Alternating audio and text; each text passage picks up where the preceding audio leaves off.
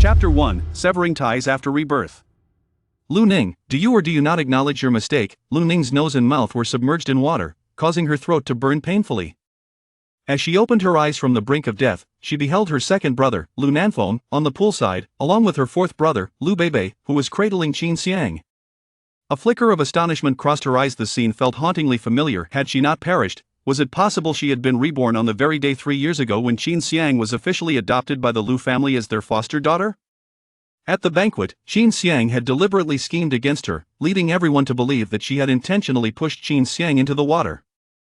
Lu Beibei was the first to notice their plight, yet he chose only to rescue Qin Xiang, leaving her who also could not swim to flounder helplessly. Her second brother pressed her relentlessly, demanding to know if she would acknowledge her fault. It was as if he meant to imply that without her acknowledgement, he would not save her. Desperate, she struggled in the water, pleading for forgiveness, imploring her brothers to rescue her.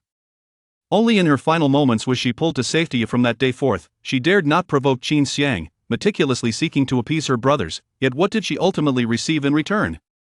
Qin Xiang pilfered her graduation thesis, and Lu Nanfeng testified on Qin Xiang's behalf, branding her a plagiarist and leading to her expulsion. When Qin Xiang required a kidney transplant due to her frail health, Lu Shiqing personally escorted her to the operating room to donate his kidney.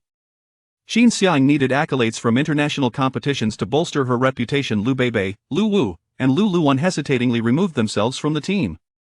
Lu Ning unearthed evidence of Qin Xiang's plagiarism and forged medical records, intending to reveal her true nature to her eldest brother. Yet, her revelations sparked widespread ire. No one believed her, and they did not even scrutinize the evidence closely. Eldest brother Lu Dongyu cast her out of the house for reflection. She found herself on the streets, destitute and enduring immense hardship. As memories flooded back, Lu Ning relinquished her struggle, allowing herself to sink to the bottom of the pool. Her eyes widened, her expression devoid of emotion, as if she had already succumbed. She gazed at the brothers surrounding Qin Xiang. Even upon seeing it once more, her heart ached with excruciating pain. How absurd! Her own blood sister was valued more than her. Upon sighting this, Lu Nanfeng's complexion turned ashen. Ning, with a splash, he threw himself into the water without a second thought. Seeing Lu Ning descend, a glimmer of delight flickered in Qin Xiang's eyes. It would be best if Lu Ning perished. Feigning weakness, she grasped Lu Beibei's sleeve, meekly uttering, "Cough, cough, fourth brother, I must save sister Ning. She fell into the water because of me." Lu Beibei, already anxious, hurried to reassure Qin Xiang, "Do not be foolish with second brother here, it suffices." Lu Ning brought this upon herself. She will not perish. He turned his gaze toward the pool, his expression complex. Underwater, Lu Ning observed her second brother swimming toward her, his concern appearing genuine.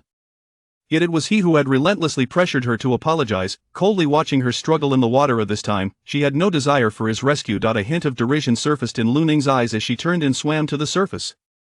After the drowning incident in her past life, her second brother had forced her to learn swimming alongside Qin Xiang. Though she had been left with a lingering trauma, she had learned to swim to satisfy her brother, only for him to commend Qin Xiang for overcoming her psychological fears.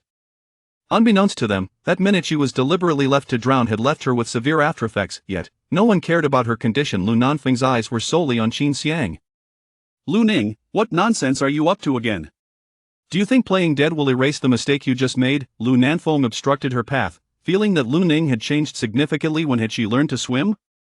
Lu Ning looked up at her second brother, who had once been her favorite. With their eldest brother being stern, only Lu Nanfeng had shown her a modicum of affection.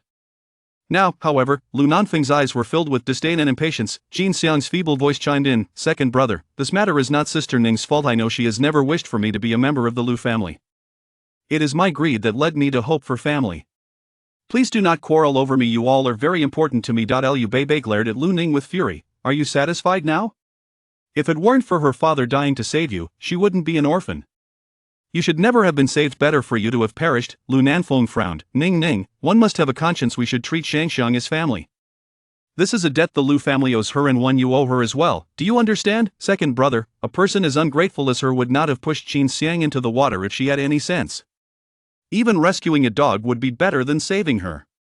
Lu Ning felt as if she were in a desolate wasteland, chilled to the bone. If given the choice, she would have preferred to remain unsaved. Suppressing the fiery pain in her lungs, she spoke in a hoarse voice, "Indeed, it was my fault. It will not happen again."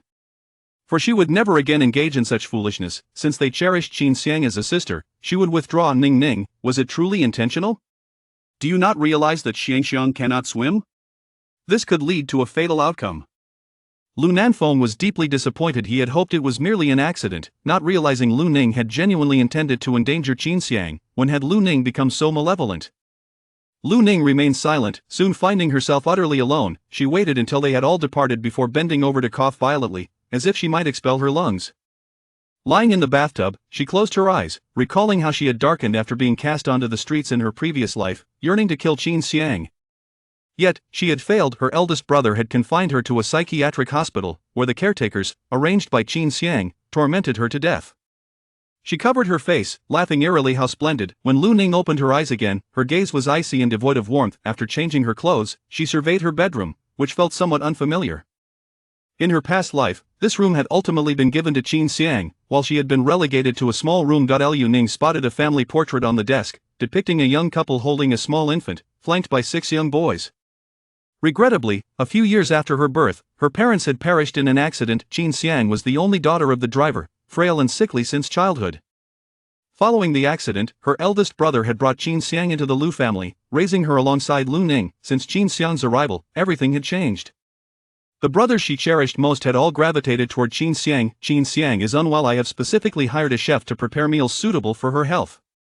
Ning, you must supervise Xiang to ensure she eats properly. Lu Ning, Xiang wishes to learn painting as well. Since you have nearly mastered it, let her have your teacher. Lu Ning, for this competition, you should withdraw, allowing the second place Xiang to represent the school she has prepared diligently. Lu Ning, Xiang's grades are low. You should enroll in the same university as her, so you can look after one another in the future. Lu Ning pressed her hands against her head, her heart throbbing with a dense ache. She took shallow breaths, managing to swallow the pain. She no longer wished to have any connection with the Lu family in this lifetime. She gathered the photographs, bowing her head to begin tidying her belongings. Before long, a servant knocked on the door. Miss, the banquet has commenced. Second young master requests that you dress appropriately and join him. Understood. Lu Ning opened the door and strode toward the lively venue outside. The maid's eyes widened in astonishment as she murmured, "What on earth is the young lady wearing?"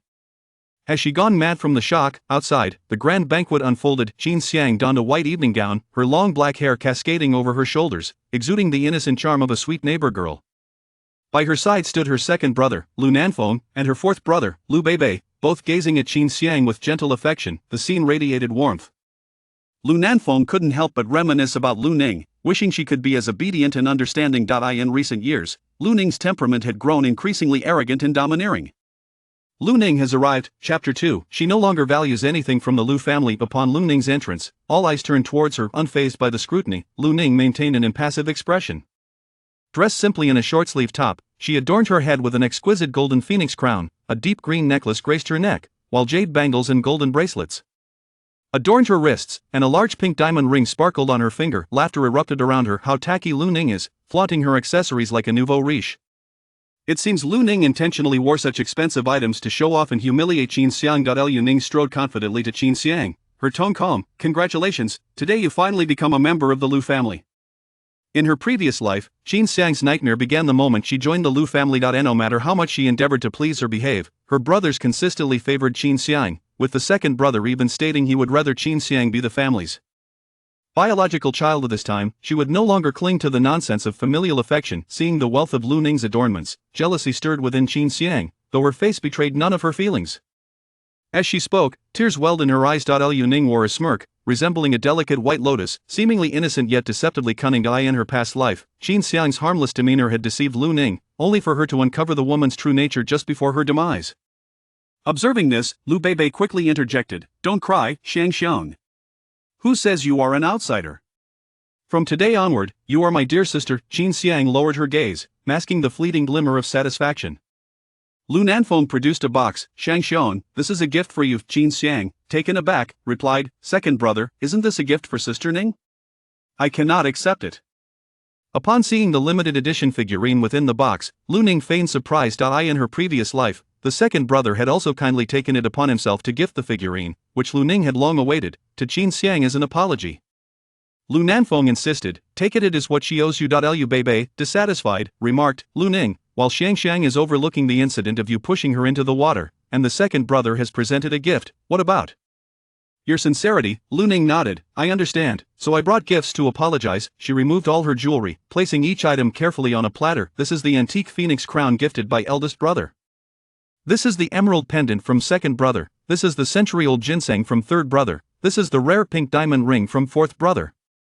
This is the jade bracelet from fifth brother, this is the gold trophy from sixth brother. Lu Ning laid each item on the platter. These are all very important to me, and as a token of my apology, should suffice.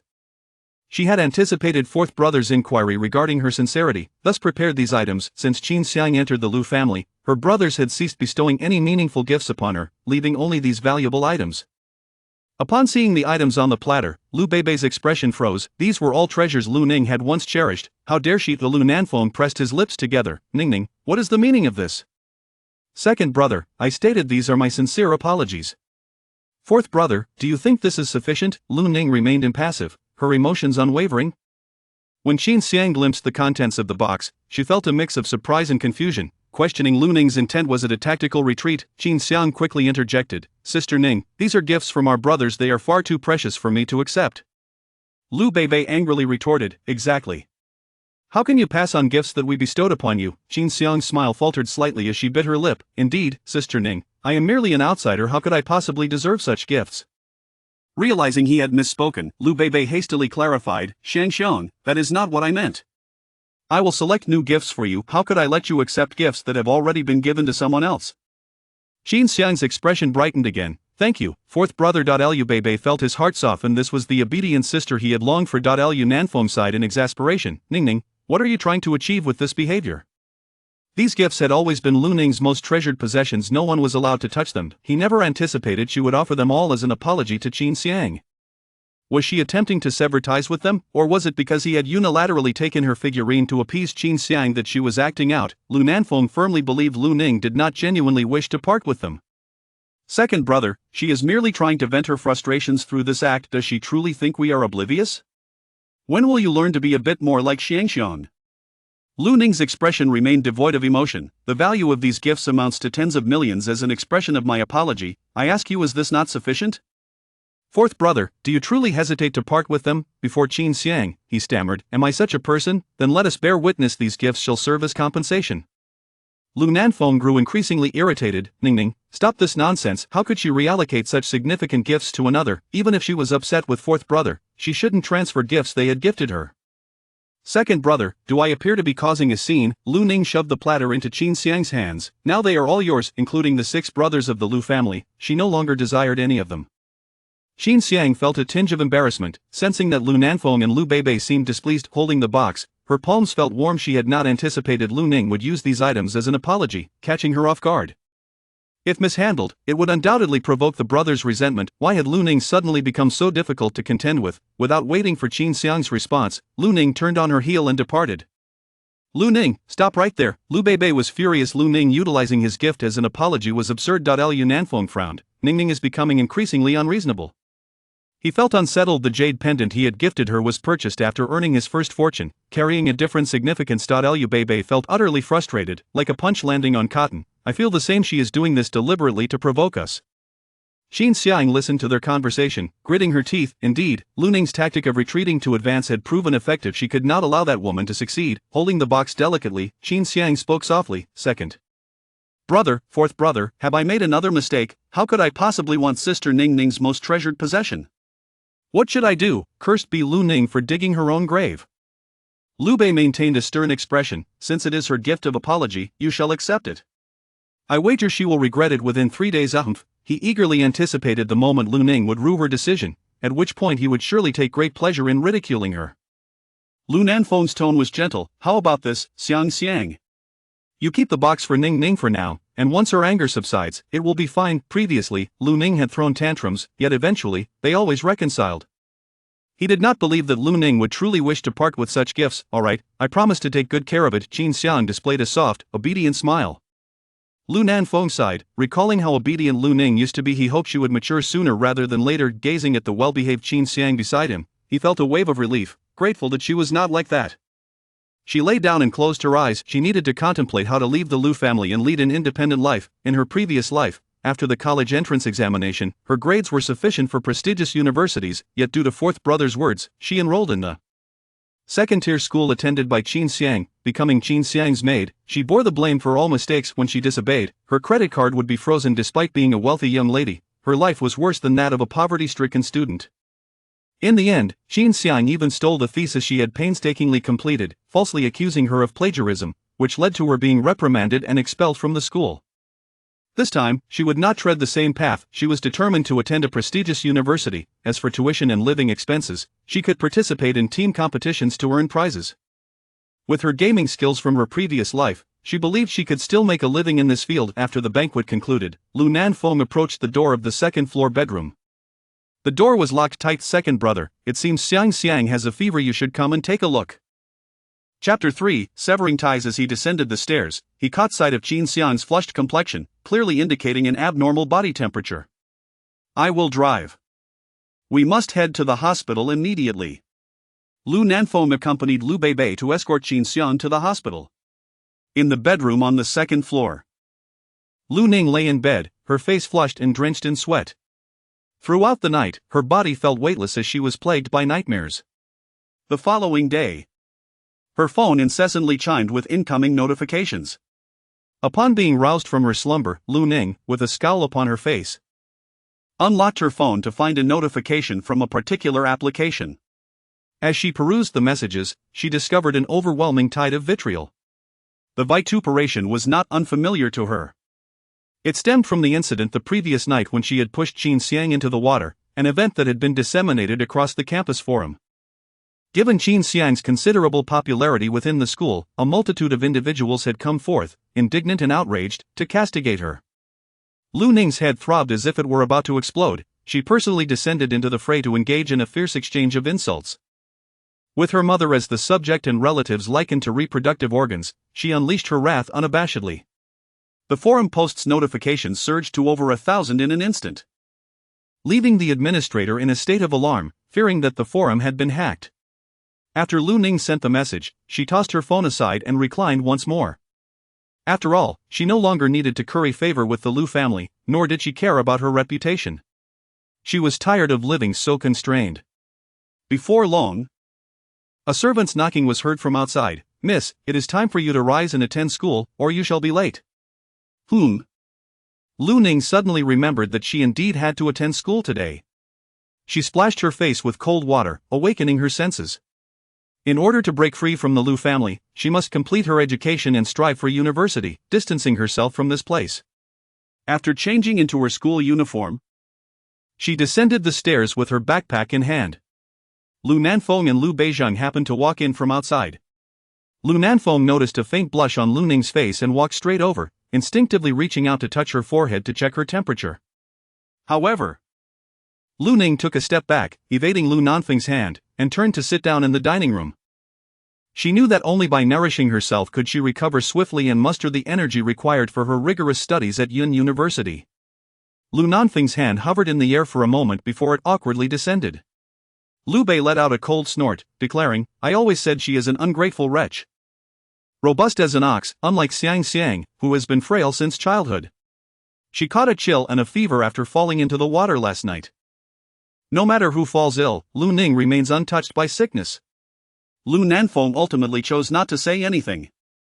After all, Lu Ning had always enjoyed robust health. He approached the dining table and stated, Qin Xiang is unwell, she has been at school these past few days. You must take good care of her until she regains her strength. Do you understand? He sensed that Lu Ning was becoming increasingly misguided and could no longer indulge her as he once did. Since Lu Ning did not comprehend the value of gratitude, he resolved to compel her to learn it. Lu Bei followed by saying, Lu Ning, Qin Xiang's father saved your life, and you nearly caused her demise. You must take good care of Qin Xiang to atone for your sins. Lu Ning lowered her head, diligently consuming her breakfast. Although her appetite was lacking, she compelled herself to eat. With fewer than 100 days remaining until the college entrance examination, she knew that once it was over, she would be able to leave the Lu family behind. Lu Bei, dissatisfied with her indifferent demeanor, snatched her chopsticks and exclaimed, I am speaking to you. Do you not have ears? Lu Ning raised her head, her eyes strikingly distinct in black and white, enveloped in a profound silence. Lu Bei's tone was commanding. When Qin Xiang takes her medicine, you are to fetch her hot water. At noon, go to the cafeteria to get her lunch. Remember to hurry so that the food doesn't get cold. It's inconvenient for her to go to the restroom, so you must accompany her as well. Her father saved your life, and this is your responsibility. Do you understand clearly? Lu Ning's voice was icy. Understand clearly. Yet, she had no intention of complying. She believed that having been granted a second chance at life, she would not succumb to sorrow again. However, upon hearing the words of her fourth brother, her heart felt as though it had been pierced by 1,000 needles. She recalled her childhood when she fell ill. Her second brother, Lu Nanfeng, would vigilantly watch over her throughout the night, while her fourth brother, Lu Beibei, would tell her jokes to coax her into taking her medicine. It was only because Qin Xiang was frail that her brothers would rush to her side at the first sign of illness. Yet, as time went on, even when she suffered from fever, she found herself bearing the burden alone. Lu Ning swallowed the bitterness in her throat, took a seat in the car, and squinted her eyes to rest. Just a little longer, there are less than 100 days remaining. Upon arriving at school, she headed straight to the senior classroom. As she entered, the previously boisterous room fell into an eerie silence. News of Lu Ning's recent outburst on the campus forum had spread like wildfire. Whispers filled the air as students speculated whether Lu Ning had lost her sanity. They pondered what could have driven her to such despair, leading her to abandon all pretense. It seemed that her true self had finally emerged, unmasked and raw. Lu Ning heard the soft chirping of crickets surrounding her, but she paid it no mind. As soon as she set her backpack down, she rested her head on the desk and succumbed to slumber. The entirety of the morning passed with Lu Ning in a deep sleep. After school let out at noon, Qin Xiang entered the classroom. With an 4-drip still attached to her hand, her mere presence instantly garnered the sympathy and concern of her classmates. Lu Ning furrowed her brow and shifted her position to continue sleeping. Before long, someone forcefully struck her desk. Lu Ning impatiently lifted her head. Her eyes distinctly black and white, tinged with a hint of irritation. She noticed Qin Xiang standing before her, accompanied by a sidekick who wore an expression of evident annoyance. Lu Ning squinted her eyes. The two women before her were Qin Xiang's minions, who often spread rumors and bullied her in groups, even fabricating evidence to complain to her brother. Qin Xiang weakly spoke up, "Sister Ning, what would you like to eat for lunch? I can help you get it. Please don't be angry with me, alright?" Minion 1 retorted with fury, "Lu Ning, don't take it for granted. Xiang is a patient herself." Another added, "Indeed. Lu Ning, you ought to take the initiative to care for Xiang's needs at school. It is because of you that she has fallen ill." Qin Xiang coughed weakly a couple of times and interjected, "Please stop this. I can take care of myself, I've always managed on my own." She implored. "Just don't say anything more to avoid upsetting her. Xiang, your kindness is precisely what has led to your mistreatment." Lu Ning felt a surge of impatience as she stood up, preparing to exit the classroom. Just as she stepped outside, Qin Xiang suddenly rushed towards her, causing the stand supporting the 4-drip to topple to the ground. In a twist of fate, Qin Xiang fell onto the shattered glass. What a remarkable coincidence! It was as if her mother had opened the door to serendipity. The classroom descended into chaos, overwhelming Lu Ning with noise until a sharp pain throbbed in her head. Just as she opened her mouth to speak, darkness enveloped her, and she fainted. When Lu Ning awoke, the scent of disinfectant permeated the air. Was this the infirmary of the school? With a fever of 39 degrees Celsius. Had he endured this for so long merely to experience the natural heat of the human body? Lu Ning turned her head and noticed a tall, slender man in a white lab coat, wearing a mask, with an exceptionally cold demeanor. She recalled that he was the newly appointed school physician. Strikingly handsome and the object of admiration for many young girls. However, his words were particularly harsh. It seemed that this school physician had not stayed for long. Lu Ning sat up, feeling considerably better. It seemed the 4 had taken effect. She lowered her eyelids and asked, "May I leave now?" "Wait for your family to come and fetch you. I would not want to be held accountable should anything happen on your way. I have no desire to bear that burden." Ji Qichen lounged in his chair, his tone particularly languid. Indeed, he was the acerbic school doctor. She replied hoarsely, "I have no family." No sooner had her words left her lips than the anxious voice of Lu Bei echoed from outside, "Shang, are you all right? How did you sustain such serious injuries?" "Fourth brother, it's merely a superficial wound. Please do not blame Sister Ning, it was unintentional. I was careless and clumsy, which caused me to topple the four-stand. The first lackey embellished the tale, that's not how it happened. Qin Xiang specifically offered to help Lu Ning with her meal. But Lu Ning declined, harboring resentment and deliberately tripping Qin Xiang. We all witnessed it. The second lackey chimed in, exactly. Qin Xiang was already unwell yet still concerned about Lu Ning not having eaten, and in response, Lu Ning maliciously pushed her down. Upon hearing this, a surge of fury ignited within Lu Bei's heart. Suppressing his anger, he raised his voice and demanded, "Where is Lu Ning? Come out this instant. How dare you allow Qin Xiang to serve you? Her father should have ensured you perished in that accident, sparing his daughter from the torment of your existence." Upon hearing these words, Lu Ning tugged at the corner of her mouth, revealing a hint of a sardonic smile. Indeed, just as in her previous life, whatever Qin Xiang proclaimed was deemed absolute. In the next moment, the curtain beside Lu Ning was forcefully drawn aside. Lu Ning looked up, her delicate face pale, her lips chapped and whitish, exuding an aura of frailty. "Lu Ning, you." Upon witnessing Lu Ning's demeanor, Lu Bei found the remaining words lodged in his throat. Chapter 4, She certainly does not possess such a brother. Lu Ning bowed her head, covering her mouth as she coughed violently. Her slender back arched, as if she might expel her very lungs. Lu Bei spoke harshly, "Do not presume that by feigning illness and appearing weak, I shall refrain from teaching you a lesson. You were entrusted with the care of Qin Xiang at school, to fetch water and serve her meals. Yet, what do? You allow her, a patient, to serve you instead. Not only do you show no gratitude, but you even deliberately trip Qin Xiang. Has your conscience been devoured by dogs?" Lu Ning suppressed her cough and said, "I did not push her, it was she who." "Are you suggesting that Qin Xiang lost her balance and fell on her own? Do you truly believe I would accept such a feeble excuse? Will you acknowledge that you did this intentionally?" Lu Ning felt a tightness in her eyes as she straightened her back. "I refuse to acknowledge it." With a sharp crack, a resounding slap landed on her face, igniting an immediate, searing pain. Yet, the agony on her cheek paled in comparison to the wounds inflicted upon her heart. The pain rendered her numb. "Fourth brother, why have you resorted to violence?" Lu Nanfeng strode in, seizing the furious Lu Bei. "Second brother. How can she still refuse to acknowledge such a malicious deed? I cannot bear to call her my sister, who is so heartless and unrepentant." Qin Xiang stood at the doorway, her hand bandaged, presenting a pitiful sight. With reddened eyes, she spoke, "Fourth brother, I have already confessed that it was my fault. It has nothing to do with Sister Ningning. Qin Xiang, your kindness is your greatest flaw. Today, I must teach Lu Ning a lesson to prevent her from going astray." Just as Lu Bei was about to make a move, Ji Qiqian swiftly pulled out a chair, the floor emitting a piercing sound.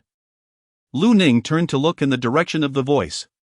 Ji Qiqian, with an impassive expression, leaned slightly against the table, his brows and eyes exuding a clear yet frigid demeanor. "Are you the family members of the students?" Lu Nanfeng nodded, affirming, "Indeed, we are her brothers. She is suffering from a high fever of 39 degrees Celsius, suspected to be due to an infection, necessitating further examination. Additionally, she is experiencing hypoglycemia and exhibits signs of mild malnutrition." Lu Bei was somewhat taken aback. "Is she truly ill?" He had assumed that Lu Ning was merely feigning sickness to evade responsibility. Ji Qiqian spoke in a calm and unhurried tone, "Perhaps you ought to have your eyes examined, as it is so glaringly apparent. Is it not evident that this girl appears pale and unwell? How could one possibly miss the signs of her affliction?" Lu Bei was momentarily taken aback. "What do you mean?" Ji Qiqian furrowed his brows, his tone icy. "I mean it literally. Although she is your adopted sister, once you have taken her in, you must assume responsibility." Upon hearing the term stepsister, Lu Ning's gaze was tinged with a hint of derision. Lu Nanfeng hurriedly clarified, "She is my biological sister, not an adopted one." Ji Qiqian raised an eyebrow, remarking, "One would need a magnifying glass to discern that. Had you not declared her as family? I would have been inclined to report this. There is someone here committing violence against a minor." Lu Bei, upon seeing Lu Ning's swollen face, spoke with a tone that was far from pleasant. "What do you understand? I am instructing her. Lu Nanfeng was rendered speechless. He had believed that Lu Ning was in good health and would not follow like Qin Xiang due to a mishap in the water. Liu Bei cast a disdainful glance at Ji Qiqian and remarked, "You are unaware that Lu Ning has a habitual penchant for feigning illness to evade responsibility. This time, she even deliberately caused Xiang Xiang to be injured. Xiang Xiang's father perished in an attempt to save her.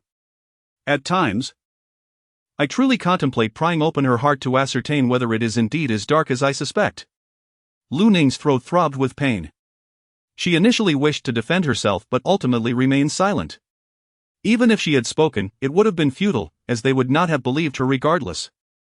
Qin Xiang bit her lip, acknowledging, "This is all my fault. I should not have been so clumsy, nor should I have insisted on serving Sister Ning." "Indeed. It was your mistake." Ji Qiqian's gaze was icy as he remarked, "Since you are unwell and receiving treatment, you should not have gone to the classroom. Being aware of your illness, you ought not to burden others. Do not feign weakness and believe you are justified." Lu Ning's eyes widened in astonishment as she stared blankly at the sharp-tongued school doctor before her. Could it be that he was actually speaking on her behalf? Did he truly believe in her? Lu Ning's eyes suddenly reddened. Even a stranger could comprehend such a principle, yet her brothers remained oblivious. Or rather, they were aware but chose to favor Qin Xiang, deliberately ignoring the truth. Qin Xiang's expression froze momentarily, her teeth clenched in frustration. What did the school doctor mean by this? Did he not see her illness and still insisted on serving Lu Ning? Why was the school doctor not moved by her benevolent actions, instead speaking in defense of Lu Ning? This was perplexing. Her tactics had always proven effective in the past. After a prolonged silence, Qin Xiang could only lower her head in a state of grievance, unable to utter a single word. Liu Beixiang stepped forward to support Qin Xiang. Shangxiang attended class despite her illness, as the college entrance examination was less than 100 days away. And she could not afford to fall behind in her studies. She intended to mend her relationship with Lu Ning, but unfortunately, certain individuals were unappreciative of her goodwill. Lu Ning found it rather ironic. When she left home in the morning, her fourth brother had advised her to take good care of Qin Xiang. To serve tea and water. Did he truly believe that these tasks would not hinder her studies? Apparently. He was aware that there were less than 100 days until the college entrance examination. Yet, it seemed her own exams were deemed less significant than Qin Xiang's. Second brother. Have you ceased to heed my words as well?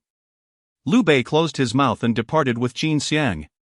The infirmary fell silent once more. Lu Nanfeng furrowed his brow and said, Ning, if you do not wish to care for Qin Xiang, that is one thing. But you must refrain from engaging in such actions in the future. Lu Ning kept her head down, feeling a great discomfort in her throat. And she had no desire to utter another word. She pulled the blanket over her head, wishing to avoid their gaze. Lu Ning, if you continue to behave so recklessly, I can no longer shield you. Lu Nanfeng felt a surge of irritation. It was imperative that he speak with Lu Ning today. Qin Xiang could no longer endure any further suffering. Ji Qiqian restrained Lu Nanfeng's arm, his gaze icy. She must finish this infusion before she can leave. Family members should wait outside. Ji Qiqian's demeanor was haughty, imbued with an air that brooked no refusal. Lu Ning gazed up in astonishment, observing him standing before her elder brother, his silhouette towering impressively. She noticed a scar on his wrist, a deep crimson mark that was particularly conspicuous. A similar scar adorned her own leg, a remnant from a childhood accident. Had he perhaps endured a similar fate? With a physician in the family, why had they allowed her fever to persist for such a duration? Moreover, he had attempted to touch Lu Ning's forehead that morning, yet she had evaded his hand. Could this truly be laid at his feet? Perhaps Lu Ning was deliberately prolonging her illness to shirk responsibility. Ji Qiqian's voice was laced with discontent. Sir, should you attempt to forcibly take her away, I will report you for the abuse of a minor? According to legal provisions, should a child experience domestic violence, she is entitled to seek personal safety protection. I am her elder brother and her guardian. Just moments ago, I witnessed you strike her, perpetrating violence. There is surveillance footage as evidence. I am confident that the officer will render a just verdict. Ji Qiqian remained composed. Yet he showed no signs of yielding. She does not wish to accompany you at this moment, you have no right to compel her. Lu Ning's heart fluttered slightly as she stole a glance at the man standing before her. Chapter 5, It is best to draw a clear line from now on. The ward was enveloped in silence. Lu Ning opened her mouth, yet ultimately uttered not a single word. Language at this moment appeared profoundly inadequate. After all, she had previously expounded countless times, but her brother would never believe her. Lu Nanfeng's throat quivered slightly, and he ultimately released his grip. Lu Nanfeng concluded his words and departed. Lu Ning sighed softly, leaning back against the headboard once more. A hint of self-mockery glimmered in her eyes. What else could she possibly contemplate? Should she, like in her previous life, lower her head and tread cautiously to appease them? Only to ultimately find herself cast out of her home and confined to a mental institution, meeting a tragic end? She had no desire for that. Take it. An ice pack wrapped in gauze appeared before her. Lu Ning took the ice pack and pressed it against her swollen cheek, stealing a glance at the man beside her. She softly murmured, "Thank you for earlier." He replied with a frigid tone, "Why did you not offer an explanation?" Lu Ning lowered her head, revealing a trace of a bitter smile. "Do you believe me? I have explained countless times before, even presented evidence, yet they still refuse to believe me. Only perceiving my words as deceit." A fleeting silence enveloped the room. Lu Ning did not intend to elaborate excessively. Many outsiders were skeptical of her words, merely perceiving her as disobedient. It is indeed difficult to dispel such disbelief. Lu Ning was momentarily taken aback. Did he truly believe the words he had spoken? Qin stepped forward, placing his hand upon her forehead. The temperature had dropped. Lu Ning was momentarily taken aback. His hand felt somewhat cool, a sensation that was quite pleasant. She felt significantly better now, no longer burdened by discomfort. She glanced at his wrist and inquired, "Is the scar on your hand also a remnant from the car accident?" His hand rested on the edge of the table, remaining turned away from Lu Ning. The light cast a shadow on his profile, rendering his expression somewhat indistinct. "I too bear scars on my leg," she added. Lu Ning lifted her skirt slightly, saying, "Here. Doesn't it resemble your scar?" However, it seemed she had raised it a tad too high, revealing more than intended. He cast a fleeting glance before quickly averting his gaze. Admonishing, "Child, do not casually lift your skirt in front of men." "Yet, you are a doctor," she countered. Qian's throat tightened. Nonetheless, he was still a man. Had no one taught her such decorum? He continued, "This scar can be healed, why not seek restoration?" The expression on Lu Ning's face faded somewhat, and her heart was pierced by waves of anguish. This scar, as her elder brother Lu Xicheng had once told her, symbolized the presence of their parents. And he promised that he would one day take the time to help her heal it. She believed him. Yet, in the end, Lu Xicheng gazed at the scar on her leg with disdain, expressing his aversion to it and declaring that he would never assist her in treating it. He accused her of being the cause of their parents' demise, asserting that the scar was her brand, a reminder of the tragedy that befell their family, and that she must carry this burden for the rest of her life.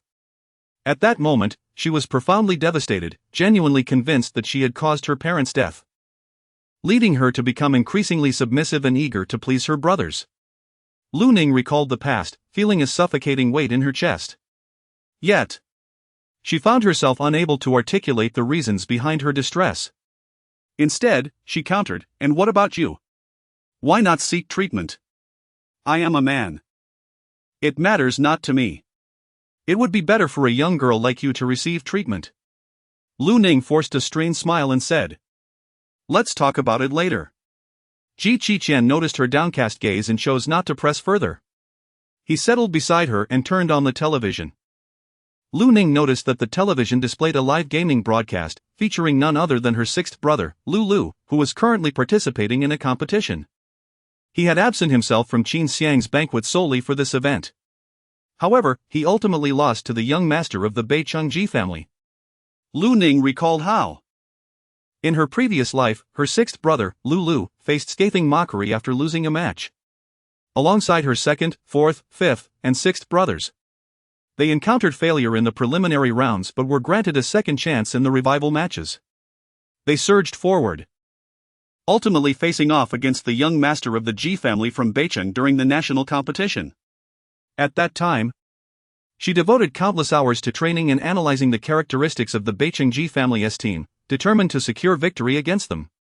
In the realm of competitive gaming, Qin Xiang was absent, as her gaming talent was rather modest, relegating her to a substitute role, unable to participate in the matches. Thus, Lu Ning cherished the camaraderie of battling alongside her brothers, free from the distractions of outsiders. Her dedication to this electronic sports competition even led her to neglect her preparations for the college entrance examinations. Yet, when they clinched a pivotal victory and the championship seemed within reach, her brothers called for a halt to the match. She was substituted out, allowing Qin Xiang to take her place. Ultimately, they triumphed, ascending to the pinnacle of national champions. Her brothers, with Qin Xiang in tow, stood upon the first-place podium, basking in the glory of her hard-earned achievements, while Qin Xiang cradled her trophy, beaming with joy amidst her brothers. Lu Ning gazed at the gaming visuals on the television, her heart seemingly pierced by an irreparable wound. Why weep? This is hardly a soap opera, worthy of such profound emotion. Before her, a sheet of paper materialized, graced by the elegant and slender fingers of a man. She took the paper, feeling a twinge of embarrassment as she glanced at him and inquired, "Are you proficient in this game?" "Child, your most pressing concern should be preparing for your exams, not indulging in games." Ji Qiqian lounged in his chair, reclining lazily, his attention not on her, but rather focused on the competition unfolding before them. Lu Ning also gazed at the competition scene and spoke earnestly. "The Lu Tian team will lose." The Lu Tian team, to which the sixth brother belongs, faced an inevitable defeat after the match. Ji Qiqian, with a slight smirk at the corner of his mouth, spoke in a measured tone, "It seems you possess quite an eye for talent." Lu Ning observed the live stream, where her elder brother, Lu, wore an exceptionally grim expression, even resorting to smashing his keyboard. His temper had always been notoriously volatile. To her surprise, she felt a flicker of joy at his defeat. She was determined to fight for her own future, aspiring to become a professional player, earn money, and support herself through university. She was weary of having her living expenses revoked as a means of coercion, compelling her to comply and even abandon her prestigious school for a second-tier institution alongside Qin Xiang. She yearned for financial independence to break free from the Lu family's control. While professional gaming is currently undervalued in the commercial sphere, the rising popularity of live streaming next year could provide a lucrative avenue for players to earn through broadcasts.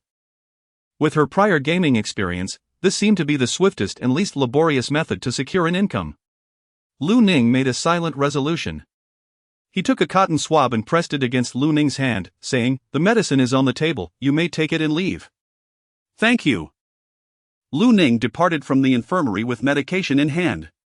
No sooner had she left than a young man sauntered in, casually remarking, "Chen, it's rare to witness your gallant rescue of a damsel in distress. However, this young lady has quite a tarnished reputation at school. She has been harshly criticized on the campus forum. Do not be deceived by her." Ji Qiqian leaned back in his chair, exuding a mixture of aloofness and languor. He nonchalantly replied, "Why haven't you taken your leave yet? I am curious as to why you chose to work as the school doctor at this high school, neglecting even to attend little Jimo's competition. He was so distracted searching for you during the match that he nearly fell victim to an ambush by that lad from the Lu family. If you provide me with a reason, I shall take my leave immediately." Ji Qiqian removed his mask and rolled up his sleeves, revealing an unsightly scar. Gu Zifeng. Upon seeing it, grew solemn. "After all these years, you still haven't let go? That car accident had nothing to do with you. Wait, could this girl possibly be?" Silence. Ji Qiqian closed his eyes to rest, ignoring the person beside him. Chapter 6, reclaiming her goodness. As she entered the hall, Lu Ning heard Qin Xiang's voice, which sounded warm and cheerful. However, the atmosphere shifted to one of tension the moment she appeared. "Do not think that having a school doctor to back you up, with talk of calling the police, gives you any sense of security. Once you leave the Lu family, you are nothing." Lu Beiyue grew increasingly furious, standing up abruptly. "Do you really believe we are biased towards Qin Xiang? Perhaps you should reflect on the excessive actions you have taken against her. Her father saved your life. We are merely repaying the debt you owe. Lu Ning felt utterly exhausted upon hearing this. Is this acceptable now? Lu Nanfeng spoke up, it's time for dinner. You may eat, but I am not hungry. After Lu Ning finished speaking, she turned and ascended the stairs. Second brother, did you see her attitude? She is becoming increasingly unruly. Qin Xiang interjected, fourth brother, please do not be angry, it is all my fault. Perhaps if I leave the Lu family, Sister Ning will no longer sulk like this. Do not utter foolishness, if anyone is to leave, it should be Lu Ning. What right do you have to go? Leaning against the doorframe, she took a moment to compose herself, her eyes slightly moist. The following day, Lu Ning attended school as usual, with Qin Xiang sharing the same vehicle. Qin Xiang cautiously observed her. Sister Ning, are you still upset? Qin Xiang, do you not tire of performing at all times and in all places? Lu Ning leaned against the side, closing her eyes in slumber, wishing to ignore Qin Xiang. Qin Xiang's gaze dimmed considerably, however, with the presence of the driver, she instinctively donned a pitiful expression and lifted her head to offer the driver a faint smile. Upon arriving at school, Lu Ning attentively listened to the lectures and took meticulous notes, for she had forgotten much of the content. Even with Qin Xiang's entourage and their supporters chattering beside her, Lu Ning paid them no mind. She had far too many tasks to attend to, leaving no time to squander on such trivialities. Lu Ning observed her sixth brother, Lu Lu, seated on the sofa, though his expression was quite grim. Lu Lu was initially in a foul mood, but after being consoled by Qin Xiang, his expression brightened considerably. Lu Ning cast a glance at the interaction between the two, then turned and ascended the stairs. Lu Lu looked up and said, Lu Ning, fourth brother claims you have become increasingly disobedient. Initially, I found it hard to believe. But now you won't even address sixth brother? Lu Ning let out a helpless sigh. Here it comes again. She did not wish to waste any more time and turned around to obediently call out, sixth brother. Lu Ning clutched her backpack tightly, recalling the words of her sixth brother from her past life. To amuse him and to garner the attention of her brothers, she had readily agreed, dedicating herself to relentless training, even at the expense of her college entrance examination. In the end, what did she truly gain? Lu Lu remarked, Lu Ning, you have proven yourself. Now, allow Xiang Xiang to experience the joy of being a champion. Lu Ning retorted, I am the captain of the team. When I say to change players, we change players. In her previous life, she had been unjustly replaced by Qin Xiang. Had it not been for her relentless efforts in the competition, she would never have reached the finals. To her dismay, at the last moment, she was substituted, relinquishing the coveted glory of the championship to Qin Xiang. What, then, was the worth of her dedication? This time, she resolutely vowed that she would not repeat the past. Lu Ning's gaze was resolute. Sixth brother, I wish to devote myself entirely to preparing for the examination and do not want to be distracted by gaming. Lu Ning directly rejected the proposal of her sixth brother, Lu Lu. No, to be more precise, it was an order. His earlier words were not a discussion with her but rather a notification. Lu Ning, did I hear you correctly? You actually declined my invitation? Lu Lu's expression darkened. He had never anticipated that Lu Ning would decline his suggestion to join the team. After all, over the years, Lu Ning had always obeyed his words and had never once defied him. Lu Ning, neither servile nor overbearing, stated, since this is an invitation, I am equally entitled to decline. She gazed directly at Lu Lu, noticing his discomfort and the way he struggled to maintain his composure. However, these matters were of no concern to her. She had heard from her fourth brother about the recent events, in a fit of pique. Lu Ning had even returned the golden trophy he had gifted her as an apology to Qin Xiang. That trophy, won during the year he became a professional player, held profound significance for him. How could Lu Ning dare to pass it on? Qin Xiang cautiously tugged at Lu Lu's sleeve, saying, sixth brother, please do not be angry. Joining your team is something I have dreamed of. Once Sister Ning comes to her senses, she will surely agree. Qin Xiang's words, though meant to soothe, instantly ignited the fury within Lu Lu. He felt that Lu Ning was ungrateful, daring to reject him. Lu Ning suddenly found it somewhat amusing. It turned out that sixth brother was also a paper tiger, completely at the mercy of Qin Xiang. Qin Xiang feigned concern and said, Sister Ning Ning, you should hurry and agree, lest you provoke Sixth Brother's anger. Lu Ning glanced over and said, Qin Xiang, since you dream of joining the team, I shall relinquish my position to you.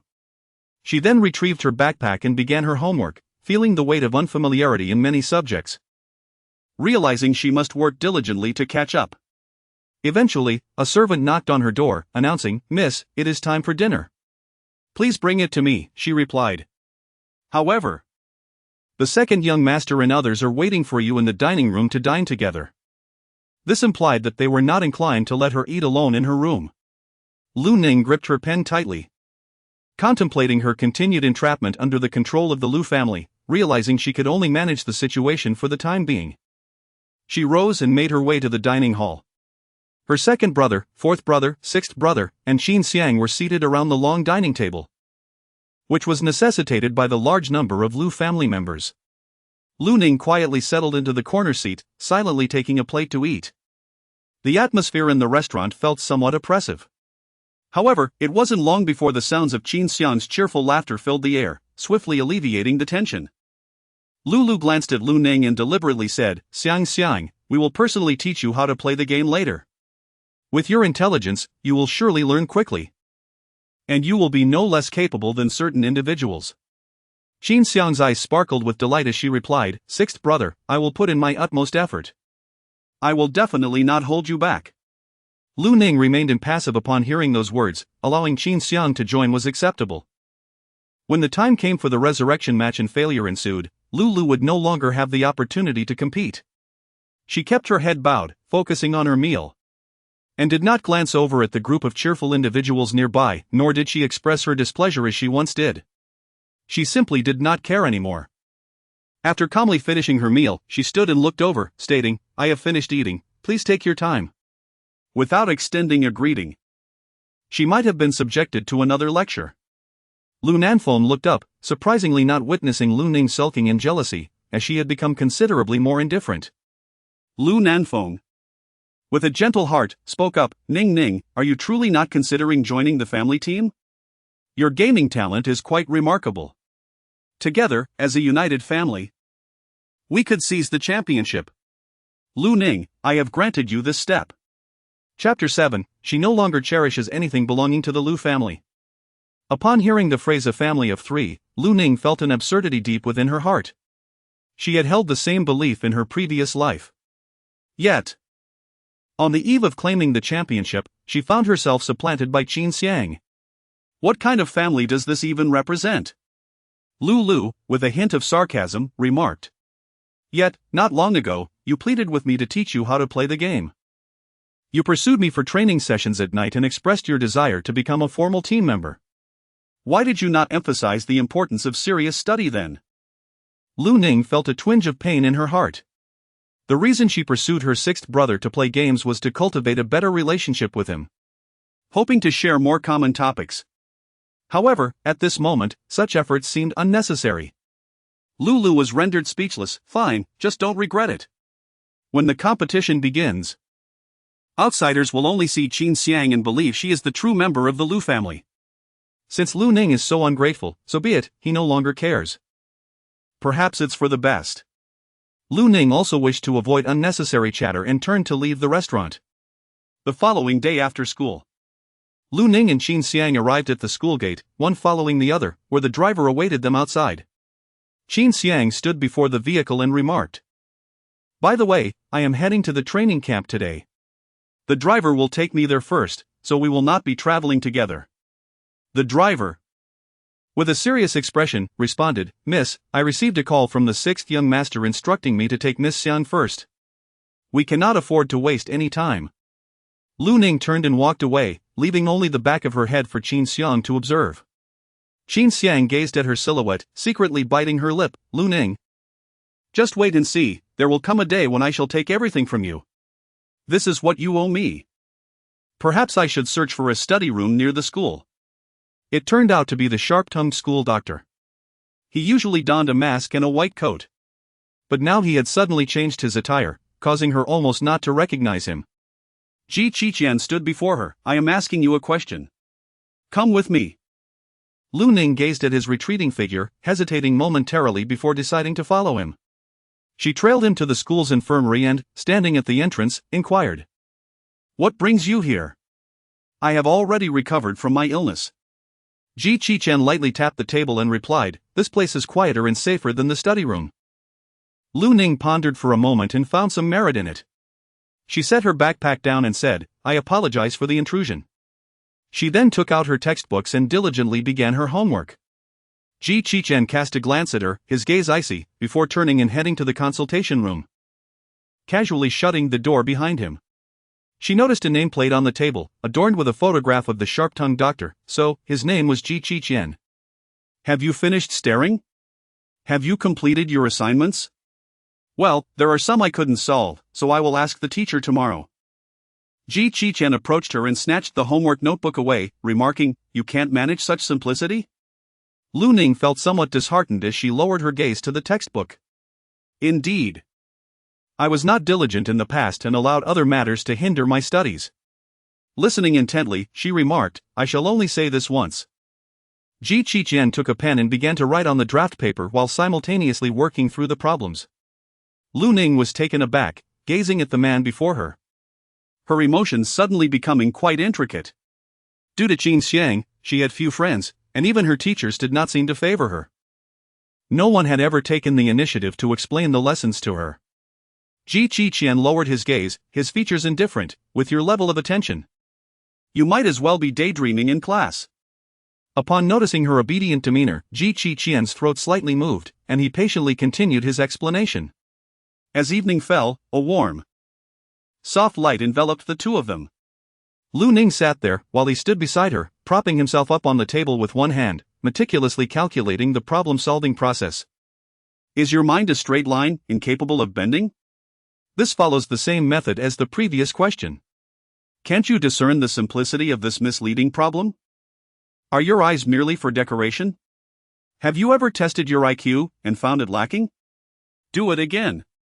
His voice was cold and devoid of fluctuation. Yet when he chastised others, it struck deep. Fortunately, Lu Ning was already aware of his acerbic tongue as the school doctor, otherwise she would have long since crumbled under the pressure. Lu Ning ultimately persevered. She put away her completed homework and said, "Thank you, Dr. Ji. You are so impressive. You even remember these details." Ji Qichen twirled his pen, his gaze filled with scrutiny. "Have you not hired a tutor at home?" Lu Ning pressed her lips together, expressing her reluctance to owe them anything. The cost of extra lessons was exorbitant, and she found herself devoid of funds, unwilling to approach the Lu family for assistance. Ji Qichen observed her fair profile, the lowered eyelids concealing her current emotions. Lu Ning cautiously lifted her head and asked, "Dr. Ji, may I come to you with questions in the future?" The man turned his head slightly, his tone somewhat awkward as he replied, "I'm busy." After being turned down, Lu Ning did not feel anger. Instead, she obediently began to pack her bag. Ji Qichen tapped the table lightly and, turning his head back, added, "It depends on my mood." Lu Ning revealed a smile, saying, "Thank you, Dr. Ji, no, thank you, Master Ji." Without waiting for his response, she grabbed her backpack and ran off. Ji Qichen squinted slightly, a languid smile curling at the corners of his lips. Well, he would consider it a way to pass the time. Indeed. Lu Ning ventured alone to the restaurant for a meal, cherishing a rare moment of tranquility. She unlocked her phone and, as expected, discovered a post from Qin Xiang, "Dining on a grand feast with my brothers." She noticed her brothers were all present, smiling indulgently at the camera. Lu Ning merely cast a glance before promptly closing her moments, returning to her meal in solitude. The following day, Lu Ning rose and made her way to the dining hall. Her brothers had yet to arrive, leaving only Qin Xiang present. Qin Xiang subtly boasted, "I made significant progress during training with the team yesterday." After Lu Ning took a seat, she expressionlessly consumed her food, disregarding Qin Xiang. Meanwhile, Qin Xiang was in high spirits and chose not to dwell on Lu Ning's indifferent demeanor. Despite Lu Ning's outward calmness, she was undoubtedly seething with anger beneath the surface. Lu Ning swiftly finished her breakfast and promptly stepped outside. However, the driver remained stationary, stating that Miss Shangxiang had yet to emerge. and they must wait for her to depart together. Lu Ning sat in the car for over 10 minutes, yet Qin Xiang had still not arrived. Glancing at the time, she irritably exclaimed, "If she doesn't come soon, we'll be late." Her patience with everything related to the Lu family was wearing thin. Lu Ning was not inclined to wait any longer. She opened the car door to leave when fourth brother Liu Bei emerged. "What difference would it make if you waited a little longer for Qin Xiang? Her father once saved your life and did not abandon you then. Yet now, you lack even the patience to wait for Qin Xiang for a moment." Lu Ning's hand clutched the doorknob tightly. Chapter 8, A Firm Refusal to Join the Battle Team. When Lu Ning felt she could no longer endure, Qin Xiang arrived. Albeit fashionably late. As she hurried, Qin Xiang apologized, saying, "I am truly sorry, I was discussing the competition with sixth brother and lost track of time." Liu Bei spoke calmly, "It's all right, you are merely contributing to your family's efforts, which is far better than some ungrateful souls."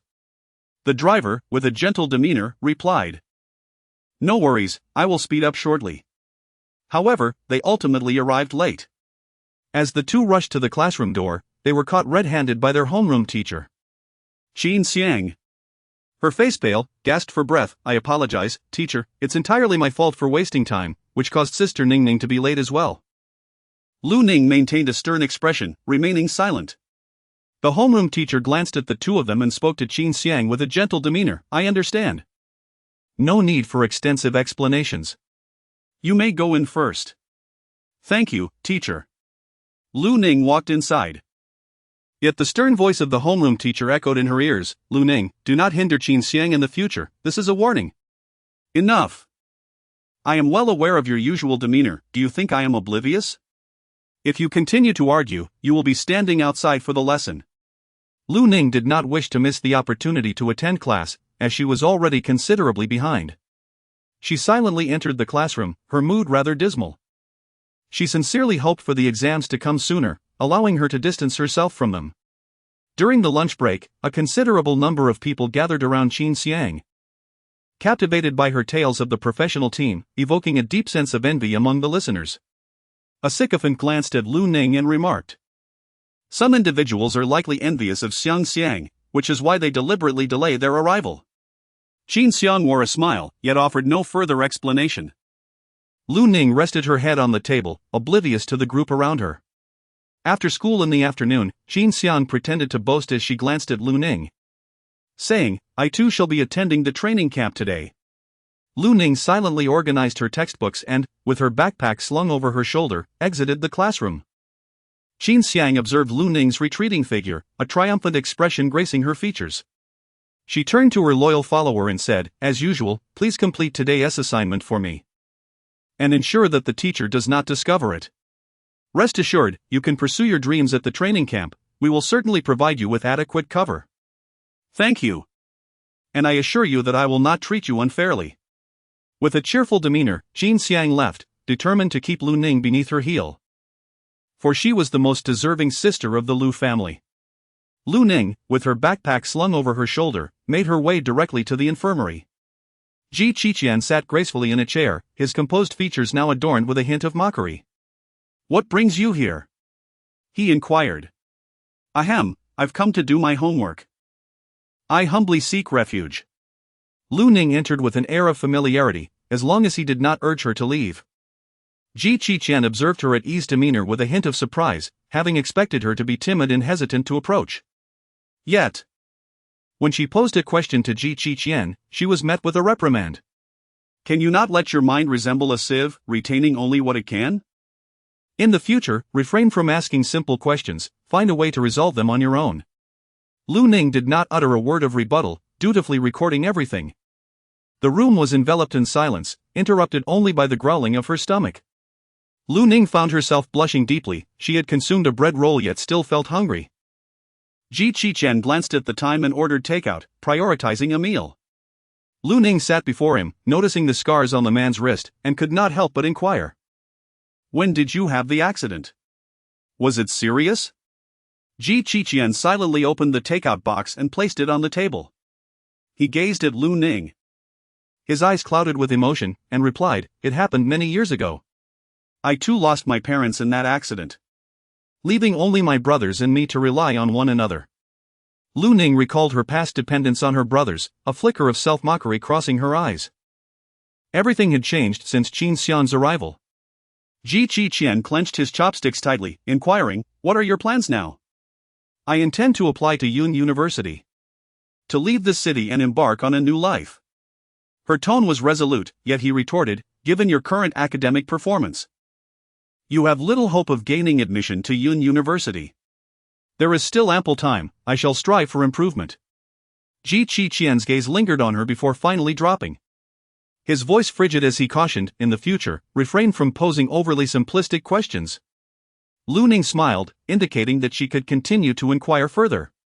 For several consecutive days, Lu Ning lingered in the infirmary after school, only departing once her homework was completed.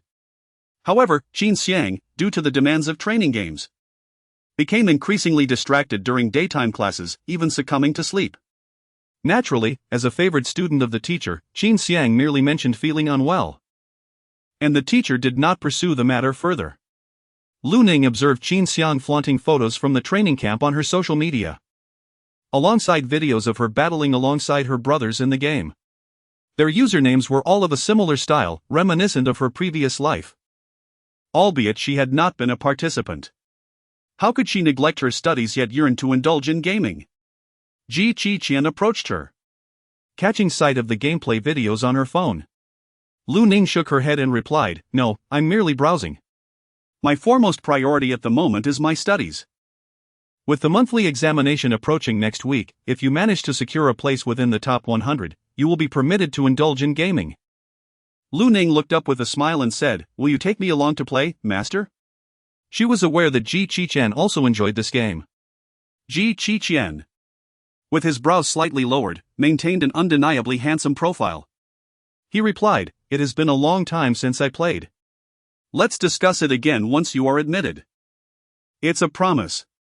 Lu Ning gazed at Qian's silhouette, resolutely determined to secure a place among the top 100. After all, Qian exuded an air of undeniable prowess. In her previous life, she had excelled remarkably in gaming as well. Lu Ning suddenly felt a surge of anticipation. Lu Ning's heart sank. She could not afford to be discovered for doing her homework in the infirmary. She did not wish to lose her last sanctuary of tranquility. Lowering her gaze to the ground, she mused, "I have gone to the study room outside, where there are more people and a more conducive atmosphere for learning." "Hand me my backpack." Lu Ning handed over her backpack and noticed her second brother flipping through her homework notebook, revealing densely packed notes and a booklet of incorrect answers. Lu Nanfeng, after reading it, wore a puzzled expression. She had not anticipated that she was indeed studying. Lu Nanfeng set down his backpack and said, Ning, let us have a conversation. Second brother, what would you like to discuss?" Lu Nanfeng observed the serene Lu Ning before him and suddenly felt that she had changed significantly, though he could not quite pinpoint what was amiss. In the past, Lu Ning would have undoubtedly cried in a pitiful manner, perhaps even seeking to report her grievances. Yet now, she remained silent. It seemed to him that Lu Ning was increasingly becoming unruly. Lu Ning lowered her head, her gaze laced with derision. "Lu Ning, Qin Xiang is a member of our family, just as you are. We must stand together through thick and thin, rather than ostracizing her as you have. After all, her father once saved your life." Lu Nanfeng could not fathom why he had granted her so many opportunities, yet Lu Ning seemed oblivious to the importance of seizing them. Their kindness towards Qin Xiang was merely a means of repaying a debt of gratitude. The hall was enveloped in silence, the stagnant air pressing down upon Lu Ning, making it difficult for her to breathe. She clenched her fists tightly, on the verge of losing her composure. "To hell with this," Lu Ning mockingly remarked, "Second brother. Do you think sacrificing my life for Qin Xiang would appease you?" Chapter 9, I do not value your concern for my well-being. Lu Ning straightened her back, having learned that Qin Xiang's father had saved her life. However, as time passed, she gradually realized that Qin Xiang had silently taken away her brother. Thus, her relationship with Qin Xiang deteriorated significantly. Lu Nanfeng bellowed, "Lu Ning, do you hear the words you utter? Are we doing this to endanger your life? This is to ensure that you and Qin Xiang can coexist harmoniously. Is such a straightforward matter beyond your capabilities?" Just how long do you intend to sulk? I am not sulking. Upon hearing her second brother's words, Lu Ning felt that all the questions that had previously weighed heavily on her heart dissipated into nothingness. It seemed devoid of significance. In the past, she had desperately attempted to articulate her feelings, but ultimately, it proved futile. Now, she did not wish to allow her emotions to be swayed by her brothers as she had in her previous life. She resolved not to offer any further explanations, nor to concern herself with their opinions. Lu Ning silently tidied the textbooks on the coffee table, carefully placing them all into her backpack. Lu Nanfeng sat on the sofa, appearing troubled and distressed. Lu Ning, if you agree to join the team now, we can overlook the matters from your past. Upon hearing these words, Lu Ning found them utterly absurd. The action she had taken in her past life now seemed nothing more than a farcical jest. Lu Nanfeng was feeling quite irritable and lit a cigarette. The butler approached and said, "Young master, since Misty is unwilling, let it be. Fortunately, we have Miss Qin Xiang here." Lu Nanfeng furrowed his brows, expressing his discontent. "This is different." Lu Nanfeng extinguished the cigarette with a decisive motion and drove away from the villa. Lu Ning heard the sound of vehicles from upstairs. She watched her second brother depart, likely heading to the training camp. After taking a shower alone, she reviewed her collection of incorrect answers once more. She was determined to strive for her escape from this place. Lu Ning accidentally stayed up all night until dawn. In a flurry, she hurriedly packed her bag and descended the stairs, swiftly grabbed a sandwich from the dining room, and dashed out. Lu Nanfeng was the first to descend the stairs. He gazed at Lu Ning's silhouette and furrowed his brow, exclaiming, "Has she risen this early?" In recent days, the young lady had taken it upon herself to travel alone, opting not to utilize the chauffeur's services. This was a consequence of Miss Xiangxiang's slight delay on Monday, when she had engaged in discussions with them. Out of spite, the young lady resolved never to ride with the chauffeur again. Lu Nanfeng's expression grew increasingly intricate. Liu Bei approached, saying, "Is it really necessary? It was merely a matter of almost being late." "Such pettiness, who are you trying to impress?" Lu yawned and said, "Second brother. Lu Ning is merely putting on an act for you, hoping to soften your heart. If you concede this time, Lu Ning will only become more brazen in the future." Lu Nanfeng ultimately chose to remain silent. He believed that Lu Ning should indeed experience some hardships, for he had granted her an opportunity that she had failed to cherish. Upon overhearing this conversation, Qin Xiang's eyes glimmered with amusement as she joyfully skipped down the stairs. "Good morning, second brother, fourth brother, sixth brother. Shall we have breakfast together?" Upon seeing Qin Xiang's lively and cheerful demeanor, Lu Nanfeng's spirits lifted considerably. Fortunately, this sister has not gone astray. After arriving at school, Lu Ning found herself somewhat drowsy, having pulled an all-nighter the previous evening. Nevertheless, during her daytime classes, she remained earnest, fearful of missing any crucial points of knowledge. The teacher sighed, addressing her, "Qin Xiang, you have been rather distracted lately. You have not grasped the material we are reviewing, and it will adversely affect your performance in the upcoming examination." With a flush of embarrassment, Qin Xiang replied, "I apologize, teacher, I promise it will not happen again." Observing this, a classmate promptly interjected, "Teacher, Lu Ning has been very diligent lately, she surely understands." At this moment, all eyes turned to Lu Ning, most of them reveling in the humor of the situation. Consequently, Lu Ning stole the spotlight, which was rather infuriating. It seemed she must catch up to rectify this. After receiving compliments, Lu Ning's spirits lifted considerably. To avoid arousing her second brother's suspicions, she needed to exercise caution. While doing her homework, she took out her phone, grappling with the dilemma of whether to inform Ji Qiqian, especially since she had not visited today. However, it seemed he was not waiting for her, as it had always been she who mustered the courage to approach him. Should she send a message or not? Lu Ning gazed at her phone, feeling somewhat perplexed. Perhaps she should send it later? Lu Ning set her phone aside and began her homework. Before long, her eyelids grew heavy, likely due to the sleepless night she had endured. She rested her head on the desk, intending to doze for a moment, but inadvertently fell into a deep slumber. The next morning, Lu Ning was roused by the blaring of her alarm clock. Glancing at the time, she was astonished to realize that morning had already arrived. Lu Ning tidied up her homework and hurried downstairs to school. At noon, she hesitated for a while before turning towards the infirmary. However, upon her arrival, she did not see Dr. Qin Xiang. Summoning her courage, she inquired of the doctor inside, "Where is Dr. G?" "He has gone to lunch," came the reply. Lu Ning nodded, intending to seek him out after school. After classes concluded in the afternoon, Lu Ning returned to the infirmary. Yet once again found no sign of Qin Xiang. It was the same doctor from earlier in the day who was present. The doctor regarded her and said, "Young lady, I am on duty today. Focus your thoughts on your studies and refrain from dwelling on such matters, it is still too early for you." Lu Ning felt a deep flush of embarrassment, yet she chose not to offer any explanation. In the following days, she secretly visited the infirmary, only to find that Qin Xiang was nowhere to be seen. For a moment, she experienced a sense of loss. Perhaps due to her accustomed expectation of his presence waiting for her in the infirmary. Lu Ning discovered that she had begun to rely on Qin Xiang. She swiftly adjusted her emotions, resolutely reminding herself that she must not depend on others, she must rely on herself throughout her life. Calming her mind, she devoted herself entirely to preparing for the upcoming monthly examination. She could not afford to fail.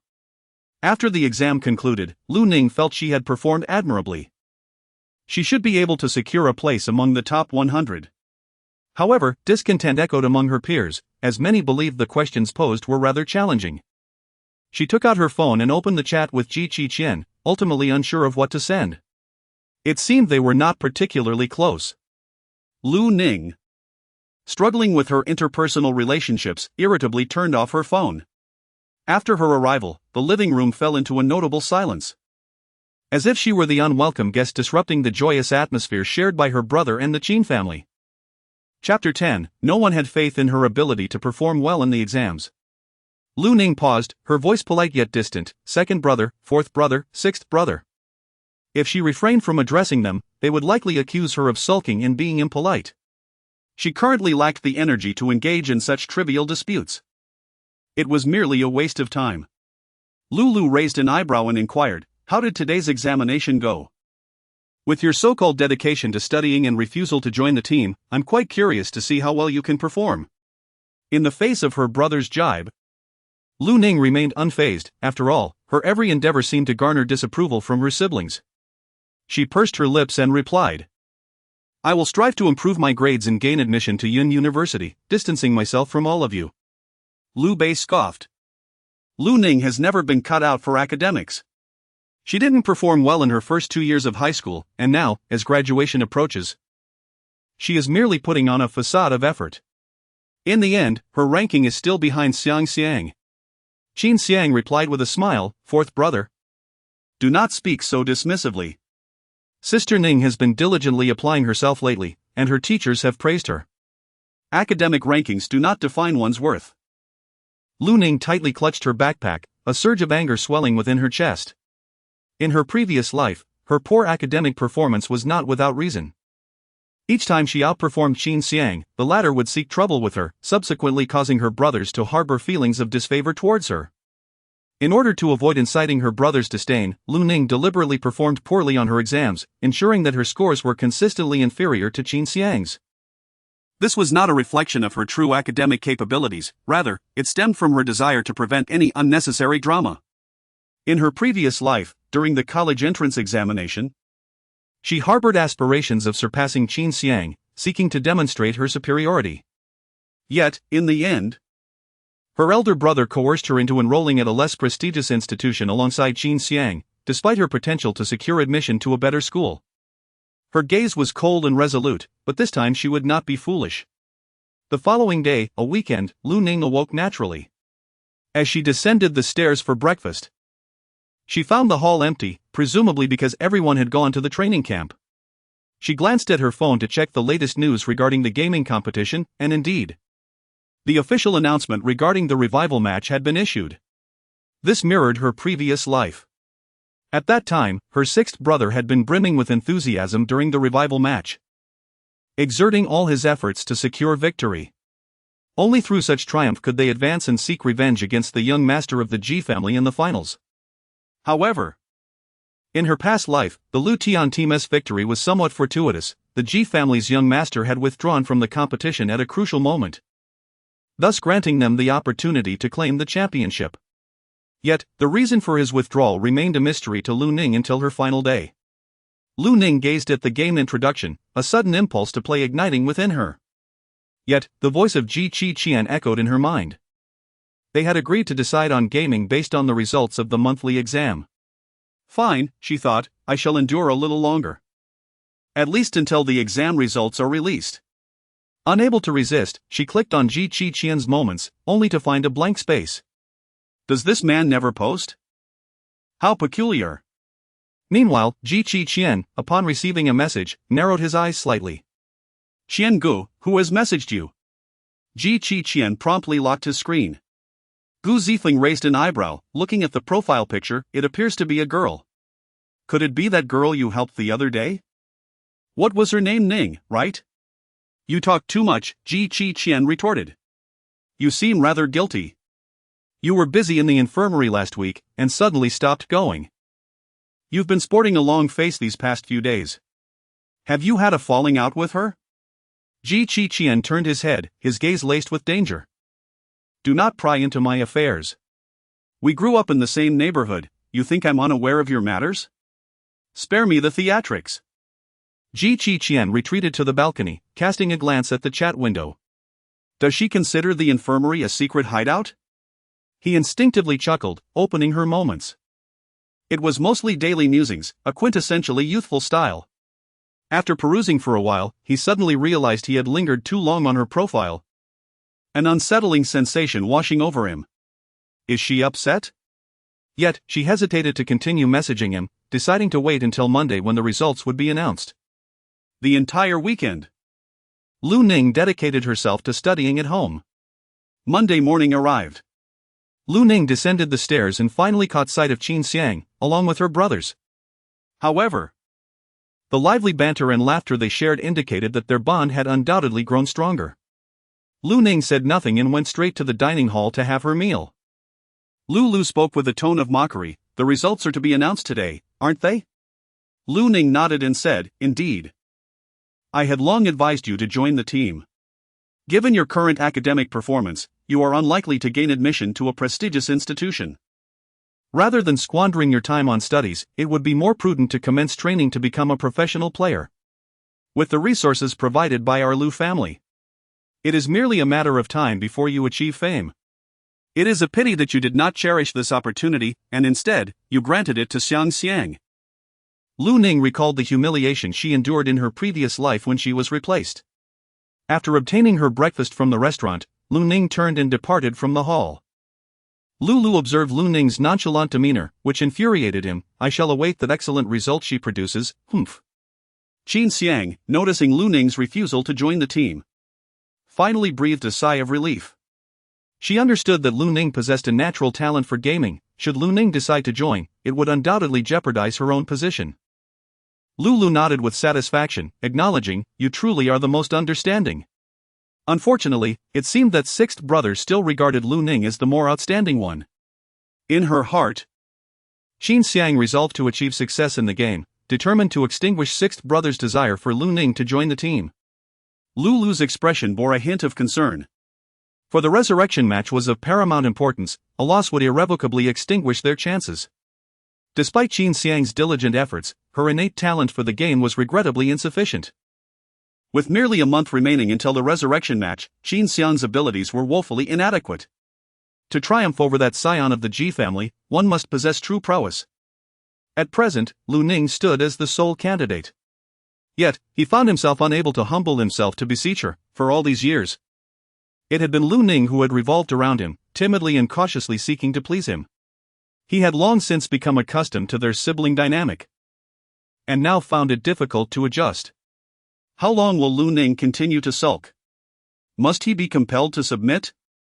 Chapter 11. How could Lu Ning possibly rank among the top 100 before the exam? Lu was somewhat distressed due to the matters concerning the competition. Lu Nanfeng patted Lu on the shoulder and said, "Once the results are announced, I will have a proper conversation with her." After all, the resurrection match holds great significance. Lu felt a tinge of discontent. It was Lu Ning who had pleaded with him for quite some time before he finally taught her how to play the game. Yet now she had the audacity to put him in a difficult position. When did she become so cunning? If it comes to that, he could always call upon his elder brother. Surely Lu Ning wouldn't dare to disregard his brother's authority. Qin Xiang, listening from the side, felt quite aggrieved. She had no intention of yielding her position to Lu Ning. This was her rightful place. Upon arriving at school, Lu Ning found everyone engrossed in discussions regarding the results of the recent examination. Lu Ning feigned calmness as she took out her textbook to review, yet deep down, she was quite anxious. Before long, the homeroom teacher approached with the report cards, and the atmosphere in the classroom became charged with excitement. The teacher rapped on the desk, urging silence. "Everyone, settle down. The overall performance this time has been rather disappointing. Now is not the time for complacency." He specifically pointed out Qin Xiang, noting her significant drop of over 200 places. Qin Xiang's expression paled considerably. She was aware that her recent performance had been lacking, but she had not anticipated such a poor outcome. The teacher then glanced at Lu Ning, hesitating momentarily before saying, "However, Lu Ning has made considerable progress. Do continue to maintain this momentum." A classmate eagerly inquired, "Teacher, what rank did Lu Ning achieve?" "She is currently ranked 100th in the grade." At that moment, the classroom erupted in astonishment. Lu Ning revealed a faint smile. She had truly accomplished it. Her heart brimmed with excitement. For now she could report her achievements to Ji Qichen. Given her current progress, if she continued to strive diligently, there might indeed be a chance for her to soar to great heights. "Teacher, I suspect there is something amiss with Lu Ning's results. It is impossible for her to improve so significantly in such a short time." Upon uttering this statement, the classroom fell into a profound silence. Almost everyone turned their gaze towards Lu Ning, their eyes filled with skepticism. The homeroom teacher, after glancing at Lu Ning's ranking, harbored some doubts as well. But it was undeniable that Lu Ning had been working exceptionally hard of late. At that moment, Qin Xiang timidly interjected, "Teacher, Ning is very eager to achieve good results to prove herself. After all, she made a bet with her brother at home. So, please do not doubt her achievements. This outcome is genuinely important to her. I implore you." Her words were remarkably eloquent. It was no wonder she had triumphed over Qin Xiang in her previous life. Indeed. Upon hearing this, the homeroom teacher immediately began to suspect that Lu Ning might have taken the risk to cheat in order to win the wager. Qin Xiang's sycophantic follower added fuel to the fire, saying, "Teacher, please do not protect those who cheat." Recently, both Xiang and Lu Ning have been preparing for the family team competition, and Xiang's results have plummeted so much. It is impossible for Lu Ning to have improved to such an extent. Another follower chimed in, "Indeed, teacher, for the sake of fairness, I believe Lu Ning's results should be annulled." Seeing the homeroom teacher hesitate, it was evident that she had been swayed by Qin Xiang's earlier remarks. She knew she had once again emerged victorious. "Lu Ning, how dare you strive to surpass me once more? Do you not understand the lesson that awaits you? Lu Ning, do you not wish to offer an explanation?" Lu Ning sensed the scrutinizing gaze of her homeroom teacher and coolly stated, "I did not cheat." Those few terse words sufficed. She felt no need to elaborate. In her previous life, whenever her grades surpassed Qin Xiang's, that woman would invariably devise methods to create trouble for her, instilling a persistent fear of outshining Qin Xiang. Now, it seemed that Qin Xiang was resorting to her old tactics once more. Quickly seizing the opportunity, Qin Xiang interjected, "Teacher, I assured you she wouldn't cheat, please do not harbor doubts about her. Should her grades be annulled, it may appear to uphold fairness for all. Yet it would unjustly harm her." After a moment of contemplation, the homeroom teacher declared, "For the time being, Lu Ning's ranking will be rendered null until I can conduct a thorough investigation. Should the allegations of cheating prove true, she shall face the appropriate consequences." Once the teacher departed, the classroom erupted into a cacophony of chatter. A sycophant began to mock, "I knew some people's grades could improve so drastically. It turns out they were cheating." A glimmer of triumph flickered in Qin Xiang's eyes as she promptly retrieved her phone to inform her sixth brother. Brother, what should we do? Ning actually resorted to cheating to win your bet and achieved a high score. Now she is facing disciplinary action. I am genuinely worried about her. Lu Ning promptly opened her book and began her review. As for whether her ranking would be annulled, she was completely indifferent. Qin Xiang could only sway the homeroom teacher, but not affect the results of the college entrance examination. Nonetheless, she felt a tinge of discomfort. After all, she had made a pact with Ji Chen that if their scores placed them within the top 100, they would play games together. Lu Ning felt somewhat unwell. After finally making a friend, it seemed she had overthought things once again. After the morning class concluded, the sound of a girl's shrill scream echoed outside the classroom. Lu Ning looked up and discovered that it was Lu who had arrived. What was his purpose for coming? Qin Xiang, your brother is quite handsome, she remarked. Qin Xiang displayed a proud expression as she stepped forward to accept the small cake that Lu offered her. Sixth brother, Ning is in the classroom. Would you like to speak with her? If she sincerely apologizes and admits to the plagiarism, perhaps she might avoid punishment. Lu cast a glance at Lu Ning, who remained engrossed in her textbook, her gaze unwavering. She needed no conjecture to understand the reason for Lulu's presence at school. Qin Xiang was undoubtedly eager to witness her embarrassment. Yet, she remained indifferent to the prospect of her grades being nullified. However, she would never concede to allegations of plagiarism. Standing at the classroom door, Qin Xiang feigned concern, saying, Sister Ning, sixth brother has arrived, you need not worry. Lu Ning feigned ignorance, not bothering to cast even a glance at Lu outside. Lulu's countenance darkened, and the concerns that had lingered in his heart vanished in an instant. What was he apprehensive about regarding Lu Ning? He spoke coldly, I shall first seek out the homeroom teacher in the office. Lu turned and walked away. It was then that Qin Xiang approached Lu Ning, holding the cake. Sister Ning, sixth brother only brought one cake for me, he must have been careless and forgotten. I'll share half with you later. Lu Ning could hardly discern that Qin Xiang was merely showing off. She had grown accustomed to it. Every time her brother visited the school, he would bring small gifts for Qin Xiang, never sparing a thought for her. In the past, she had even lamented about it, only to be told by her second brother that her disobedience resulted in her being overlooked for such tokens. However, at present, she found herself utterly indifferent to these so-called gifts. Lu Ning's phone rang, and to her surprise, it was a call from Ji Chen. She promptly stepped into the corridor, took a deep breath, and answered, Hello, master. How did you fare? Lu Ning suddenly felt a wave of discomfort. She had originally ranked 100, but it seemed her achievements were on the verge of being nullified. Chapter 12, She slaps everyone in the face with her strength. Lu Ning had always reassured herself not to dwell on these matters. However, when she heard Ji Chen inquire about the results, she could not help but feel a pang of discomfort. After hearing his question, she pressed her lips together and said, I shall visit the office for a moment. We can speak later.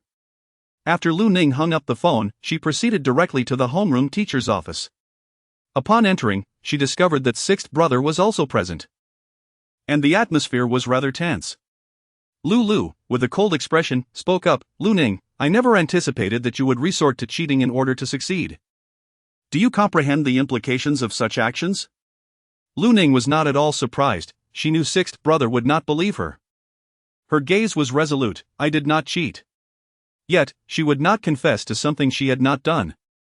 Lu Ning, the facts are laid bare before you. Yet you persist in your deception? Given your usual academic performance and your behavior at home, it is inconceivable that your grades could have improved so dramatically. And you possess ample motive to cheat. You should promptly admit your wrongdoing in cheating, hoping to persuade the school to refrain from imposing any disciplinary action against you. Lu Ning let out a cold laugh, can these serve as evidence to prove my dishonesty? Lu Liuxing stood up in anger, Lu Ning, look at what you've become. The homeroom teacher, seeing that Lu Liuxing seemed ready to resort to violence, quickly intervened, please, speak to the child calmly. Lu, filled with frustration, addressed the homeroom teacher. I apologize. Lu Ning's act of cheating stemmed from her rebelliousness against our family. Let her write a letter of reflection as previously discussed. and have her publicly apologize and reflect before the entire school. Please refrain from imposing any disciplinary measures on her. The homeroom teacher sighed, that seems acceptable. I sincerely hope that Lu can turn over a new leaf. After all, with graduation from senior year approaching, carrying a mark of discipline would be quite disgraceful. Lu Ning lowered her gaze to the floor, her already cold heart sinking further. In mere exchanges, they had condemned her, and no one had ever believed in her. Lu Ning, you have truly brought disgrace to our family. How could you be such a morally depraved sister? I feel embarrassed to even speak of it. Do you think I desire to be a part of the Lu family? Lu Ning possessed a delicate complexion, her eyes as dark as obsidian, exuding an air of coldness. At this moment, she felt no desire for it at all. Lu Ning, dare you to utter those words once more? Lu Liaxian's expression darkened. His gaze fixed on her with fury. Parents should not be so fierce, it may frighten the children. An elderly gentleman entered, his countenance benevolent and kind. The homeroom teacher hastily remarked, Principal, what brings you here? I heard that a senior student has shown remarkable improvement, yet has faced accusations of plagiarism, creating quite a stir. I came to ascertain the situation. Lulu said with irritation, Principal, there is no need for an investigation. It is clear that Lu Ning's excellent grades are a result of her cheating. If she refuses to apologize and admit her mistake, she should face disciplinary action. Indeed. It is imperative that Lu Ning learns a lesson. He had just pleaded with the teacher, saying many flattering things to avoid any penalties. Yet Lu Ning had the audacity to reject it. Very well, he would no longer feel compelled to assist Lu Ning. After all, she was not worth his concern. The principal gazed gently at Lu Ning and said, Dear student, there is a straightforward method to verify whether you cheated. We could administer a new set of questions for you to complete under the supervision of all present. Would you be willing to accept this examination? Lu Ning turned to the principal and said, I accept, however, I have one condition. If it is proven that I did not cheat, will those who falsely accused me of cheating be required to publicly apologize? Lu chuckled coldly, Very well, let us see what results you can achieve. Soon after, the homeroom teacher handed Lu Ning a set of questions, stating, I shall time you. After Lu Ning took her seat, she picked up a pen and began to tackle the examination paper. The office was enveloped in a profound silence, with everyone observing Lu Ning intently. The homeroom teacher, seated closest, was taken aback upon witnessing Lu Ning's methodical approach to the mathematical problems. The set was significantly more challenging than the monthly assessment. Yet Lu Ning managed to solve almost all of them correctly. As time ticked by, Qin Xiang, intrigued by the happenings in the office, approached and caught sight of Lu Ning engrossed in her work, instantly seized by an ominous premonition. She walked directly to Lu's side and inquired, Sixth brother, what are you all up to? Is Sister Ning attempting the problems anew? Lu let out a cold snort, affirming, Indeed. She stubbornly refuses to acknowledge the act of plagiarism. This time, she shall lose in a manner that leaves her utterly convinced. Qin Xiang promptly approached Lu Ning's side, saying, Sister Ning, please do not let your temper get the best of you. We all believe in you, there is no need to force yourself. Observing that her words had little effect on Lu Ning, Qin Xiang bit her lip and turned her gaze to Lu, Sixth brother. Sister Ning is still upset with me. Lu was suddenly filled with anger. Lu Ning, Xiang is speaking to you, can't you hear her? Lu Ning looked up and said, I am currently engaged in solving problems, can you not see that? Lu was momentarily taken aback. Xiang is offering you a way out, why not seize this opportunity to avoid embarrassment later? The homeroom teacher, unable to bear the sight any longer, interjected, Qin Xiang, please refrain from disturbing Lu Ning while she completes her exam. We can discuss matters once she has finished the set of questions. It was evident to the teacher that Lu Ning was performing exceptionally well on her test, suggesting that she had likely not resorted to cheating. Qin Xiang, feeling a twinge of discontent, feigned innocence and replied, Teacher, I mean no harm. Yet, deep down, she was unwilling to allow Lu Ning to showcase her so-called talents. The thought of Lu Ning surpassing her was intolerable, and she would not permit such a reality to unfold. Observing from the sidelines, Qin Xiang harbored doubts, surely, Lu Ning cannot achieve remarkable results. However, witnessing Lu Ning's recent transformation stirred an inexplicable unease within her. As the examination concluded, the homeroom teacher swiftly collected the papers and, in collaboration with other instructors, commenced the prompt grading of the tests. Lu Ning sat in her chair, her heart remarkably tranquil. Even upon seeing Qin Xiang standing beside her sixth brother, Lu, she experienced little emotional upheaval. Indeed, indifference shields one from pain. The homeroom teacher, somewhat agitated, announced, "The results are out." Qin Xiang glanced over, her heart brimming with malice, wishing for Lu Ning to perform poorly. Lu coldly remarked, "Teacher, if the results are dismal, it's best not to mention them, it would be quite embarrassing." However, Lu Ning has performed exceptionally well. Moreover, this set of questions is even more challenging than those in the monthly examination, and her score surpasses that of the previous month. Upon hearing the outcome, Lu Ning felt the weight on her heart finally lift. She pressed her lips together, revealing a faint smile. Lulu's expression was somewhat shattered as he directly took the exam paper and glanced at it. The score was unmistakably revealing. Lu Ning indeed performed exceptionally well in the examination. Qin Xiang, standing on tiptoe, caught a glimpse of the test results, and an instant wave of jealousy washed over her. When did Lu Ning become so remarkable? This is inconceivable. The principal, a cheerful old man, smiled and proclaimed, "The truth has been revealed. Classmate Lu Ning has achieved such significant progress through her own diligent efforts." The homeroom teacher nodded in agreement, acknowledging, "Classmate Lu Ning has indeed been working very hard lately." At that moment, he suddenly felt that Lu Ning seemed somewhat unfamiliar to him. The principal cleared his throat, now that the truth has come to light. Those who have slandered classmate Lu Ning should offer their apologies. Qin Xiang's face rapidly turned awkward. Chapter 13, An apology must be made in public. Upon hearing the principal's words, Lu Ning felt a twinge of surprise. She had not anticipated that the principal would bring this up. She glanced at Lu and Qin Xiang across from her, her expression remarkably composed. However, Lu's demeanor had shifted to one of palpable discomfort. Previously, it was always Lu Ning who chased after him. He had never been accustomed to placing himself in a position of difficulty. As the elder brother, he was used to being elevated above others. Now, the prospect of having to apologize felt more unbearable than facing death itself. Qin Xiang promptly interjected, "Sister Ning, when did you become so formidable? We had no idea you were secretly studying at home. Achieving such excellent results only to be suspected of cheating, and yet, sixth brother was the first to come to school to support you. He truly cares for you." After Qin Xiang extended a lifeline to Lu, he coldly retorted, Xiang, please refrain from speaking, some ungrateful souls will never comprehend." Lu gazed at Qin Xiang with greater satisfaction. This was precisely the demeanor a sister ought to possess. Lu Ning looked over with a smile that was not quite a smile. Indeed, sixth brother arrived at school promptly. And then what happened? He told the teacher that I indeed plagiarized, forced my head down to write a self-criticism, and made me apologize in front of the entire school. Such kindness, would you care for it? Qin Xiang was instantly rendered speechless.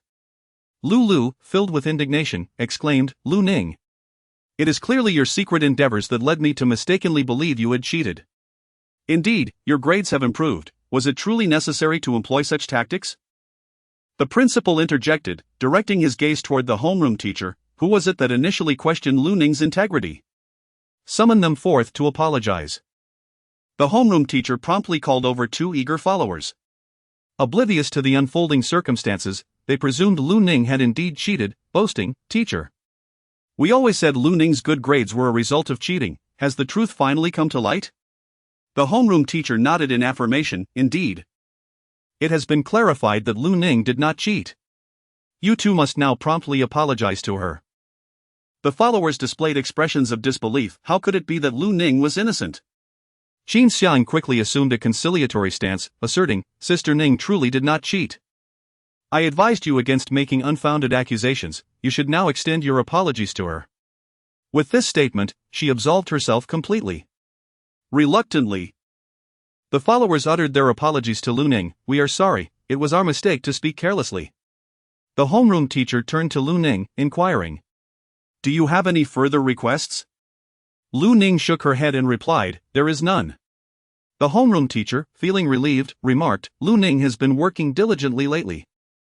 while Qin Xiang's performance has significantly declined this time. Qin Xiang felt a sense of humiliation, particularly in light of Lu Ning's outstanding achievements. It was nothing short of disgraceful. Lulu felt a twinge of embarrassment. What was the point of achieving good grades when becoming famous in gaming and earning substantial money seemed far more significant? Qin Xiang shared this sentiment as well. The homeroom teacher, however, was taken aback and infuriated, unable to believe that a parent would speak in such a manner. He turned to Qin Xiang and said, "You ought to learn more from Lu Ning." Qin Xiang bit her lip hard and fled the office in distress. Lulu cast a displeased glance at Lu Ning, remarking, "Is it truly necessary to flaunt a single achievement before Qin Xiang?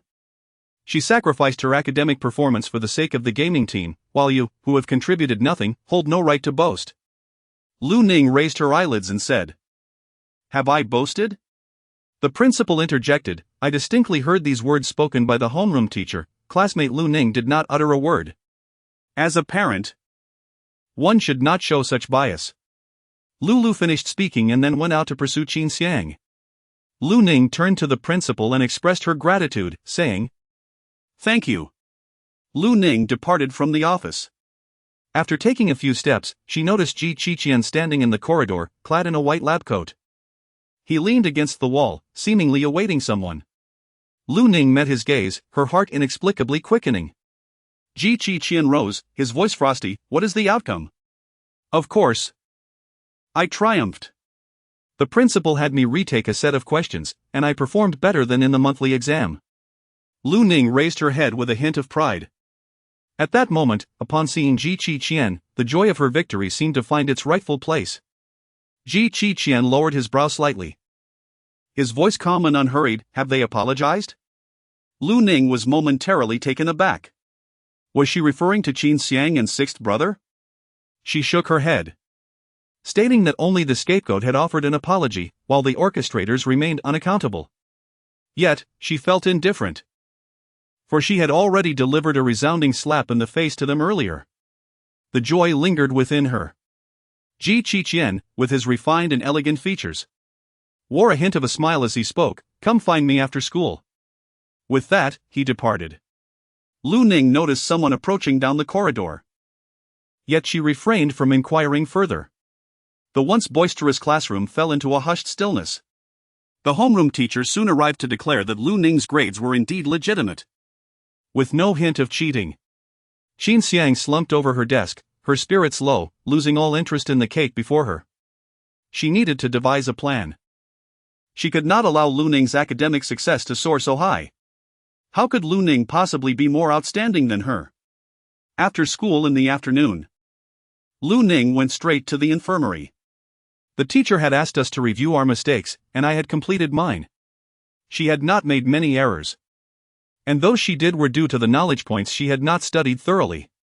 Ji Qiqian tapped on the computer beside him. "Are you playing a game?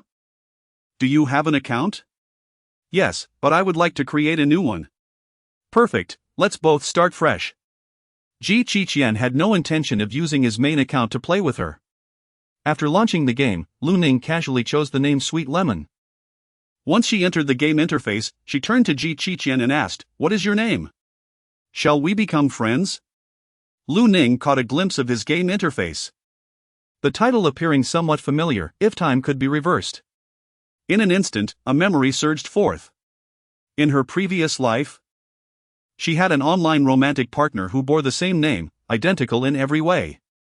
Ji Qiqian raised an eyebrow and inquired, "What are you looking at?" As he accepted her friend request, Lu Ning's face flushed instantly, and she hurriedly agreed to add him as a friend. Gazing at the game character before her, she felt a surge of excitement. However, in her previous life, she did not encounter her online romantic interest at this moment. Perhaps it was merely a coincidence? Lu Ning cast a furtive glance at him and inquired, "Why did you choose that name?" Ji Qiqian paused momentarily, his gaze lowered, and replied, "It was chosen at random." Lu Ning nodded, perhaps it was indeed a mere coincidence. After both entered the game, they immediately proceeded to the novice area to undertake their tasks. Lu Ning sensed that Ji Qiqian was not a complete novice. He likely had created a secondary account to accompany her in play. However, she did not inquire further. Yet, his gameplay was remarkably reminiscent of that individual. Lu Ning could not help but inquire, "Master, is your main account also named this?" "No," he replied. "So today marks your first time creating this alternate account and choosing this name to play the game?" Qin Xiang raised his gaze to glance at her. "Indeed." "And what of it?" Lu Ning suddenly lowered her head rapidly, her cheeks flushing with warmth. "It's nothing," she murmured. A sense of confusion enveloped her. Was he truly the one? However, the timeline did not align with her past life. In her previous existence, she had only encountered him after the resurrection match, when he had imparted his knowledge on enhancing gaming skills, ultimately guiding her through each challenge to the finals. Despite never having met her online romantic partner until her demise, she remained profoundly grateful for his assistance during her days of wandering the streets. Lu Ning appeared somewhat distracted. After the two of them had finally completed their tasks and emerged from the novice area, they encountered another team while embarking on their next mission. Upon seeing the name of the team in the game, Lu Ning displayed a hint of scorn. It turned out to be 6th Brother and Qin Xiang. Qin Xiang narrowed his eyes slightly, asking, "Should we intervene?" "Intervene with what? We are merely using alternate accounts, and our equipment cannot possibly match theirs. Stepping in would be akin to courting death." Despite the words, Lu Ning felt a flicker of excitement. Qin Xiang suggested, "Let us wait until they are nearing the completion of their task, then seize the opportunity to snatch their boss while they are weakened." Chapter 14, I will never spend another cent of my family's money. Upon hearing this, Lu Ning was instantly intrigued. They concealed themselves behind. Observing his 6th brother led the team to vanquish the monsters. After all, defeating a formidable boss requires teamwork, and by the time success is nearly within reach, the participants are generally left in a critically weakened state. Typically, for renowned teams such as this, few would dare to contest the boss. However, there are exceptions to this rule. Lu Ning had previously crafted a strategy for this formidable boss. She was well aware of the opportune moment to strike. In perfect harmony with Qin Xiang, they delivered the final blow just as the boss was on the brink of defeat. Together, they successfully seized the victory. The World Channel began to announce, "Congratulations to Ningmeng Tiantian's crunchy noodles for slaying the Taoyuan boss." When Lulu beheld the outcome, he furiously exclaimed into his headset, "What on earth are you all doing? How could you let someone steal our boss?" Qin Xiang, adding fuel to the fire, remarked, "These two individuals appear to be new accounts. Do they not realize who we are? How dare they attempt to seize our boss?" Lu, in a fit of rage, commanded, "Kill them all."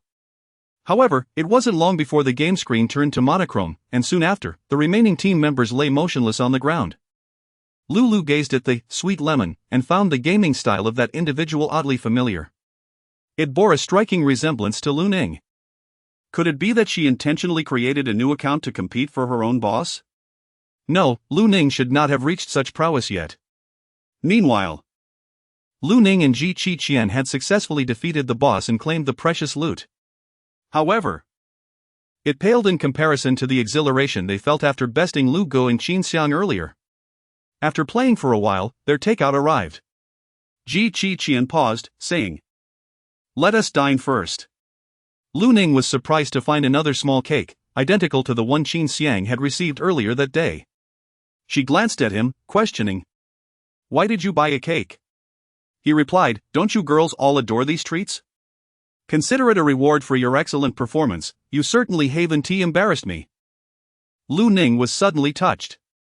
Qin Xiang's expression appeared somewhat awkward as he deliberately added in a cold tone, "After all, it was just takeout delivered alongside." Lu Ning picked up the small cake, a delicacy meant solely for her. As she lowered her gaze and took a bite, her eyelids fluttered. Yet her emotions remained tumultuous and unsettled. Qin Xiang observed her in silence, his gaze fixed on her bowed head for an extended moment. He swallowed hard, pondering, could the cake be unpalatable? That seems implausible. Was it not claimed to be the most popular choice? Lu Ning nodded, "It's delicious. It's been a long time since anyone specifically bought me a cake." Ever since her parents passed away, she had not celebrated her birthday. Her brothers never remembered that she enjoyed this particular cake. There was never a portion reserved for her. Qin Xiang's gaze fell upon her. "You don't eat cake on your birthday?" Lu Ning fell into silence for a moment. My parents perished in a car accident on my birthday, and since that day, I have never celebrated my birthday again. For that day marks the anniversary of her parents' demise. Each year, as that date approaches, a somber atmosphere envelopes the household. She feels unworthy of requesting a celebration. Ji Qian's heart felt as though it had been pierced by something sharp, leaving him momentarily breathless. He instinctively turned his head, his thin lips pressed tightly together. His expression a mixture of coldness, anger, and guilt. His hands clenched unconsciously, the veins on the backs of his hands standing out prominently. Lu Ning sensed the discord in the atmosphere. She raised her head, feigning indifference, and said, "In truth, I do not mind whether or not I celebrate my birthday. For I lack the spirit to do so. After all, that day marks the anniversary of my parents' passing. What right do I have to celebrate my own birth?" Ji Qian restrained the emotions simmering within him as he gazed at her delicate and serene visage, so obedient and gentle, akin to a small creature. She stood silently in place, her presence almost ethereal. Such a considerate demeanor evoked a mix of anger and helplessness within him. "I understand now. May I still come here to see you in the future?" Lu Ning gazed at him, her eyes reflecting a hint of uncertainty. Ji Qian's gaze was as dark as ink. "You trust me so implicitly, are you not afraid I might deceive you? Because there is nothing of value for you to deceive me about." Lu Ning gazed at him with unwavering calmness. "Master, you are currently my only friend." Ji Qian's gaze faltered slightly. "A friend, you say?" He curled his thin lips, then feigned seriousness as he advised, "In the future, do not trust others easily. Especially men." "Understood, I shall take my leave now." Lu Ning waved her hand and departed from the infirmary with her backpack. After she left, Ji Qian remained seated. His gaze fixated on the cake placed on the table, which evoked memories of the shattered cake at the scene of the accident years ago. A dull ache began to throb in his head uncontrollably. Since that fateful incident, he had not tasted cake again. After a considerable time, he received a phone call. "Young master, Miss Lu has arrived home safely." Only then did Ji Qian hang up, his silhouette elongated by the setting sun. She wore an expressionless face. "Second brother." Lu Nanfeng looked up and saw his distant yet stubborn sister, feeling utterly perplexed. He had harbored some doubts about Lu Ning's remarkable improvement in her academic performance, wondering if she had resorted to cheating. However, he was taken aback to discover that her achievements were indeed genuine. Yet, over the years, Lu Ning's grades had been rather mediocre. How could she have suddenly made such a significant leap? Lu Nanfeng felt that Lu Ning had undergone a significant transformation. It was not merely a display of sulkiness towards them, but a genuine change that had taken place. He experienced a mix of joy and melancholy. The sister who once revolved around him seemed to have vanished. Her impressive achievements clearly indicated that she was earnestly striving, rather than acting out of spite. Lu Nanfeng began to reflect on himself, realizing that he had also viewed Lu Ning through a biased lens. Coupled with the actions of his sixth brother at school, he acknowledged that he had previously been rather neglectful of Lu Ning's feelings. Was that the reason for her significant transformation? Indeed. Lu Nanfeng let out a faint sigh. Is the environment at home not as good as that of the study rooms outside? The outside setting is complicated, filled with all sorts of people. In the future, do not do your homework in the study rooms outside, it is not safe. Lu Ning pressed her lips together, once again having a decision made for her.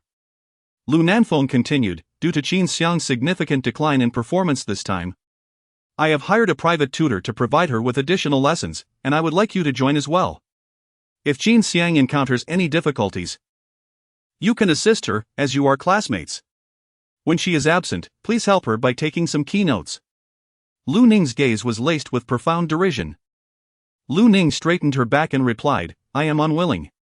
Ning, I acknowledge that your sixth brother indeed erred today at school, and you have demonstrated your capabilities. However, we are ultimately a family.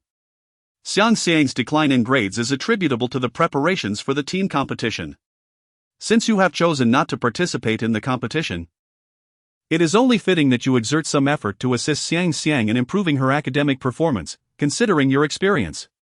Lu Ning found it utterly amusing. I refuse.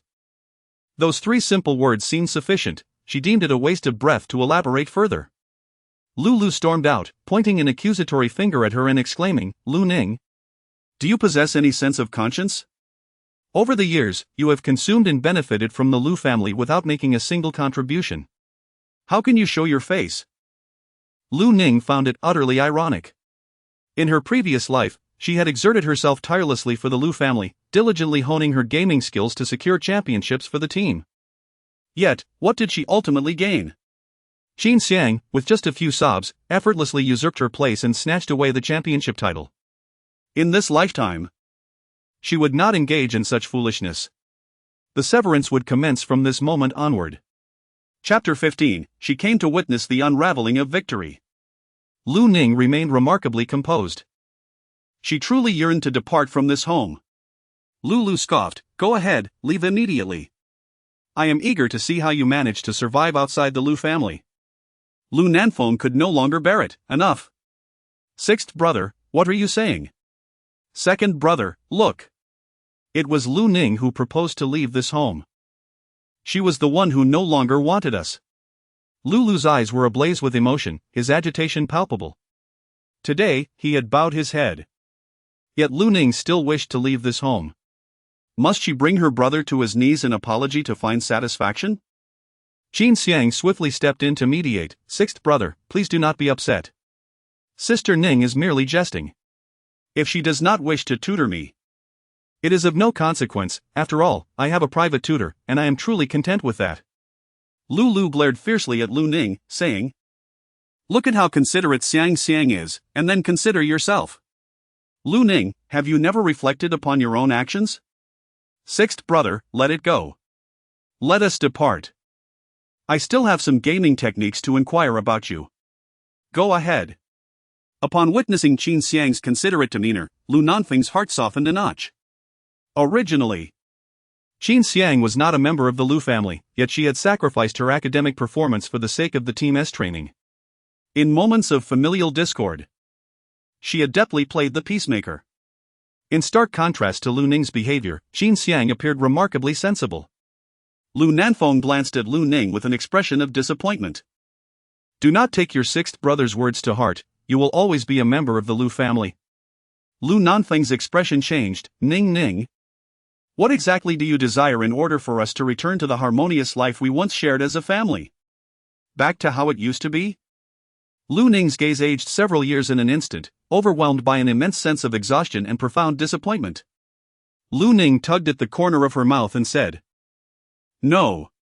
She resolutely refused to endure a life of selfless devotion, only to be disregarded and ultimately abandoned as she had in her past life.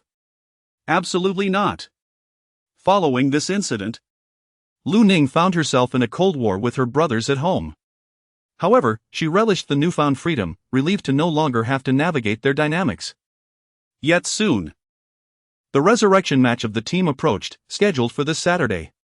For several consecutive days, Qin Xiang had taken leave from school, claiming to be ill. But Lu Ning understood that Qin Xiang was actually preparing for the competition. Lu Ning dined and attended school alone, her life remained utterly unaffected. Lu Nanfeng approached her and placed a ticket for the competition beside her. "Why not attend this afternoon's match? It would be a wonderful opportunity to cheer on the family." Lu Ning responded softly, "Understood." Lu Nanfeng observed that she didn't even inquire about the preparations for the competition, displaying an air of indifference. In stark contrast to Qin Xiang, who had gone so far as to take a leave of absence from school for the sake of the competition, Lu Nanfeng felt a pang of disappointment. Ning, in time, you will come to understand our sincere intentions." Lu Nanfeng said little more and directly departed from the hall. Lu Ning was utterly disgusted by these words, losing her appetite entirely.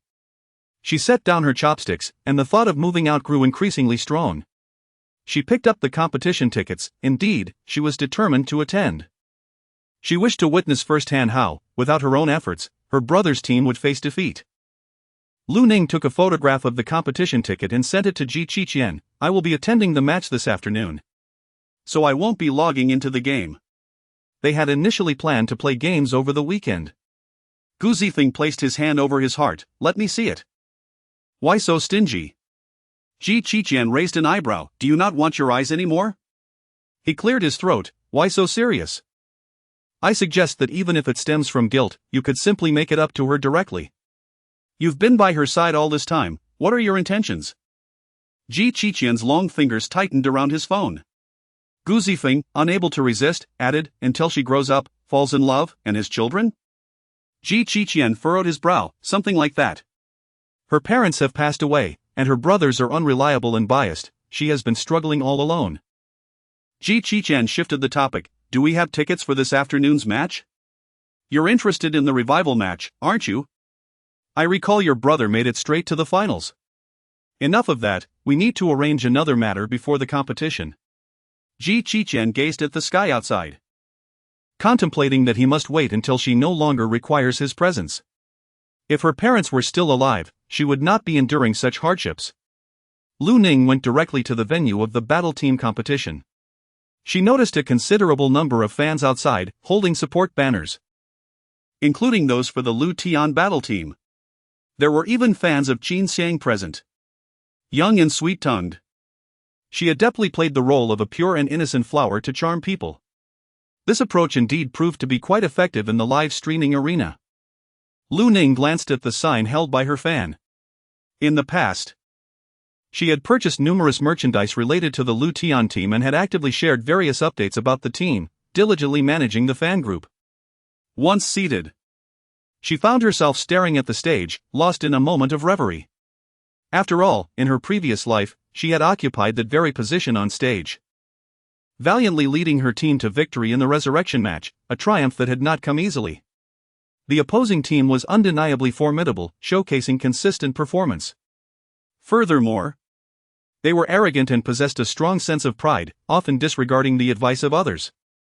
Soon, the competing teams took to the stage one after another, with fans on both sides erupting in cheers, as if engaged in a contest to see whose voices could rise the highest.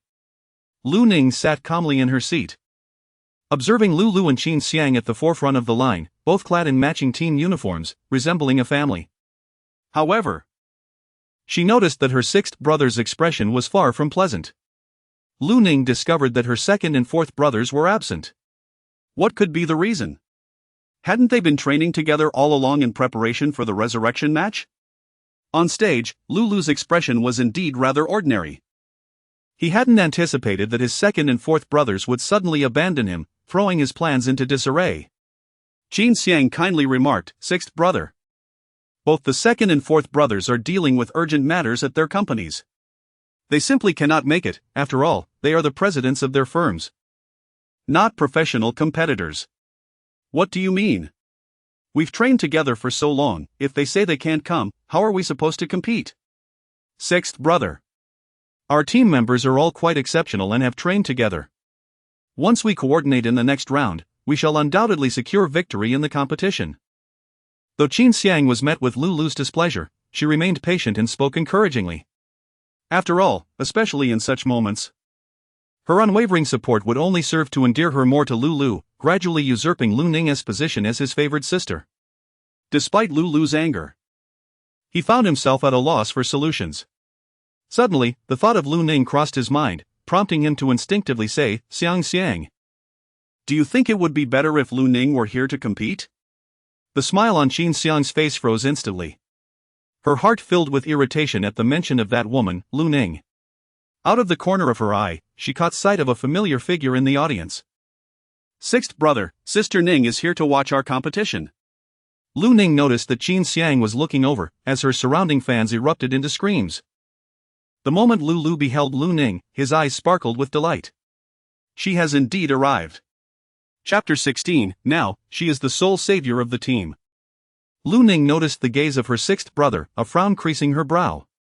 At that moment, she received a call from her second brother, Lu Nanfeng. Ning. You must be at the venue, right? I, along with your fourth brother, have unexpectedly encountered urgent matters at the company and will be unable to attend the competition. Today's match is crucial for your sixth brother, so please join the team and compete. Regardless of any previous misunderstandings between you and him, when faced with challenges, we must unite and present a united front, mustn't we? Upon hearing her second brother's words, Lu Ning found that the surrounding fans' deafening screams had faded into silence. Her silence was profoundly resonant. Lu Ning decisively hung up the phone, unwilling to utter a word. She had come today to witness the spectacle, not to compete. On stage, Lu waited for a moment, yet he did not see Lu Ning leave her seat for the backstage, which began to irritate him. He frowned and remarked, "What on earth does Lu Ning mean? Does she expect me to go down there and personally invite her?" A glimmer of amusement flickered in Qin Xiang's eyes as she replied, "Sixth brother, let me send a message to Sister Ning. However, since she is seated in the audience, I suspect she is still upset. Otherwise, based on her previous demeanor, she would have come backstage to find you directly." Lu reminisced about the past Lu Ning, who instinctively understood her needs without him having to articulate them. He had grown accustomed to her unwavering devotion. Yet, all of a sudden, it felt as though Lu Ning had transformed into an entirely different person. Lu said stiffly, "You should give her a call. If she agrees to participate in the competition, I will overlook our previous conflicts and treat her like a sister once more." The incidents at school were a result of his impulsiveness, so as long as Lu Ning was willing to concede, he would smoothly accede to the situation. Everyone could interact as they did before. Qin Xiang's gaze stiffened slightly as she forced herself to reply, "All right, I will call Sister Ning right away. For your sake. I am confident she will come." Lu's complexion improved slightly. Qin Xiang stepped aside to make a phone call, her gaze fixed on the figure of Lu Ning below, her expression shrouded in obscurity. Lu Ning glanced at the caller ID and noticed Qin Xiang on stage. Without needing to guess, she already knew what Qin Xiang intended to say. She directly rejected the call, her expression unchanging as she focused on the stage. After the call was terminated, Qin Xiang looked at Lu Ning with a hint of surprise, quickly replaced by a smirk of satisfaction. Perfect, she thought, as she had no desire to waste her time. Qin Xiang had never wanted Lu Ning to participate in the competition, fearing that she might overshadow her. She was determined to demonstrate to Lu Ning that she and Lu Ge would undoubtedly triumph in this contest, rendering Lu Ning's presence completely unnecessary. Lu's expression darkened ominously. "No need. My second brother just informed me that he also had his call to Lu Ning disconnected. This indicates that Lu Ning has no intention of joining the team for the competition. Do not seek her out any longer. Sixth brother. I firmly believe that Sister Ning is not that kind of person, she would never come to witness our misfortune. We shall undoubtedly triumph in this competition. And we will not allow Lu Ning to succeed." Lu promptly donned his headphones, averting his gaze from the audience below. Observing this, Qin Xiang exhibited a look of satisfaction, declaring, "Lu Ning, this time victory is assured." The competition commenced swiftly. The Lu Tian battle team versus the Tushan battle team. Lu Ning gazed at the commentary on the large screen. Initially, Lu, assuming the role of an assassin, led his team into an ambush. However, the opposing team appeared to be well versed in the tactics of Sixth Brother and had devised a baiting strategy. In her previous life, she had perceived the adversary as too easily ensnared and sensed something amiss, cautioning Sixth Brother to remain vigilant and not rush in recklessly. At that time, he had scolded her harshly. Ultimately, he charged in with one team member to assess the situation, only to fall victim to the ambush set by the Tushan team. It was she who rallied the remaining members to rescue him, ultimately turning the tide with a surprise attack on the enemy's stronghold. In this lifetime, she was intrigued to see what decisions Sixth Brother would make without her admonitions. As anticipated, he mirrored his previous choices, leading his entire team into the enemy's trap. Witnessing this unsurprising turn of events, Lu Ning couldn't help but smile. Indeed. Soon enough, Sixth Brother realized he had fallen into a trap, but it was too late. Lu led everyone to retreat into a building. Lu could not restrain himself from cursing, "Qin Xiang, where is your mind? Did we not agree to retreat entirely? What are you trying to prove by engaging in combat? Is it to showcase your prowess?" Qin Xiang's composure began to fray. "Sixth Brother, I cannot swallow this humiliation. Seeing that low-health opponent made me want to secure a kill." Securing a kill? More like handing over a kill. If you were so confident in your skills, you wouldn't have been ensnared by the enemy, causing us all to be attacked. Qin Xiang, publicly berated, felt a surge of embarrassment. Had it not been for your entrapment, Sixth Brother, leading us into this encirclement, how could we have ended up in such a predicament? Lu was instantly filled with indignation, exclaiming, "How dare you criticize me? It is clearly your lack of skill that has hindered us all. After all this training, you have shown no improvement, merely wasting our time." Qin Xiang's complexion resembled a color palette, and in her fury, she rose abruptly from her seat. The atmosphere in the venue shifted to one of shock and disbelief. After all, a player leaving during a competition significantly impacts the event. The large screen focused on the Lu Tian team, highlighting Lulu's unsightly expression, which was particularly conspicuous. Lulu could only apply for a timeout in the match. In each game, there is an opportunity for a single timeout. The opposing fans began to murmur, already extending their premature congratulations. Lu, his face cold, slammed his keyboard in evident frustration. He had not anticipated that Qin Xiang would dare to throw a tantrum and leave. If it were Lu Ning, no matter how harshly he berated her, she would never resort to such childishness. The atmosphere grew somewhat awkward. Observing the scene, the opposing team rose to mock. "I suggest you just concede, Lu. It would spare you from a thorough thrashing and ensure you maintain some semblance of dignity in the future." Lulu stood up abruptly. "I will not concede defeat, rather, it seems you are the ones who fear losing, which is why you make such statements. It is evident to any discerning observer that your team is destined for defeat in this match, and some members have even left the arena. You claim this is a family team that can never lose, but what is there to boast about? Just a group of orphans left behind by their parents. This is hardly a point of pride. Competing in games is not a contest of who has the most offspring." Lulu's temper ignited instantly, and he was ready to charge forward. "Watch your tongue," he exclaimed. "Isn't that what was said? Go ahead and try to make a move. You worthless little brat, if your parents were still alive, witnessing your performance would likely drive them to despair." Upon hearing this, Lu Ning's expression turned icy. Her eyes filled with indignation. How dare these individuals humiliate her parents? Lu Ning went directly to the backstage. Chapter 17, Lu Ning, both formidable and impressive.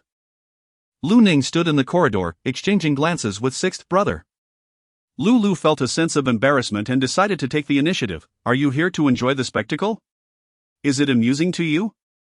Are you satisfied watching others ridicule our family team?"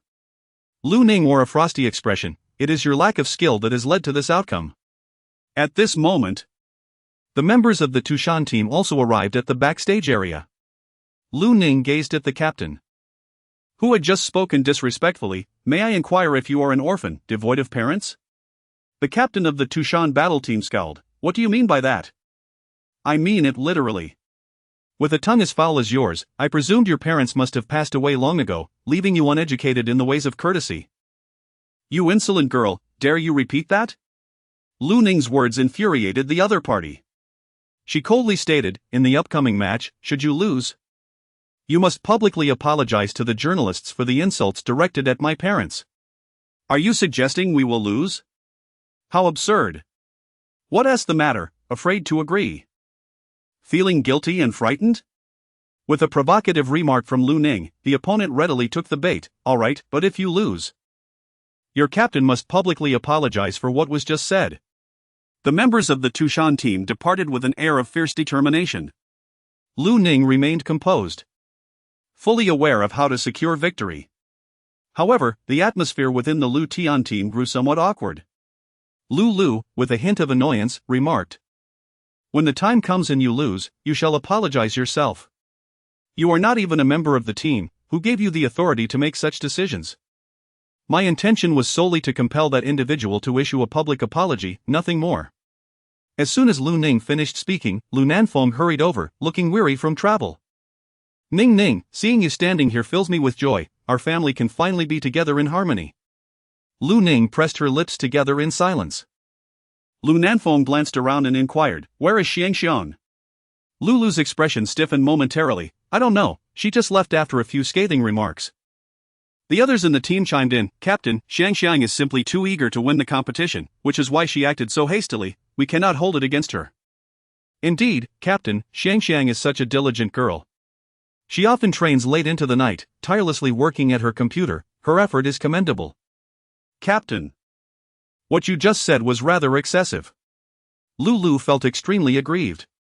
What does it mean that he is being unreasonable? Initially, it was Qin Xiang who insisted on joining the team for the competition. Lacking talent, she would undoubtedly have to invest considerable effort. Yet, it is evident that Qin Xiang possesses little aptitude. Just moments ago, when Qin Xiang made a mistake, as the captain, was he not allowed to voice his concerns? Lu Ning echoed her teammate's sentiments, saying, "Indeed, Qin Xiang has worked so diligently, even at the expense of her study time. How can you scold her, sixth brother? You may only be on the verge of losing a match, but what Qin Xiang stands to lose is her sense of pride." Lu was nearly driven to the brink of exasperation. What on earth is this? Why does everyone seem to believe it is his fault when it is clearly Qin Xiang who lacks understanding? Lu Nanfeng cast a glance at Lu and remarked, "Sixth brother, you ought to temper your temperament. In the past, Ning treated you with such kindness, yet you drove her away with your harsh words, leaving her heartbroken. Do you wish for Xiang to suffer the same fate? Enough of this, I observed the live broadcast clearly, it was you who led everyone into a trap. As the captain, you must take responsibility. Xiang merely acted out of impatience, resulting in her mistake." Lu felt an overwhelming sense of powerlessness. No matter what he said, his second brother actually refused to believe him. To be slandered, to be misunderstood, and to be left speechless, what a bitter experience that is. How could one endure such feelings? Lu Nanfeng called Qin Xiang, but there was no answer on the other end. He spoke directly. "Let us not concern ourselves with her for now, let us discuss matters regarding the competition." Lu Ning spoke, "To emerge victorious in this competition, all subsequent arrangements must adhere strictly to my directives." Lu was the first to voice his opposition. On what grounds? Lu Ning's eyes were shrouded in darkness, "For I possess a means to triumph." Lu Ning remained exceptionally composed as she articulated her thoughts and plans. While watching the competition earlier, she gained a general understanding of the members of the Lu Tian team, having trained alongside them before, which allowed her to be quite familiar with them. Lu Ning pressed her lips together and declared, "If you refuse to heed my commands, then I shall withdraw from the competition." Lu let out a cold snort and said, "If you wish to withdraw, then withdraw. Do you really think you hold such significance?" Lu Nanfeng quickly spoke up, "If no one has any other solutions, let us follow Ning's guidance for now." Though Lu felt a sense of discontent, he could utter no words, for there truly was no recourse at present. The competition was soon to resume. Lu Ning took a seat in Qin Xiang's place, a position that had belonged to her in a previous life. As she put on her headphones once more, her gaze hardened significantly. This time, she was not fighting to please sixth brother. She was competing for herself. The temporary change in the Lu Tian team has sparked a small wave of discussion. Ji Qiqian stood before the window on the second floor, observing the girl who was earnestly competing. Gu Zifeng remarked, "Did you not say she was merely here to watch the spectacle?" Yet, in the end, she chose to participate. Despite the evident favoritism from her family, they remain of utmost importance to her. "You are mistaken, she is competing for herself now." Ji Qiqian understood her motivation for entering the competition. It was certainly not to curry favor with Lu. Her current brilliance is solely her own. As the competition commenced, the host began to comment, "The Lu Tian team has encountered a few minor hiccups, and adjustments have been made to their lineup. This newcomer appears somewhat unfamiliar. It remains to be seen what her capabilities are." The situation for the Lu Tian team is far from optimistic. How will they manage to break through? Lu Ning entered the game, and Qin Xiang's character class was the same as hers from before, a ranged artillery specialist. Thus, she was able to quickly acclimate herself. Lu Ning had originally devised a meticulous plan, awaiting the enemy's assault. Yet, at the critical moment, Lu unexpectedly charged forth, betraying their position. Lu Ning cursed under her breath, "What are you doing? Don't interfere, I can break through on my own." Lu dashed out impulsively, driven by an unwillingness to concede. However, he was swiftly subdued and struck down by his opponent. Lu Ning was utterly unfazed. She spoke directly, instructing, "Provide cover for me. The rest proceed according to the original plan." With determination, she dashed out from behind the high wall, wielding a cannon and unleashing a barrage upon the enemy. The commentator, visibly excited, exclaimed, "Goodness! The precision of this gunner's maneuvering is remarkable, her movements are exceedingly deft, displaying the finesse of a seasoned veteran rather than that of a novice. Suddenly, she halted, deftly evading the opponent's ultimate skill. How did she anticipate their moves? Look! She surged forward, executing a series of aerial leaps and delivering a spectacular 12-hit combo. This is a feat only previously accomplished by the legendary King. How can this newcomer achieve such a level of prowess? It's simply astonishing. The audience erupted in awe, the atmosphere electrified. The legendary King remains a deity in the hearts of all present. Although he has been retired for many years, his mythos endures. What connection does this rookie girl have with the legendary King? Chapter 18, She astonished everyone. Lu Ning's maneuver was exceptionally lethal, directly eliminating 2 adversaries and leaving another gravely injured. Upon landing, Lu Ning cast a glance at the bloodied and fallen Lulu. Lulu fixated intently on the game screen, a wave of astonishment and disbelief engulfing him in an instant. He was aware of Lu Ning's talent, yet he had not anticipated her prowess to be so formidable. No, Lu Ning was never this skilled before. When did she become so powerful? The moment he was captured, he realized that this match was destined for defeat. However, with Lu Ning's appearance, her agile maneuvers and acute awareness stabilized the situation. She even turned the tide, executing the legendary 12-hit combo of the extraordinary master, King. Lulu felt as though he had never truly understood his sister. Lu Ning has become completely unfamiliar. He suddenly felt a wave of unease wash over him, inexplicably sensing the looming illusion of losing Lu Ning. Lulu hesitated for a moment and then spoke, "You." Lu Ning bypassed him directly and spoke into the earpiece, "The rest of you, report your positions and circumstances, I will be there shortly." Lulu stood alone, his gaze fixated on the graceful silhouette of the game character. Suddenly, he found himself unable to restrain the urge to glance sideways at Lu Ning, who remained utterly absorbed in the computer screen, her intense focus captivating in its entirety. Lu Nanfeng spoke up from the side, "Sixth brother, what are you daydreaming about?" When he rushed downstairs, he could only see Lu Ning leading the rest of the team in a relentless assault. Lu Ning wielded the cannon with an impressive flair and skill, demonstrating a level of maneuverability that was strikingly sophisticated. This stood in stark contrast to Qin Xiang's clumsiness. This was precisely the image of a cannon operator he had long envisioned. Ultimately, it was Lu Ning who realized this aspiration. Lulu's emotions were exceedingly intricate, a sensation he found difficult to articulate. The game competition, which he valued above all else, was ultimately secured through the efforts of Lu Ning, his sister whom he had always held in low regard.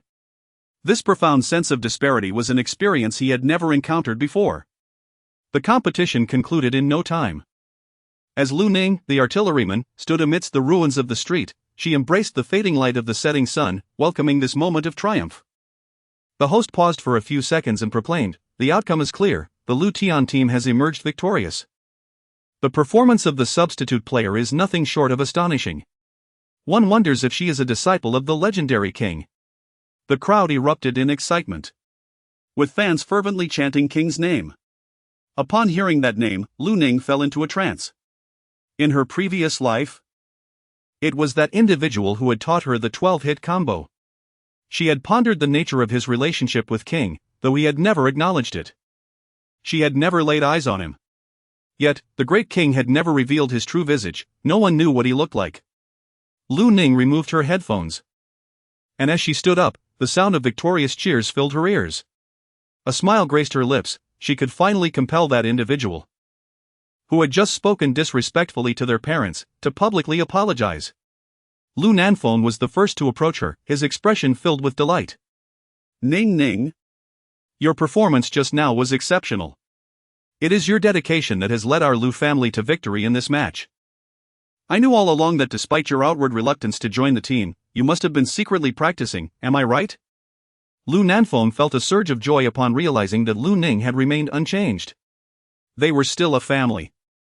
Upon hearing these words, Lu Ning's smile gradually faded, leaving her somewhat disheartened. She gazed at the captain of the Tushan team and declared, "You have lost." The opponent regarded Lu Ning with a complex expression, asking, "Who exactly are you?" Lu Nanfeng spoke with a hint of pride, declaring, "She is my sister." Yet, Wasn't the eldest daughter of the Lu family the woman who had just performed so poorly? When did the Lu family acquire another heiress?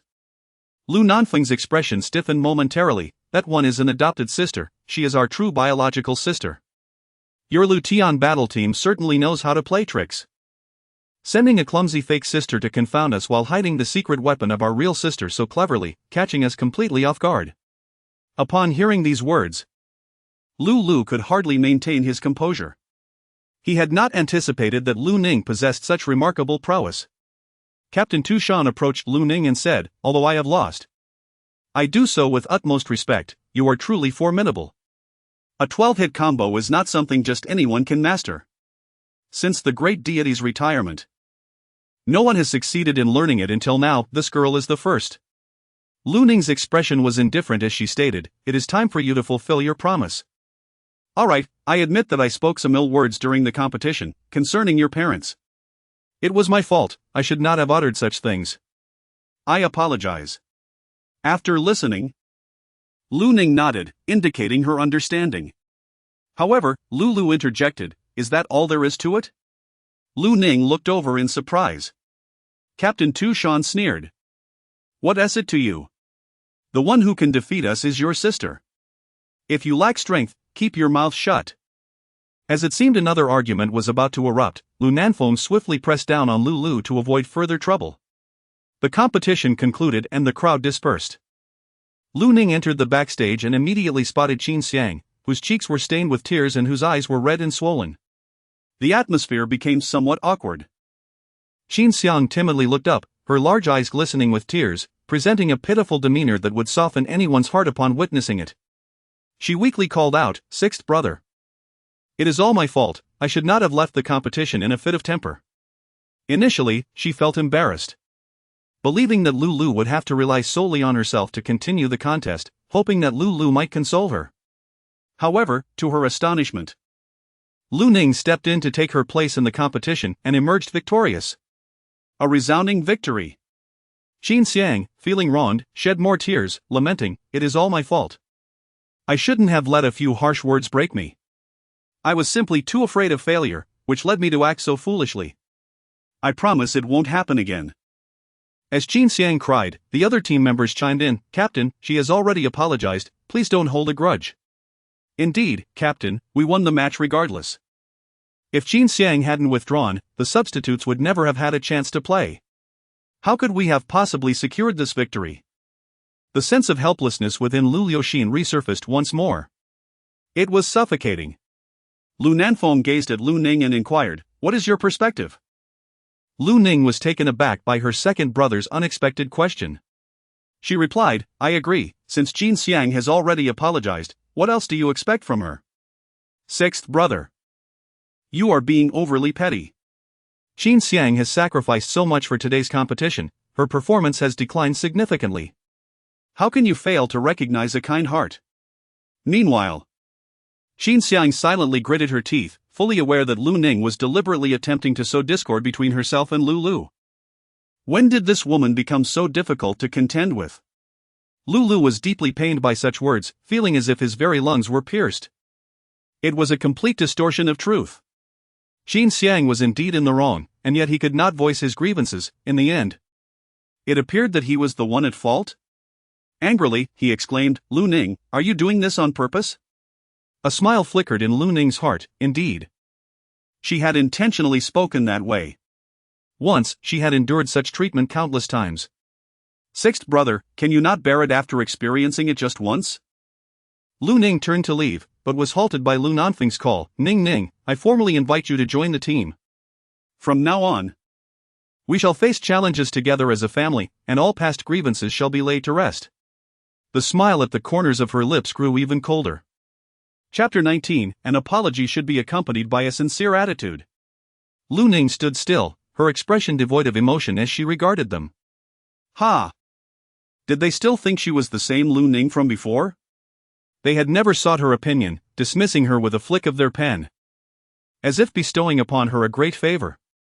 She no longer valued such gestures.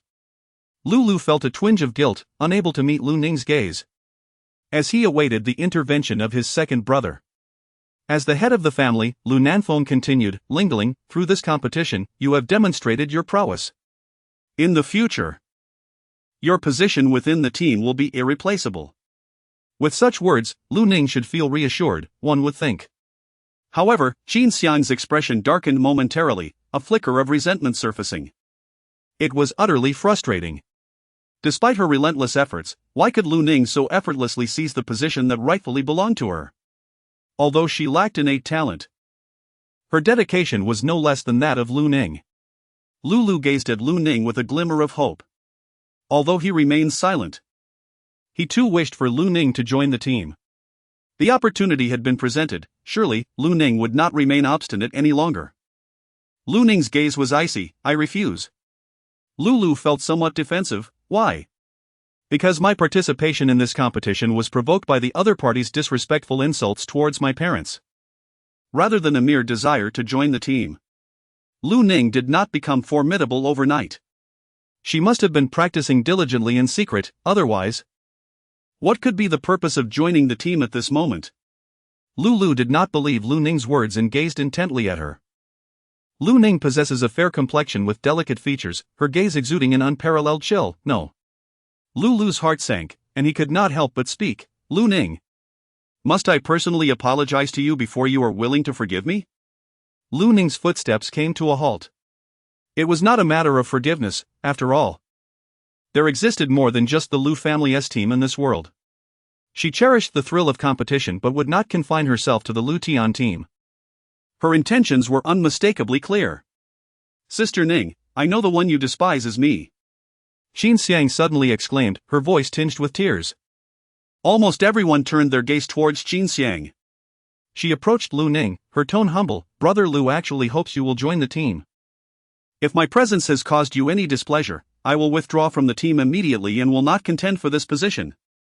Lu Ning expressed her impatience, saying, it would be wise for you to remain silent. My decision to refrain from joining the team is purely my own, and it has nothing to do with anyone else. Do not flatter yourself unnecessarily. I am aware that you are still upset. It is because I, in my arrogance, dared to usurp your position. I thought I could seize the opportunity you discarded, striving to prove my worth and contribute to the Lu family, but alas, I have proven too foolish. Qin Xiang sniffled, her voice sweetly obedient, evoking a profound sense of compassion in those who beheld her. Lu Nanfeng felt a pang of sympathy for Qin Xiang's understanding demeanor. Xiang. It is your sixth brother who has acted excessively, causing Ningning to feel sorrow. This has nothing to do with you. Lulu felt an inexplicable surge of anger as he found himself caught in an unexpected predicament. Observing Qin Xiang's pitiful demeanor stirred little emotion within him. A twinge of regret washed over him for having invited her to join the team. Qin Xiang seemed far more suited to the role of a sweet, obedient little sister than to engage in serious endeavors alongside him. Sensing Lulu's indifference, Qin Xiang steeled her resolve and suddenly brandished an eyebrow razor, aiming it directly at her wrist. Sister Ning, she declared, if I were to perish, you need not worry about competing with me for this position any longer. Lu Ning took a step back in fright. Is Qin Xiang out of her mind? What does it matter to this woman whether she joins the team or not? Wasn't Qin Xiang the one who least wanted to see her become part of the squad? Now she is resorting to self-harm to coerce her? Is she out of her wits? Lu was also taken aback. Xiang, please remain calm, this matter does not concern you. Qin Xiang, with tears transforming into laughter, replied. Sixth brother, it is all my fault. Perhaps I should never have seized the opportunity discarded by Sister Ningning, which would have spared her irritation. Regardless, I have been immensely content growing up in the Lu family over the years. I would gladly embrace death. Lulu's heart softened in an instant. Initially, he held a modicum of discontent towards Qin Xiang. Lu Nanfeng anxiously turned to Lu Ning. Ning, can you truly bear to watch your sister suffer? Lu furrowed his brows, fully aware that Qin Xiang's actions were somewhat inappropriate. However, as long as Lu Ning consented to join the team, would it not resolve the matter? Thus, all that was required of Lu Ning was a simple nod of agreement. Lu Ning spoke in a tone that was neither warm nor cold. Have you perhaps misunderstood something? Lu Nanfeng was taken aback. What does this mean? First of all, I have made it abundantly clear that my decision not to join the team stems solely from my personal preferences, and it has nothing to do with any of you.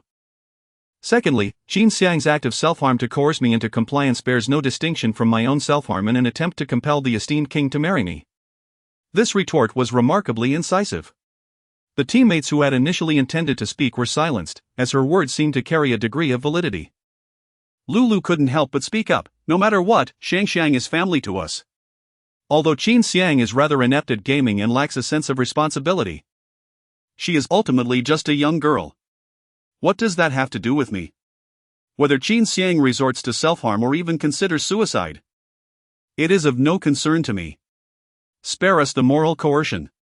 Lu Ning, her father once saved your life. How can you provoke her in such a manner? Lu, filled with fury, struck Lu Ning across the face with a resounding slap. Lu Ning was taken aback, as she had never anticipated that her sixth brother would strike her. Apart from the fourth brother, who had a penchant for physical confrontation, none of her other brothers had ever laid a hand on her. However, that slap never made contact with her face. Ji Qian stood nearby, intervening to halt Lu's hand. His expression was stern and resolute. According to the minor protection law, this constitutes your second act of violence. As per legal provisions, the affected party is entitled to report this to the authorities and seek protection for their personal freedom. Lu Ning turned her head, staring at him in a daze. How did he arrive here? Lu clenched his teeth and said, "Who are you? This is our family matter, and as an outsider, you have no right to meddle." Lu Nanfeng recognized who Ji Qian was, yet was astonished to find him appearing in this place. Ji Qian spoke with an air of composure, as an outsider. "I can hardly bear to witness this. One can only imagine how excessive your actions have been." His gaze was tinged with coldness, and it was inconceivable that these people would dare to lay their hands on her again. He was on the verge of losing his patience. Lu Nanfeng furrowed his brow and remarked, "Dr. Ji, you have misunderstood. This time is different." "In what way is it different?" came the retort. "Your false sister has been a hindrance, vanishing and acting grandiose. It was only with the genuine sister, Lu Ning, that the match was won." Compelling the opponents to sincerely apologize. "How can you not treat her better? To even lay hands on her, what about your dignity, may I ask?" Lu Nanfeng was momentarily rendered speechless, suddenly realizing that his earlier behavior towards Lu Ning had been somewhat excessive. He cast a remorseful glance at Lu Ning and said, "Ning, that was not my intention. I merely wished to prevent Xiangxian from acting impulsively and doing something detrimental to herself." Lu Ning pressed her lips together. Ji Qian spoke with a mocking tone, "You wish to protect your pretend sister from harm, yet you choose to inflict pain upon your real sister? What a ridiculous rationale." The guilt within Lu Nanfeng intensified as he turned to Lu and urged, "Apologize to Ning at once. Who permitted you to act that way? Just moments ago." Lu Nanfeng had been taken aback by his younger brother's actions. Lu stood frozen in place, nervously concealing his hands. He never anticipated that he would actually resort to violence. With a sense of guilt, he glanced at Lu Ning and murmured, "I was merely provoked by your words. That's the reason I acted this way." He was perplexed by the intensity of his own rage, which surged forth without restraint, reminiscent of the times he would casually insult her in the past. After all, no matter how outrageous his actions were before, Lu Ning had never held it against him. Surely, this time would be no different. He resolved that he would not repeat such behavior in the future. Lu Ning's profile was still faintly pained, yet it paled in comparison to the anguish within her heart. Her gaze bore a hint of sarcasm. "So what?"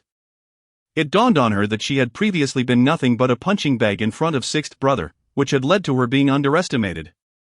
An apology ought to be accompanied by a genuine attitude of contrition. Ji Qian seized Lu Ning's hand and delivered a resounding slap to Lu. Chapter 20. Lu Ning disappeared. The sound of the slap reverberated, leaving Lu Ning's palm numb. She stared in astonishment at Ji Qian, whose figure suddenly appeared extraordinarily imposing. She never anticipated that he would grasp her hand and personally deliver a blow to sixth brother. The atmosphere was thick with silence. At the moment Lu was struck, Qin Xiang felt a flicker of satisfaction deep within her. With this, Lu would undoubtedly refuse to forgive Lu Ning. With bloodshot eyes and a tone of incredulity, Lu exclaimed, Lu Ning. How dare you strike me? Did she not fear that in doing so, she might provoke my wrath and be forever ignored? Lu Ning slowly retracted her hands, and she had to admit it felt somewhat delightful. But I am your brother. I was merely trying to prevent you from saying something foolish that could lead to a great disaster. Can they be compared? Lu has always been proud. And even though he just apologized, he never anticipated receiving a slap from Lu Ning. He felt somewhat humiliated. Qin, with a sardonic smile on his thin lips, inquired, May I ask what she said that could possibly lead to the so-called calamity you speak of? Lu gazed at Qin Xiang, resolutely asserting, just now. Xiang was overwhelmed with emotion. What if Lu Ning's words provoke her to harm herself? He has done nothing wrong. It is Lu Ning who is devoid of warmth and familial affection. Even if she were to triumph in the competition, it should never come at the expense of her family. Qin turned his cold, dark eyes towards Qin Xiang. His voice icy, We have been conversing for quite some time now. If you intend to take your own life, why have you not yet taken action? Whom are you delaying for? Qin Xiang was momentarily speechless. The school physician's words were cruel. She did not genuinely wish for her own demise. However, when did Lu Ning develop such an amicable rapport with this venomous school physician? Feeling a bit embarrassed, Qin Xiang clutched the razor blade. Unsure whether to drop it or continue, she resorted to her previous tactic, her eyes glistening with unshed tears. I was just anxious and wanted to. You can seek solitude in which to end your life, but to threaten others with suicide to compel them into actions they are unwilling to undertake is unequivocally wrong. Qin Xiang was genuinely brought to tears this time, her anguish unfeigned. Lu Ning was utterly fatigued. She cast a glance at Qin and said, Let us depart. She had no desire to squander any more time in this place. Lu Nanfeng furrowed his brow and spoke, Where are you headed? Where I go is my own freedom, she replied. However, you are still a minor, and as your guardian, I have the right to inquire about your whereabouts. Moreover, you must not accompany unfamiliar men without caution. Lu Nanfeng cast a wary glance at Qin. Lu stepped forward to block Lu Ning's path, saying, Second brother is right, you are still quite young. Do not let the sweet words of men from the outside world deceive you. Lu Nanfeng fixed a fierce gaze upon Qin, declaring, Should you dare to forcibly take Lu Ning away, I shall promptly report you for the abduction of a minor. Lu Ning felt a surge of anger. It was not he who had abducted her, but rather her own decision to leave. She no longer wished to remain in the Lu household. It was suffocating. Lu Nanfeng gazed at her. Ning, I understand that you are currently in a rebellious phase. No matter what I say, it seems you cannot accept it. Yet, in time, you will realize that my intentions are for your own benefit. Qin scoffed. For Lu Ning's benefit, is it? So each time a conflict arises, she is expected to compromise and yield? Each instance, she endures grievances, suffers blows, and is still required to empathize with you? If this is what you call good, then why do you not embrace it yourselves? Lu Nanfeng was rendered speechless. He now realized that he had previously overlooked Lu Ning, as she had always been obedient and silent, leading him to believe she would not take matters to heart. To his surprise, she had been keeping track of everything. It was he, her second brother, who had not fulfilled his responsibilities adequately. At that moment, the police arrived at the scene, accompanied by a lawyer. The lawyer spoke first. I am Miss Lu Ning's attorney. In light of her family's repeated acts of violence, we have submitted evidence. She will now be escorted by the police to a location where she feels safe. Lu Ning was somewhat taken aback. She had not engaged a lawyer, had she? Could it be that Qin had arranged one on her behalf?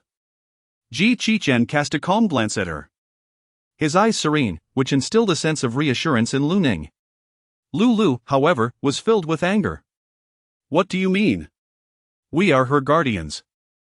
What right do you have to act in such a manner? The lawyer intervened, stating, Sir, Lu Ning has already filed for a personal safety restraining order. You are now mandated to keep a distance of half a year from Lu Ning. Should you commit any further acts of harm against her, legal action will be initiated against you immediately. Lu was rendered speechless, filled with a blend of anger and guilt. Lu Nanfeng was suddenly filled with a sense of defeat. In that moment, he truly realized that he might lose his sister. He softened his tone and spoke, Ning. It was my fault as your second brother for not doing enough, causing you to suffer. However, I assure you that it will never happen again. Can you please refrain from causing such a scene? Lu Ning slowly raised her head, her eyes distinctly black and white. Perhaps it's best to let it go. There's no need for this, she concluded, before turning on her heel and departing. Lu Nanfeng felt a slight tremor in his throat. And warmth began to well up in his eyes. Indeed, he had wounded Lu Ning's heart. Lu gazed at Lu Ning's departing figure. Her eyes instantly filled with tears of urgency. How could she leave? How could she abandon the Lu family? She is their sister. With Lu Ning gone, what will happen to the team in the finals? Lu Nanfeng revealed a wry smile. Since you are aware, why did you choose to strike her just now? Lu was momentarily rendered speechless. Indeed, it was he who made the first move. Lu now feels remorseful. He should not have acted so impulsively. However, his actions were entirely provoked by Qin Xiang's attempt to harm herself with a blade. All of this turmoil stems from Qin Xiang. Sixth brother. I only wished to appease Sister Ning and subsequently join the team. I did it all for your sake. Qin Xiang feels a twinge of guilt. Yet she refuses to acknowledge it. Lu found it utterly amusing. Do you really think that by harming yourself you can placate her anger? You are clearly morally coercing her. Qin Xiang's expression froze. How did Lu suddenly exhibit such wisdom? Lu Nanfeng intervened. Enough, sixth brother, let us refrain from further comments. Second brother, the truth is, I never compelled Qin Xiang to harm herself or pressured Lu Ning to join the team. It was her own decision that precipitated the subsequent events. As Lu pondered, an unsettling feeling began to grow within him. Qin Xiang, shrinking her neck, spoke with a tone of deep remorse. Sixth brother, I am truly sorry. My foolishness led me to resort to such a desperate measure. I now realize my mistake. I should not have acted in this manner. I will sincerely apologize to Sister Ning and clarify everything. Upon witnessing Qin Xiang's sincere apology, Lu felt a twinge of compassion. All right, just refrain from such actions in the future. However, the image of Lu Ning departing lingered in his mind, leaving him with an inexplicable sense of melancholy. Instantly, Qin Xiang's tears transformed into laughter, reverting to the obedient, cheerful demeanor of her younger self. Yet, deep within her heart, she harbored a profound resentment towards Lu Ning. It was all due to that suddenly appearing school doctor. Qin Xiang's eyes darted as she inquired, second brother. What exactly is the relationship between Ning and that school doctor? Lu Nanfeng's expression was intricate. I am not certain either. Second brother. I worry that Sister Ning might be deceived. After all, our Lu family possesses wealth and influence. A mere school doctor might seek to exploit Sister Ning to elevate their own status. Lu furrowed his brow. How dare that school doctor entertain such thoughts? Lu Jia is not so easily provoked. Qin Xiang's gaze flickered for a moment. Without the school doctor as a support, Lu Ning would revert to her former easily bullied self. Lu Nanfeng began to feel anxious. Where had Lu Ning gone? Chapter 21, Leaving the Lu family, never looking back. At this moment, Lu Ning was seated in a car with Ji Qiqian. As she gazed at the surrounding flow of vehicles, a sense of unease washed over her. My second brother will undoubtedly send someone to search for me, and he will likely trouble you at school. After all, this is the territory of the Lu family. This was also the reason she had endured for so long, waiting for the college entrance examination to depart from this place. Lu Ning felt a profound sense of guilt for implicating Ji Qiqian. The man could not help but gently stroke her head, reassuring her, do not worry. They will not find you. What you need to contemplate now is where to reside. Lu Ning sighed, contemplating the idea of renting an apartment. This thought had lingered in her mind for quite some time, yet circumstances had prevented its realization. In fact, she secretly wished that her second elder brother had expelled her from their home earlier, as it would alleviate her worries. I am aware of a place that has rental properties available. Lu Ning did not inquire further and accompanied him to the residential complex. The environment was quite pleasant. Upon entering the apartment, she surveyed the elegant decor and could not help but remark, "This abode must be quite expensive. I am currently rather financially constrained. Money is of no concern, this is my friend's residence. He does not reside here, so in truth, you are merely looking after the property for him. When you account for it, he would even owe you some compensation," he replied. Ji Qiqian stood before the floor-to-ceiling windows in the living room, his slender figure exuding an air of casual elegance. Lu Ning could not help but chuckle. "Master, is this not your residence?" "No," he replied, "my abode is next door." Lu Ning was taken aback momentarily. Could it be such a coincidence? He casually curled his thin lips into a smile. "If you were to reside elsewhere, I would undoubtedly be uneasy. After all, it was I who led you away." Lu Ning felt a slight warmth on her face. What was that about? She never expected someone who was typically so reserved and taciturn to make such a jest. Ji Qiqian realized the inappropriateness of his comment and swiftly changed the subject. "You will be staying here for the time being, so there is no need to worry about anything else." Lu Ning nodded. "All right, but the rent still needs to be paid. I can sleep on the sofa.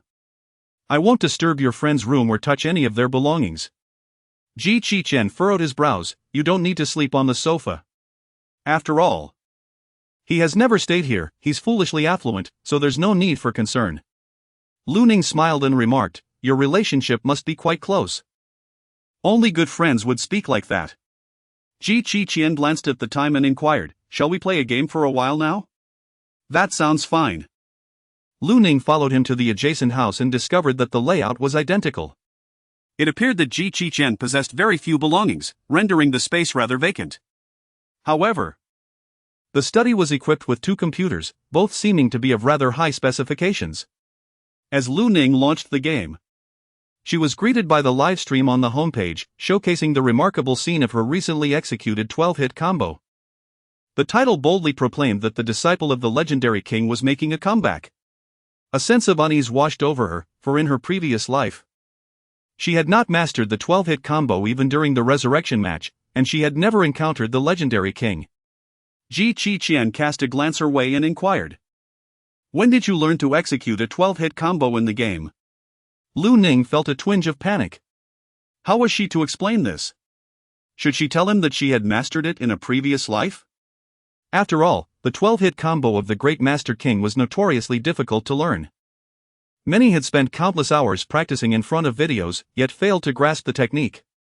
Lu Ning licked the corner of her lips and remarked, "In truth, I am an ardent admirer of the great king. I have cherished his talent since childhood, secretly practicing his signature moves, though I have never succeeded in the past. Yet, during this competition, for reasons unknown, I managed to execute them flawlessly." Ji Qiqian's gaze was somewhat intricate as he replied, "You've admired him since you were young?" "Indeed," she affirmed, "I have always held a deep fondness for him, which is why I am so familiar with these techniques." Lu Ning felt somewhat uncertain, yet at present, she could only provide such an explanation. Initially, she held a great admiration for the esteemed king and had not spoken falsely. Lu Ning was somewhat astonished. "Isn't this different? That's the legendary king. Who among the players of this game does not admire him?" Ji Qiqian gazed at the girl on the screen who had achieved a remarkable 12-hit combo, and his expression softened considerably. After all these years, she was the only one who had accomplished such a feat. The 2 of them entered the game, seamlessly coordinating as they teamed up to tackle dungeons. Ji Qiqian paused and inquired, "Have you ever played the warrior class?" "No, I've primarily played as a gunslinger." "You could consider switching classes and trying the warrior. It might suit you better." Upon hearing these words, Lu Ning's pupils constricted. In her previous life, that person had uttered the same sentiment, urging her to play the role of a warrior. Yet at that time, her desire was solely to assume the position of a gunner, as her elder brother's team was in need of one.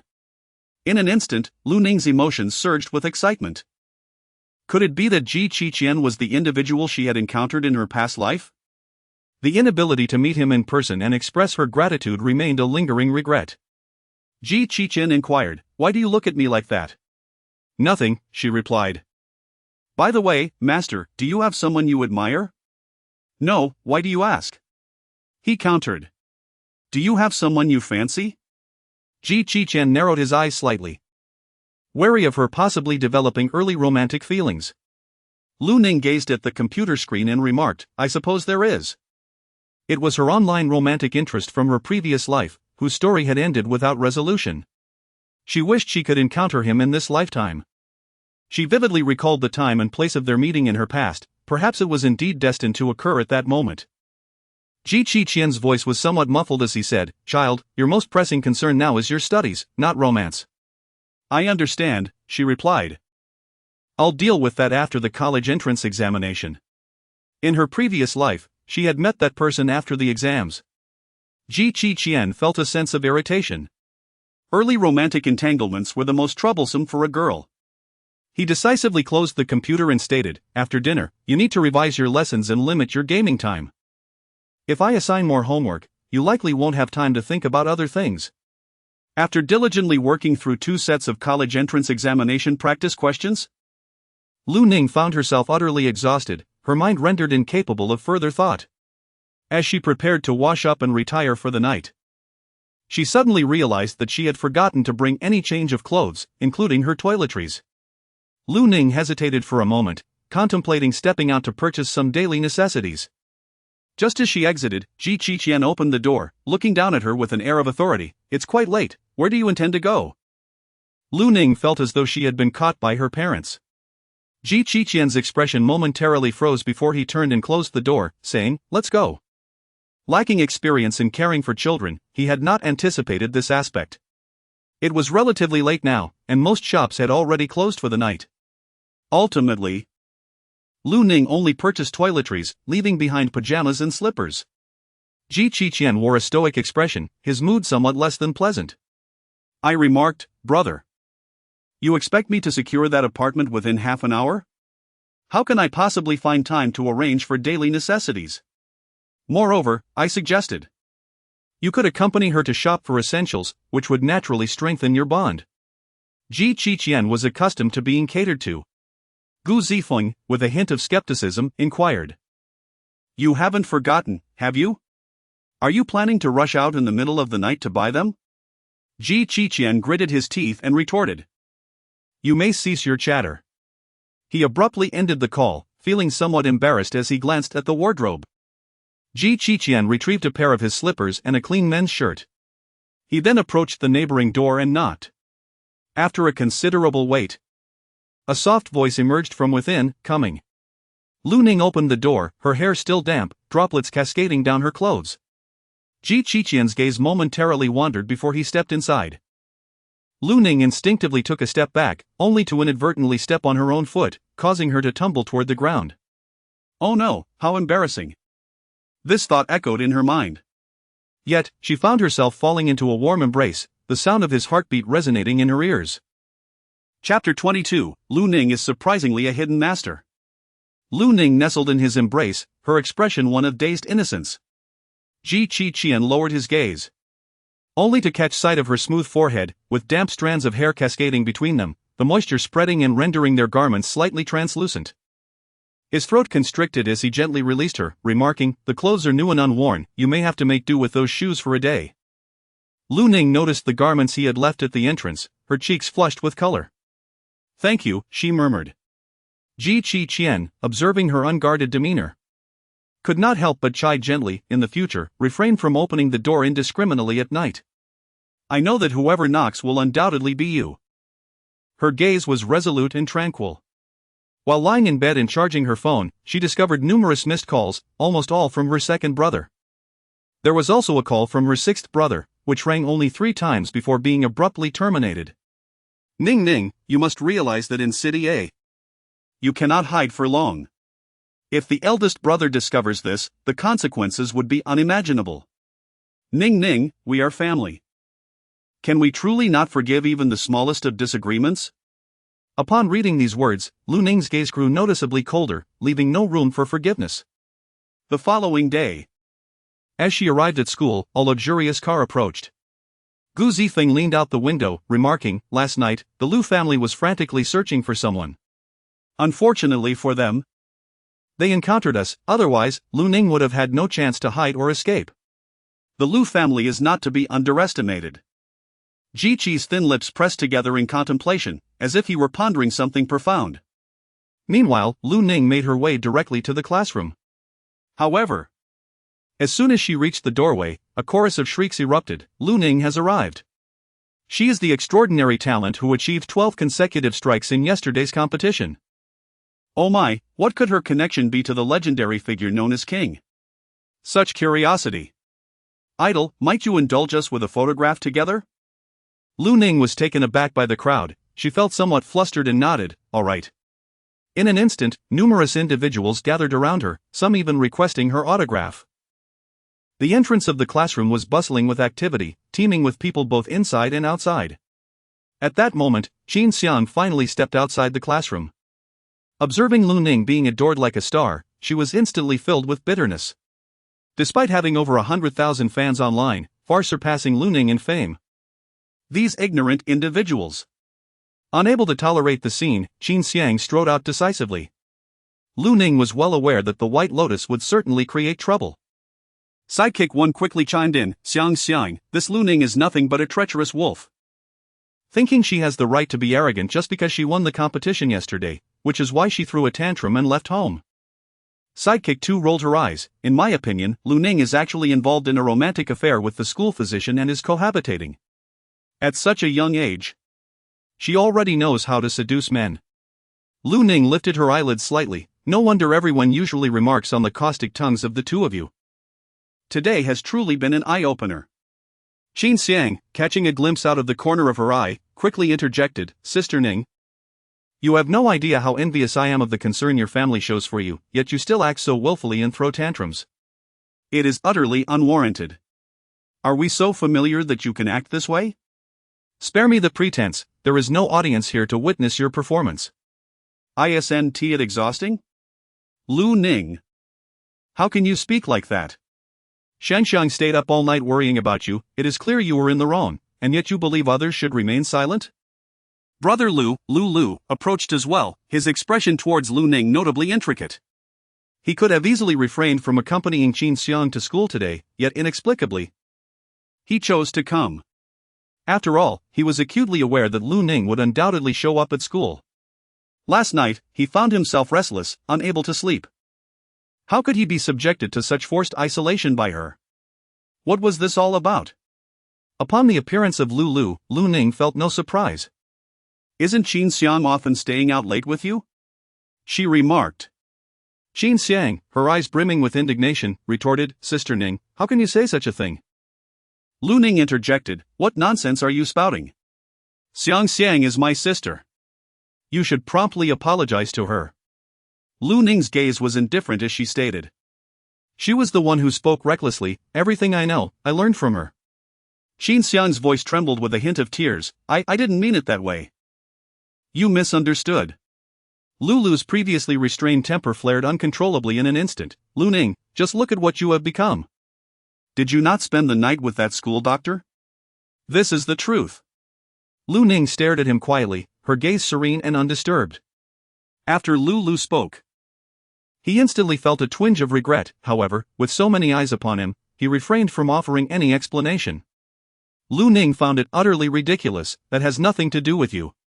She turned and walked towards the classroom. Stop right there.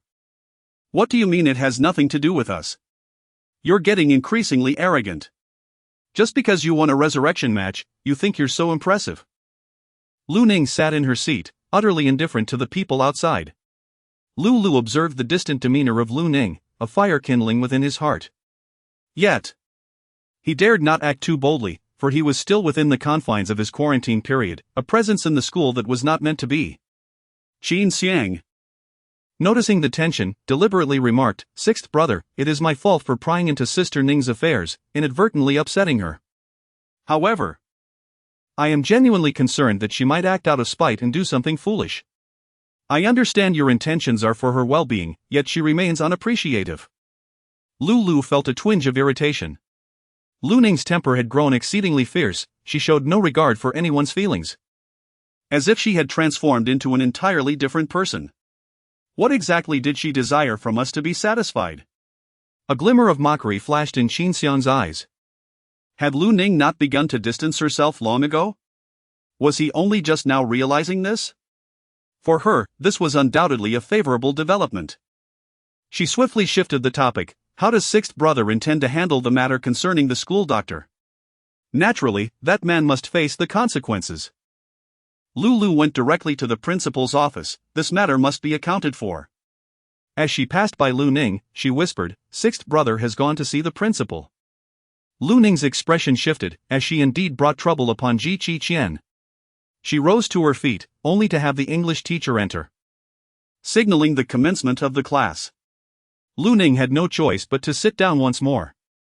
At long last, the class concluded, and she stepped outside to call Qin Xiang, feeling a twinge of concern. Qin Xiang answered promptly, his voice calm. "What's the matter?" "My sixth brother has gone to see the principal. You might encounter some trouble. However, rest assured, I will clarify everything." The man's tone was resolute, almost tinged with arrogance. Lu Ning almost thought she had misheard him. After all, this man was typically reticent and aloof, belonging to the more reserved type. Yet, she inexplicably believed his words. With just over a month remaining until the college entrance examination, she was on the brink of freedom. After school, Lu Ning gathered her belongings, intending to head to the infirmary. However, at the classroom door, she unexpectedly encountered her second brother, Lu Nanfeng, who was holding an enormous teddy bear in his hands. Lu Ning's footsteps came to a halt. Lu Nanfeng approached her and said, "Ning Ning, your performance in the resurrection match was truly outstanding. I have prepared a gift for you. Congratulations, and I look forward to your splendid display in the finals." Finals? Chapter 23, Late Concern, Worth Less Than Weeds. Lu Ning gazed at the plush bear, recalling that she had never consented to participate in the finals. Indeed, this plush bear was from a brand she once adored. The Super Bear was a limited edition, difficult to procure. In her previous life, she had finally managed to acquire one, as Qin Xiang required a plush bear for a live-streaming giveaway event. Her sixth brother had compelled her to part with the bear and give it to Qin Xiang. As Lu Ning gazed upon the bear, it seemed as though she beheld the tragic fate of her past life. Though she had nearly forgotten it, the memories always resurfaced before her. Beside her, a fan inquired, "Will Lu Ning truly participate in the finals? Yet, I have heard she is not on the team roster." Another wondered, how does Lu Ning excel academically while also mastering the art of gaming? I envy her for having so many brothers who treat her so well. Upon hearing these words, Lu Ning felt an overwhelming sense of irony. After being stabbed countless times, does he truly believe that presenting her with a mere doll could erase all transgressions? Lu Ning's expression was indifferent. "Second brother, I no longer have any fondness for teddy bears. Are you not aware of this?" Lu Nanfeng's expression was somewhat stiff. "Is that so? I recall you used to enjoy this quite a bit." "That was in the past. I am now a high school student, and my interests have undoubtedly changed." After Lu Ning finished speaking, Lu Nanfeng's eyes revealed a sense of disarray. Deep down, he felt an even greater sense of guilt. It seemed that he had indeed fallen short as an elder brother, as he was unaware that she no longer cherished her teddy bear. Observing this, Qin Xiang stepped forward and remarked, "Second brother, given how busy you are with work, it is entirely understandable that you may forget such details while also attending to the needs of our younger siblings. At least you still remember what Sister Ning enjoys. I, on the other hand, have no family, and no one remembers what I like. How I envy Sister Ning for having family members who care for her." Lu Nanfeng understood that Qin Xiang was providing him with a way out, and his heart softened a little. Lu Ning always felt that he was partial, but Qin Xiang was so understanding that it was hard not to treat her well. Lu Ning gazed intently at Qin Xiang. "So, this woman intends to seize everything that belongs to her?" "Ha!" Lu Ning seized the plush bear and placed it into Qin Xiang's hands, declaring, "Now you have received it." After completing this act, she turned on her heel and departed. Late concern is worth less than weeds. She would not be swayed by such trifling kindness. "Lu Ning, where are you headed?" Lu Nanfeng quickened his pace to catch up. "I am aware that you have long endured grievances. In the past, I was too consumed by my work and neglected your feelings. I assure you, this will never happen again." Upon hearing this, Lu Ning felt a profound sense of worthlessness. She lamented for her past self, who had sacrificed everything. Indeed, it is often said that the child who cries will receive sweets. Yet she was never motivated by such trifles. Lu Ning maintained a serene demeanor. Let it be this way, do not follow me. Lu Ning's complexion appeared rather unfavorable. She had anticipated this outcome. Ning, I am now your guardian, not the school doctor. There have been whispers circulating within the school. I can allow you to remain at home to prepare for your examinations. Lu Ning lowered her eyelids, concealing her seething anger. In a hushed voice, she remarked, So? What my second brother just said about not letting me suffer injustice is truly like this. Lu Nanfeng felt a sense of helplessness. Everything I do is for your own good. Conflicts among family members are not monumental issues. Is there truly nothing that can be resolved amicably? Must you resort to running away from home to compel us? Once again, it is for her own good? Then why was she abandoned in her past life, meeting such a tragic end? Lu Ning walked ahead with a stern expression. The only thing sustaining her was the countdown to the college entrance examination. She could not afford to cause trouble for Qin, although today seemed uneventful. If her second brother were to take things seriously, the outcome might be uncertain. Upon witnessing her enter the vehicle, Lu Nanfeng finally breathed a sigh of relief. It seemed that Lu Ning was indeed sulking. His slight concession today had revealed her true feelings. It appeared that he needed to show more concern for Lu Ning in the future, lest she feel that he favored Qin Xiang and was insufficiently kind to her. Lu Ning was the first to alight from the vehicle, seemingly indifferent to those beside her. Lu Nanfeng gazed at her retreating figure, letting out a helpless sigh. Qin Xiang, clutching a teddy bear, struggled to alight from the vehicle. Second brother, I believe Sister Ning will understand your heartfelt intentions. Lu Nanfeng observed Qin Xiang's gentle demeanor as she hugged the teddy bear and could not help but exclaim, if only she could be as obedient and understanding as you. I would be eternally grateful. Qin Xiang lowered her head, her expression exuding utmost docility and compliance. During dinner that evening, Lu Ning noticed the absence of Lu, leaving only her second brother and Qin Xiang in attendance. She was aware that her second brother had always suffered from a delicate stomach, requiring careful maintenance and medication. However, in her past life, despite her diligent efforts to care for his health, she could not compete with the simple bowl of congee that Qin Xiang had offered. The memory of her second brother discarding the medicinal dish she had prepared, cradling the congee made by Qin Xiang with a look of profound gratitude, remained etched in her mind forever. Lu Ning steeled herself and feigned ignorance as she exited the restaurant. Once she left, Lu Nanfeng gazed at her retreating figure, a sense of melancholy stirring within him. In the past, whenever he displayed signs of discomfort, Lu Ning would become anxious and fuss over him with unwavering concern. Lu Nanfeng endured the discomfort. So, has Lu Ning ceased to care for him now?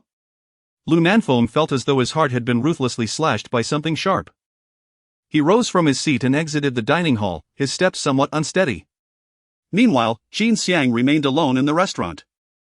A sense of unease gnawing at her as she sensed a shift in Lu Nanfeng's demeanor towards her. She resolved to find a way to salvage the situation. She endeavored to suppress her own sentimental inclinations, reminding herself that her elder brother did not require her concern, was a bowl of congee, gifted by Qin Xiang. Not sufficient for him? Lu Ning took out her phone and messaged Qin. Did my brother give you any trouble at school today?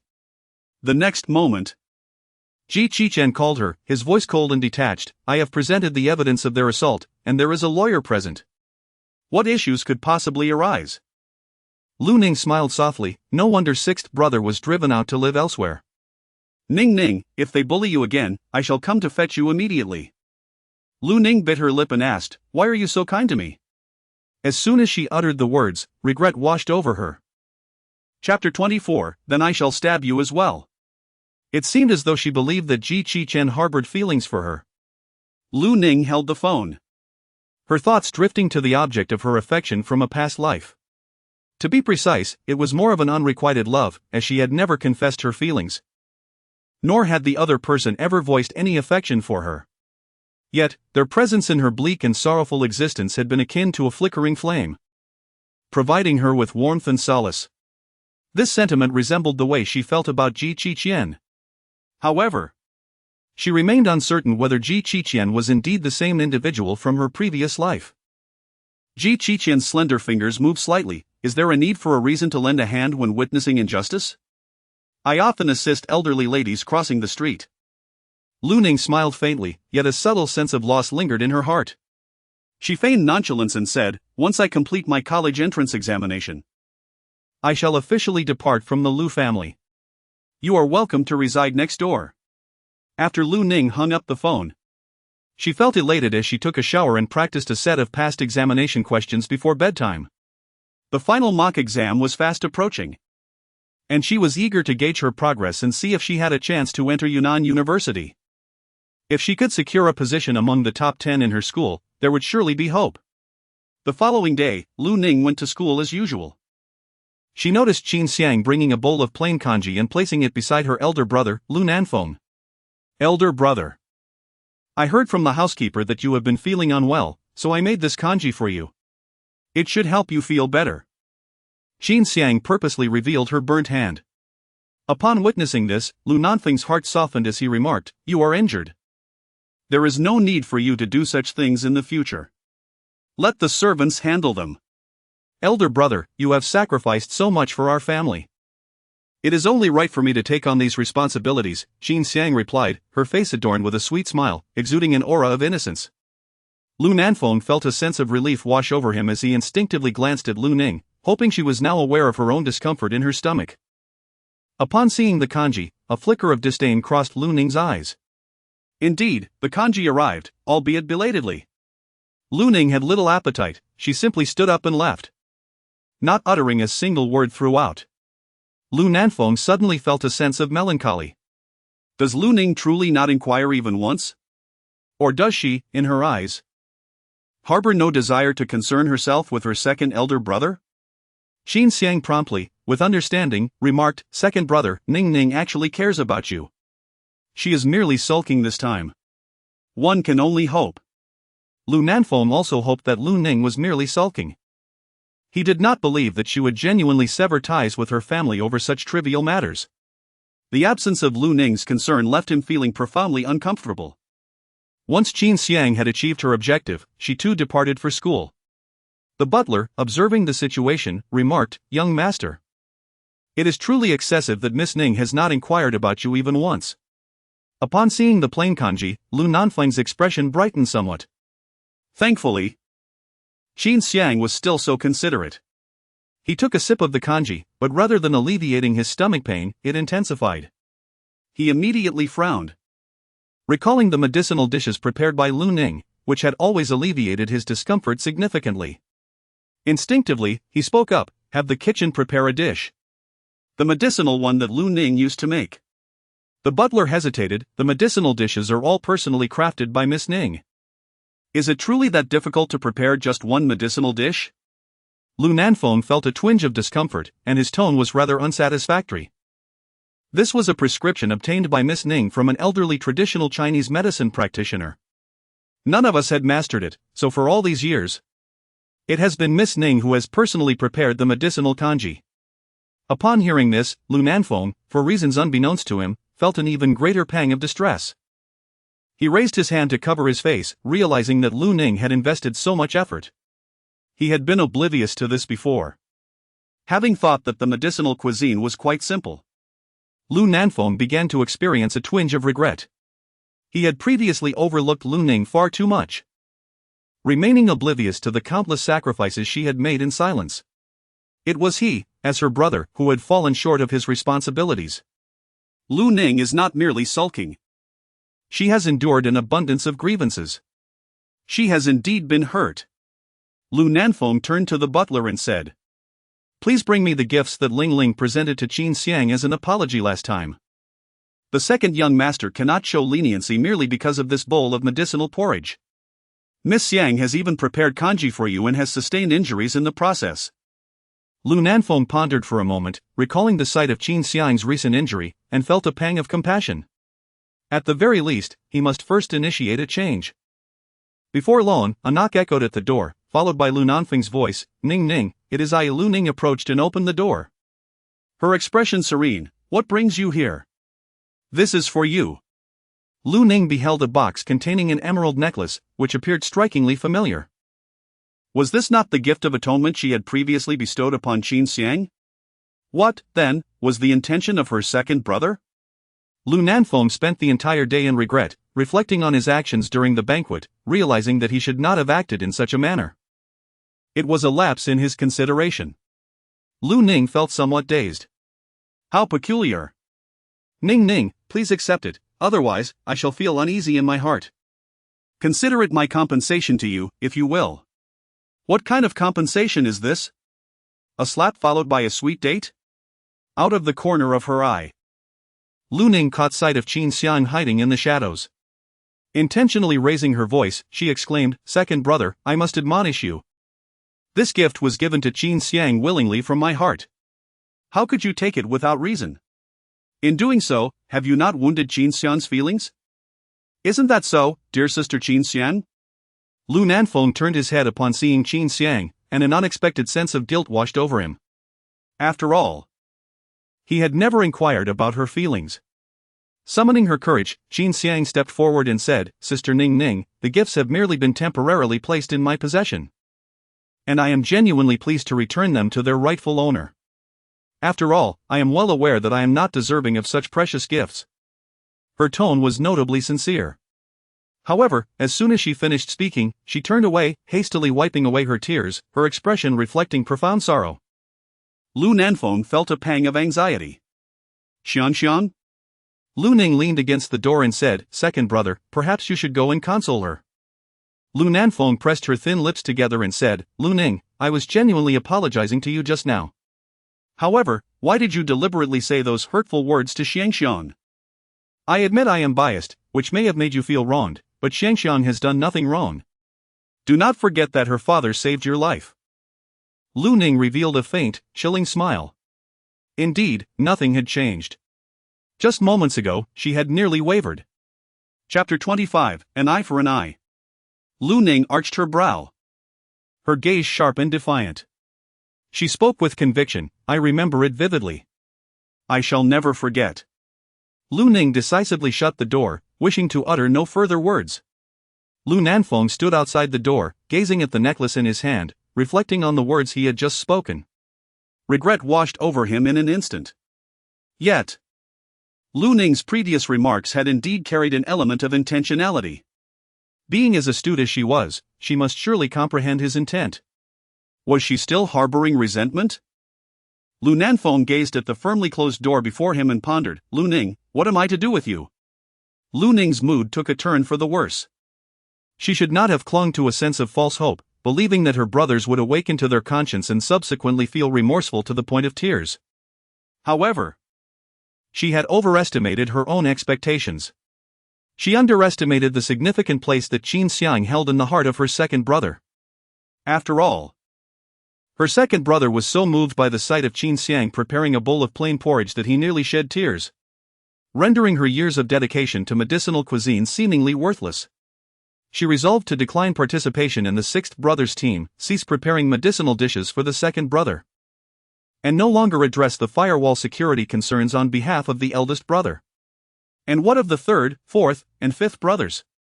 Upon opening the gaming forum, Lu Ning discovered that her post titled A Beginner's Guide to Achieving a 12-Hit Combo had garnered significant attention in recent days. Many users had saved it, however. The comments section was rife with ridicule, accusing her of arrogance. Lu Ning did not refute. She had summarized these experiences based on the insights shared by that individual from the past. Suddenly, she received a private message. Upon glancing at the sender's profile, she was astonished to discover it was the account of her sixth brother. The message read, "Hey, do you remember when you snatched my boss away last time?" Lu Ning certainly remembered, it was intentional. Sixth brother sent another message, "Have you considered joining a professional team? The benefits are negotiable. I am quite impressed with your skills. And joining the team would provide you with professional training." As Lu Ning perused this message, she could only feel a sense of irony. Sixth brother had finally come to terms with reality, recognizing Qin Xiang's unreliability, and more importantly, understanding that she would not participate in the competition, thus, he sought to recruit new talent? Lu Ning firmly declined, "I refuse." Lulu gazed at these characters, and for some inexplicable reason, The face of Lu Ning flashed through his mind. For each time Lu Ning declined, it was always these words.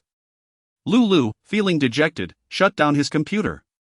He was currently forced to move out due to Lu Ning, which left him feeling quite frustrated. He somewhat regretted having struck her on the day of the resurrection match. Yet, he found it hard to swallow his pride, as he was accustomed to being coddled by his younger sister, Lu Ning. Time passed swiftly, leading to the final mock examination. During the examination, Lu Ning was composed and confident, feeling quite optimistic about her performance. She submitted her paper ahead of time and left the classroom to take a breath of fresh air on the playground. Qin Xiang, please stop crying. We all believe you are not the kind of person to resort to cheating. Indeed, the teacher will surely uncover the truth and restore your reputation. Absolutely, Qin Xiang. Your usual academic performance is commendable, and there is no need for you to cheat. Lu Ning overheard the conversation and surmised what had transpired. She had long harbored suspicions regarding Qin Xiang's academic integrity, especially given that her top follower had achieved commendable results. Such a situation had not occurred in her previous life. It was likely that Qin Xiang had become so engrossed in gaming that she resorted to desperate measures to present a more favorable academic standing. However, during the college entrance examination in her past life, Qin Xiang ultimately failed to conceal her shortcomings, performing poorly and even falling short of her secondary followers' results. Following the announcement of the examination results, Lu Ning had excelled, while Qin Xiang concocted an excuse, claiming that her mood had been adversely affected by Lu Ning, leading to her disappointing performance. Lu Ning endured prolonged emotional neglect from her brothers. Ultimately, when the fourth brother suggested that she attend the same university as Qin Xiang for mutual support, it was seen as a compensation for the impact she had on Qin Xiang's academic performance. What kind of reasoning is this? In her past life, she lacked the courage to oppose her brother's demands and could only acquiesce. It was indeed you, Qin Xiang, why can't you acknowledge it? Are we not good friends? Why do you betray me? The first lackey was nearly driven to madness. Being penalized at this moment jeopardized her college entrance examination. Yet, Qin Xiang feigned innocence, while those around them criticized the lackey for her slander. Deep down, Qin Xiang remained utterly composed, knowing there would be no repercussions for her. Teachers and classmates would invariably believe her words. The lackey gazed at Lu Ning in despair. I finally understand your feelings. Qin Xiang is a treacherous woman, masquerading as a saint while truly being a venomous widow. Lu Ning displayed a smirk, as if to say that her little follower had finally grasped the situation. The little follower hurried to her side and exclaimed, You must be aware of the hidden truths, right? Qin Xiang's grades have never been impressive, and I am the one who assists with her assignments. We were in the same classroom for the exam. You must have seen me submitting my paper early as you passed by our classroom. Please attest to this with the teacher on my behalf. Lu Ning has always had an antagonistic relationship with Qin Xiang. She must have a way. Qin Xiang furrowed her brow for a moment, wondering if Lu Ning was unaware. Lu Ning coldly pushed away the hand of Minion One, saying, Everyone is well aware of Qin Xiang's character. How could you unjustly accuse someone without cause? Minion One's face instantly paled, clearly taken aback by Lu Ning's words. Lu Ning's expression remained serene. She was no saint. Had she not suffered enough from the slanders of these two minions in her previous life? Now, let the first minion experience the hardships she once endured at Qin Xiang's hands. After Lu Ning's words, Qin Xiang immediately felt a sense of relief. With a look of helplessness, she turned to Minion One and said, It is precisely because we share a good relationship that I cannot stand by and watch you make mistakes. As long as you sincerely apologize to the teacher and admit your fault, I am confident they will forgive you this time. Minion 2 chimed in, Indeed. You cannot casually slander others. Minion 1 cast a cold smile at Minion 2, saying, My present is your future, you would do well to heed this warning. Minion 2, feeling uneasy, retorted, What nonsense are you spouting? It was you who attempted to cheat and got caught. Surely you cannot expect Xiangxian to lie on your behalf. Minion 1 shouted, Qin Xiang, do you truly believe I lack evidence? This time, I shall expose the proof of your long-standing academic deceit and watch how you continue to maintain your facade of being an academic prodigy. Qin Xiang's expression shifted drastically. Was this woman seeking her own demise? The homeroom teacher approached. Chen Hong, what evidence do you possess? I have proof on my phone. Qin Xiang's assignments are all completed by me, and during the exam, when I passed a note to Qin Xiang, Lu Ning happened to walk by the classroom. She must have seen it. The homeroom teacher turned to Lu Ning. Did you truly witness this? Is this not an opportune moment for her? If she confirms seeing it, will Qin Xiang's fate be sealed? Chapter 26. Lu Ning is truly a scholar. Almost everyone turned their gaze toward Lu Ning. Qin Xiang appeared exceedingly anxious. Taking the initiative to speak, Sister Ning, earlier Chen Hong and her group accused you of cheating on your grades. You must understand my current predicament. I know you have always disliked my presence, but we are family after all. Lu Ning observed the anxious expression on Qin Xiang's face. Realizing that she too had moments of fear, she spoke candidly. Qin Xiang's eyes instantly brimmed with tears. Sister Ning, how can you speak so recklessly? Just a moment ago, you claimed that Chen Hong was lying. The second little follower nodded in agreement. Indeed, we all heard it just now. Lu Ning, why does your narrative keep shifting? Who can believe what you say now? Qin Xiang was nearly driven to exasperation. That wretched Lu Ning. Although the homeroom teacher initially favored Qin Xiang, the recollection of Lu Ning being wronged over accusations of plagiarism made him question Qin Xiang's character. The homeroom teacher spoke. Qin Xiang, Chen Hong, please accompany me to the office. Lu Ning sat in her seat, surrounded by her classmates who were engrossed in discussions about plagiarism. Without hesitation, she opened her textbook and began to compare answers, eager to ascertain her potential score. Before long, the class monitor approached her, stating that the homeroom teacher requested her presence in the office. Lu Ning anticipated such a turn of events. She entered the office, only to discover that her first lackey was absent. However, she spotted her second brother present. Indeed, Qin Xiang would undoubtedly seek assistance. With red-rimmed eyes, Qin Xiang looked up at her and implored, Sister Ning, do you truly harbor such hatred towards me? What must I do to earn your forgiveness? In an instant, Qin Xiang's face flushed crimson. Lu Nanfeng could no longer bear it and reprimanded Lu Ning. Speak properly. Xiang is also a member of the Lu family. In situations like this, I assumed you would know the appropriate course of action. Lu Nanfeng felt a slight headache. How could she not comprehend her intentions? The homeroom teacher cleared his throat and remarked, well, I have a general understanding of the situation. Qin Xiang, you are also at fault.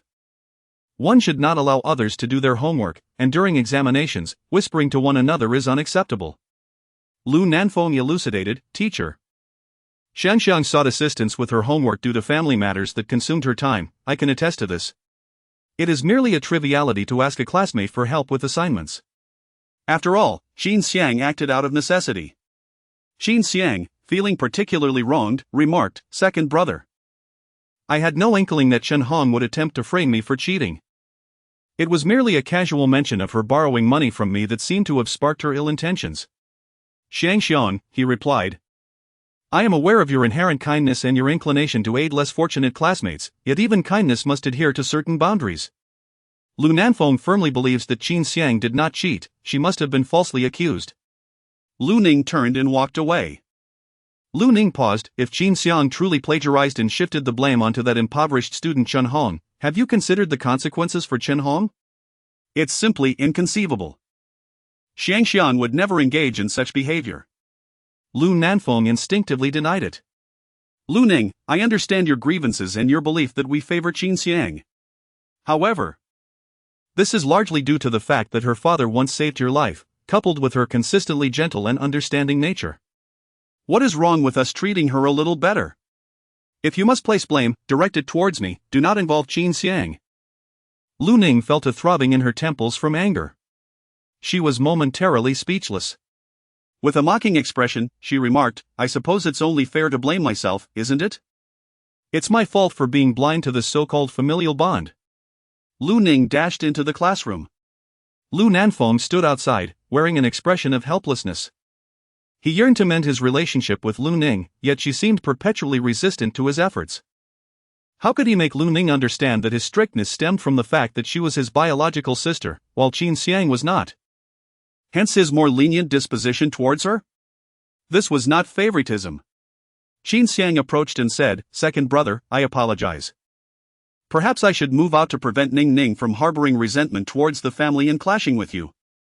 I do not wish to witness the bond between you siblings deteriorate because of my presence.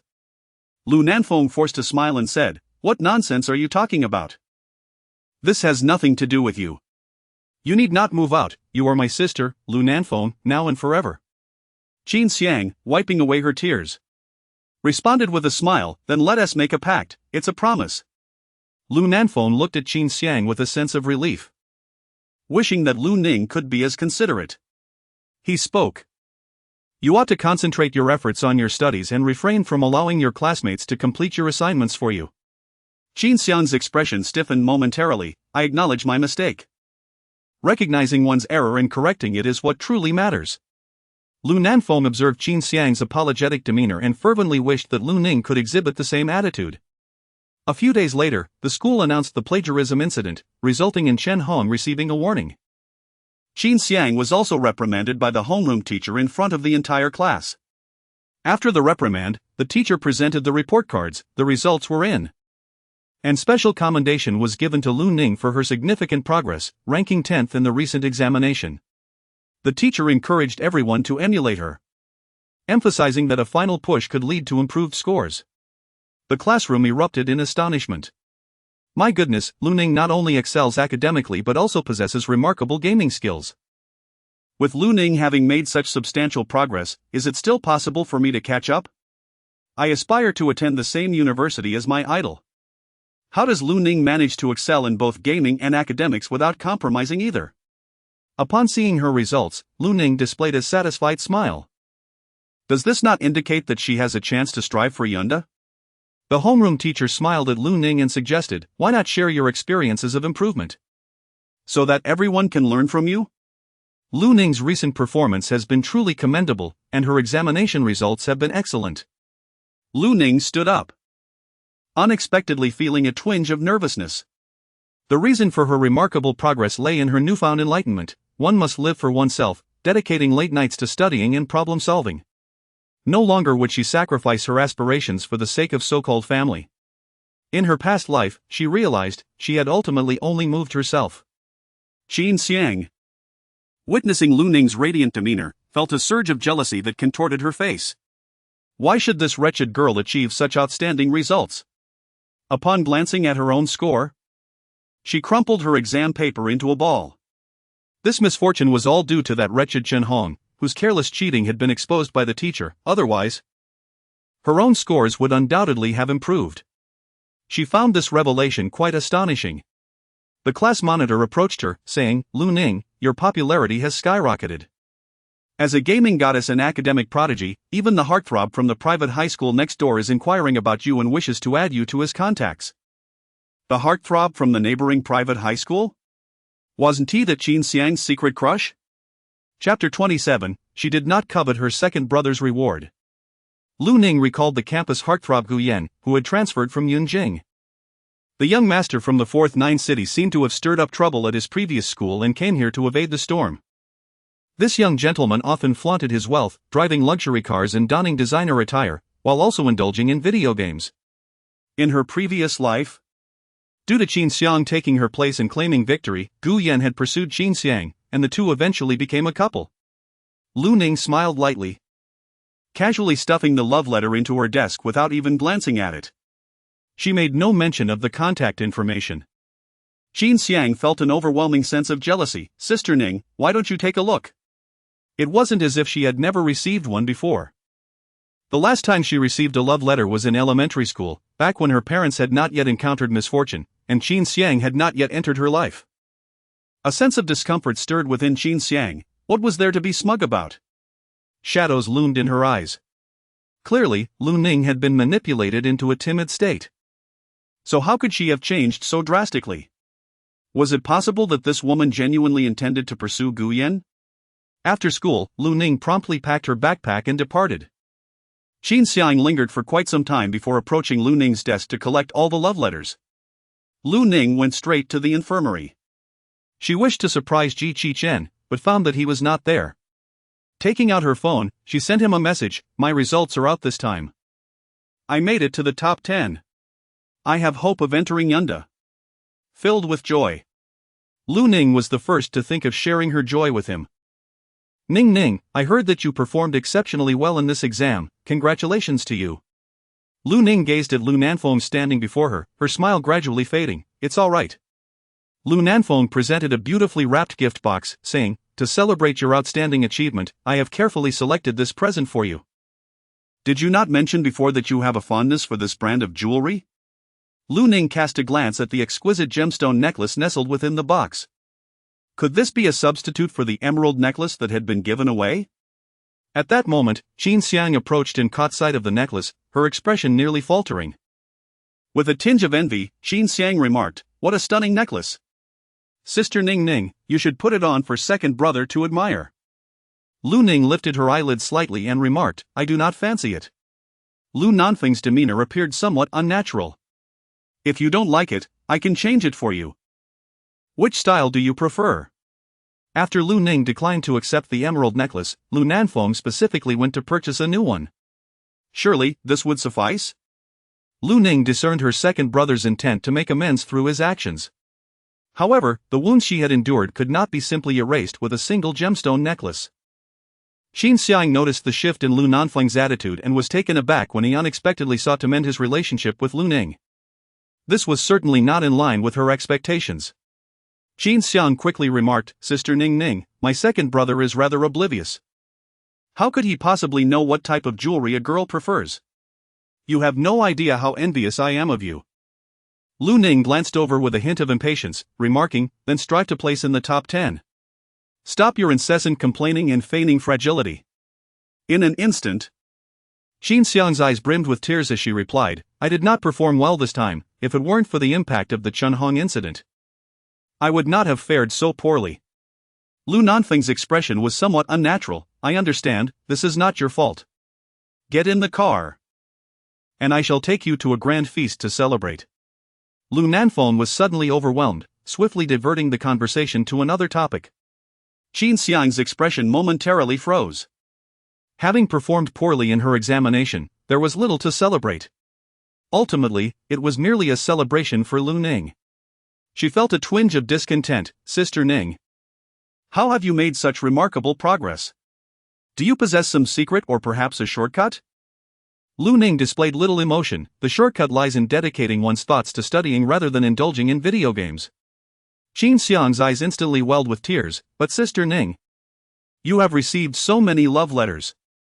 Qin Xiang continued, Sister Ning's popularity at school is remarkable, even students from other schools have come to inquire about you, wishing to add you to their contacts.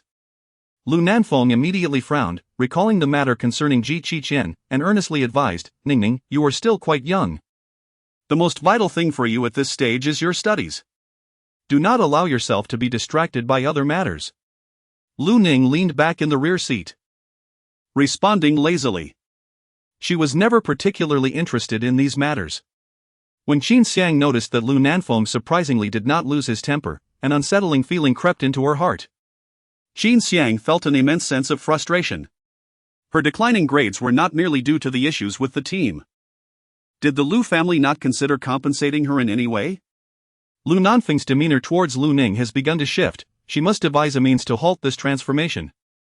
Upon arriving at the upscale restaurant, Qin Xiang exclaimed in delightful surprise, is it truly this restaurant? Second brother, how biased you are. Previously, when I requested to dine here, you refused to acquiesce. Lu Ning cast a glance at the restaurant. In her previous life, this establishment was renowned, boasting an air of exclusivity that required membership. Nevertheless, many affluent individuals eagerly vied for the privilege of being members, taking great pride in their association with this esteemed venue. It seemed that this restaurant had only recently opened its doors. Second brother, I am basking in the glow of Sister Ning's influence, yet I find myself quite content. Lu Nanfeng instinctively glanced at Lu Ning, only to discover that Lu Ning remained composed, lacking the exuberance exhibited by Qin Xiang. As Lu Ning entered the restaurant to await the elevator, she suddenly caught a fleeting glimpse of a figure on the second floor. Her gaze momentarily halted. It appeared to be Ji Qiqian. Lu Ning initially thought she was mistaken, yet that profile unmistakably resembled Ji Qiqian. Beside Ji Qiqian stood a stunning woman, with flowing black hair and long legs. Her heart raced considerably. Could it be that he was on a date? Lu Ning's emotions had grown increasingly intricate. Qin Xiang was remarkably handsome, and his career was admirable. It was only natural that he would attract admirers. Yet, she had previously inquired whether he had a girlfriend, to which he had replied in the negative. Was it possible that circumstances had changed so swiftly?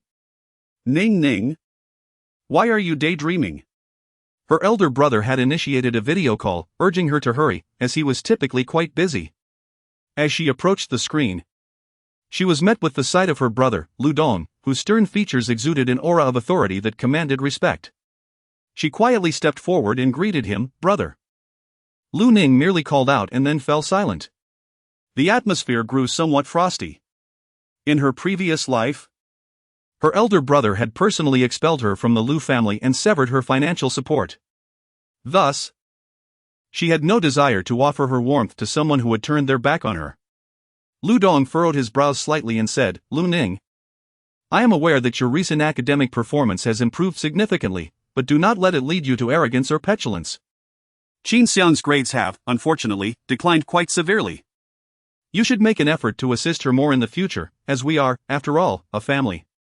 Lu Ning let out a scoff. For these words were no different from what her second brother had said. "Lu Ning, what is this attitude of yours? I am not asking you for your opinion. I am commanding you to assist Qin Xiang in improving her grades. Do you understand?" As the head of the family, Lu Ning has always been quite strict with his younger siblings, enforcing his authority resolutely. He has heard that Lu Ning has undergone significant changes recently, becoming somewhat estranged from the family out of spite. Lu Ning slowly lifted her head to gaze at Lu Ning in the video. "I refuse." She was unwilling. Lu Ning instantly lost his temper. "Say that again." Chapter 28. This time, she showed no signs of yielding. Lu Ning possessed delicate features and a serene demeanor. Her eyes strikingly stubborn, tinged with a hint of rebellion. Seizing the moment, Qin Xiang attempted to charm, "Elder brother, please do not be angry. I have a tutor for extra lessons, and my grades will improve swiftly. Sister Ning has also worked diligently on her exercises to achieve such progress. I promise to learn from her earnestly."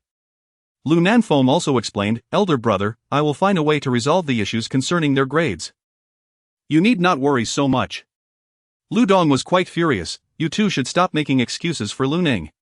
Am I not aware of her temperament? Just because Qin Xiang has arrived at the Lu family, she feels uncomfortable deep down and has been looking for trouble. Lu Ning, I must convey to you that no matter how much you sulk or even threaten to leave home, it will not alter the undeniable reality of Qin Xiang's presence in our household. Even if you were to depart, she would remain, do you understand?" Lu Ning lowered her brows and eyes, rendering her features and expressions indistinguishable. Lu Nanfeng gazed at her bowed head, feeling a twinge of sympathy. Ning, that's not what elder brother meant," he exclaimed.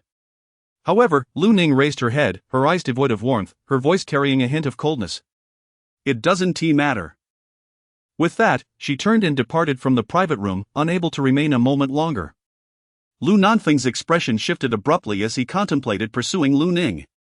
However, a furious voice from behind him interrupted, "Stop. Second brother, your excessive compassion is precisely why that girl has you under her thumb." Lu Nanfeng expressed his exasperation, "Brother, it is not as you perceive. Lu Ning has changed." In the past, he would have thought that Lu Ning was merely throwing a tantrum. However, recalling Lu Ning's expression from earlier filled him with an inexplicable anxiety. He had never witnessed such a demeanor from her before. Qin Xiang intervened, saying, "Elder brother, second brother, please do not quarrel. It is entirely my fault for not performing well in my exams. If only I could be as intelligent as Sister Ning. It is my own foolishness that has led to this."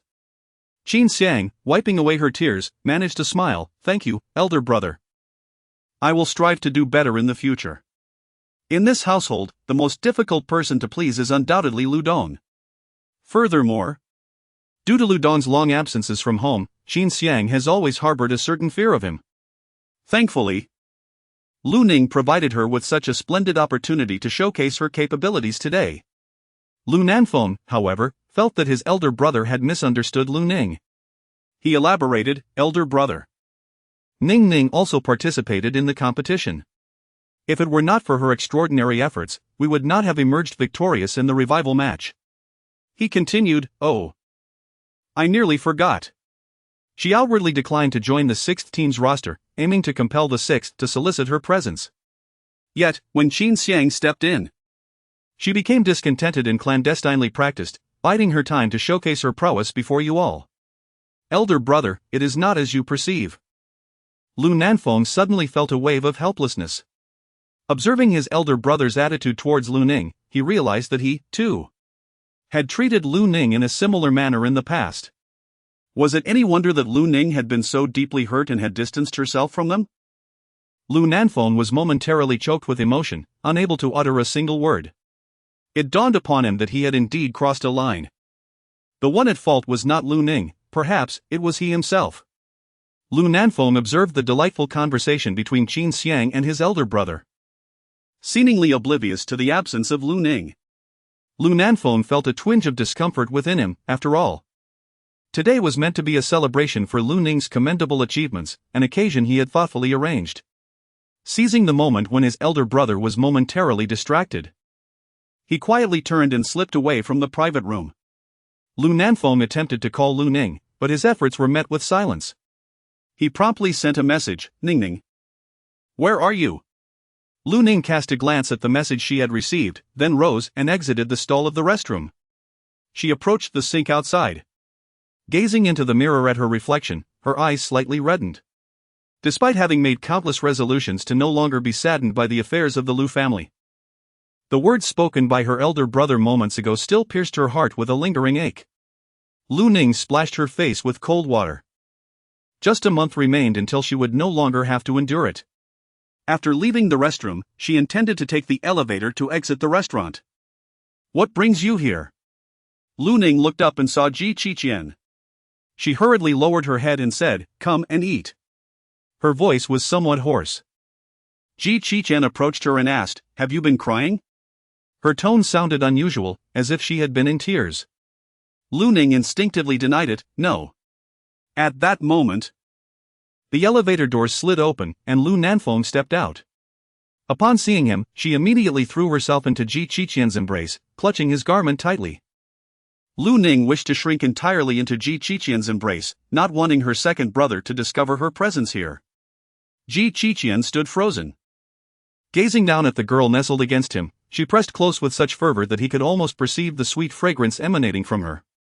His throat stirred, instinctively desiring to create distance between them. However, the moment he moved, she wrapped her arms around his neck. To an onlooker, they appeared to be a couple deeply in love.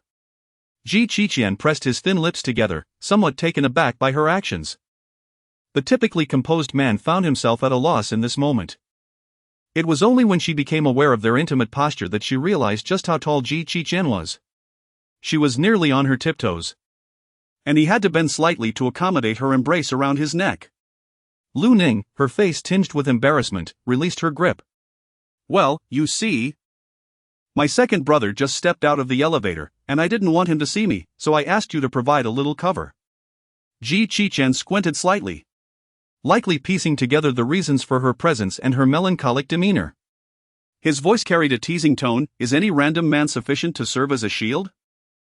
Lu Ning gazed at him in astonishment. It shouldn't be the case, right? The reason she found herself instinctively nestled in his embrace was solely due to the presence of Ji Qiqian beside her. Had it been any other man, she would have never contemplated such a scenario. Most likely, it would not have occurred. Upon receiving her response, Ji Qiqian felt an inexplicable uplift in his spirits. "Are they joining us for dinner?" "Yes, they mentioned it was to celebrate my excellent exam results." Lu Ning's tone carried a hint of sarcasm. She cast a furtive glance at him, recalling how she had just seen him in the company of a beautiful woman. Now, he stood there all alone. Ji Qiqian's voice was calm as he remarked, "Achieving 10th place this time is commendable." Lu Ning felt a tinge of pride within her. "It's not bad. I now have hope of challenging Yun University." Previously, she had mentioned that her ranking was insufficient. Ji Qiqian noticed the hint of pride on her face and smiled gently. "Have you eaten yet?" "Not yet, I don't wish to linger here." Is it because of the people in the private room? If anyone is to leave, it shall be them. Lu Ning was somewhat perplexed by his meaning. Did he intend to drive away Ergu and the others? That seemed rather unlikely. Chapter 29, Clearing the Field for Her, Expelling the Lu family. Lu Ning observed as Ji Qiqian took out his phone and moved aside to make a call. Lu Ning concealed herself in the safety corridor, striving to evade detection by her second brother. She observed Ji Qiqian approach after concluding his phone call, his gaze descending upon her from a superior height. His demeanor exuded calmness, yet his tone was decidedly audacious. Let us depart. Where to? To witness a spectacle. Lu Ning accompanied him in the elevator, ascending directly to the third floor. The decor here was entirely different from that of the lower levels. She stole a glance at the man beside her.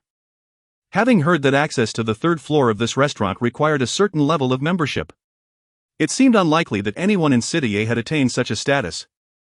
How had Ji Qiqian effortlessly gained entry, and why had the waitstaff not intervened, treating him with such deference? Lu Ning whispered. I have heard that the third floor of this restaurant is generally inaccessible to ordinary members. I am aware, he replied. It was a redundant statement. She already knew that. However, her true inquiry was how he could so casually access the third floor. As Lu Ning became lost in thought, Ji Qiqian abruptly halted his steps, causing her to bump into his back. The man turned his head, his gaze laced with amusement. Just watch the show for now. I will tell you later. Yet, Ji Qiqian turned away once more. Lu Ning spoke up. Where are you going? To the restroom. Lu Ning cast a glance at the restroom not far away. That fellow had simply taken the elevator down. Where could he be heading? She felt an unsettling sense that something was amiss, only to see Ji Qiqian emerge from the elevator. The door to the private room swung open, and her second brother, along with Qin Xiang, stepped out, accompanied by a staff member who seemed to be engaged in conversation. Lu Ning noticed that Ji's expression was rather unpleasant. Yet she ultimately led Qin Xiang toward the elevator. Ji Qiqian stood in place, as if he had been waiting for them to emerge all along. Upon seeing the man, Lu Nanfeng instinctively furrowed his brows. What are you doing here? Has Ning come to find you? The sudden emptiness of the restaurant suggested that a significant figure was expected. Although the Lu family held considerable stature in City A, this restaurant, with its origins in Yunjing, possessed an impressive pedigree. Lu Jia was compelled to show a modicum of respect. Qin Xiang, embellishing the narrative, exclaimed, could it be? Isn't this restaurant exclusive to members? How could a mere school doctor possess a membership? I wager it was Sister Ning who brought him in. A school doctor, though handsome, holds little significance. Ji Qiqian, his eyes reflecting impatience, commanded, take her away. Suddenly, two waitstaff appeared, advancing directly towards Qin Xiang, prompting her to swiftly hide behind Lu Nanfeng, exclaiming, second brother. I am frightened. Lu Nanfeng stood in front. What do you mean? The literal interpretation is that she was too loud and wanted to speak with you for a moment. Ji Qiqian's expression was icy, his tone embodying an air of intolerant refusal. At this moment, Lu Nanfeng noticed that the surroundings had been cleared, a hint of perplexity flashing in his eyes. Could it be that this restaurant was emptied due to the presence of this school doctor? The last time Lu Ning was taken away by this physician, despite leveraging the Lu family's connections, he was unable to locate her. He had conducted a discreet investigation into this doctor, yet could uncover nothing about this man. The gentleman known as Ji Qiqian remained an enigma, leaving one to wonder whether he was deliberately drawing close to Lu Ning. However, that seemed rather improbable. After all, Lu Ning was merely a young girl who had never ventured beyond City A, and had likely not offended anyone. Lu Nanfeng was equally curious about the relationship between Lu Ning and himself. Thus he turned to Qin Xiang and said, you should step outside and wait for me. Second brother, do as I say. Despite her reluctance, Qin Xiang had no choice but to comply and leave. Lu Nanfeng re-evaluated the school doctor before him, whose extraordinary demeanor suggested an origin far from ordinary.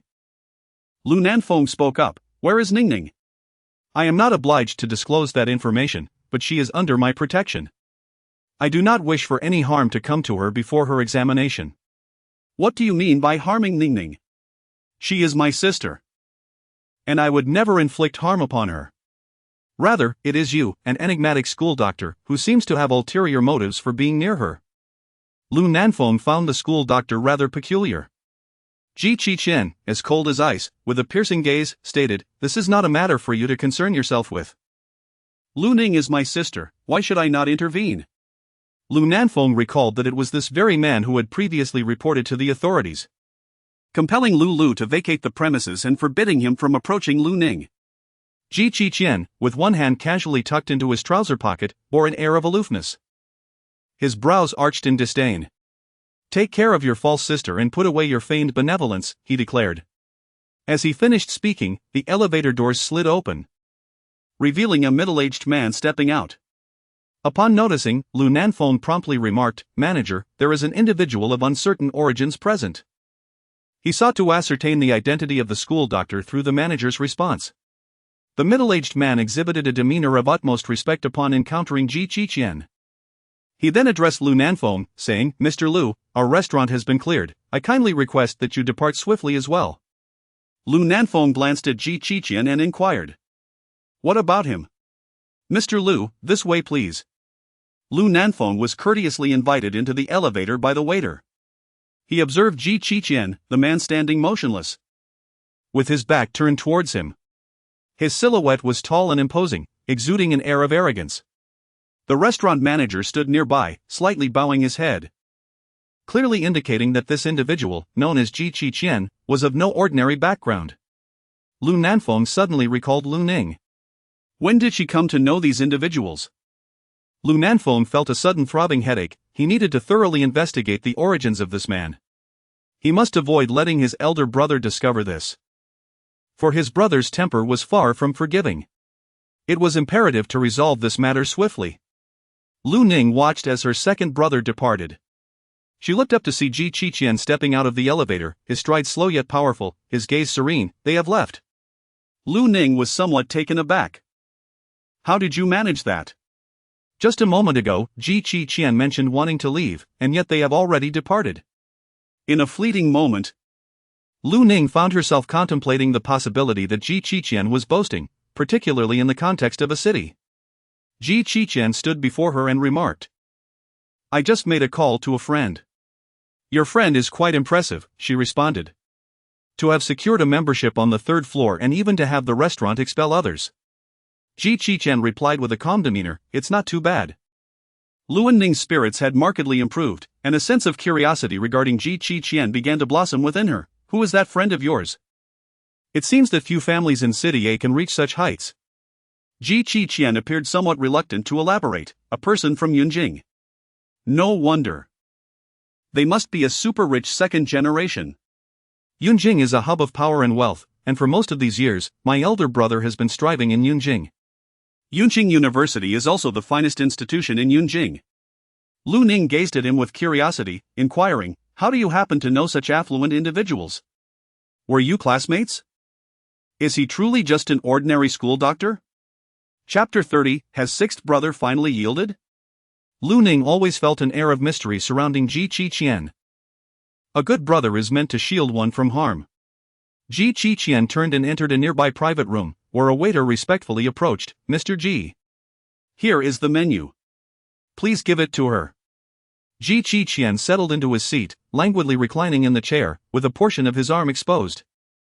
Lu Ning did not request the menu, simply stating, "Please serve us a few of your signature dishes." In her previous life, she had dined here once and was aware that the menu was rather fixed, with the daily offerings varying, allowing patrons to enjoy whatever was available upon their arrival. However, the server surprisingly handed the menu to Ji Qiqian, indicating that his companion's status was indeed extraordinary. At that moment, Lu Ning's phone incessantly vibrated. A glance revealed it was a call from her second brother, which she chose not to answer. Shortly thereafter, she received a message from him. Ning. The restaurant has unexpectedly closed for the day. We are in the parking lot outside. Where are you? Closed unexpectedly? Lu Ning was taken aback. Yet the shop was evidently still in operation.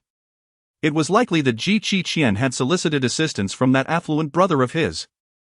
She lifted her gaze and met his profound eyes, as he inquired, "Your second brother?" "Yes, he has departed." "Well, we can eat now." Qin remained remarkably composed, as if everything that had just transpired was merely an ordinary occurrence. Lu Ning found it somewhat peculiar. Could he truly be just a school doctor? She sensed that his origins were far from ordinary. Yet, she quickly dismissed her thoughts, pondering how someone of Qian's stature could possibly occupy such a modest position in a mere high school. Perhaps he had sought assistance from friends merely to settle a personal score. Unable to contain her curiosity, she inquired, "What did you discuss with my second brother just now?" Qian rested his hand on the table, revealing a glimpse of his wrist, and replied, "We exchanged a few casual remarks." Casual? Yet she distinctly noticed her brother's less than pleased expression. Qian was turned slightly away from her, preventing her from discerning his true demeanor at that moment. Regardless of how one looked at it, their conversation could not have been as trivial as he suggested. Lu Ning hesitated for a moment and said, "Master, I am aware of your kindness towards me, but we are in City A. If my second brother sets his sights on you, it could lead to trouble." She did not wish to implicate those around her. "Indeed, there are only a few days left. Once the examination is over, I shall be liberated." Lu Ning displayed a glimmer of anticipation on her face. She yearned to embark on a life akin to that of a protagonist in a captivating novel after her rebirth. Yet the realities of life were far from simple. In her previous existence, she had always relied on her brothers, thus in this lifetime, she aspired to attain independence. She must gain admission to a prestigious university to pursue her own ambitions. Upon witnessing the smile adorning her face, Qian recognized that she harbored her own plans. The words that lingered on his lips ultimately remained unspoken. He felt he lacked the right to interfere in her life. After finishing their meal, Qian gazed at her and inquired, "What else do you wish to do?" Lu Ning pondered for a moment, playing games and grinding dungeons. At present, grinding dungeons was her sole means of alleviating stress. Qian stood up to leave, and Lu Ning gazed at his tall figure. "What brings you here today? Are you dining with someone?" Lu Ning just saw him with a beautiful woman. Qian stood in front of the elevator, his gaze momentarily pausing. "There is a matter at hand." Lu Ning pressed her lips together, pondering, is it merely a trivial matter? Indeed. A date is quite a significant affair. Lu Ning's emotions grew somewhat peculiar. She realized something was amiss and promptly recalibrated her state of mind. The person she harbored a secret affection for should indeed be that online acquaintance, the man who had emerged after the college entrance examination. Qian had also treated her with kindness, likely out of initial sympathy, but he had since assisted her in numerous ways. She could not afford to complicate the relationship between the two of them into an awkward entanglement. Lu Ning logged into the game and received a notification to add a friend. To her surprise, the name was Lu Gu, her sixth brother. Just a few days prior, she had declined his request to join his team, never expecting that her proud brother would personally seek her out. Lu Ning did not agree to add a friend and teamed up with Qian to tackle a dungeon. They randomly grouped with 3 strangers. And after completing the instance, someone sent a friend request. She glanced at the sender, who was one of her teammates from earlier, and considering their commendable performance, she accepted the request. In the next moment, a message arrived. "Greetings, I am Lu, the captain of the Lu Tian team. During our recent collaboration, I was impressed by your skills. Would you consider joining our team? The terms are quite negotiable." Lu Ning frowned directly, exclaiming, "Why does he keep haunting me?" She never anticipated that her sixth brother would add her as a friend using an alternate account. Qian turned his head slightly, inquiring, "What's the matter?" "My sixth brother added me with a secondary account, hoping to invite me to join his team, unaware of my true identity. After all, this is still my alternate account." Qian glanced over and remarked, "If they fail to secure a formidable external player, they will inevitably lose the first match of the finals. Thus, my sixth brother is somewhat anxious, being so concerned about his reputation. He certainly won't seek out renowned players, opting instead to train some talented newcomers." Lu Ning possesses an astute understanding of Lulu's character. After all, the Chocho team of the Ji family in Beichang is exceptionally formidable. In her previous life, had it not been for the absence of the team captain GMO in the finals, she could hardly assure her own victory. The Ji family's Chocho team is renowned for its prowess, and it is rumored that their captain is a disciple of the legendary king, showcasing remarkable strength. However, it is rather mediocre, as he could not master even the 12-hit combo. Lu Ning looked at him in astonishment. The 12 consecutive strikes are not something that anyone can master. Yet you have learned them, haven't you? That is because... Lu Ning realized she almost let slip a secret from her past life, a time that had yet to unfold. Ji Qiqian narrowed his eyes slightly, inquiring. What is the reason?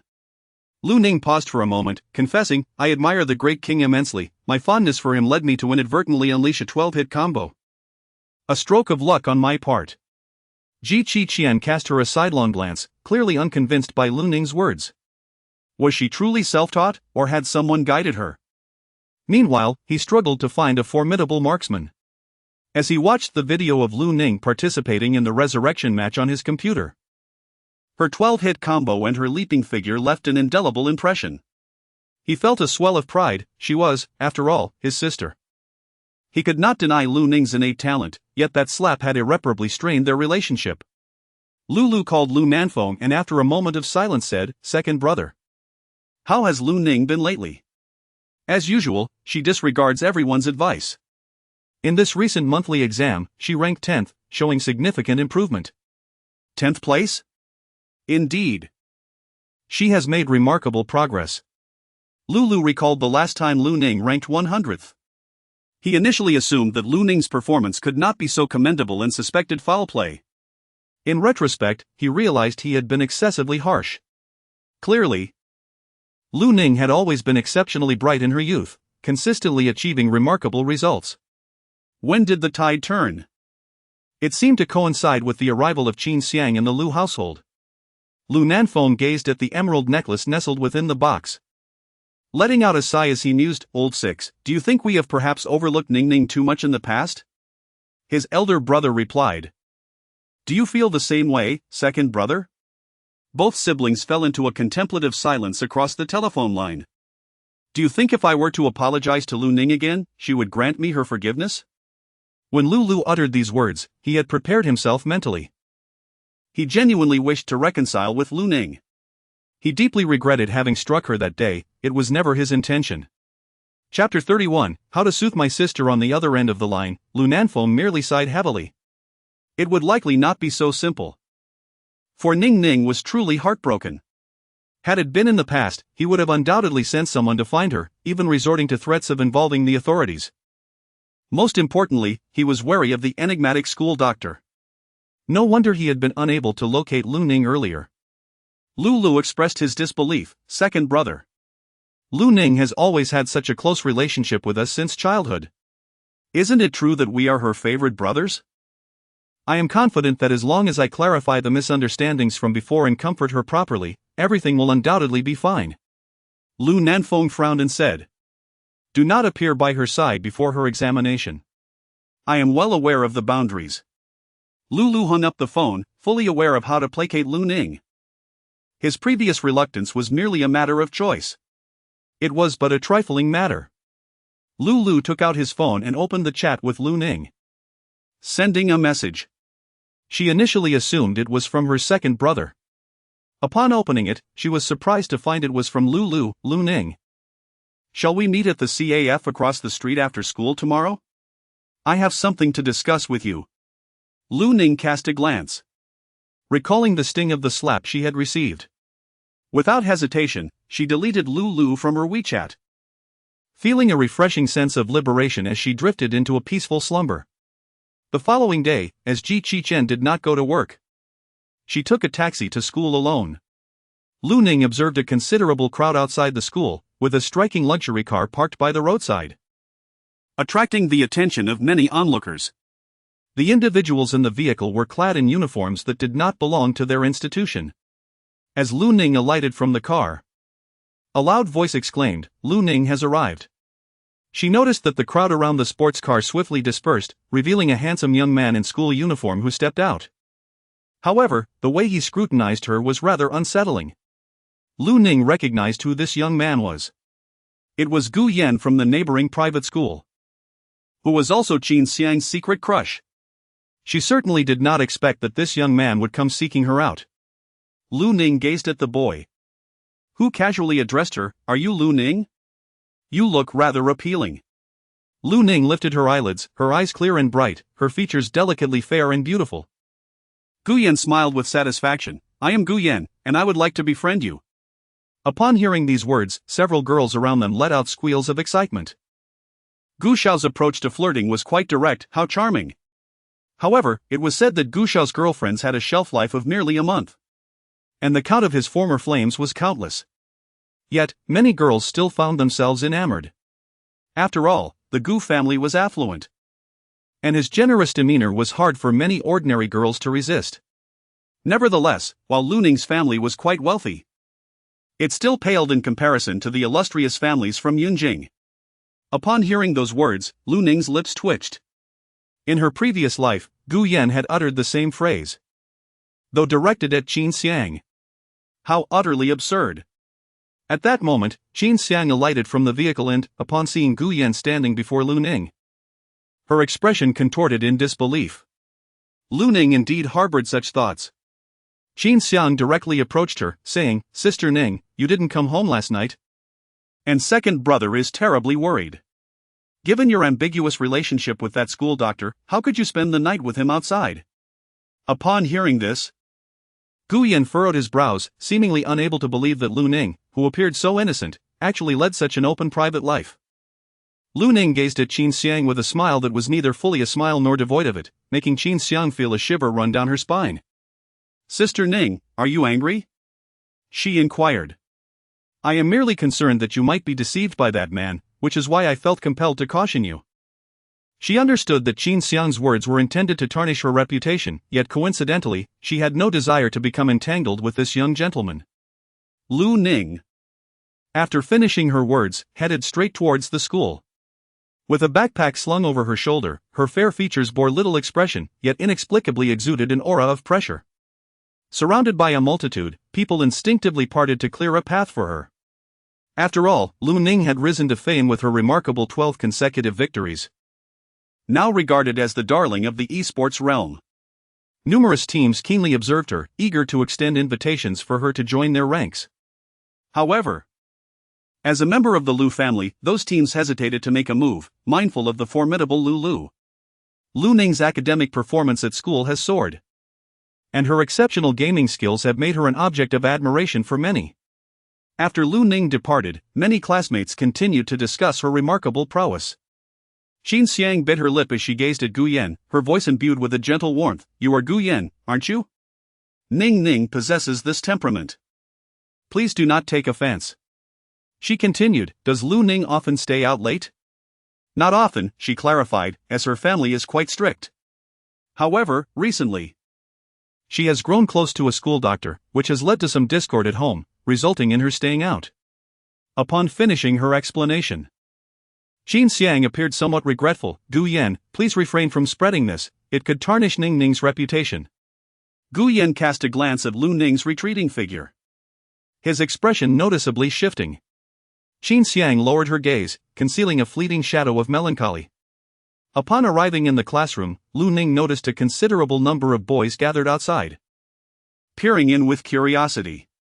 After taking her seat, she discovered an abundance of love letters tucked within her desk, surpassing the quantity from the previous occasion. With a fleeting glance, she extracted them all and discarded them into the trash bin. A chorus of lamentation echoed from outside the classroom. Your love letters were thrown away without her even glancing at them. One voice lamented, "I am not the only one. Yours were discarded as well." Lu Ning found the noise somewhat bothersome, her mind was elsewhere. When Qin Xiang entered the classroom and beheld the love letters, an uncomfortable sensation stirred within her. Previously, she had been the most popular in the class. To her surprise, Lu Ning had now eclipsed her in popularity. After class, Lu Ning felt a slight discomfort in her abdomen and made her way to the restroom. She calculated the days and surmised that her menstrual cycle was approaching, hence the unease in her lower abdomen. Lu Ning emerged from the restroom, walking side by side with Qin Xiang. "Sister Ning, what are your thoughts on Gu Yan?" Lu Ning's tone was indifferent. "I'm not familiar, so I don't know." However, I think Gu Xiao is quite decent. Ning Ning Jia, are you not tired? Always nagging. If you like Gu Yan, go to him yourself, don't come to me with your petty jealousy. Qin Xiang's eyes instantly brimmed with tears. That's not what I meant. The second sidekick immediately chimed in, Lu Ning. Don't think that Gu Xiao truly has his eyes on you. The Gu family's status is not something someone like you can aspire to. Lu Ning chuckled disdainfully. If it's not someone like me, could it possibly be you? The classmates surrounding her nodded in agreement, pondering the validity of her words. After all, Lu Ning was the esteemed eldest daughter of the Lu family, while Qin Xiang was merely an adopted daughter. Could they truly be compared? Stop talking, someone cautioned. Be careful not to be overheard. However, Lu Ning paid no heed to such matters and turned to leave. Qin Xiang, with her eyes cast downward, felt an intense resentment brewing within her. All her efforts were directed towards usurping Lu Ning's position. She was unwilling to relinquish the one she cherished. As the afternoon approached the end of the school day, Lu Ning arrived at the school gate, only to discover an even larger crowd gathered outside than in the morning.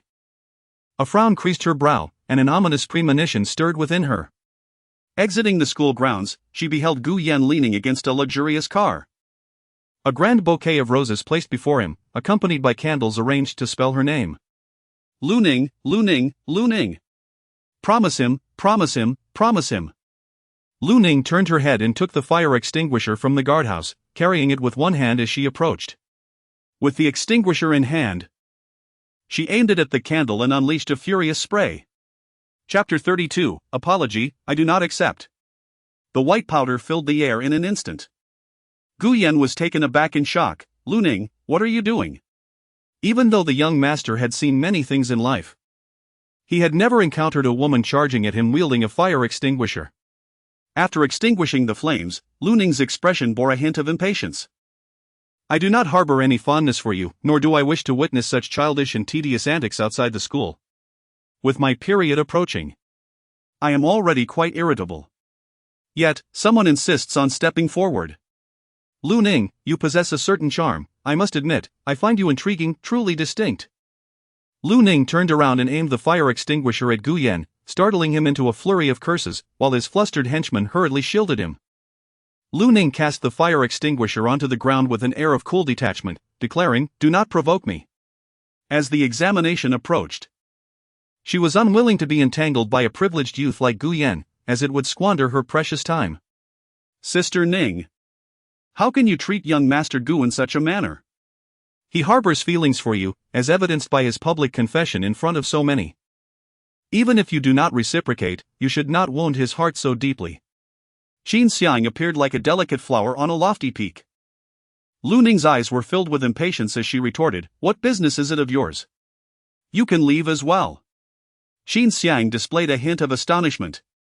Likely taken aback by Lu Ning, who was usually aloof, unexpectedly losing her temper and hurling insults. Lu Ning lightly tapped the dry powder on her hands.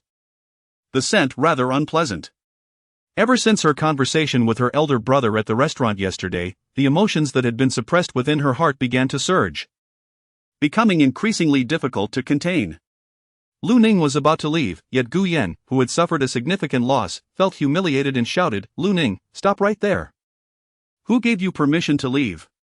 Gu Yan, feeling quite embarrassed and somewhat exasperated, exclaimed, What are you all just standing there for?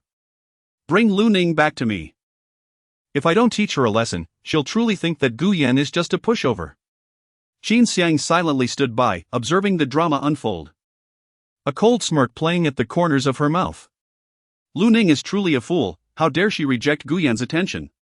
It is utterly thoughtless. I sincerely hope that Lu Ning is adversely affected, resulting in a poor performance in her college entrance examination. Let us see who would dare to touch her. Lulu rushed across the street, his face ashen and devoid of color. When Lu Ning beheld her sixth brother, she momentarily froze. Recalling the message Lulu had sent her the previous night, inviting her to meet at the CAF across the street after school today, she had no intention of attending. To her surprise, Lulu had actually come. Upon the emergence of Lulu, he fixed his gaze upon Gu Yan, exclaiming, You dare to covet my sister. Yet do you not consider the opinions of her 6 elder brothers? Gu Yan's expression became slightly awkward upon encountering Lu Ning's family. Nevertheless, being a young master from Yunjing, he harbored a certain disdain for the affluent families of City 8 Guyan, feeling a surge of indignation, retorted. Yet your sister assaulted me with a fire extinguisher, how shall we reconcile this matter? I observed clearly that it was you who first harassed my sister. In her efforts to prevent a potential fire from your candles, she resorted to using the extinguisher. Her actions were entirely justifiable. Lulu continued, though you possess a powerful backing. This is City A. If you wish to remain here peacefully, it is advisable not to stir up trouble. Guyan's face darkened with anger as he retorted. Care to repeat that? Qin Xiang swiftly intervened. Sixth brother, this situation is not entirely the fault of young Master Gu. If Sister Ning dislikes him, she could simply decline his advances. I believe young Master Gu is not the type to persist in unwelcome pursuits. However, using a fire extinguisher was rather excessive. Wouldn't you agree? Guyan descended the ladder, asserting, indeed. With my popularity, why would I hang myself on a single tree? With a temperament like Lu Ning's, I have no interest in her at all. Lulu furrowed his brow as he glanced at Qin Xiang, finding her words somewhat uncomfortable. Clearly, it was Lu Ning who was being harassed. A refusal should suffice, yet must one still consider the feelings of the perpetrator?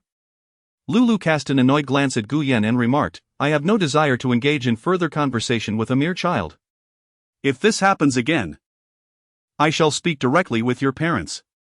After Lulu finished speaking, he grasped Lu Ning's wrist firmly and declared, let's go, get in the car. Lu Ning instinctively attempted to withdraw her hand, yet ultimately, she was firmly ushered into the car by sixth brother. Qin Xiang hurriedly caught up, inquiring, Sixth brother, are you upset by what I just said? I merely spoke the truth, wishing to avoid any discord among you. After all, Guyan has family in Yunjing. And should a quarrel arise here, it would also complicate matters for eldest brother when he encounters the Gu family in Yunjing. Lulu was initially quite irate. However, upon hearing Qin Xiang mention her elder brother, his expression softened. If their elder brother were to discover that this scoundrel had been harassing Lu Ning, he would undoubtedly confront the Gu family. Qin Xiang was momentarily taken aback, feeling a twinge of discomfort within. Indeed, the preferential treatment bestowed upon a biological sister was unmistakable. Nevertheless, how did Lulu come to be here? Qin Xiang asked deliberately, Sixth brother, have you not been preoccupied? What brings you the leisure to pick us up from school today? Lulu cast a furtive glance at Lu Ning. Yet she remained fixated on the scenery beyond the window, seemingly oblivious to the conversation within the vehicle. In response to Lu Ning's disregard, Lulu felt a twinge of annoyance, but he swiftly reined in his temper. After all, he had come to reconcile with Lu Ning. Lulu remarked, after all, I have moved out for quite some time and wanted to check on how you all are doing. Qin Xiang noticed that Lulu was fixated on Lu Ning and surmised the purpose of Lulu's visit. It was likely that the team had yet to find a suitable candidate. Lu Ning gazed out of the window at the passing vehicles, her mood far from delightful. She noticed the posters of the Lu Tian battle team, accompanied by various promotional photographs. Lu Ning had not anticipated arriving here. Upon alighting from the vehicle, she was swiftly surrounded by a throng of enthusiastic individuals. Congratulations, esteemed deity, for joining our ranks. Ningshen, would you grant me an autograph? Ningshen, could you share the secret of how you mastered the 12-hit combo? Lu Ning instinctively furrowed her brows. She did not consent to join the battle team. Lulu seized the opportunity to speak. All right, please do not frighten my sister. Let us begin our meal. Lu Ning was surrounded by everyone as she was ushered into the canteen of the training base. Qin Xiang observed this scene, her expression barely holding steady. Lulu noticed the expression on Qin Xiang's face and softly explained, Xiang, you are aware of the situation with the Sixth Brothers team. Currently, we have yet to find a suitable gunner, and only Lu Ning seems to fit the bill. Therefore, I wish to ease the relationship with her. Sixth brother, I understand. You need not elaborate. The previous incident also involved me, and I will apologize alongside you later, hoping to earn Sister Ning's forgiveness. In the future, as we all become part of the same team, I will diligently handle the logistics for you. Qin Xiang's sweet, obedient demeanor brought a sense of relief to Lulu. He knew she was not the petty type, unlike Lu Ning, who had a notoriously difficult temperament. However, once Lu departed, the smile on Qin Xiang's face instantly faded, only to quickly return to its usual state as she continued walking forward with the others. Lu Ning was ushered into the cafeteria, where she beheld a large banner that read, "Welcome, Ningxin, to the team." It was then that she sensed something amiss. She took out her phone and sent a message to Ji Qiqian, "Could you come and pick me up?" She shared an address. Lu Ning stood rooted to the spot, glancing at the hanging banner, and found it utterly ridiculous. She slowly raised her head, her gaze shrouded in darkness. Some people truly deserve a good thrashing. Chapter 33, Forcing her to forgive, is it possible? Is this an apology? It is clearly an attempt to compel her to accept everything. Lu Ning's expression was neither warm nor cold, and this demeanor caused Lulu's heart to sink. Just a moment ago, Lu had felt quite confident, but now he was gripped by uncertainty. He had bowed his head in apology, hoping for reconciliation, surely. Lu Ning must comprehend his intentions. Throughout his life, he had never humbled himself to this extent for anyone. Lu Ning is the first. Qin Xiang interjected, "Indeed. Sister Ning, sixth brother has devoted so much thought to prepare for today's apology banquet, you should be able to perceive his sincerity in apologizing." Lulu's expression appeared somewhat forced. "Lu Ning, feel free to voice any requests you may have, I am capable of fulfilling them all." Lu Ning raised an eyebrow, infused with a hint of sarcasm. "My demands are quite simple." "Speak." Lu Liashong let out a sigh of relief, as long as Lu Ning was willing to set conditions. It indicated that she would forgive him. He had always known that Lu Ning was merely throwing a tantrum, believing he favored Qin Xiang. Once they reconciled, he would seize the opportunity to impart some lessons to Lu Ning. From this day forth, she was to refrain from appearing before him and, even more so, from taking matters into her own hands. Lulu's expression instantaneously froze, as if his mind had erupted with a thunderous explosion, buzzing with confusion. Lu Ning turned away, her silhouette resolute and unwavering, devoid of any lingering attachment. Lu Ning stepped out of the training facility, and a wave of heat enveloped her. The summer cicadas chirped incessantly, inducing an inexplicable sense of irritation. "Lu Ning, what must I do for you to forgive me for my past transgressions?" "Just a single word from you." Lu chased after her. He regarded Lu Ning with utmost sincerity, his demeanor particularly earnest. "Lu Ning, our bond has been strong since childhood. Are you truly willing to forsake our relationship and refuse to acknowledge me as your brother for a single moment of my impulsiveness?" Lu could hardly believe that she could be so heartless. Lu Ning found it amusing. Just that once? It seemed that in the eyes of the sixth brother, he still did not comprehend the reasons behind her departure from the Lu family. However, she felt no obligation to elucidate. Lu Ning's gaze was icy and desolate. "If that is your belief, then so be it." Lu appeared to be profoundly affected, rendered speechless by the astonishing revelation. He could scarcely believe that Lu Ning had truly disavowed her brother. Qin Xiang rushed forward, positioning herself in front of Lu Ning. "Sister Ning. The events of last time were entirely my fault. I am responsible for everything that transpired. From this day forth, I shall move out of the Lu household, and you shall never have to endure my presence again." Lu instinctively grasped Qin Xiang's hand, saying, "What are you doing? This matter does not concern you. It is between me and Lu Ning." "No, sixth brother, you do not understand, it involves me," Qin Xiang replied, her eyes reddening as she shook her head. Her understanding demeanor evoked a deep sense of compassion in those who beheld her. Lu could not help but sigh. "Why can't you be as sensible as Xiang? Lu Ning?" Lu Ning raised her eyebrows, laced with sarcasm. "So having her is sufficient for you?" "Do not trouble me. Lu Ning. You often believe that we favor Qin Xiang, yet have you ever reflected upon your own actions? Human emotions are inherently tender. If you were truly understanding, our relationship would not have deteriorated to this extent. Therefore, it is best for us to part ways and seek our own peace." Lu Ning walked straight to the roadside. The location was quite secluded, with very few vehicles passing by. Yet, she yearned to depart from this place. Lu stood before her, asserting, "I believe we should have a serious conversation and clarify our thoughts." Suddenly, a jarring honk pierced the air as a sleek black luxury car sped towards them. Watch out! Sixth brother! Upon realizing what he had done, Lu shouted in panic, "Get away quickly!" Lu Ning's expression was devoid of emotion. Her gaze as dark as an unfathomable abyss. With a creak, the car came to a halt beside her. The window slid down, revealing Qin Xiang's austere features. His tone gentle, "Get in." Lu Ning's lips curled into a faint smile, she knew it was him. She bent down to enter the car, and outside. Lu's voice echoed, "Lu Ning, you cannot go with him." Lu Ning turned her head to glance at the approaching Lu. And she promptly rolled up the car window, shutting out everything from the outside. Frustrated, he struck the ground with his fist, pondering why things had come to this. Just moments ago, he had inexplicably left Lu Ning standing there. As Lu recalled Lu Ning's gaze, an involuntary sense of panic began to wash over him. What should he do? Just moments ago, he had instinctively chosen Qin Xiang, but that did not signify his indifference towards Lu Ning. Rather, it was that Qin Xiang had rushed over to save him. He could hardly turn a blind eye to her actions.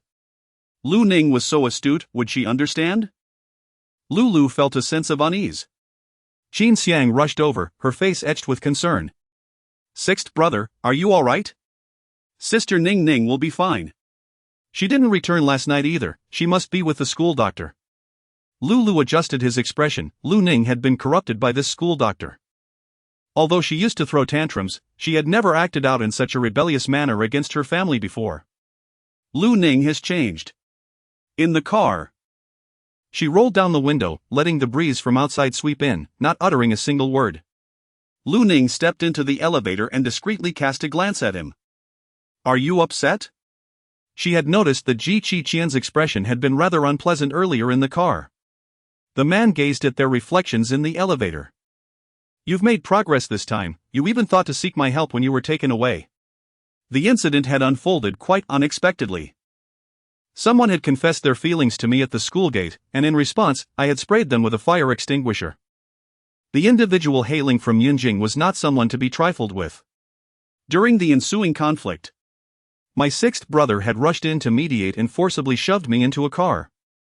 Yet, I had not anticipated that he would take me to the Team S base. Lu Ning never anticipated that sixth brother would arrange for so many people, even unfurling a celebratory banner to invite her to join the team. Ha! She certainly did not acquiesce. Had it been the old Lu Ning, she would have undoubtedly succumbed to moral coercion. However, now that she has cast aside morality, it can no longer bind her. "Who has confessed to you?" Lu Ning looked up and exclaimed, "It's the heartthrob from the private school next door." Qin Xiang squinted slightly and asked, "Is the person you have a secret crush on him?" "Impossible, it's not him," she replied. Lu Ning found herself in a mix of amusement and exasperation. As the elevator reached its destination, she stepped out first. Qin Xiang gazed at her retreating figure. His tone somewhat stiff. "Child, do not engage in early romance. I am aware, you have reiterated this countless times. Please do not lecture me as if you were an old father." Qin Xiang followed her at a leisurely pace, his brows instinctively knitting together, as if lost in contemplation. Lu Ning discovered an abundance of fresh vegetables and fruits in the kitchen, and in astonishment, she inquired, "Are you planning to cook for yourself? What are you thinking?" "Of course, it's to have the aunt come and prepare the meals." However, she soon received a message from someone. Lu Ning felt a twinge of guilt and suggested, "How about I take on the responsibility of cooking from now on? I am quite adept at preparing meals." After all, Qin Xiang had taken her in, and she was eager to contribute in some manner. Qin Xiang narrowed his eyes and inquired, "When did you acquire such skills?" Lu Ning replied, "During my time at the Lu residence, I often cooked for everyone, especially for my elder and second brothers, as their stomachs are rather delicate and they are accustomed to the dishes I prepare." Upon reaching this point, Lu Ning paused once more. After all, these were skills she had acquired in the past. In her earlier attempts to please her elder brothers, she had taken the initiative to learn from the kitchen servants. Qin Xiang appeared rather displeased, slowly remarking, "Little Lu Ning, your hands are not meant for cooking." Chapter 34, I have no connection with the Lu family. Lu Ning was momentarily taken aback. He remarked that her hands were not meant for cooking. She had anticipated that he would be pleased. Ji Qiqian stood gracefully, his demeanor composed, and said with a tranquil tone, "You need not go to such lengths to please me." Lu Ning felt a slight heaviness in her chest. Her recent actions had been instinctive, merely a desire to do something. However, it seemed that Ji Qiqian could see right through her. Lu Ning gently brushed her hair near her ear and said, "Well, all right then. Auntie will come to cook shortly." Lu Ning did not persist either.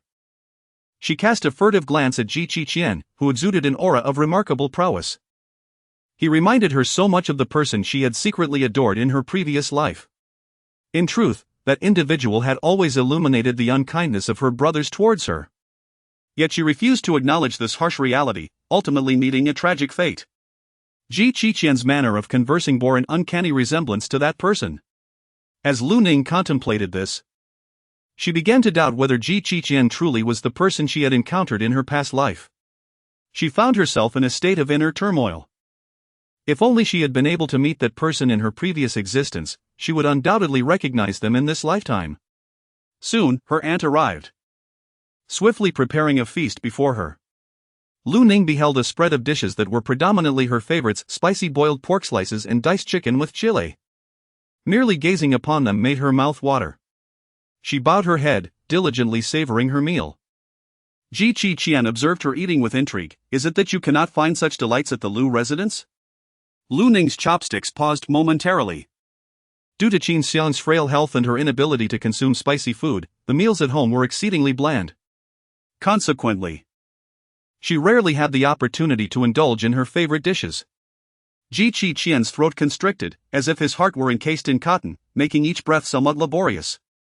Despite being a wealthy heiress, her existence was less fulfilling than that of an ordinary girl. He should have arrived sooner. Lu Ning's stomach was round and full. She dabbed at the corners of her mouth and glanced at Ji Qiqian, who was eating with remarkable grace and poise. For a moment, she was taken aback, reflecting on her own earlier, rather gluttonous manner of eating. The contrast was stark and almost bewildering. She was astonished at how someone could make the act of dining appear so exquisite.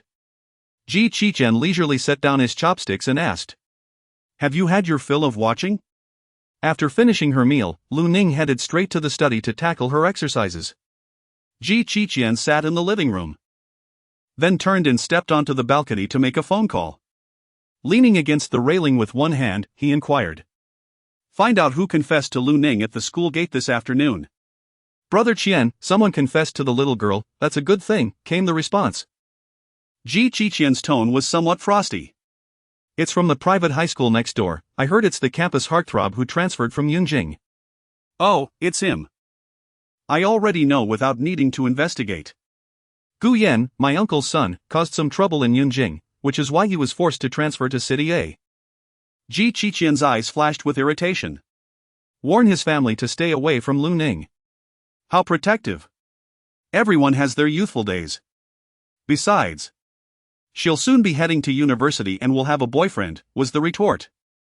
"Be quiet, she cannot be distracted by anything else right now." Ji Qiqian's brows furrowed in annoyance. "If your intelligence is as abundant as your prattle, then your mother can rest easy." "Whoa. Just a couple of comments and you're already angry? Let me remind you, you are a man with a fiancée. Don't forget who you met at the restaurant yesterday." "My matters are not your concern." Ji Qiqian abruptly ended the call. He paused for a moment before striding into the study. Glancing at the exam paper before her, he remarked, "You're progressing rather slowly. Can't you solve this?" I'm trying my best," she replied. Lu Ning felt a slight discomfort in her lower abdomen, leading to a lack of concentration. Perhaps she had indulged in too much spicy food earlier. Ji Qiqian noticed that Lu Ning's complexion appeared pallid and lackluster, her lips tinged with a faint whiteness. He reached out and gently touched her forehead, finding no trace of fever. He inquired, "Where do you feel unwell?" It had been quite some time since she had eaten in such a manner, and it seemed her digestive system was struggling to adjust. Lu Ning weakly consumed the digestive tablets. Ji Qiqian took away her pen and said, "Stop working, take a rest today." Lu Ning indeed felt somewhat unwell. She suspected that her menstrual period might have started. Just as she stood up, she sensed something had flowed out. Lu Ning's expression was stiff. She had anticipated this outcome. In a flurry of urgency, she rushed to the restroom and was met with the sight of vivid crimson stains. Indeed, her monthly visitor had arrived. What to do now? It was at that moment that Lu Ning recalled she was in her apartment, not at the Lu residence. It seemed she had also forgotten to purchase sanitary napkins. Initially, she had planned to buy them on her way home from school, but instead, she encountered Gu Yan, that young master, who professed his feelings for her. Only to be subsequently taken away forcefully by her sixth brother. Ji Qiqian, waiting outside and noticing she had not emerged for quite some time, grew somewhat anxious and knocked on the bathroom door, inquiring, "Have you fallen in?" Lu Ning hesitated for a moment and said, "Could you perhaps purchase something for me?" "Certainly.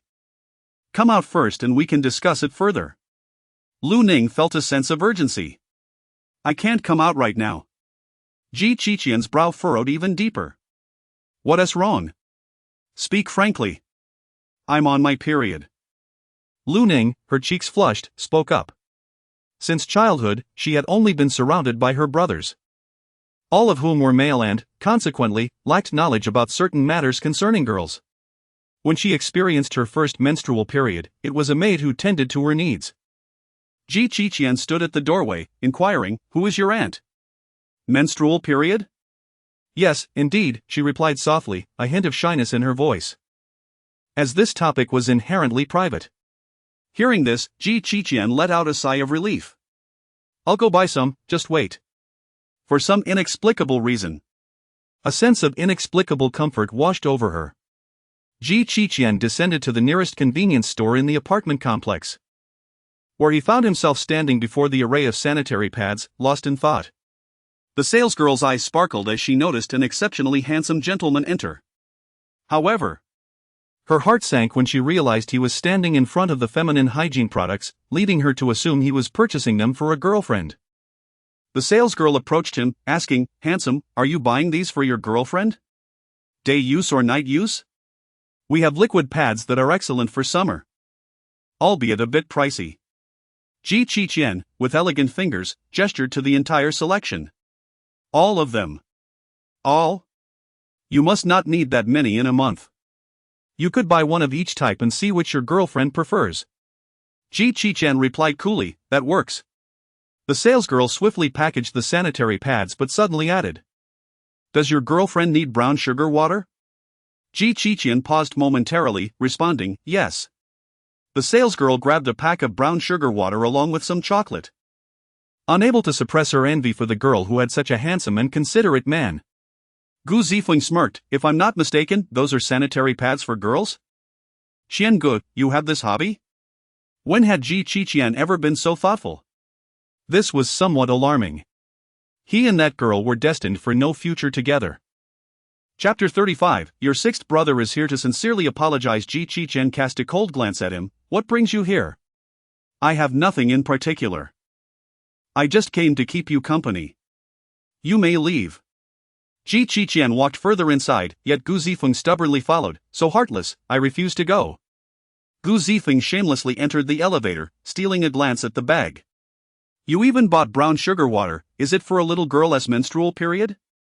Ji Qiqian replied indifferently, "Yes." Had he not witnessed it with his own eyes, he would never have believed that Ji Qiqian would purchase feminine products. Let alone brown sugar water, how thoughtful of him. It was well known that this fellow had never been so gentle and considerate towards girls throughout his life, always having girls revolving around him. "Take it easy, don't frighten the little one." Upon hearing his voice, Lu Ning hesitated for a moment before slowly approaching. Her cheeks flushed with warmth. She opened the door slightly and extended her delicate hand. Ji Qiqian directly offered his pocket, and as her hand sank under the weight, she was astonished to find he had purchased so much. Lu Ning closed the door and beheld an array of sanitary napkins from various brands. A smile involuntarily crept upon her lips. He probably had no idea which kind a girl would prefer, so he purchased them all. After Lu Ning changed her clothes, she stepped outside and was met with the sight of a young man, unfamiliar and seated upon the sofa. Lu Ning felt a bit embarrassed. Gu Zifeng waved his hand and said, "Hello, little friend, I am a good brother of Qian Gu." "So it is you." Lu Ning was aware that the residence she occupied belonged to a friend of Ji Qiqian. Furthermore, the incident at the restaurant, where they had hastily ushered out Ergo and Qin Xiang, was also attributed to his influence. Has Gu mentioned me to you? Did he speak ill of me? No, I am merely borrowing your room, intending to express my gratitude in person. Gu Zifeng chuckled softly, assuring her, rest assured, you may stay, after all. I have plenty of rooms and seldom visit. At that moment, Qi Qian emerged from the kitchen, holding a cup of brown sugar water, which he offered to Lu Ning. When Lu Ning beheld the warm cup of brown sugar water, she was momentarily taken aback. She had not anticipated that Qi Qian would be so considerate. Cradling the steaming vessel, she expressed her gratitude, thank you. Lu Ning nodded obediently, sipping the brown sugar water in small gulps, feeling considerably more at ease. She lowered her gaze, reflecting on the fact that it had been many years since anyone had shown her such care. Stealing a glance at Qi Qian, she mused that perhaps his kindness stemmed from pity for her. After all, it was she who had shamelessly lingered in the infirmary to complete her assignments. Lu Ning recalled that day in the restaurant when Qi Qian dined with an enchanting woman. He must have had his fair share of romantic encounters. After all, he was significantly older than her, and with such striking looks, it was only natural for him to attract the attention of many admirers. Lu Ning coldly remarked. His insincere apology is merely a ploy to persuade me to join the team. Your sixth brother's apology is genuine. If there is anything he has fallen short in, do let me know, and I shall encourage him to amend his ways. Lu Nanfeng sincerely hopes that Lu Ning can reconcile with Lu and put aside her stubbornness.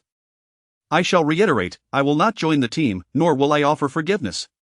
After Lu Ning finished speaking, she hung up the phone. She had long seen through the tricks of the sixth brother and would not be easily deceived. After Lu Ning departed, Gu Zifeng remarked with a teasing grin, Shen Go. Do you not think you are being excessively kind to her? You tend to ramble. I am merely offering a friendly reminder. Have you underestimated the allure of your own appearance? What young lady could possibly resist? Especially with your kindness towards her. What if she develops feelings for you? Gu Zifeng noted the way Lu Ning gazed at Qi Qian. The thoughts of a young girl were all too transparent. Qi Qian reclined on the sofa, stating, she has someone she likes. Who is it?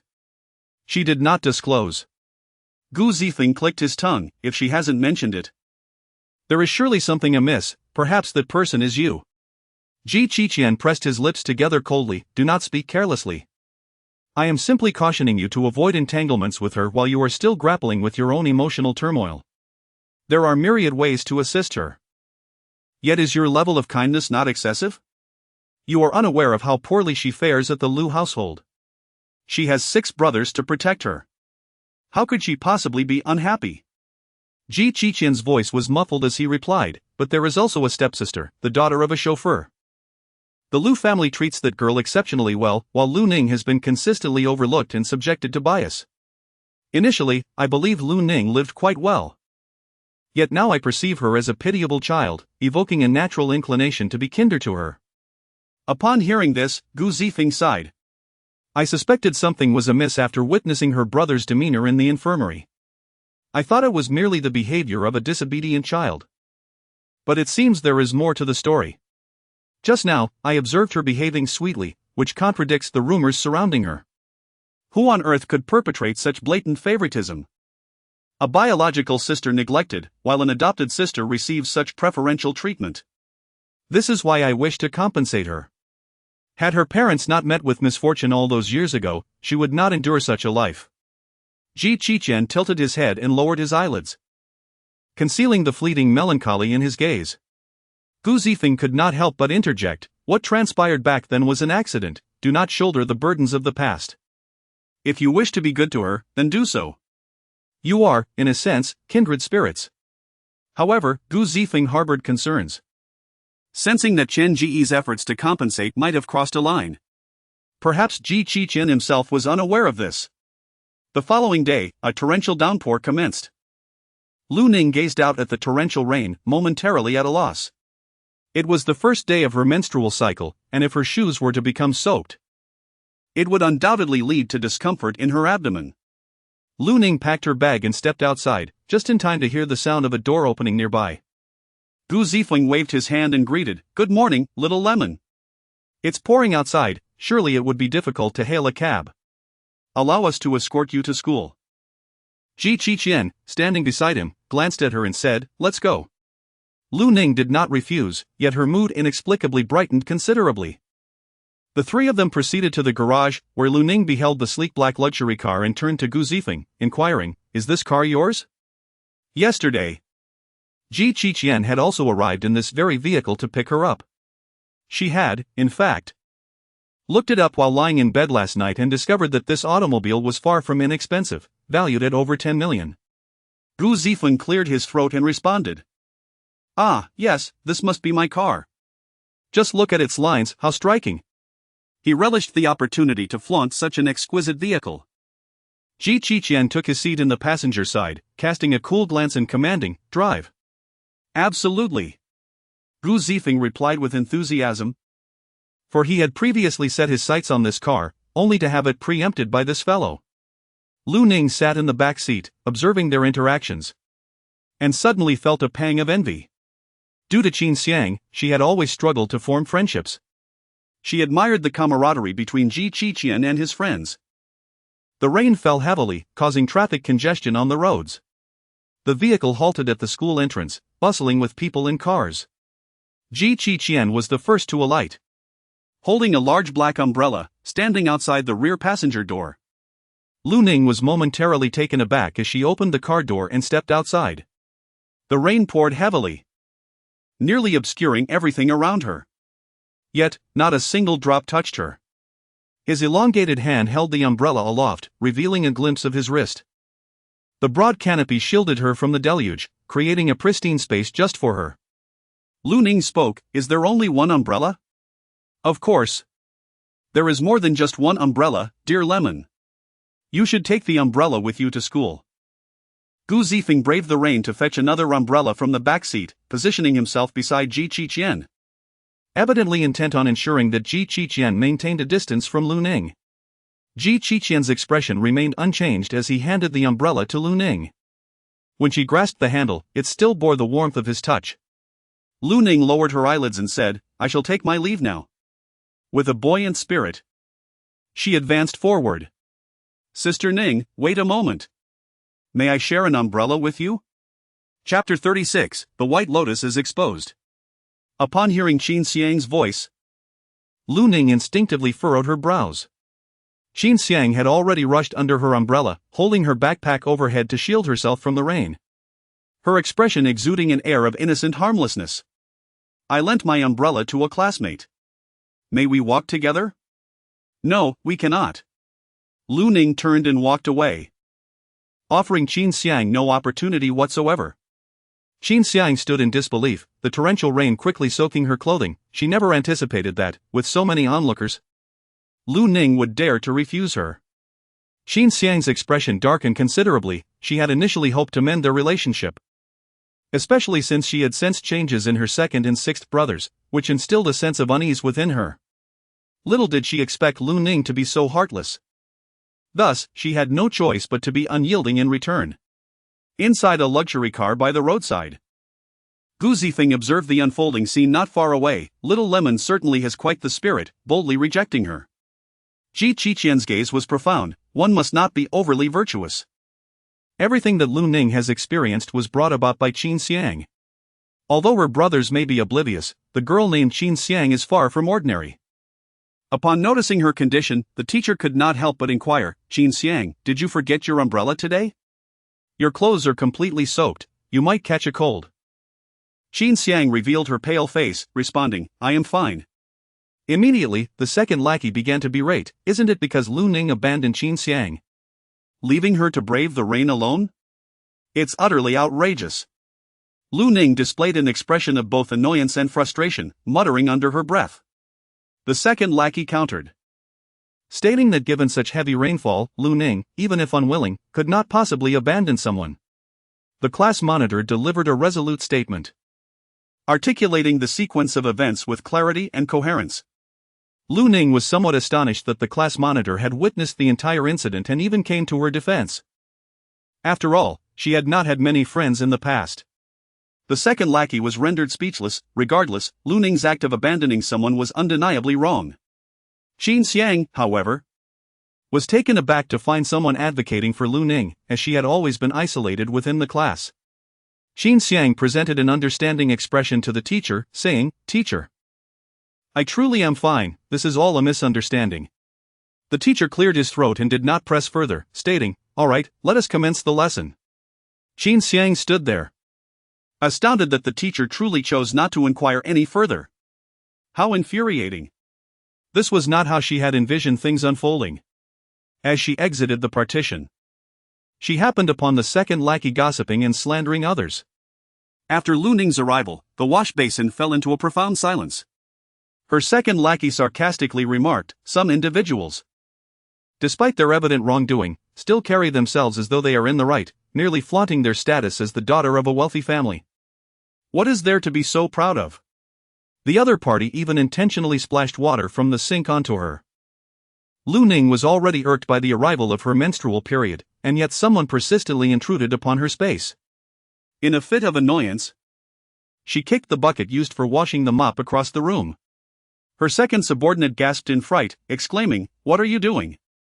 Lu Ning lifted her eyelids, exuding an aura of low pressure.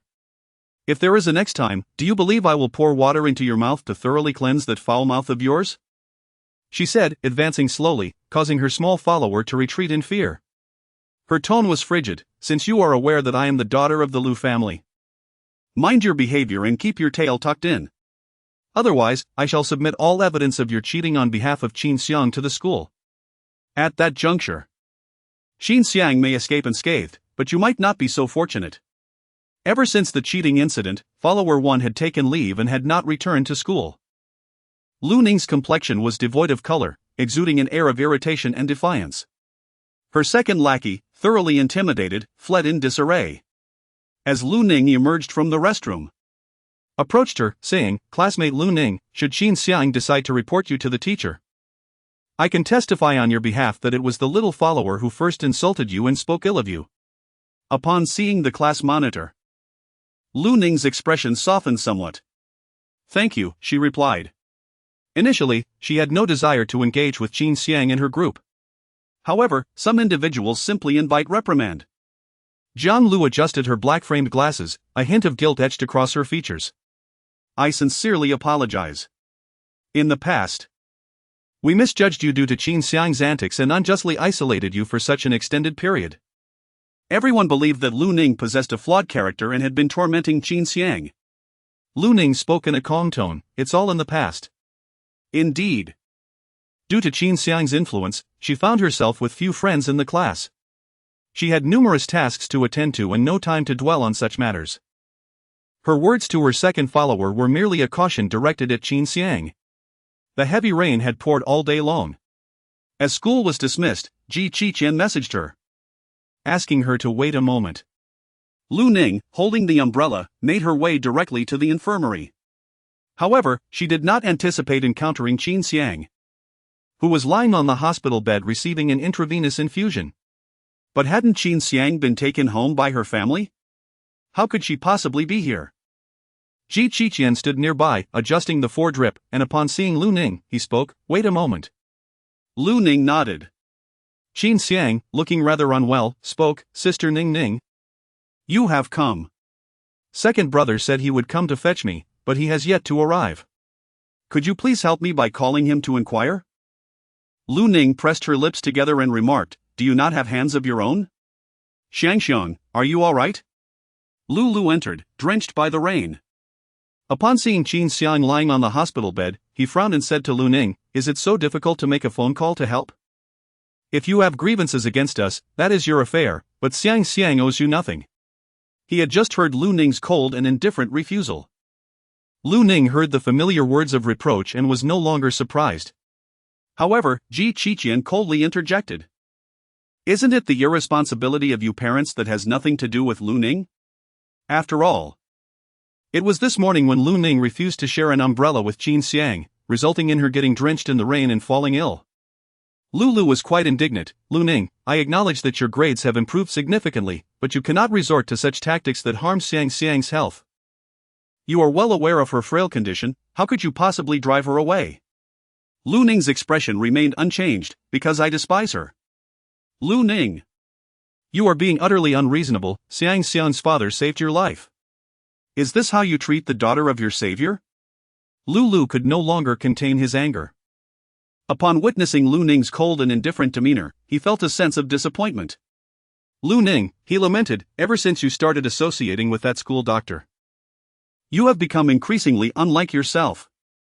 Qi Qiqian scoffed. What you perceive as Lu Ning's transformation is not her change, but rather her refusal to join the battle team. She no longer allows you to bully her as before, obediently toiling away like a docile dog. This is why you are so infuriated. Ultimately, it's about the benefits you no longer derive from Lu Ning. Lu was instantly infuriated, exclaiming, Lu Ning, do you think the same way? Chapter 37, Regret only comes after loss. Lu Ning stood still, her slender figure exuding an air of tranquility. Indeed. Excellent. Lu abruptly removed the intravenous needle from Qin Xiang and lifted her into his arms. We shall not receive treatment here, he declared. Qin Xiang silently wrapped her arms around Lu's neck, a sense of pride swelling within her heart. Lu approached the door and beheld the torrential rain outside, while his umbrella appeared quite diminutive. Casting a glance at the large umbrella in Lu Ning's hand, he assertively declared, Yours shall be mine. A solitary small umbrella suffices for you alone. Lu Ning found it rather amusing. Why should that be the case? Just because Xiang Xiang fell ill due to you.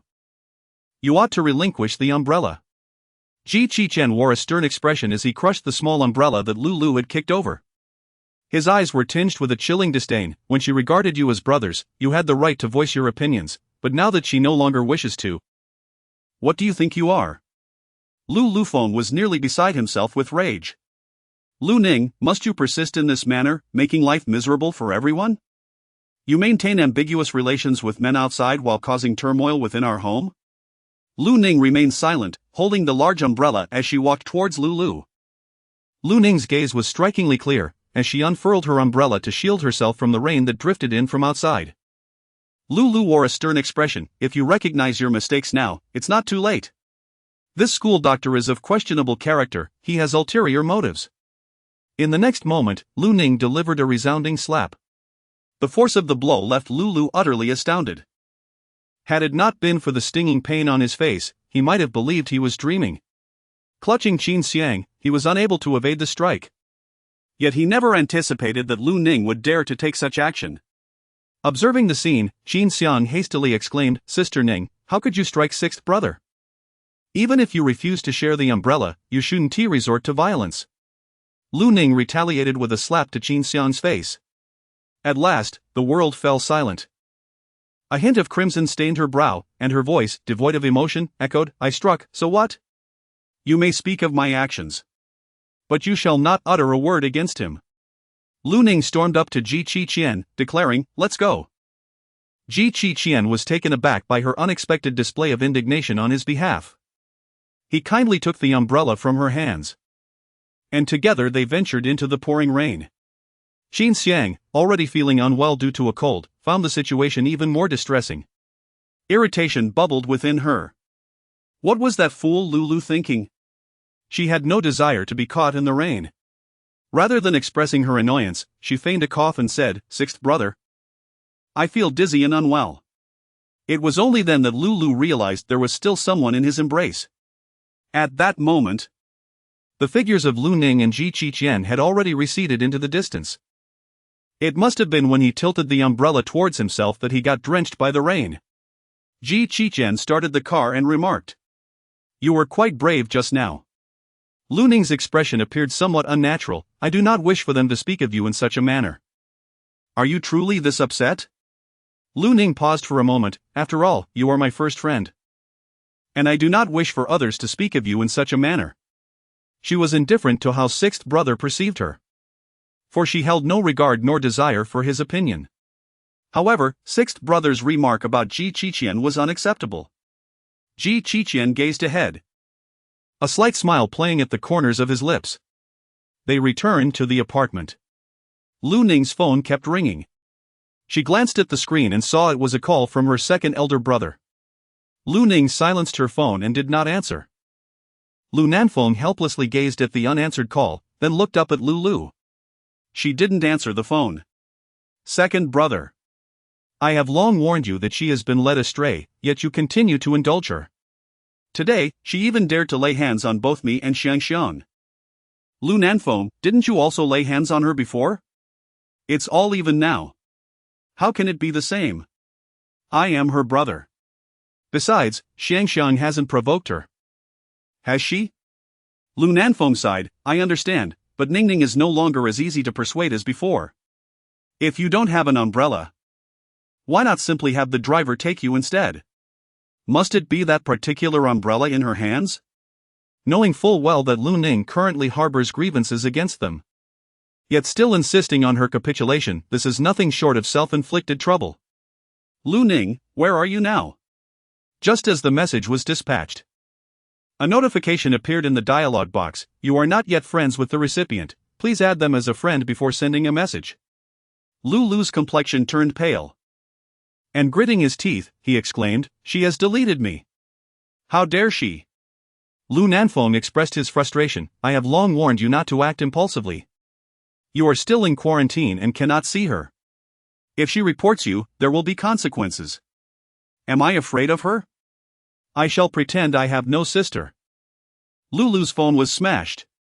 He never anticipated being discarded, feeling quite embarrassed. Do not utter such foolishness, she is currently in her rebellious teenage years, compounded by previous grievances and the instigation of that school nurse, which has led her to behave in this manner. She is our beloved sister. And that fact will never change. Lu refrained from saying much. During the meal, after tasting a couple of bites, he set down his chopsticks and remarked, Who prepared this sweet and sour pork ribs? It is utterly unpalatable. Whatever happened to that previous chef? Lu was momentarily taken aback, gazing at the plate of sweet and sour spare ribs, lost in contemplation. After Lu Ning's departure, his life, as well as the team competitions, descended into chaos.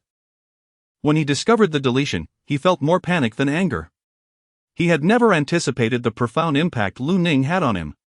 The following day, Lu Ning attended school as usual, yet Qin Xiang was absent due to illness. Lu Nanfeng stood outside the corridor, observing Lu Ning seated in the classroom, her posture impeccably straight and her profile reflecting an intense concentration. In that moment, he found himself momentarily entranced. Lu Nanfeng hesitated for a moment and inquired, How has Lu Ning been performing recently? The homeroom teacher responded, Lu Ning has shown significant improvement. I hope the parents can pay more attention to her and try to shield her from any negative influences. I believe her previous poor performance was largely due to the impact of her surroundings, which led to her lack of seriousness in her studies. Lu Nanfeng, filled with suspicion, inquired, What do you mean by being influenced by us? In truth, Qin Xiang had always maintained an average academic performance. However, Lu Ning was of a notably intelligent disposition. Could it be that your excessive attention towards Qin Xiang has led Lu Ning to deliberately underperform, thereby alleviating any pressure on Qin Xiang? Such sentiments were perhaps not mine to express, for Qin Xiang possessed a somewhat petulant nature. It is possible that this was the reason for Lu Ning's poor performance over the past 3 years. The homeroom teacher conveyed this delicately. Upon hearing this, Lu Nanfeng's expression nearly faltered. Is it truly the case that Lu Ning deliberately performs poorly in her studies to alleviate the pressure on Qin Xiang? A subtle ache lingers. Lu Nanfeng could hardly maintain his balance. Teacher, may I request for Lu Ning to come out for a moment? He wished to inquire of Lu Ning whether this was truly the case. Chapter 38, Is there still a chance to redeem my little sister? Lu Ning raised her head and spotted her homeroom teacher, following the gaze to see Lu Nanfeng standing outside the classroom. She pressed her lips together and ultimately decided to step outside. With an impassive expression, she stated, If you wish for me to take notes for Qin Xiang, it would be wise not to utter a word. She didn't need to guess. She already knew that her second brother had come to the school to request a leave of absence for Qin Xiang. Lu Nanfeng felt a tightness in his chest. Ning, is this truly how you perceive me deep within your heart?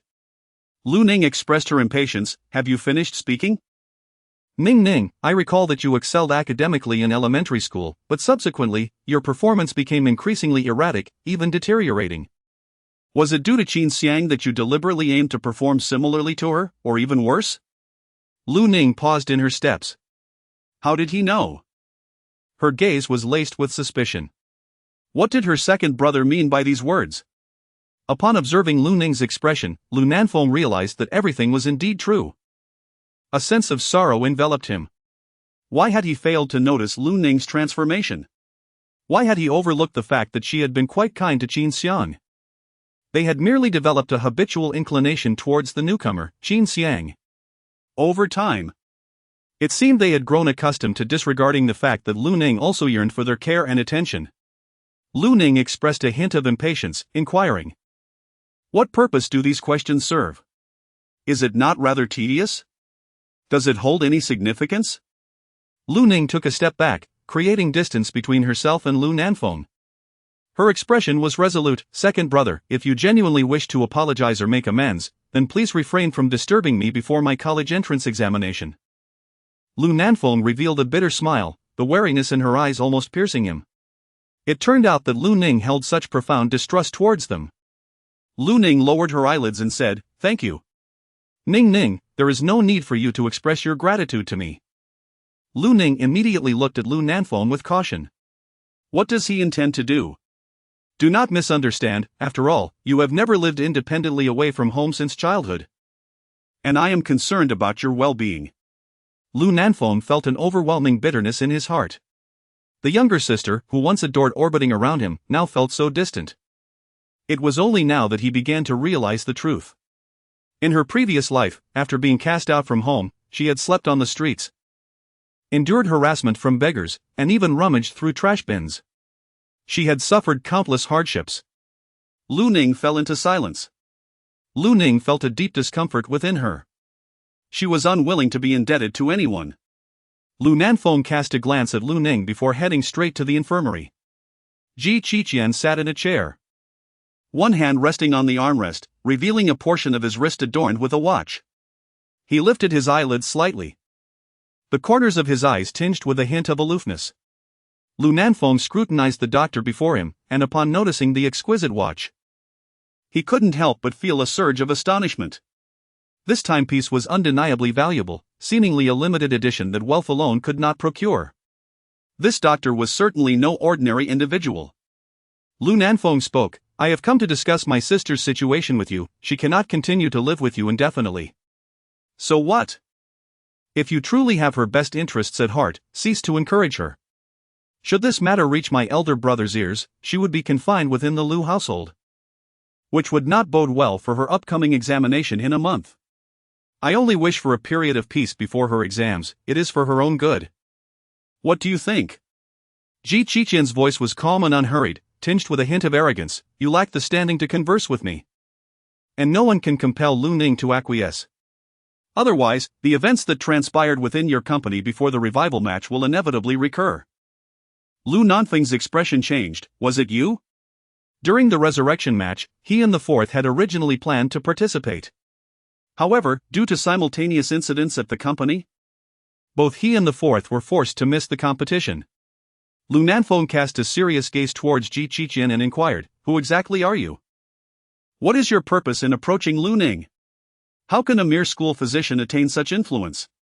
Why do you deliberately seek to get close to Lu Ning?" Ji Qiqian replied with an audacious tone, "This is none of your concern. In any case, no one can hinder Lu Ning from pursuing her desires." Lu Nanfeng's throat stirred slightly, but she will agree. Although she had acted out yesterday, Ning is a kind-hearted child. Ji Qiqian scoffed, "She was on her period yesterday. She couldn't be caught in the rain, let alone get wet. And what did you do? Do you truly believe her kindness is deserving of such treatment?" Lu Nanfeng was once again pierced by a pang of heartache. What had they done? Lao Lu had compelled Lu Ning to relinquish her umbrella to Qin Xiang. He had spent an eternity grappling for a retort, ultimately leaving the infirmary in a state of disarray. At noon, Lu Ning finished her meal and made her way to the infirmary. Noticing Ji Qiqian still dining, she entered and remarked, "Haven't you finished yet?"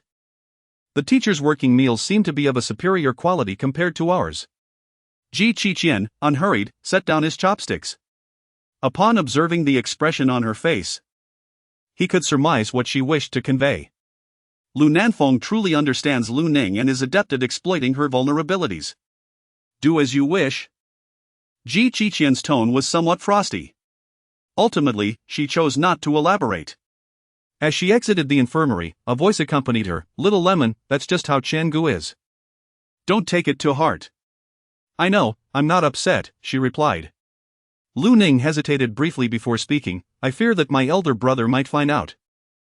It would lead to trouble. He has quite a volatile temper, and I am concerned that he may act unfavorably towards my master."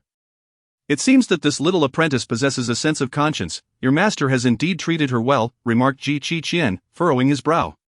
"Do I require her protection?" he questioned.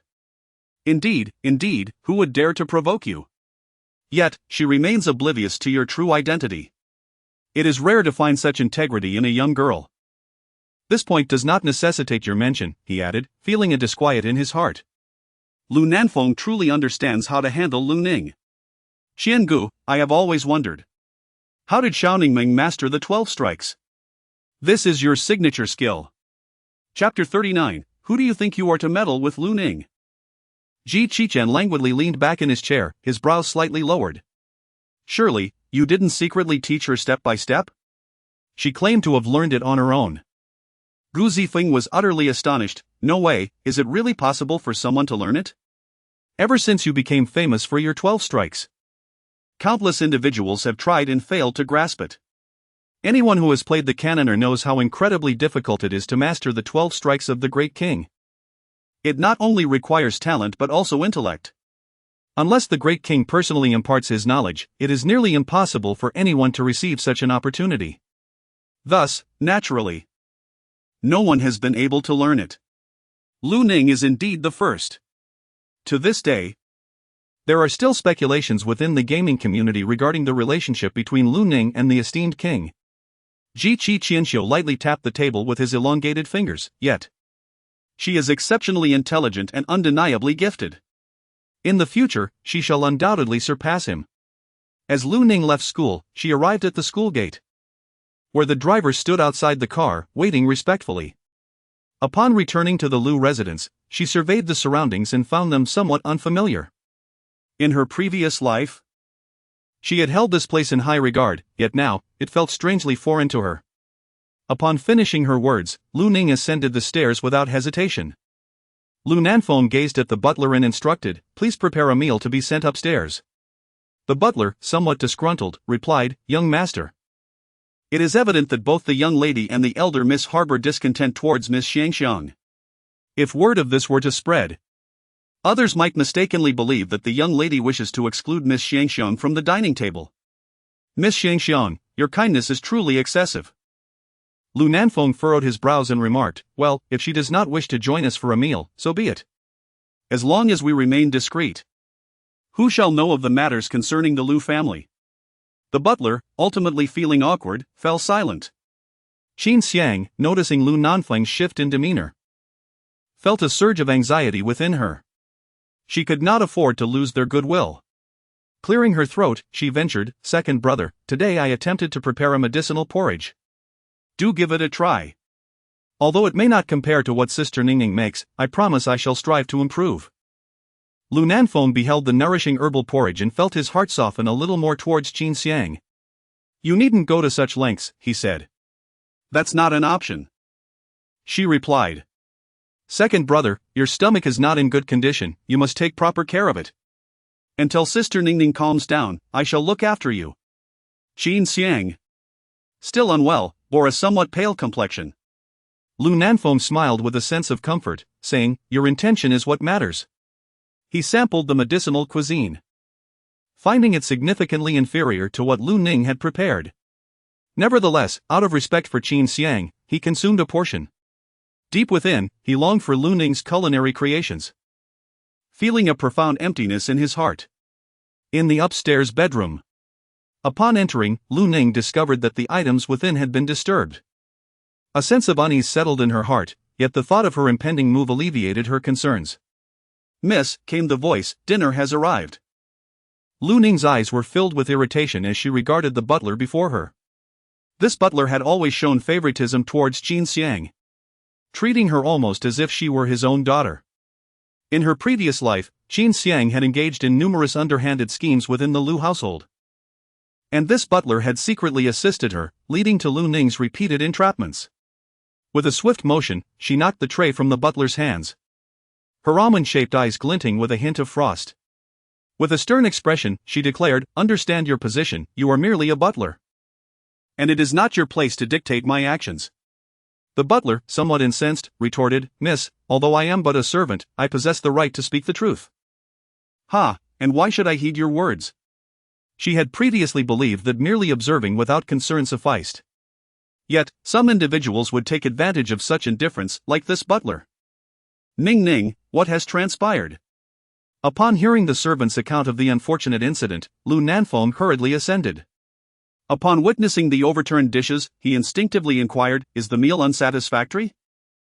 The butler, his face awash with tears of despair, replied, "Young master, I intended to kindly advise the young lady against dining alone in her chamber, for it would invite gossip. Yet, not only did she disregard the meal I prepared, but she also scornfully remarked that I am merely a servant, unworthy of offering such counsel." Lu Nanfeng furrowed his brow and said, "Old Zhang, you truly lack the standing to speak of her." The butler was taken aback, surprised that Lu Nanfeng would side with Lu Ning this time. Qin Xiang quickly positioned herself beside the butler, stating, "Second brother, Uncle Zhang means well. He has been with the Lu family for many years, akin to my father, though merely a servant, he has remained unwaveringly loyal." Upon hearing this, Lu Nanfeng's expression softened slightly. "That is not what I meant. Everyone, please leave." Lu Ning wished to avoid their presence. Lu Nanfeng spoke. "I have arranged for someone to clean up, another meal will be brought up shortly." He turned and left the room, addressing the butler, "From now on, treat Ning with respect, and refrain from speaking inappropriately." Lu Nanfeng finally realized that even a mere steward dared to lecture Lu Ning. It seemed that over the years, they had indeed neglected Lu Ning too much, resulting in the subordinates emulating such behavior. It was evident that he, as the second elder brother, had not fulfilled his duties adequately. Qin Xiang, witnessing Lu Nanfeng's retreating figure, felt a pang of anxiety. Indeed, Lu Nanfeng had changed. Had it been in the past, he would undoubtedly have sided with the steward. She needed to devise a way to intervene. After Lu Ning's outburst, the servant promptly arrived to tidy up and even brought her a dinner. At last, there was no one lecturing her in her ear. After completing her homework, she opened the WeChat chat window, intending to invite Ji Qichen to play a game online. To her surprise, she saw a friend request notification. It was from Sixth Brother. After casting a glance, Lu Ning promptly clicked to ignore the message, declining to accept the friend request. She had no desire to endure his preachy tone or his so-called lofty apologies. She sent a message to Ji Qichen, "Master, shall we log in for a dungeon run?" Soon after, she noticed a game notification. Team Chocho invites King's disciple to join. Lu Tian's team is breached. A flicker of doubt crossed her mind as she clicked to investigate. The captain of Team Chocho, GMO, publicly declared his invitation for her to join the team. Her sixth brother also made a public refusal, displaying an exceedingly poor attitude. "My sister will never join your team." Lu Ning was somewhat taken aback by the unexpected invitation from the captain of the Chocho team, GMO, to join his squad. Did GMO not realize that she was the sister of Lu? As she pondered this, she noticed her friend coming online and promptly sent an invitation to Ji Qichen to join the team. "If time could turn back, who are you?" "If time could turn back, wow, my brother is actually gaming with a girl." GMO was so startled that he fell to the ground in shock. Chapter 40, Who allowed you to touch my belongings? Upon reading these words, Lu Ning felt a surge of astonishment. Could it be that you are his younger brother? GMO struggled to rise from the ground, his fingers trembling as he typed, "Indeed, I am his delightful, obedient, and exceptionally talented younger brother." When did he take on a disciple? How come I was unaware of this? Could it be that the young lady from the Lu family is truly his apprentice? GMO tentatively inquired, "Are you Lu Ning?" "Yes, I am." "Has he mentioned me?" Ning was astonished to discover that Ji Qiqian's younger brother was aware of her existence. GMO was struck with a triple shock, uttering countless exclamations of disbelief. Trembling, he dialed Ji Qiqian's number, which was answered almost instantly, the tone cool and detached. "What is it?" Ji Qiqian was seated at his desk, massaging his temples as he exited the program. "Brother, you are quite unfair. You secretly took Ning as your apprentice. And she executed a 12-hit combo that you never taught me. Am I even your real brother, or was I simply picked up?" he lamented. Ji Qiqian straightened his expression. "How do you know all this?" "I just logged into your account, and she was looking for you. I managed to extract information from her," GMO replied. It was then that Ji Qiqian noticed the message Ning had sent earlier. His tone grew even cooler. "Log out of the account immediately. You still haven't explained why you are favoring Ning with the 12-hit combo. Do you realize she is my opponent in the competition? She learned it on her own. Count to 3, and log off." Ji Qiqian's tone turned markedly serious. After memorizing Ning's ID, GMO reluctantly logged off. "Brother, are you in such a hurry because she is your new girlfriend?" "I support your rebellion against the aristocratic marriage. Go seek love." "Be quiet." "What did you tell her?" I said nothing, just that I am your brother." Ji Qiqian abruptly ended the call. He logged back into the game, and indeed saw Ning online. For a moment, he felt an unexpected flutter of anxiety. Just then, he nearly believed that Ning had uncovered his true identity. Ji Qiqian gazed at Ning's presence online, remaining motionless for an extended period. Lu Ning found it rather strange that the account had suddenly gone offline and then back online, yet there was no activity. Could it have been hacked? Who would be so trivial as to steal a minor account? Lu Ning sent a WeChat message to Ji Qiqian. "Master, someone has logged into your gaming account. Could it be that your account has been hacked?" Upon seeing her message, Ji Qiqian subsequently invited Lu Ning to join his team. He replied calmly, "It was another person who logged in just now. It was your brother. He mentioned it himself." "I thought your account had been compromised."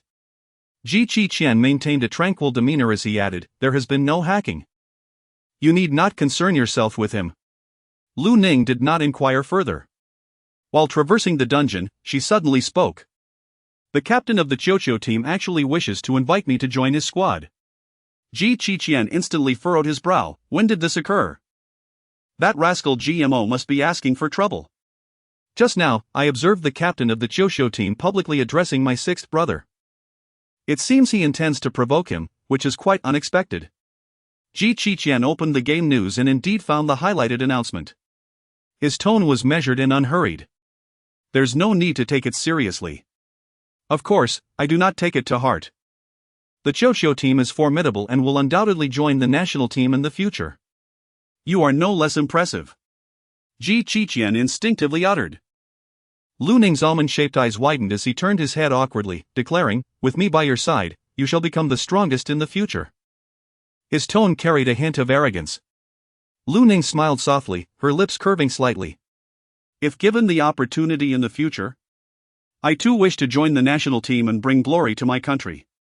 In her previous life, she had been deprived of this chance, as the position had been seized by Qin Xiang. Ji Qiqian replied with a calm demeanor, "That's simple, we can discuss it after your exams." Once they completed the dungeon run, Lu Ning logged off. Ji Qiqian promptly called GMO, who answered instantly. "Brother, you finally called me. I thought I would suffocate from the suspense. What is your relationship with your little apprentice? First, this matter must remain confidential, especially from our family." GMO straightened his back. "I understand, a good brother would never betray you. Second, Lu Ning is unaware of my identity, it must remain concealed." "Understood.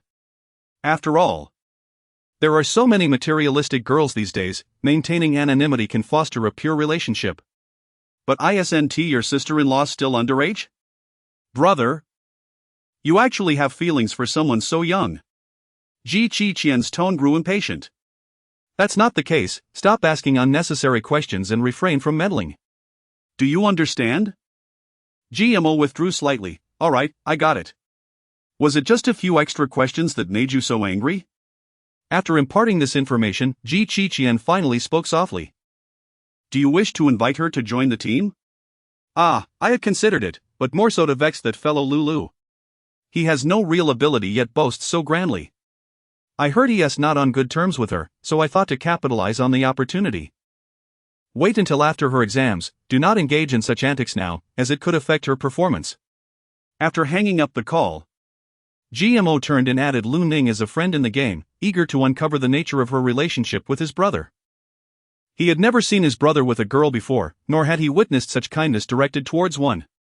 A month flew by in the blink of an eye. As Lu Ning gazed at the countdown displayed in the classroom, the moment it reached 0, she finally welcomed this long-awaited day. The missteps of her past life would now be rectified from this point onward. After school, Lu Ning headed straight to the infirmary. Gu Zifeng waved his hand and said, "Little Lemon, the exam is tomorrow. Are you feeling anxious?" "Not anxious at all, in fact, I am rather looking forward to it." Lu Ning gazed at Qin Xiang, who sat in his chair clad in a white lab coat, exuding an air of solitude. Yet she understood that Qin Xiang was a good man. Their eyes met, and he perceived the anticipation shimmering in her gaze. Her thoughts were easily decipherable. His voice was calm as he encouraged her, "Do your best." "I will," she replied. Lu Ning smiled gently, "Then I shall take my leave, goodbye." She came here solely to hear him utter these two words. After all, aside from Qin Xiang, it seemed that no one else would genuinely cheer for her. After Lu Ning departed, Gu Zifeng clicked his tongue twice, remarking on such a clever and well-behaved disciple that it made him long for one of his own. Qin Xiang remained silent, closing his eyes in feigned slumber. Gradually, Qin Xiang opened his eyes, his gaze profound and inscrutable as ink. A lifetime? He had never contemplated that question, he merely acted on his desires. The college entrance examination had commenced. Lu Ning slept soundly through the night, awakening the next day with a refreshing vigor. She made her way to the dining hall for breakfast, where the kitchen had prepared a special dish known as top scholar noodles. A culinary delight meant to symbolize good fortune. However, Qin Xiang appeared frail, coughing weakly, as if still recovering from a lingering cold. Lu Nanfeng expressed his concerns for Qin Xiang, asking, "Is everything all right? Why has it been a month and there is still no improvement?" The housekeeper quickly defended, "It is all due to the severe cold she caught from being caught in the rain." Upon hearing these words, Lu Ning chose to disregard them entirely. What business was it of hers? Qin Xiang interjected to ease the tension, stating, "Second brother, it is merely that my health has not been well. And I happened to catch a cold from being caught in the rain. It is my own fault for not being more resilient." Xiang, do not think that way. Just do your best and do not burden yourself with excessive pressure." Lu Ning bowed her head, diligently consuming her meal, completely ignoring the person beside her. After such a prolonged period of preparation, she was finally poised to enter the battlefield. She would not allow anyone or anything to affect her mood. Lu Nanfeng personally escorted them to the school for their examination. As they traveled, a heavy rain began to fall, cooling the air somewhat, yet traffic was exceedingly congested.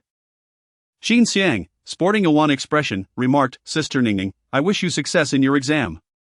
Feeling a sense of grievance, she bit her lip and furtively glanced at the front passenger seat, but Lu Nanfeng remained silent. Had it been in the past, he would undoubtedly have offered a lecture to Lu Ning. Despite her efforts over the past month, she had been unable to effect any change. The vehicle arrived at the school's entrance. As Lu Ning alighted from the vehicle, her stationery tumbled from her bag onto the ground. As she bent down to retrieve it, she suddenly discovered that the items were defective, all of inferior quality. Lu Ning was momentarily flustered. How could this be happening? She raised her gaze towards Qin Xiang. Aside from her, no one else could have orchestrated such a scheme. Chapter 41, The Deception of the White Lotus has been exposed. Lu Ning's gaze was as dark as night, as if she were ready to devour someone. Qin Xiang took a step back and asked, "Sister Ning, why are you looking at me like that?" "It wasn't me who knocked your stationery to the ground." Lu Nanfeng approached and asked, Ning, what troubles you?" Lu Ning exerted considerable effort to suppress the anger simmering within her. "The stationery is defective." How could it possibly be broken? Lu Nanfeng glanced at the stationery, his expression changing dramatically. You go in first, I will quickly buy you a new one. Lu Ning felt a twinge of regret in her heart. She should not have chosen to reside in the Lu household. This time, she had been careless. Lu Ning intended to call Qin Xiang, harboring doubts about her second brother's assurances. Qin Xiang interjected, "Second brother, why not give mine to Sister Ning? I can wait for you to bring the stationery over." "No need, I shall purchase it for her myself." Lu Nanfeng turned to Lu Ning and said, Ning, do you trust your second brother? Please be obedient and go inside first, otherwise, we may run out of time and be late. Lu Ning cast one last glance at Lu Nanfeng before turning and making her way to the school, where she entered the examination hall to await her turn. Unfortunately, the downpour had caused significant traffic delays, leaving her with little time to spare. Yet, an unsettling premonition lingered in her mind. Qin Xiang, feeling somewhat defeated, could only stamp her foot in frustration before departing. Ultimately, Qin Xiang couldn't shake off her sense of dissatisfaction, as she had envisioned Lu Ning realizing her stationery was amiss only during the examination. Lu Ning's fortune is indeed remarkable. The rain outside is growing increasingly heavy. Lu Ning promptly dialed a call to Qin Xiang. He answered almost immediately, asking, "What's the matter? Shouldn't you be in the classroom now?" Qin Xiang straightened his posture and replied, "Go wait in the classroom." After the call ended, Lu Ning continued to gaze outside until her teacher reminded her that it was time to enter the classroom. Only then did she turn and head towards the campus, firmly believing in Qin Xiang. After Lu Ning entered the classroom and settled into her seat, she remained there until the bell rang. The principal hurriedly approached, clutching a set of stationery, and instructed the invigilator to inspect what was handed to Lu Ning. Lu Ning cast a somewhat astonished glance at the principal, pondering why he was the one to bring her here. However, she had little time to dwell on such thoughts as the examination was about to commence. Time slipped away, second by second. Once she completed the first exam, Lu Ning let out a slight sigh of relief. Stepping out of the examination hall, she lifted her gaze to the sky, feeling rather content. As Lu Ning approached the school gate, Lu Nanfeng rushed over. Ning, how are you? It was pouring just now, and the driver accidentally took the wrong route. I searched for a long time to find stationery, but unfortunately, time slipped away. Lu Nanfeng was drenched to the skin, his face adorned with an expression of remorse. Lu Ning's expression was one of indifference, in truth. She should have anticipated this outcome long ago. Yet, she seemed surprisingly unperturbed. Having grown accustomed to her brother's disappointments, she realized that when one does not care, one does not suffer. Lu Nanfeng noticed Lu Ning's expression and felt a twinge of fear. Ning, please say something. Even if it's to scold me, I would accept it. Lu Ning took a step back, creating some distance. Lu Nanfeng's heart plummeted to the depths. At that moment, Qin Xiang rushed out, "Second brother, you're late. Haven't you brought the stationery?" This must have a significant impact on Sister Ning. Upon seeing Lu Ning's expressionless face, a twinge of joy flickered within Qin Xiang. Lu Nanfeng looked at Lu Ning with deep remorse. "I am truly sorry, this time it was entirely my fault. If you find that your exam has been adversely affected and are dissatisfied with your results, I, your second brother, will gladly accompany you through a repeat of the year." Lu Ning suddenly let out a chilling laugh. "Second brother, let's leave it at this." Lu Nanfeng was taken aback. What does this mean? He would rather have Lu Ning lose her temper and blame him than to be as indifferent as she is now. It felt as if he were merely a stranger. Lu Ning turned and walked towards the other side, where Qin Xiang stood, holding a black umbrella in his hand, quietly waiting for her. Lu Ning quickened her pace and approached him, inquiring, "Did you ask the principal to send me these stationery supplies?" Seeing the smile on her face, Qin Xiang surmised that she was not affected by this troubling matter. Suppressing his displeasure, he replied in a calm tone, "Yes. Thank you. You have been a great help to me." After Lu Ning finished speaking, she gently caressed her belly and said, "I am feeling quite hungry. Shall we go out for a meal? I still need to prepare for my exam this afternoon." As Lu Ning entered the car, a panicked voice from outside called out, Ning, where are you going? I wish to speak with you. Lu Nanfeng pressed against the car door, gazing at Lu Ning within, feeling a twinge of anxiety. Lu Ning, with an expressionless face, replied, "There is no need for that. Ning, I truly did not intend to be late." Lu Ning's gaze was starkly divided between black and white. "I understand, so can you let go now?" Yet, Lu Nanfeng did not release his grip. Or rather, he was too apprehensive to do so. Gu Zifeng, unable to bear the sight, stepped forward and seized Lu Nanfeng by the collar. "Listen, my friend, this is rather futile. I am her brother, does this situation amuse you at all?" Lu Nanfeng was somewhat out of control. Gu Zifeng scoffed. "I've never seen a brother who hinders rather than helps. The stationery was provided by you, and it broke for no reason. Then you had the audacity to insist that she wait for you, only to arrive late. Is the malice in your family so profound?" This time, Gu Zifeng witnessed Lu Ning's unfortunate circumstances firsthand. He could hardly bear to watch. Is this truly the extent of human behavior? It is evident to any discerning person that the stationery could not possibly malfunction without cause. Lu Nanfeng was taken aback. "I do not know."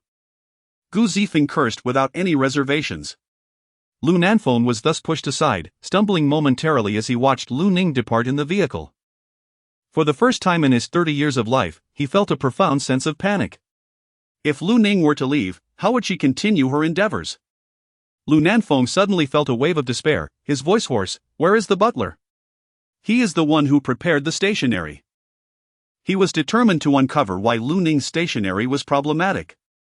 Qin Xiang immediately felt a surge of anxiety. "Second brother, why do you suspect the butler as well?" "He also prepared my stationery, and there are no issues with it." Lu Nanfeng, with a stern expression, rose to his feet and strode away. Although Lu Ning had departed, it was fortunate that this incident had affected her, ensuring that her subsequent performance would not be as stellar. Judging by Lu Ning's demeanor, it seemed she had no desire to engage with Lu Nanfeng any longer. Quite satisfactory. Lu Ning sat in the car, gazing out at the rain, which had lessened somewhat. The interior of the vehicle was enveloped in a serene silence. Lu Ning nodded. "I share the same sentiment. Residing in an apartment is indeed more convenient." By the time of the exam in the afternoon, the rain had ceased. Lu Ning successfully arrived at the examination. The mathematics questions posed some difficulty, yet she felt that, on the whole, there were no significant issues. As she exited the examination hall, she was met with a cacophony of lamentations outside, where others were fervently discussing the challenges of the mathematics questions. As Lu Ning stepped out of the school gate, she spotted Lu Nanfeng. She paused momentarily, lowering her head and making her way in the opposite direction. Ning, I have brought the butler here to apologize to you." Chapter 42, Is Lu Ning's tongue equally sharp? Lu Ning walked ahead, but Lu Nanfeng swiftly caught up. Upon finishing his words, Lu Nanfeng was approached by the steward, who said, "Miss, it is entirely my fault for being unable to see the issue with one of the documents due to my failing eyesight. Please do not hold it against the second young master."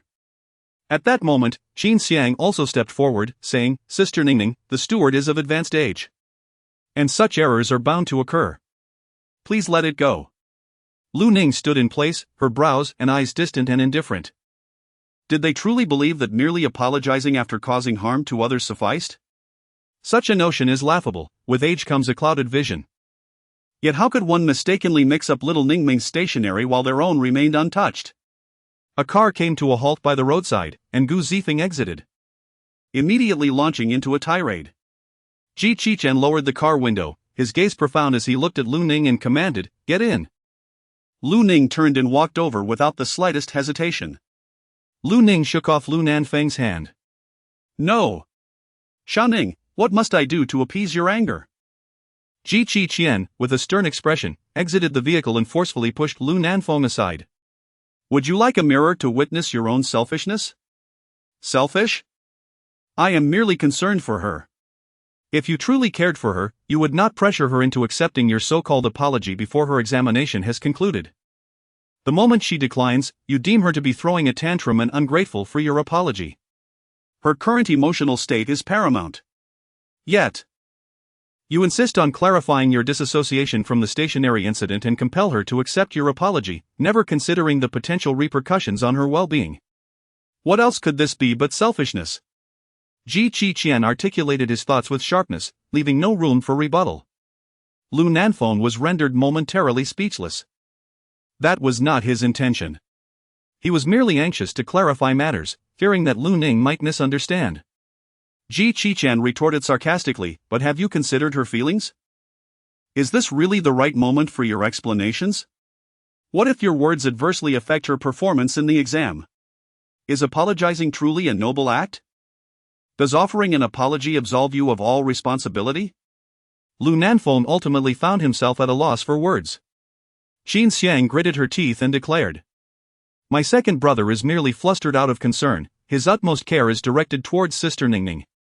How could he possibly wish her harm?" Gu Zifeng interjected with a scoff. "So, this is that false sister, is it? What pretense of being a good person is this? One by one, you line up to apologize. As if that demonstrates your proficiency in contrition. Would it suffice if I were to stab you all and then receive your apologies? Such self-serving concern is of no interest to little Ningmeng. Let us depart." Lu Ning bent down to enter the vehicle. Lu Nanfeng could not help but step forward. Ning, I truly did not mean it that way, I was just too anxious." He feared losing Lu Ning. Lu Nanfeng's mind felt as muddled as a lump of porridge. Why did Lu Ning claim to know, yet he felt no sense of relief whatsoever? He increasingly found himself unable to comprehend what Lu Ning was truly thinking. Lu Nanfeng nodded slightly, acknowledging, "Indeed, I did not consider the matter thoroughly enough. I shall wait for you to finish your examination before I provide a comprehensive explanation." He took a few steps back, his reluctance palpable, yet he dared not obstruct her. The man known as Qin was extraordinary, he had no assurance of success should he confront him directly. Most importantly, it could adversely affect Lu Ning's examination state, which was paramount. His concession was solely for Lu Ning's sake, not a sign of fear towards Qin. Upon witnessing Lu Ning's departure, Qin Xiang clenched her teeth in frustration, realizing that Lu Ning had indeed walked away. How infuriating! Lu Nanfeng had not compelled her to stay. Enough was enough. Lu Nanfeng's demeanor was frosty. "As long as you don't speak of this, and I remain silent, my brother will remain oblivious." Qin Xiang's expression was somewhat awkward. Well, of course. How infuriating! If Lu Ning were absent from the Lu family, she would find it difficult to manipulate the situation. Gu Zifeng cursed under his breath. What kind of people are these? Must an apology be demanded at this very moment? Are they compelled to force you into acceptance?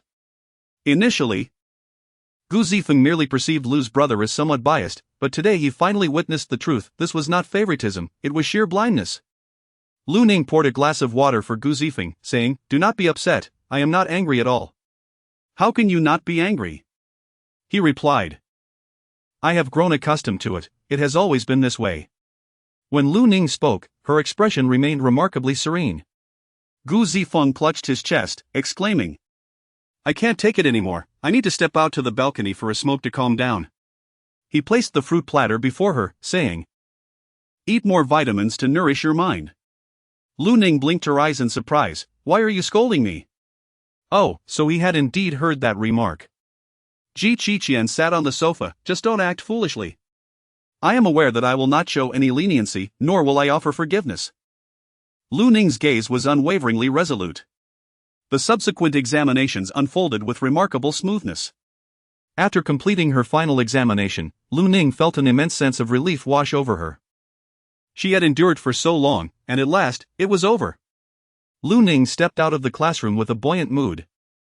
Encountering several classmates on the way who were engaged in discussions about the recent examination, among whom was Qin Xiang, the class monitor turned to Lu Ning and inquired, "How did you fare in the exam? I heard that your Chinese language results might be affected due to some issues with your stationery. But as long as the content is sound, it shouldn't lead to any deductions." Qin Xiang promptly feigned concern and remarked, "Sister Ning, even if the results are not favorable, it is quite all right." Lu Ning lifted her eyelids and glanced over. "That's still better than your score." Qin Xiang's expression froze momentarily. "Sister Ning, please do not be upset. Being upset is still better than your score. Lu Ning's words struck right at the heart. The class monitor stared in astonishment at Lu Ning. After all, her usual demeanor was rather soft-spoken. Although she had shown some assertiveness in the past few months, it was rare for her to speak so bluntly. It seemed that after the exams, Lu Ning had developed quite a sharp tongue. Lu Ning leisurely turned away, her silhouette appearing particularly relaxed amidst the crowd. Qin Xiang's face darkened with anger. Lu Ning must have taken the wrong medicine. She wore a look of pitiful grievance as she cast a glance at the class monitor and said, "I merely wanted to express my concern for her." The class monitor, however, did not hold back. "Are you genuinely concerned for Lu Ning, or do you simply wish to witness her misfortune by intentionally prodding at her vulnerabilities? Only you know the answer to that. Indeed, do you truly believe that your facade of innocence goes unnoticed by us? It is only a fool like Lu Ning who has endured your bullying for so many years." In an instant, Qin Xiang's eyes brimmed with tears. Yet the class monitor led the other students away, and no one paid her any mind. Alone, Qin Xiang stood in solitude, her gaze turning profoundly dim. Nevertheless, she quickened her pace to pursue, for Lu Nanfeng would undoubtedly be coming.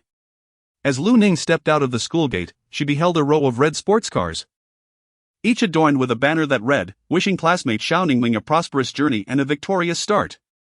This spectacle seemed rather extravagant, didn't it? Chapter 43, We Are a Family Bound by Blood. Lu Ning was utterly unprepared for the scene that awaited her. She recalled that after the college entrance examination in her previous life, her second brother and sixth brother had also come, but ultimately, the focus had been on Qin Xiang. She had always been the one to be overlooked. To her astonishment, in this lifetime, someone had actually prepared a ceremony in her honor. To say she was not moved would be a falsehood. Ji Qiqian leaned against the car door, his tall figure striking. He lifted his gaze towards her. His features handsome and exquisite, lacking the usual languor and infused with a newfound seriousness. Lu Ning bit her lip and then walked towards him. Ji Qiqian gazed at her with gentle eyes, saying, "Congratulations, it has finally come to an end." Gu Zifeng fervently waved a banner, exclaiming, "Little lemon! This is the surprise I prepared for you. Do you like it?" Lu Ning smiled somewhat shyly, expressing her gratitude. "Thank you, though it is a bit exaggerated." Exaggeration is wonderful, indeed, for it is far better than those insincere individuals who merely arrive with a bouquet. Gu Zifeng was well aware of the nuances of sarcasm. Lu Ning looked up and saw Lu Nanfeng crossing the street, holding a bouquet of flowers. In her past life, her second brother had also bought a bouquet, but it was given to Qin Xiang. Lu Nanfeng crossed the street with an expression of anticipation. "Ning, I originally intended to park the car here, but all the spaces are occupied, so I can only park across the road." Lu Nanfeng did not expect these individuals to be so brazen, occupying all the parking spaces without intention of leaving. Gu Zifeng clicked his tongue and remarked, "If they truly cared, they would have arrived earlier to secure their spots, rather than scrambling at the last moment, displaying a complete lack of sincerity. Wouldn't you agree, Qian Gu?" Ji Qiqian replied with a hint of indifference. After all, those who consider even an apology a grand gesture are unlikely to comprehend such matters. Lu Nanfeng's expression was on the verge of breaking. At that moment, Qin Xiang also dashed out, exclaiming, "Second brother, you have arrived. The flowers you bought are truly beautiful." Qin Xiang ran directly in front of Lu Nanfeng. Lu Nanfeng's expression was somewhat awkward, for he had only purchased a single bouquet of flowers. He cleared his throat, bypassing Qin Xiang and approaching Lu Ning. "Ning, I wish you an early success in your college entrance examination." Lu Ning glanced at the flowers and said, "Thank you. But I believe these blooms are better suited for Qin Xiang. I would not want outsiders to misconstrue your intentions, thinking you favor me, while leaving Qin Xiang, an adopted girl, without even a bouquet." Lu Nanfeng found the words somewhat familiar. "That won't do. Qin Xiang has been immensely kind to me, her father saved my life. Second brother, how can you be so biased? If there is only a single bouquet, it is only fitting that it be given to Qin Xiang." Lu Ning's tone was calm and powerful. Lu Nanfeng felt a sudden stiffness envelop him, for he realized that these words bore an unsettling familiarity. It seemed he had uttered similar sentiments in the past. Moreover, it appeared that whenever there was a shortage of resources, it was invariably Lu Ning who chose to yield. As Lu Nanfeng contemplated these thoughts, a subtle pang of sorrow began to ache within his heart. It dawned on him that he had been utterly mistaken all along. He struggled to speak. Ning, as for my second brother, the past is the past, one must always look forward in life. Lu Ning spoke with a nonchalant tone, I have a classmate gathering tonight, so I must take my leave. She then turned and approached Ji Qiqian, saying, Mind if I catch a ride? Ji Qiqian's gaze lingered on her face. He said nothing and simply opened the car door for her. A line of red sports cars departed in a striking display. Lu Nanfeng watched as Lu Ning got into the car. A desperate urge to stop her surged within him. Yet his feet felt as if they were weighed down by lead. Each step felt insurmountably heavy, as if burdened by 1,000 pounds. His mind was plagued by Lu Ning's earlier words, each one piercing his heart like a dagger. Qin Xiang stood to the side, gazing enviously at the flashy sports car. Her jealousy bubbling within her. How could someone so ordinary as a school doctor possess such wealth? Lu Ning possesses considerable talent.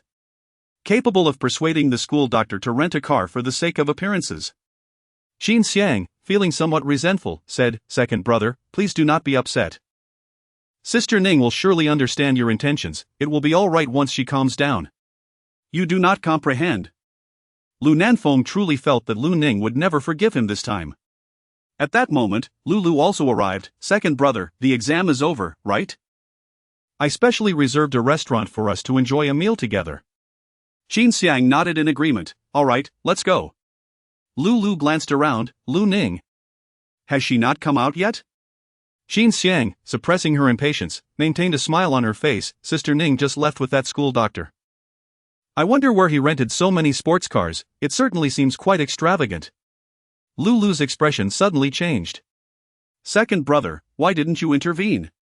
The exams have already concluded. We cannot allow Lu Ning's temper to run rampant. Lu Nanfeng appeared somewhat disheveled. Indeed, the examination has concluded. Just moments ago, Lu Ning remarked that one must look forward. Lulu hesitated for a considerable time before deciding to come, but ultimately arrived, only to unexpectedly miss Lu Ning. Lu Nanfeng found it somewhat hard to accept this reality. He turned around and said, I have some matters to attend to at my company, so I shall take my leave. You all enjoy your meal. Second brother. Weren't these flowers meant for Xiang? Lu Nanfeng cast a glance at the flowers before handing them to Qin Xiang, saying, Today, my second brother has made a blunder. I also wish you success in your examinations. His heart was tumultuous. He had deliberately purchased only one bouquet, one that only Lu Ning possessed, to demonstrate that he held no favoritism towards Qin Xiang.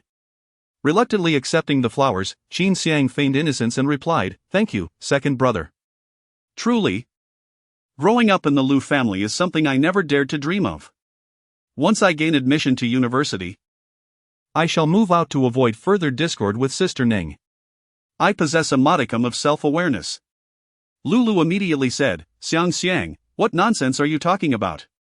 You have already been adopted by the Lu family, you are our sister, and we are a family. We will handle Lu Ning, it has nothing to do with you. Qin Xiang lowered her head, revealing a delicate and fragile demeanor. Lu Nanfeng finally spoke, Your sixth brother is right. You should rest easy in the Lu family and not dwell on unnecessary thoughts. Lu Nanfeng left in a state of disarray. He had genuinely believed that Qin Xiang's suggestion held merit. Yet, this was profoundly unfair to Qin Xiang, for she had committed no wrongdoing. After all, she was part of their family, bound by blood more than any other ties. Lu Ning sat in the passenger seat of a crimson sports car. Extending her hand to grasp the wind outside, her spirits lifting considerably. Ji Qiqian's vehicle halted before a traffic light. Send me a message after the reunion. Lu Ning's gaze was serene. It is time to bring this to an end. Her original plan was to leave the Lu family immediately after the exam. She did not wish to linger in the Lu household for even a moment longer. What do you intend to do? Lu Ning smiled softly. I shall act a little mad and depart, lest they haunt me endlessly in the future. Ji Qiqian's long fingers rested upon the steering wheel, revealing that Lu Ning was not as fragile as one might presume. She possessed a remarkable intellect. Unfortunately, the members of the Lu family failed to comprehend this. mistaking her behavior for mere petulance. Ji Qiqian escorted her to the restaurant, and Lu Ning attended a class reunion alone. Immersed in the vibrant atmosphere of post-graduation, she finally laid to rest the regrets of her past life. However, she discovered items belonging to Qin Xiang in her own bedroom. The butler stepped forward to clarify. Miss Xiang's room experienced a leak last night, so she temporarily moved into your room for a few days. The second young master believes that as young ladies, you would not mind such arrangements. Lu Ning slowly lifted her head, her gaze somewhat frigid. She directly threw all of the bed linens and personal belongings that Qin Xiang had used out into the corridor. The butler was both astonished and furious. Miss, how could you act in such a manner? Chapter 44, Severing Ties with the Lu family by her own hand. Lu Ning lifted her eyelids slightly. Her almond-shaped eyes tinged with a hint of coldness. She cast a glance at the items on the ground and raised her hand to close the door. However, the butler blocked her, saying, Miss, if you have any grievances against me, feel free to express them, but Miss Xiang has done you no wrong. Lu Ning let out a derisive snort, turned, and seized a lighter, hurling it across the room. The flames ignited the book, rapidly engulfing it in fire. The butler's face paled in terror. She has lost her mind, she has truly lost her mind. Someone, quickly, extinguish the flames. With a resounding bang, Lu Ning shut the door firmly. She caught a whiff of a burnt aroma wafting from outside and calmly opened her computer to launch the game. However, she noticed several private messages awaiting her attention. Lulu has conveyed, should you choose to join our gaming team, rest assured that your treatment will be nothing short of exceptional.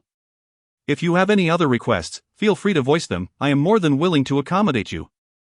Our Lu Tian team is well backed by the Lu family, so you need not worry about financial compensation. My fourth brother also owns a film and television company, which could facilitate your entry into the entertainment industry seamlessly. I am uncertain whether you are currently pursuing education or employment, but joining Lu Tian would be advantageous for you. There is no obligation for you to be a full-time member of the team, allowing you to maintain a balance in your personal life. Please take your time to consider this opportunity. Lu Ning gazed at the message sent by her sixth brother, feeling a mixture of amusement and exasperation. She never anticipated that he still hadn't given up. What expression would he wear if he were to discover that this alternate account belonged to her? Lu Ning suddenly felt a surge of anticipation. After completing a dungeon, a series of urgent knocks echoed from outside. Lu Ning, come out here. Lu Ning heard the voice of her sixth brother. She leisurely sorted through her belongings, disregarding the presence of the person outside the door. With a loud bang, the door was flung open. Lulu stormed in, his anger palpable as he beheld Lu Ning engrossed in her game. His frustration intensified. Lu Ning, do you not see the havoc you have wreaked? You discarded Xiang's belongings and ignited them with a lighter. This is utterly disgraceful. Lulu initially harbored doubts. Yet upon witnessing the charred remnants in the corridor, he found it utterly astonishing. How did Lu Ning suddenly transform into this? Lu Ning exited the game, turned her chair, and lifted her gaze, her expression neither warm nor cold. So what? Her tone was decidedly defiant. Lu Liuqi's temples throbbed with tension. Lu Ning, I am aware that you harbor resentment towards us, believing we have favored Qin Xiang over the years and treated you unjustly. However, you can direct your ire at us. Xiang owes you nothing, and let us not forget that her father once saved your life. Sixth brother, please cease your words. I shall move out. After all, I am now an adult and no longer entitled to linger at the Lu residence. Qin Xiang clutched her charred textbook, her eyes reddened, embodying a visage of profound grievance. Sixth brother, if my departure can mend the rift between you and allow Sister Ning to rejoin the team for the finals, I am willing to leave. Lulu scoffed softly. Lu Ning, do you truly believe you are indispensable? Let me make it clear, the team no longer requires your presence. Lu Ning raised an eyebrow. Just moments ago, sixth brother had sent her a private message on the gaming account. Such a person possesses many facades. Lu Lufeng said proudly.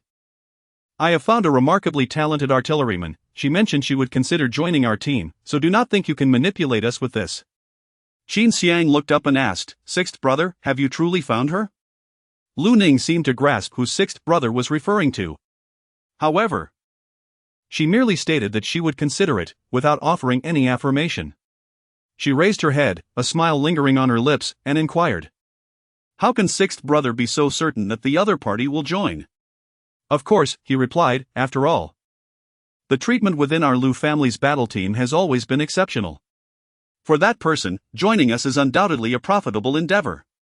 As long as there is wealth, I believe there is no one I cannot entice. Lu finally felt a sense of pride in front of Lu Ning. Lu Ning. I had offered you an opportunity before, but it was you who failed to cherish it. You cannot blame me for that. Lu Ning wore a nonchalant smile at the corners of her mouth. It doesn't matter. Lu Ning, you should apologize to Qin Xiang now.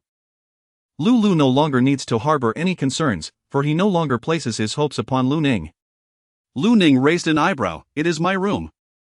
And I have the right to do so without your permission. There is a reason for this. What harm would it do if Qin Xiang stays for a few days? It won't cost you anything. But why, dear brother, do you not allow Qin Xiang to remain in the team for the finals?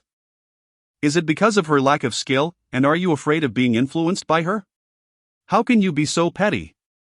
Qin Xiang has sacrificed so much. Her grades have plummeted just to participate in this competition. How can you relegate her to a substitute role? We are a family team after all, despite Qin Xiang's shortcomings. Her dedication is undeniable. Losing the finals is just losing. It won't cost you anything. Lu Ning's expression was laced with sarcasm. What's this? Can't you endure it any longer? In the past, when sixth brother used such words to morally bind others, he was so self-righteous. Lu was finally enraged. His face flushed with anger. Lu Ning, you are beyond redemption. If you do not apologize, I shall consider you no longer my sister. Lu Ning chuckled. Perfect. This will save me some trouble. All right, Lu Ning, you said it yourself, don't you dare regret it. Lu left in a fit of anger. Qin Xiang stood alone. Her eyes filled with grievance as she looked at Lu Ning. Sister Ning, you should leave too. Lu Ning slammed the door shut, disregarding the person outside. Qin Xiang was infuriated. How dare Lu Ning act in such a manner? Was this woman out of her mind? However, Lu Ning's unexpected request to sever their ties did indeed simplify matters for her. After closing the door, she even sent over the contract for termination. Was she in such a hurry? Lu, it is perfectly fine, you may proceed to review it first. Should you have any conditions, feel free to bring them forth. We can certainly discuss them. Lu Ning found it somewhat amusing to hear sixth brother speak so courteously.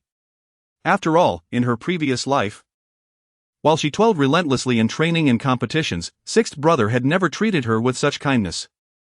Indeed, some people are simply ungrateful. The following morning, Lu Ning awoke naturally, without the need for an alarm.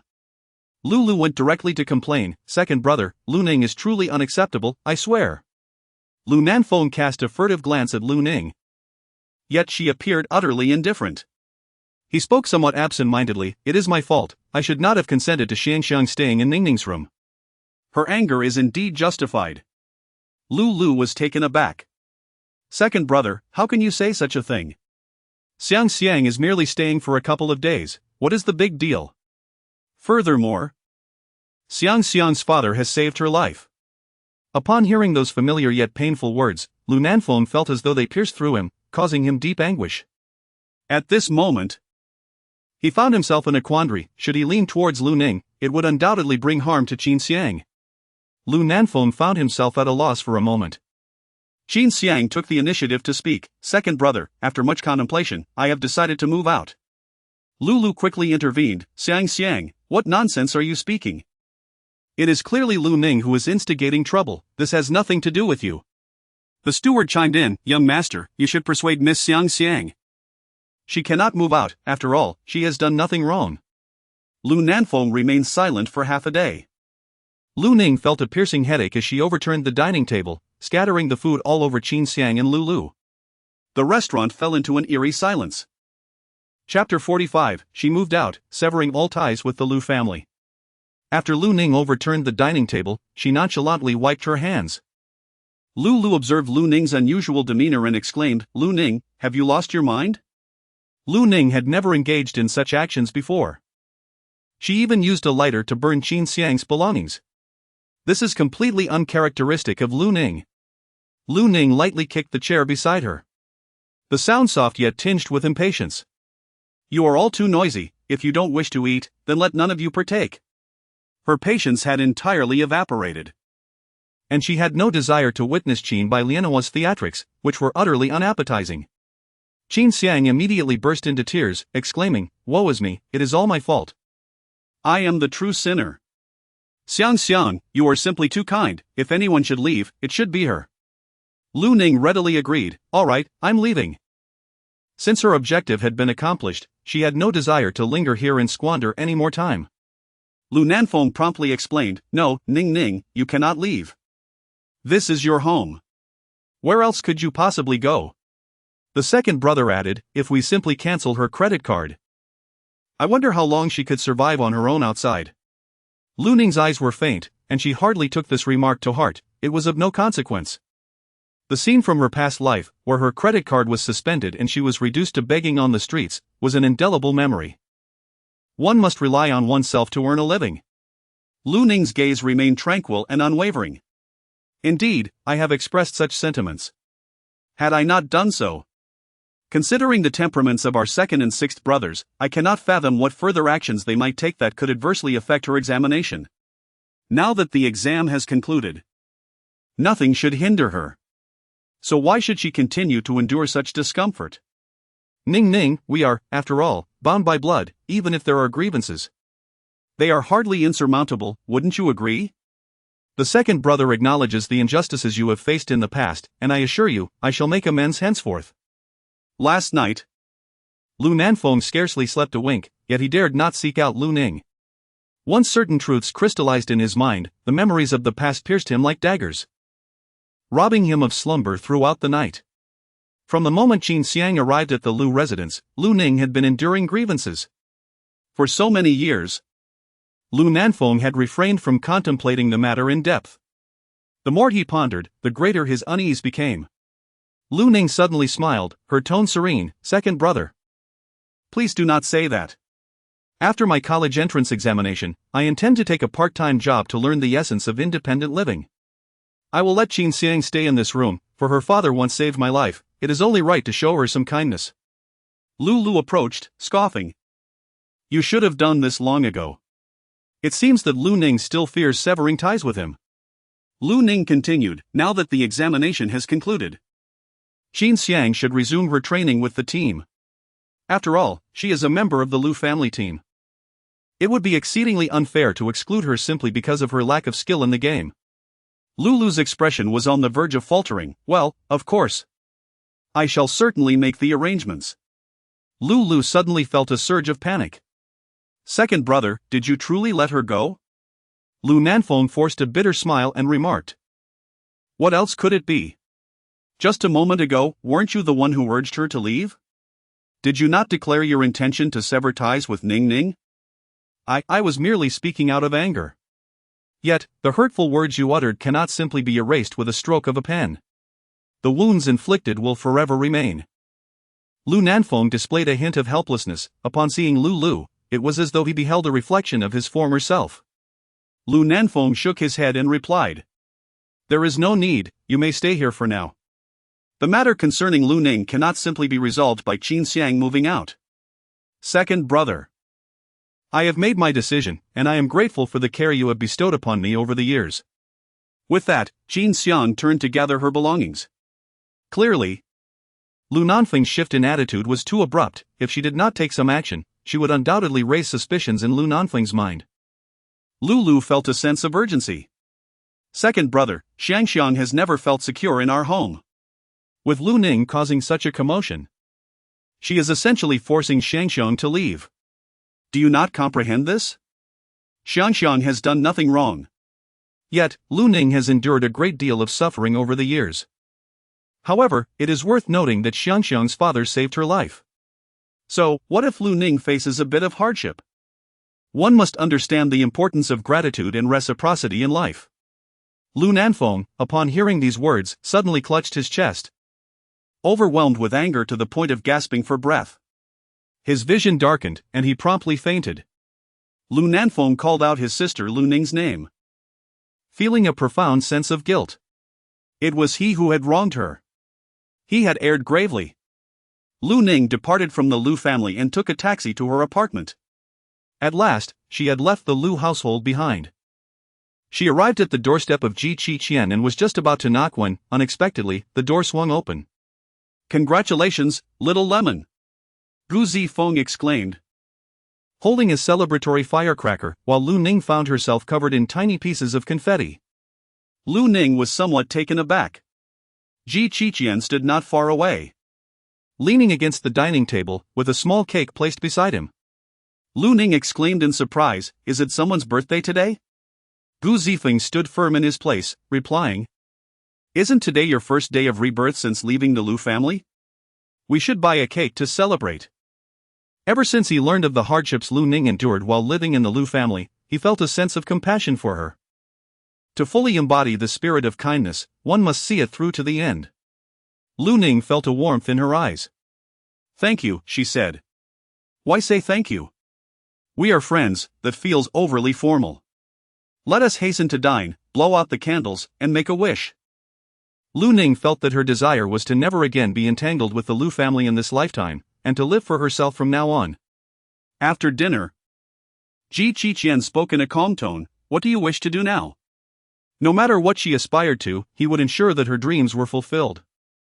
Lu Ning pondered for a moment, "Perhaps I shall earn a living through live streaming." Since she had already departed from the Lu family, it was time for her to support herself. Gu Zifeng interjected, "Coincidentally, there is a Hall of Fame ranking competition hosted by the gaming company, which seems to commence this very evening. Little Ning, you could stream this competition." Lu Ning recalled the Hall of Fame event. In her previous life, she had ranked quite high, but her account was given to Qin Xiang for live streaming by her sixth brother. Consequently, all the accolades associated with that final ranking rightfully belonged to Qin Xiang. No one knew the immense effort she had exerted behind the scenes to secure a position within the top 10. This time, she would not relinquish her achievements to Qin Xiang. Qin Xiang observed her and inquired, "On which platform do you intend to stream?" Gu Zifeng suggested, "Perhaps we could consider the Douxia live streaming platform. It is a reputable company and treats newcomers exceptionally well. Most importantly, the live streaming platform is a subsidiary of the Ji family." Qin Xiang cast a warning glance at Gu Zifeng. "Fine. I shall go wherever the profits are most abundant." Lu Ning had heard of the Douxia live streaming platform, a venture belonging to the Ji family of Beichang. Sixth Brother had also launched a live streaming service named Xinghua Live, yet it paled in comparison to the Ji family's Douxia. In her previous life, following a victorious finale, Xinghua Live soared to fame and achieved a successful public listing. However, in this lifetime, without her influence, it was likely that Sixth Brother's streaming company would face bankruptcy. Lu Ning ultimately registered an account on the Douxia live streaming platform under the name Sweet Lemon. Lu Ning initiated her livestream, yet her visage remained obscured. The camera focused solely on her hands gliding over the keyboard. Possessing the wisdom of a past life, she navigated the dungeon with ease, amassing points with remarkable efficiency. Outside her study, Gu Zifeng cast a glance at Qin Xiang and inquired, "Are you not going to assist her in accumulating points?" "No need," Qin Xiang replied. "She will secure her place in the top 100 preliminary list tonight." "Are you that confident in her abilities?" Gu Zifeng responded. "I shall send a few gifts to Xiao Ning, do remember to reimburse me." Gu Zifeng then entered Lu Ning's livestream, which had only a handful of viewers, among them a vocal detractor. "Is this a cheat? She is racking up points at an astonishing rate. She is not using cheats, I'm broadcasting my misfortune. I bet when she starts the PK for advancement, she will undoubtedly lose." Lu Ning naturally noticed the skepticism from the haters. As they questioned her integrity, a considerable number of onlookers gathered. In her inaugural PK match, she swiftly defeated her opponent with a single move. The live stream erupted in excitement. Chapter 46, The First Day of Estrangement Sets the Internet Ablaze. Lu Ning's lips curled into a subtle smile, for strength is the most effective means to dispel doubt. Soon followed the second and third rounds of competition. Lu Ning effortlessly dispatched her opponents within 3 minutes, advancing rapidly and dominating the competition. During the PK sessions, she was reminded of her past life, where competition was the only source of joy. In just a few short hours, the number of fans in Lu Ning's livestream surged by 100,000. The chat room erupted with comments. Wow, which Master S alternate account is this? Hall of Fame accounts don't use alternate accounts. After all, rankings influence the leaderboard. I suggest the streamer change her name to Sour Lemon, as she has made us all feel a tinge of jealousy. Gu Zifeng watched the transformation in the livestream with his jaw agape in astonishment. Xian, is your little disciple really that impressive? This isn't PK. She is merely fishing in the novice zone. This shouldn't be happening. Qian observed Lu Ning's rapid ascent in the PK rankings and smirked slightly. I have always asserted her exceptional talent. His tone carried a hint of pride. Lu Ning achieved an impressive 30 consecutive victories in the game, thereby securing her place on the preliminary list of the top 100 rankings. It was only then that she paused to sip some water. Today's endeavors concluded here. The real competition for the top 100 would commence tomorrow. The number of viewers in the live stream had already reached 150,000. And her fan base had seen a significant increase. Lu Ning was rather astonished by the sheer number of viewers. She noticed a multitude of inquiries regarding her identity and the means by which she achieved such recognition. Gu Zifeng promptly sent 3 grand rockets. Lu Ning smiled and expressed her gratitude, saying, "Thank you all for your gifts. Tomorrow, I shall strive to improve my ranking." With that, she concluded the broadcast. Lu Ning-san let out a sigh of relief, admitting to herself that she still felt a tinge of nervousness. In her previous life, Qin Xiang excelled in live streaming, engaging effortlessly with her fans and winning their hearts. She could not match Qin Xiang's charm and finesse. Instead, she could only rely on her own abilities to attract followers. Gu Zifeng entered the study, clapping his hands. "Little Ningming, you are truly remarkable for advancing so swiftly." Lu Ning felt a bit embarrassed. "I wish to advance more quickly. Perhaps I could attract more fans, considering my financial constraints." "You gained so many followers in just one night. Soon, the representatives from Doxiao Live will undoubtedly seek to sign you. Given your prowess, it's quite possible that members from various teams will come looking to offer you a contract." Lu Ning was aware that when she logged in earlier, she had received an inquiry from her 6th brother regarding her contract. Lu Ning remarked, "I haven't quite decided yet. For now, I'll focus on earning money through live streaming." Gu Zifeng, feeling somewhat reluctant, pressed on, "Little Lemon, I am quite curious about how you mastered the 12 consecutive strikes. Why bring this up again?" Lu Ning cast a furtive glance at Qian, who had also inquired. Was it possible he doubted her words? "Ahem, who is it that you profess to like?" Gu Zifeng instinctively turned his gaze towards Qian, exclaiming, "Brother, this isn't right. She claims to have feelings for you. You two cannot be together." Lu Ning also turned to look at Qian, wondering what was happening. Qian leaned against the desk and remarked to Lu Ning, "It is getting late, be cautious of staying up late, or you may not grow taller."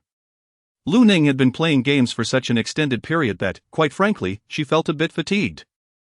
She took out her phone to browse her social media feed and noticed a live video posted by Qin Xiang. "Thank you, 6th brother, for helping me reach first place in the rankings. Today, my fan count has surpassed 100,000. Lu Ning came across Qin Xiang's boastful moments on social media, which reminded her of the incident in her previous life when her account was seized. With a swift motion, she deleted it. At last, she was free from the obligations towards the Lu family. However, she soon received a message from the class monitor who had forwarded a video to her. "Lu Ning, is this streamer you? The voice sounds quite similar." Lu Ning stumbled upon a video shared by the class monitor, which coincidentally captured the essence of her recent livestream. She refrained from revealing her face, instead directing the camera towards her keyboard and fingers, wary of her family's discovery before achieving success, lest they intervene. She did not acknowledge the footage as her own. After setting her phone aside, she closed her eyes and succumbed to slumber, for streaming had proven to be quite exhausting. In the adjacent room, Qian cast a disdainful glance at Gu Zifeng. "If you have nothing to say, you needn't speak," he remarked. "Oh dear, it's merely curiosity." Who would have thought she would express affection for you? Qin Xiang's demeanor shifted to one of discomfort. Affection can manifest in myriad forms. It is not solely confined to romantic love. Gu Zifeng, brimming with enthusiasm, declared, "I have arranged for someone to edit the footage of Xiaoningming's recent stream. It will undoubtedly trend within moments, ensuring she becomes a gaming sensation this summer." Upon viewing the edited video sent by Gu Zifeng, Qin Xiang noted Lu Ning's remarkable performance. Before long, the gaming livestream video had gone viral, with many speculating about the true identity of Sweet Lemon. As the proprietor of Qingguo Live Broadcast, Lu was among the first to receive the news. However, upon glimpsing the name of the game, he became utterly exhilarated. She gained a staggering 100,000 followers in just one night? Indeed, the individual you previously scouted is also known as Lemon Sweet. And I believe it is the same person. The game title, character design, and profession as a cannon shooter all align. Yes, it is undoubtedly the same individual. Who would have thought that she would embark on a live broadcast, especially on Live, the very platform of his arch-rival company? Lu merely glanced at the beginning of the video, not bothering to watch it in its entirety. Regardless of the means required, he was determined to lure her to Qingguo Live. It was certain that many were seeking to secure her signature, and he needed to find a way to establish contact. There was no way he would allow Live to snatch her away. Qin Xiang entered the office, carrying a thermos. "Sixth brother. Which prominent figure are you aiming to recruit for Qingguo Live this time?" "It's the sharpshooter I mentioned to you previously. She is currently on Live, and has gained a staggering 100,000 followers in just one evening. If she joins our Lu Tian team, it would undoubtedly enhance our prowess." Upon hearing about the 100,000 followers gained in a single night, Qin Xiang's expression turned slightly awkward. She had worked diligently for a long time, only just surpassing 100,000 followers today. Could someone truly amass such a following in just one evening? "Thank you, sixth brother, I am quite content with my progress. I prepared a late-night snack for you, please eat something to avoid suffering from stomach issues like second brother."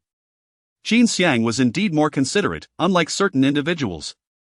Whenever Lu thought of Lu Ning, his mood would inevitably darken. Qin Xiang felt a flicker of pride within her. Although she could not compare to the internet sensation who gained 100,000 followers in a single night, she still considered herself quite exceptional in comparison to Lu Ning.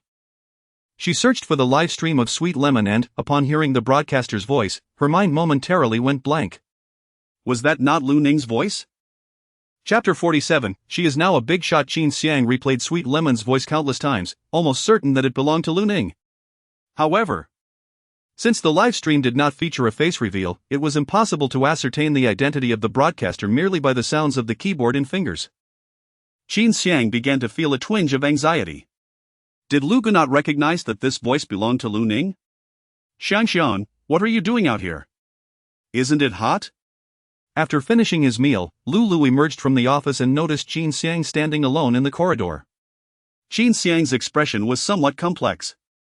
"Sixth brother. I was just watching the video titled Sweet Lemons, have you finished watching it?" After all, the streamer spoke at the end of the video. Lu shook his head, "I have not finished watching, but I am well acquainted with this individual.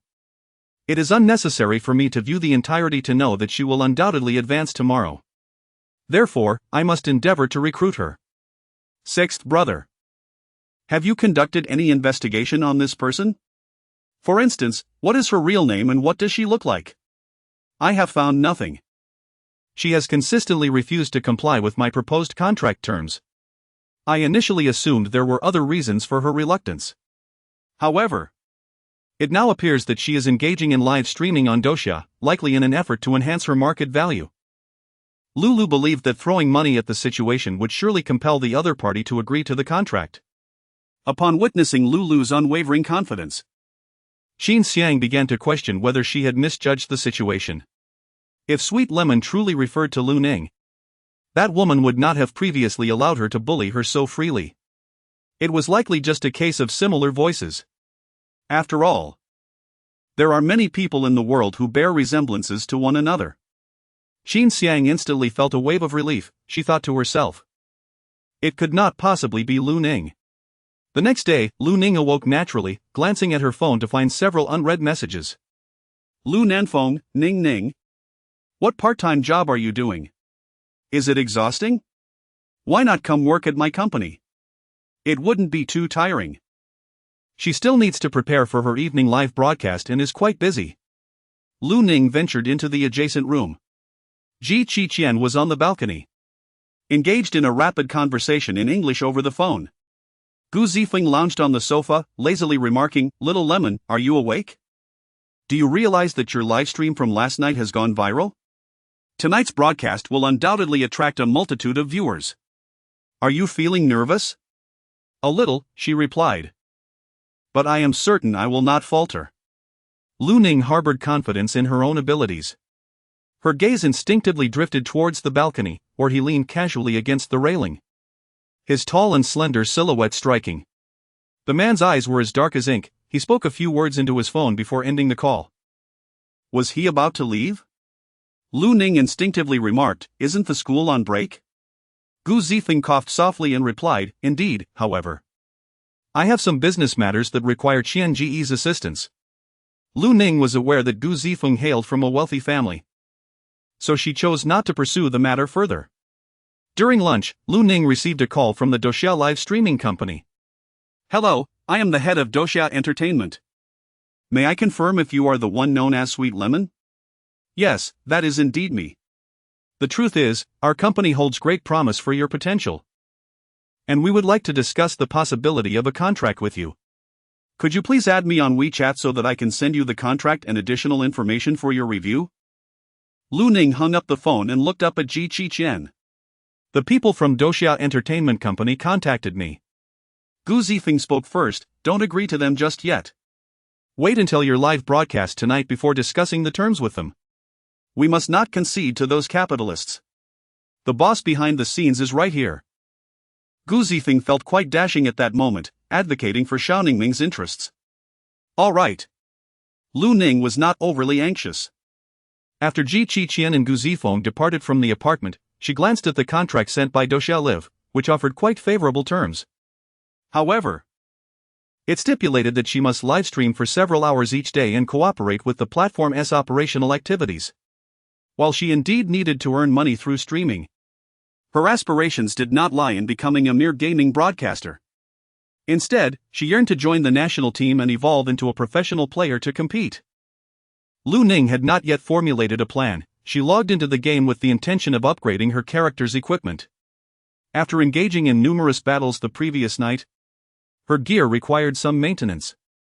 However, upon logging in, she was greeted with hundreds of friend requests. Some were from leaders of various guilds, while others were from fans. Lu Ning cast a glance but did not accept the friend request. Instead, she opted to close the option for adding friends. "Hello, Lemon Anchor. I watched your live stream last night. You are quite impressive. However, if you were to sign with Doxia Entertainment Company, it would surely be a disadvantage for you. Our Qinghua live streaming platform, backed by Tangbei Entertainment Company, offers not only the opportunity to become an anchor but also a chance to venture into the entertainment industry." Lu Ning saw the message sent by Sixth Brother, as earnest as it could be. Indeed, in her past life, Qin Xiang eventually entered the entertainment industry and, with the support of Fourth Brother, her career flourished quite well. Lu Ning's lips curled with a hint of coldness. Perhaps it's better to let it go. She noticed that Sixth Brother had sent several messages in quick succession, yet she did not even glance at them. Lu Ning glanced at the list of the 100 preliminary contestants, noting that 10 had advanced yesterday. This evening, she would engage in a competition with these 10 individuals. Only the victor would earn the right to ascend to the coveted 100th position, after which the challenges would commence one by one. As she scanned the names, several familiar ones caught her eye, predominantly from the same few guilds. However, she did not come across anyone by the name of, if time could turn back. Lu Ning recalled that in her previous life, it was during this very event that she encountered that individual.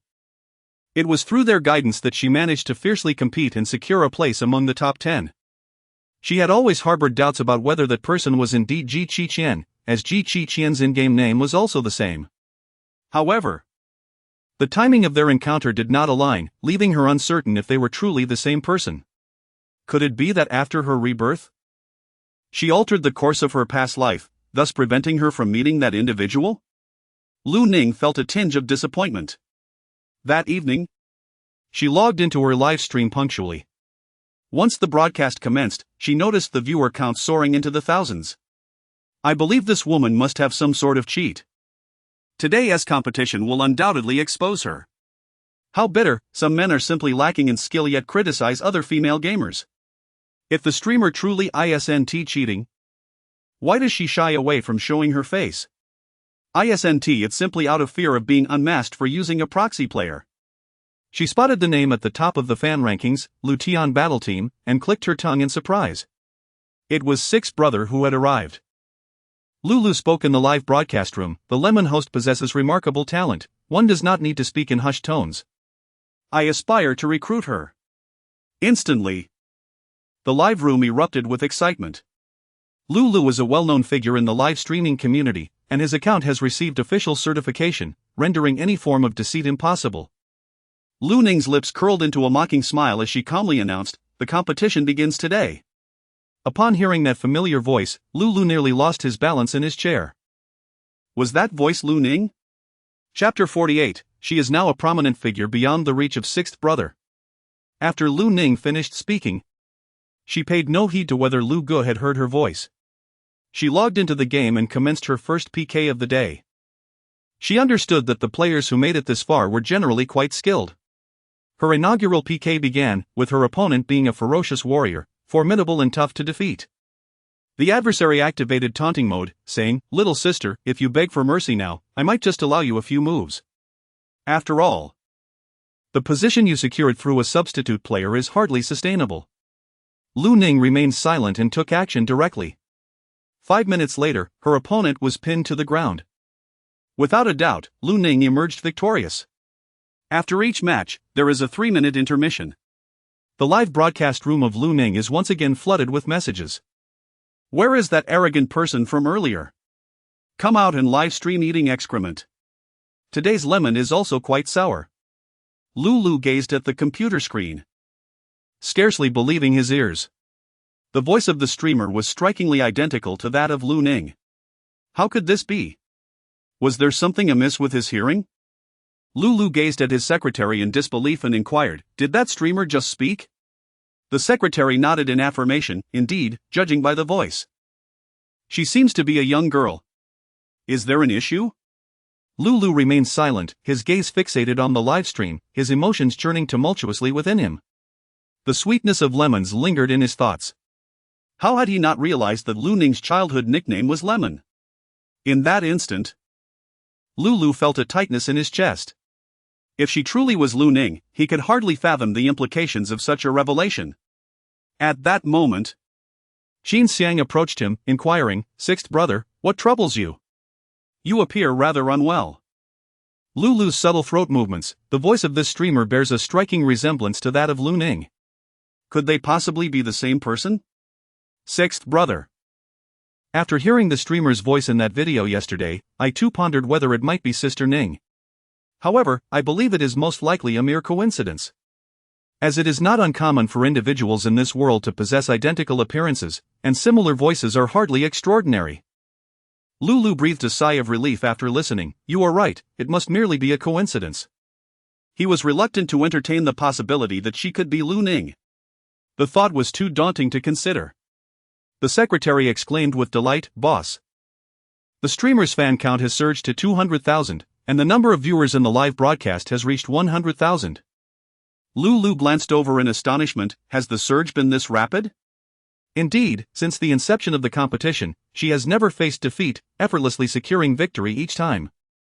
If we could recruit this individual into our team, the championship would undoubtedly be assured. Lulu's gaze revealed a flicker of ecstatic joy. Indeed, he shared the same sentiment. Qin Xiang, watching from the side, could barely maintain her smile. If this individual were to join the team, what would become of her own prospects? This year's newcomer award for internet celebrities might very well be bestowed upon him, as Sixth Brother suggested. Deep within her, Qin Xiang felt an overwhelming jealousy. Yet she dared not utter a word. After 2 hours of live streaming, Lu Ning achieved an impressive 10 consecutive victories in PK, successfully advancing to the top 100. Upon seeing this result, a smile graced her face. She rubbed her aching wrist as gifts flowed in continuously from the audience in the livestream.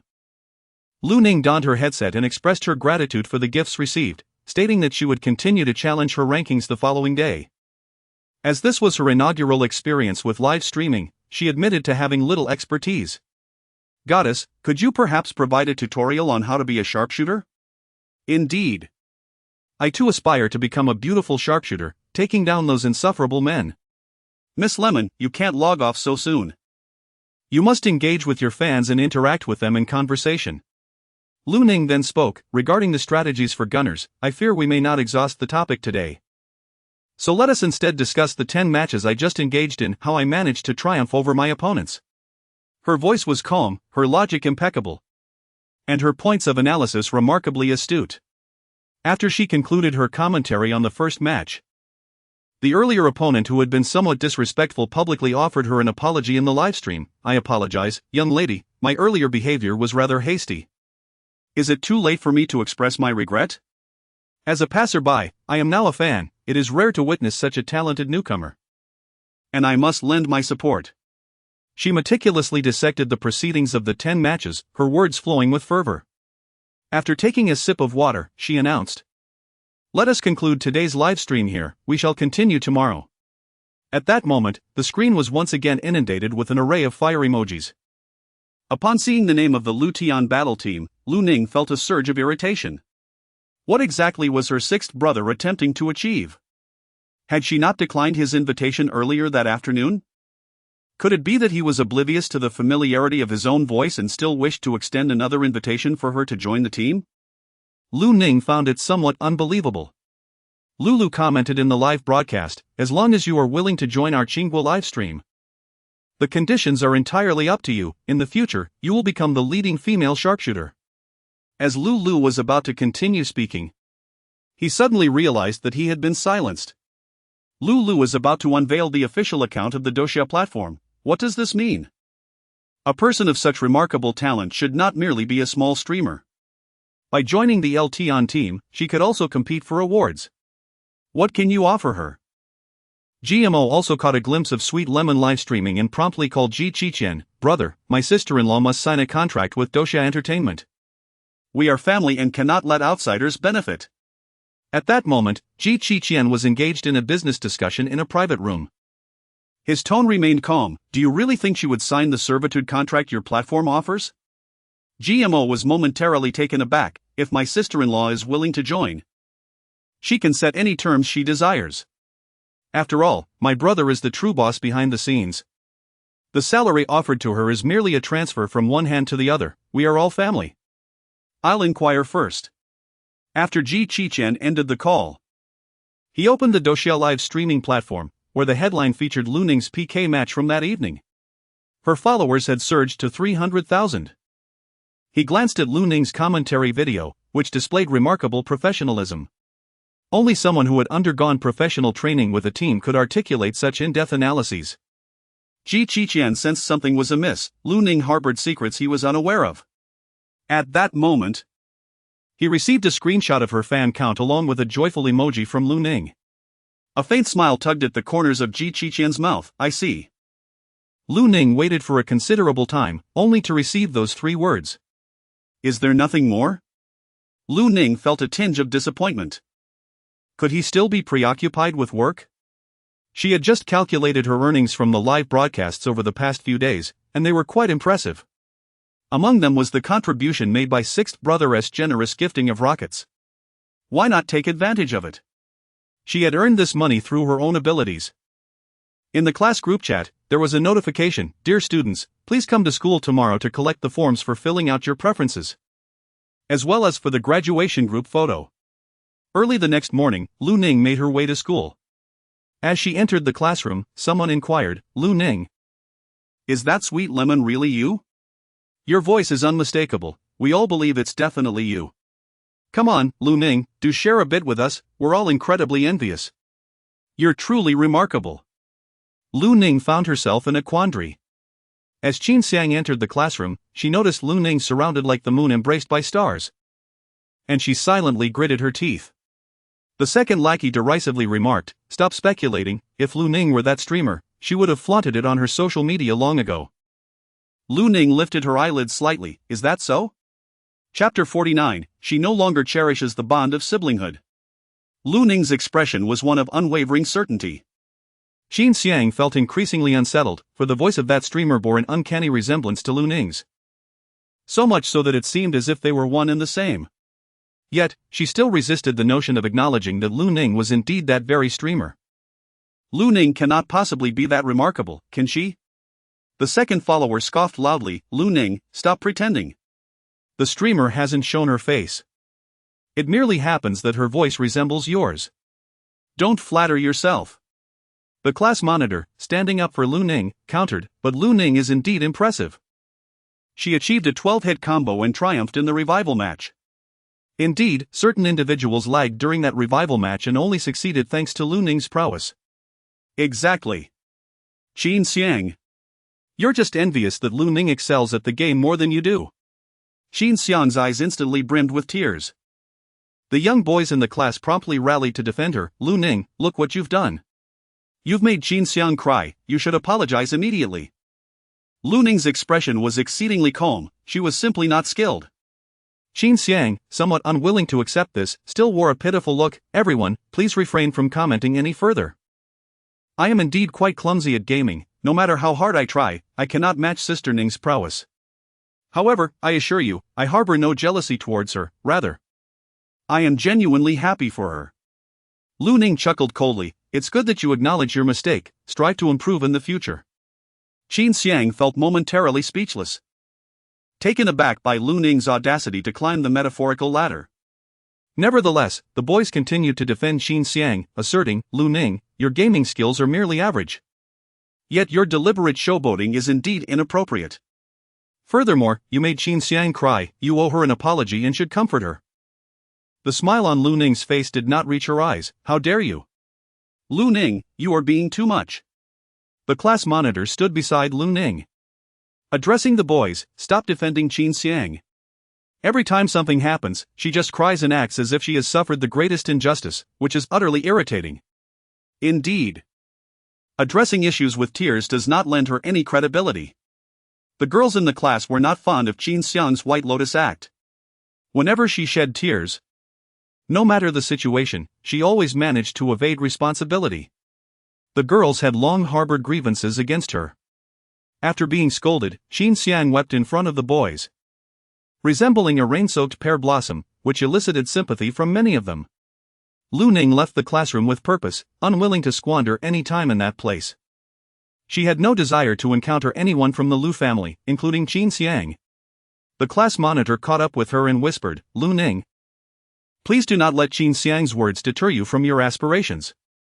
We are all your admirers and will support you quietly. Lu Ning sensed that the class monitor and her friends had already realized that Sweet Lemon was indeed her.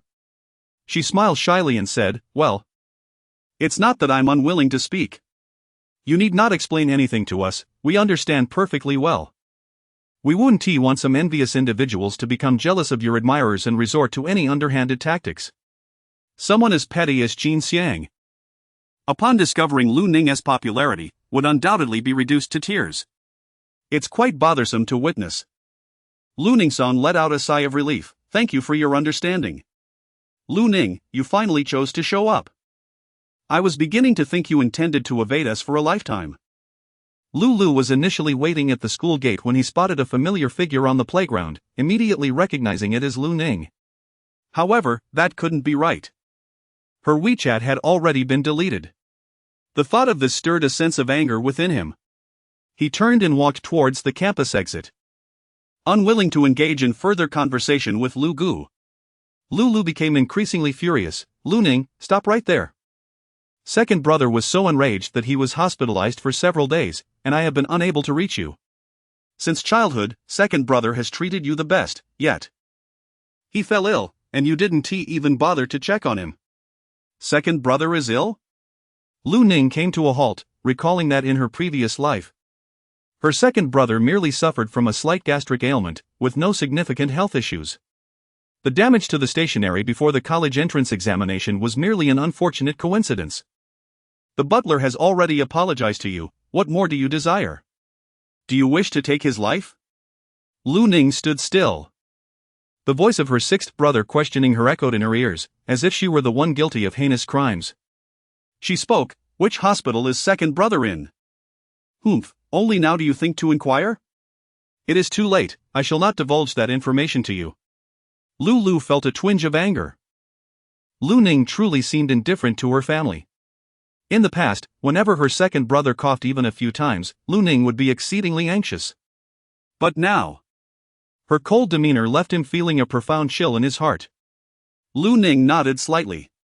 If you choose not to speak, so be it. She continued to walk ahead. Lu Ning, are you truly not going to the hospital to see second brother? I inquired earlier, and it was you who advised against my visit. Lu was somewhat irritated. I was merely speaking in anger. How could you possibly not go? Lu Ning's expression was indifferent, regardless. My second brother has Qin Xiang by his side, it makes no difference whether I go or not. How can it be the same? Qin Xiang is not our biological sister. After Lu uttered those words, he happened to catch sight of Qin Xiang approaching from the teaching building. The atmosphere grew somewhat tense and awkward, as numerous individuals had overheard. Qin Xiang stood frozen in place, her eyes reddening with discomfort. Upon witnessing this, Lu Ning's eyes glimmered with a hint of mockery. Sixth brother, it is indeed your fault to speak in such a manner. Although Qin Xiang is an adopted daughter of the Lu family, she has nonetheless bestowed kindness upon us. How could you utter such hurtful words? Is this moral coercion? She is capable of it as well. Lu's expression instantaneously resembled a palette of colors. Qin Xiang wiped away the tears at the corner of her eye. Revealing a resilient smile, I am aware that sixth brother has always treated me with great kindness, as if I were his own sister. Lu Liaishan let out a sigh of relief. It is a blessing that you do not misunderstand. One Lu Ning is already sufficient to give him a headache. If Qin Xiang were to sulk as well, it would surely be overwhelming. Lu Ning admired Qin Xiang's acting skills. She turned and walked away, showing no intention of acknowledging Lu. However, Lu was unwilling to relent and hurried after her, inquiring, Lu Ning, what part-time job have you been engaged in lately? Have you taken to live streaming? Deep down, Lu harbored a lingering curiosity. After all, Lu Ning's voice bore an uncanny resemblance to that of the streamer known as Lemon Sweet. They were nearly indistinguishable. Thus, he felt compelled to seek clarity in person, prompting his visit to the school. Lu Ning tilted her head, revealing a smile that was neither wholly genuine nor entirely feigned. Sixth brother, are you inquiring whether the streamer known as Sweet Lemon is indeed me? Lu's expression appeared somewhat unnatural. Don't overthink it, I was merely inquiring. The depths of Lu Ning's eyes were laced with mockery. In the past, when she diligently practiced games, striving to secure a championship for the Lu Tian team, she had never witnessed sixth brother placing such importance on her. Now that she was gone, he shamelessly entangled himself with her. She spoke coolly. So what do you wish for me to be, or not to be? Chapter 50, Unveiling the Hypocritical Mask of Sibling Affection. Lu Ning gazed earnestly at sixth brother. In truth, she too yearned to uncover the answer. As Lu caught sight of Lu Ning's mocking expression, an answer suddenly emerged within him.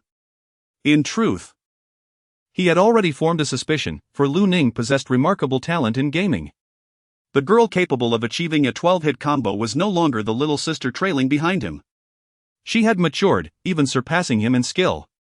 Qin Xiang, observing from the side, felt a profound sense of resentment in her heart.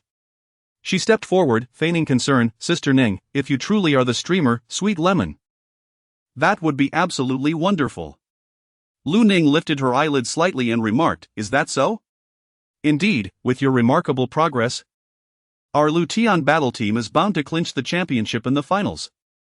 Am I right, sixth brother? He turned his head, cleared his throat, and replied, I. On the other hand, do not mind either way. Lu Ning curled her lips in a cold smirk. I never stated that I would participate in the finals. Lu's expression froze on his face. What do you mean?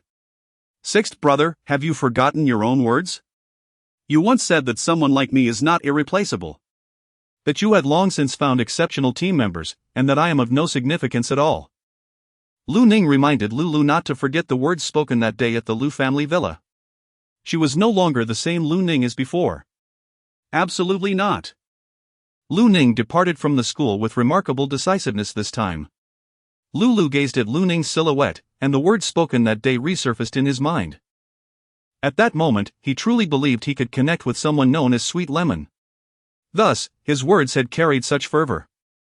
However, now Lu realized that account might indeed belong to Lu Ning.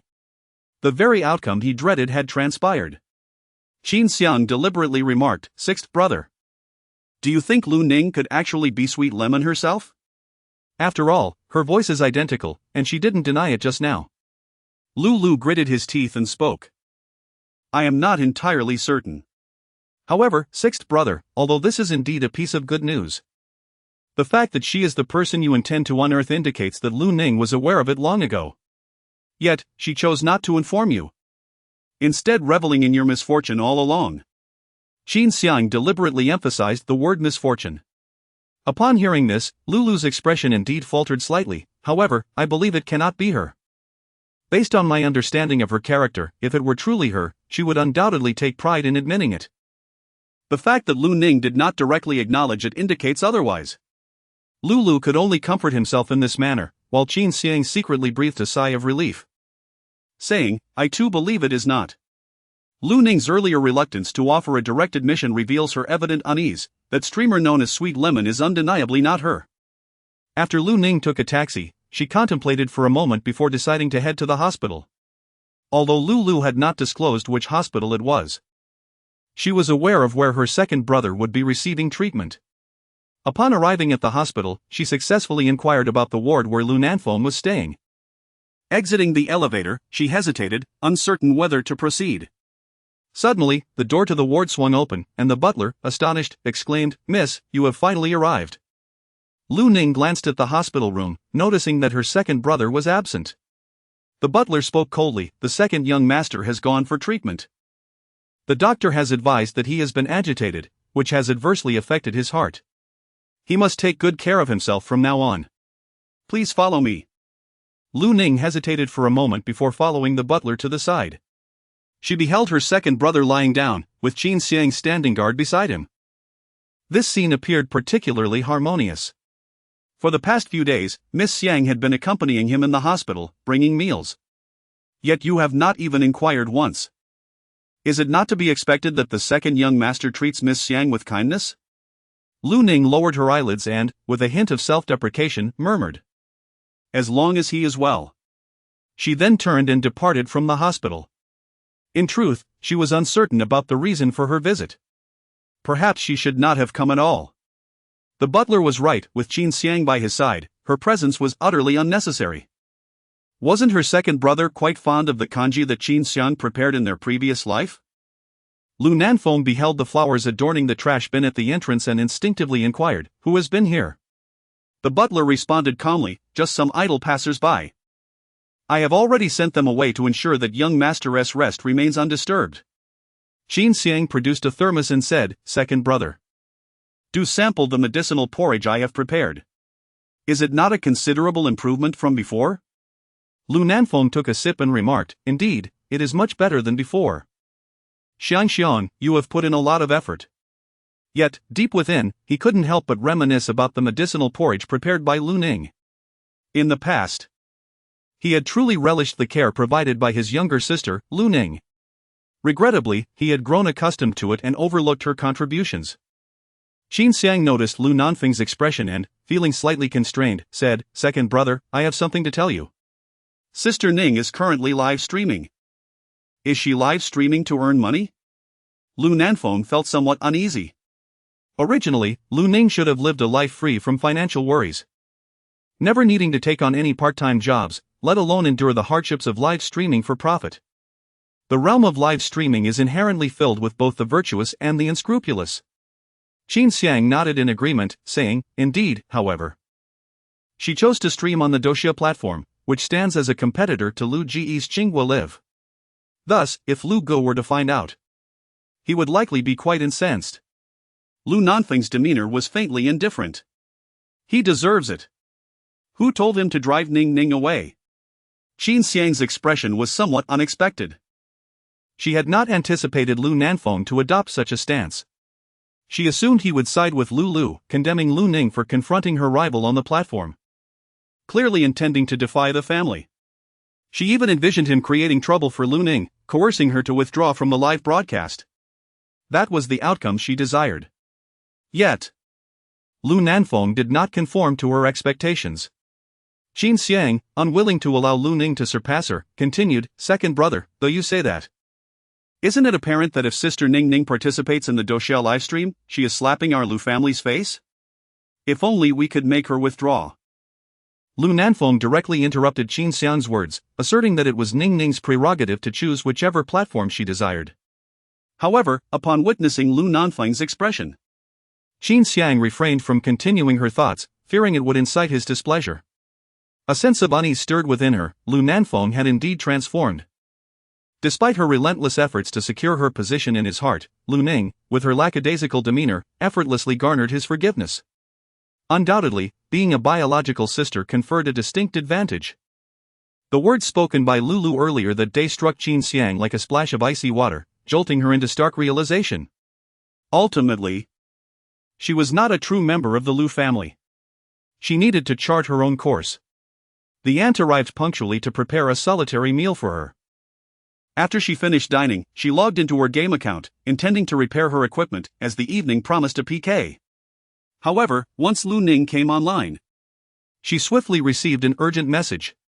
Glancing at it, she noted it was from Lu. "Who exactly are you?"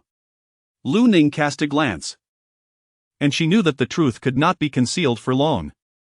However, she had no intention of continuing the deception. Nor did she feel the need to offer an explanation.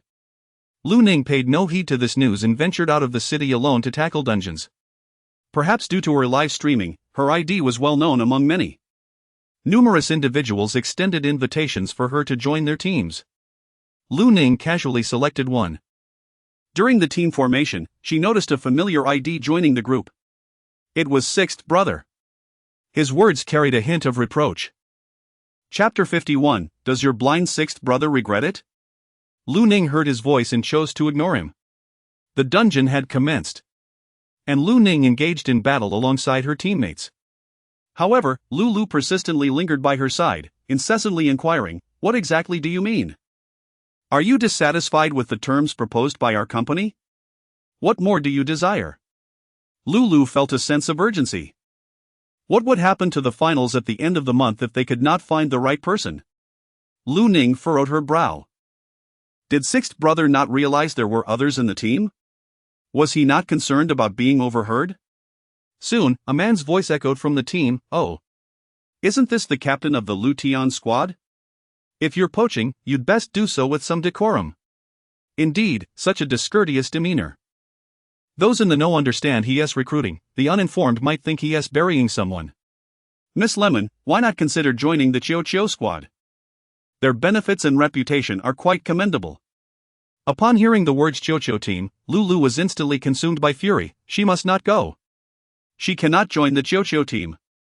His demeanor had always been amiable until today, when he discovered that Lemon Sweep might very well refer to Lu Ning in the future. His composure was shattered. I remarked. "Captain Lu, your tone is rather excessive, is it not? Miss Lemon has the freedom to choose whichever team she desires. By the way, do you reside by the sea? Why are you so overly concerned?" Lu was instantly infuriated, exclaiming, "What business is it of yours? This streamer could very well be his sister. He can speak as he wishes, and outsiders have no right to interfere." Upon hearing this, Lu Ning helplessly spoke, "Please refrain from arguing, the boss is on his way." "All right, dear sister, we shall heed your words. Let us show Miss Lemon some courtesy, although we are merely ordinary individuals. We remain pragmatic and fear not these affluent second-generation heirs." Lu Ning remained silent as she led her team to battle the boss. However, Lu appeared to be somewhat irked. He chose not to accompany the group, opting instead to face the boss alone in a display of bravado, ultimately meeting his demise at the hands of the monsters. Upon witnessing Lu's downfall, the members of the team exchanged sardonic remarks amongst themselves. Lu glared at the monochromatic screen with frustration. Damn it! His assistant approached him, inquiring, "What's wrong, boss? Is the host refusing to come?"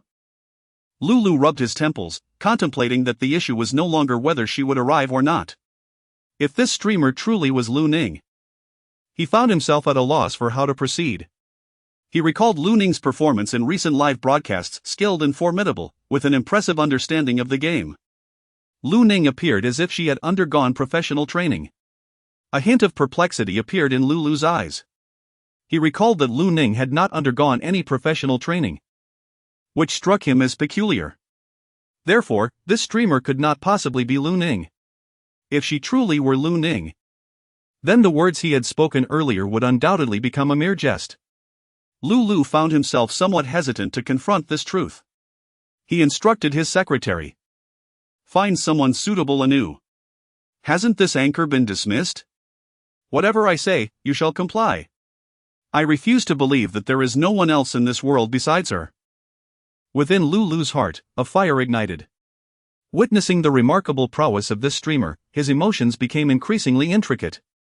If this streamer were indeed Lu Ning, had that girl orchestrated this to mock him?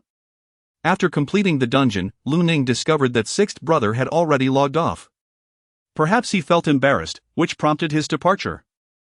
Lu Ning possesses a considerable understanding of Sixth Brother. He has always been quite concerned with his reputation. Could this be considered a severe blow to the pride he holds dear? However, Lu Ning paid little heed to such thoughts. After completing her task, she felt a bit fatigued and decided to leave the study to pour herself a glass of water. As she did so, her gaze fell upon a book resting on the coffee table, which pertained to the completion of her application choices. Lu Ning nodded and said, "Go fetch the documents." "Little Lemon, your live stream has garnered so much popularity, surely your Sixth Brother is aware of it now, isn't he? I wonder if he regrets losing such a remarkable sister like you." Gu Zifeng emerged from the bathroom, clad in a loose bathrobe, his hair still damp. "Oh dear. I got so carried away that I completely forgot." Lu Ning ventured into the kitchen and emerged with several plates of fruit, observing that Ji Qian appeared somewhat fatigued. Ji Qian glanced at the fruit platter and inquired, "Have you decided which platform to sign with?" Lu Ning replied, "Perhaps it's best not to sign. I glanced at the contract with Doxia, which stipulates a daily required online presence. Once school begins, I won't have as much time to livestream. It feels rather restrictive. Regardless, if I choose not to sign, I can still settle matters through the platform, though I would forfeit the support and traffic they offer." At that moment, Gu Zifeng emerged, having changed into fresh attire, and remarked, "This is easily resolved. You can directly negotiate terms with Doxia, and they will surely acquiesce to your conditions." Lu Ning was somewhat surprised. "Why? I have heard that the contracts for fighting shrimp are generally uniform and seldom modified for newcomers, unless one is a prodigy." Gu Zifeng cleared his throat and replied, "You might as well bring it up, you never know. After all, you possess great talent. And the platform isn't foolish enough to overlook a lucrative opportunity." Lu Ning always felt that Gu Zifeng was jesting. Perhaps Gu Zifeng could leverage his connections to assist her. Yet she was reluctant to owe anyone a favor. Lu Ning shook her head and said, "Never mind, my earnings have been quite satisfactory these past few days. Once school starts, my tuition and living expenses will certainly be covered." Gu Zifeng, while savoring the fruit, remarked, "What about your blind Sixth Brother? I find it hard to believe he cannot recognize your voice." Ji Qian cast a cold glance over and retorted, "Eating does not seem to silence your incessant chatter."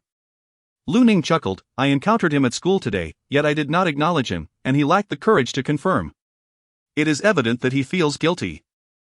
Little Lemon, I suggest you reveal your true self during tonight's live broadcast. It will surely terrify him.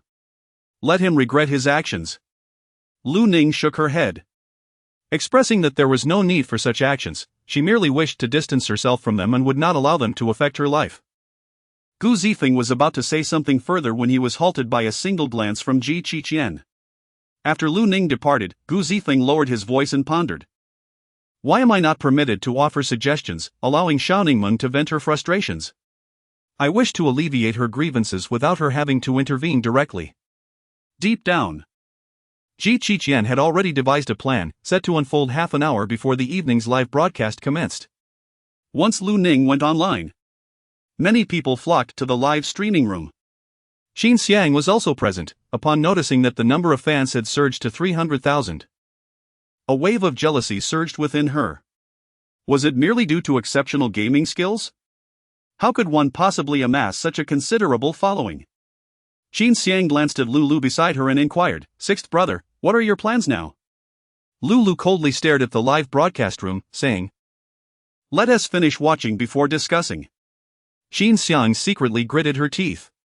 The Douxia platform deliberately featured Lu Ning's livestream on its homepage, sending a significant influx of traffic her way. Many fans flocked in admiration. "Miss Ning, your expertise in game commentary is impressive. Were you once a professional in a gaming team? I heard that the captain of the Lutian team is very eager to recruit you. Which team do you intend to join?" Indeed, the captain of the Lutian team is currently at the top of the leaderboard, and he is also online. Lu Ning naturally noticed that the name of the top fan was Lu Gu. She spoke softly, "The Lutian battle team indeed reached out to me, but..." Lu's heart instantly raced with anxiety. Chapter 52, publicly pinning down Sixth Brother and rubbing him against the ground.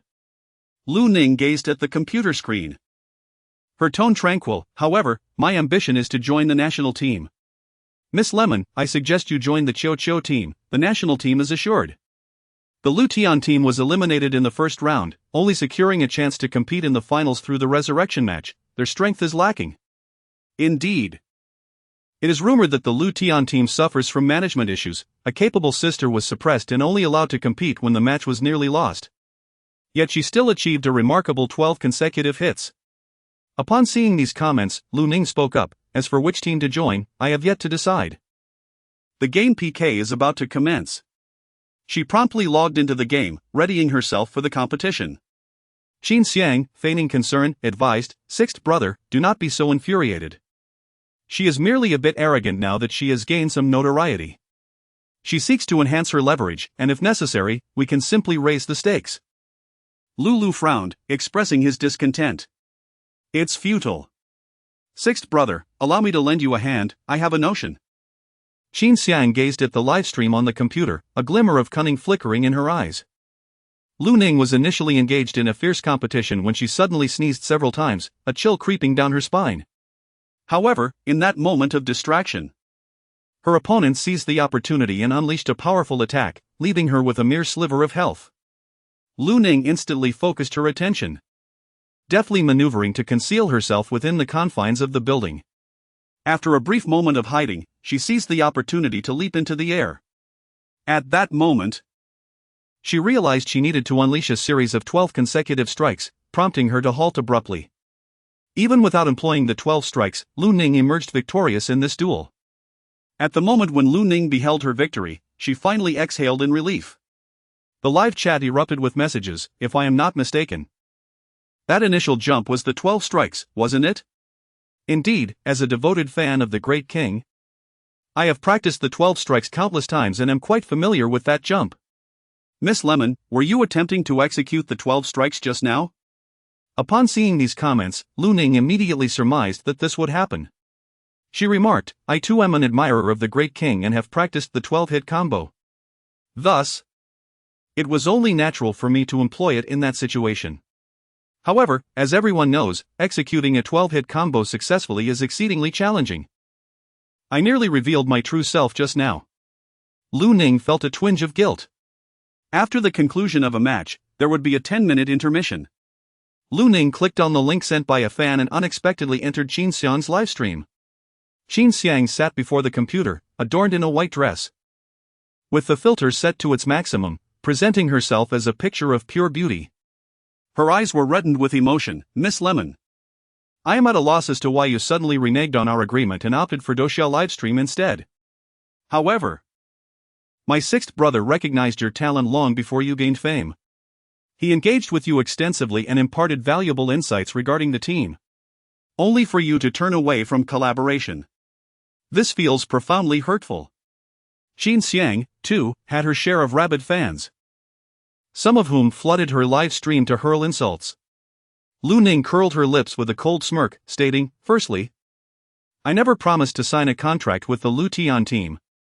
Secondly, my achievements today are solely due to my own efforts." Qin Xiang continued to sob sorrowfully, saying, Everyone knows that someone who has never undergone team training cannot possibly be this professional. Miss Lemon, even if you choose to breach the contract, one should part ways amicably. Yet, you turned around and went to Dosia live streaming. Such behavior is unbecoming. Lu Ning's eyes glimmered with impatience. She promptly opened the game's dialogue box. Here lies the entirety of my conversations with the captain of the Lu Tian team. The truth is all laid bare. She unreservedly revealed her exchanges with Lu. Since Brother 6 had been so aggressive, she felt justified in her retaliation. The contents of the dialogue were swiftly screenshot and shared in the comments section. That tearful beauty, open your eyes and see clearly. It is evidently Lu who is relentlessly pursuing Miss Ningmeng, and she has never consented to join your ranks. Now envious of Miss Ningmeng's achievements, you attempt to morally constrain and snatch the fruit of her labor. Do you not feel any shame? Do not think that shedding tears like a white lotus grants you reason. Spare us this charade. The public's perception is astute. In an instant, the comments section of the live broadcast erupted in a flurry of scorn. Qin Xiang observed the surge in viewers in her livestream, her heart brimming with joy.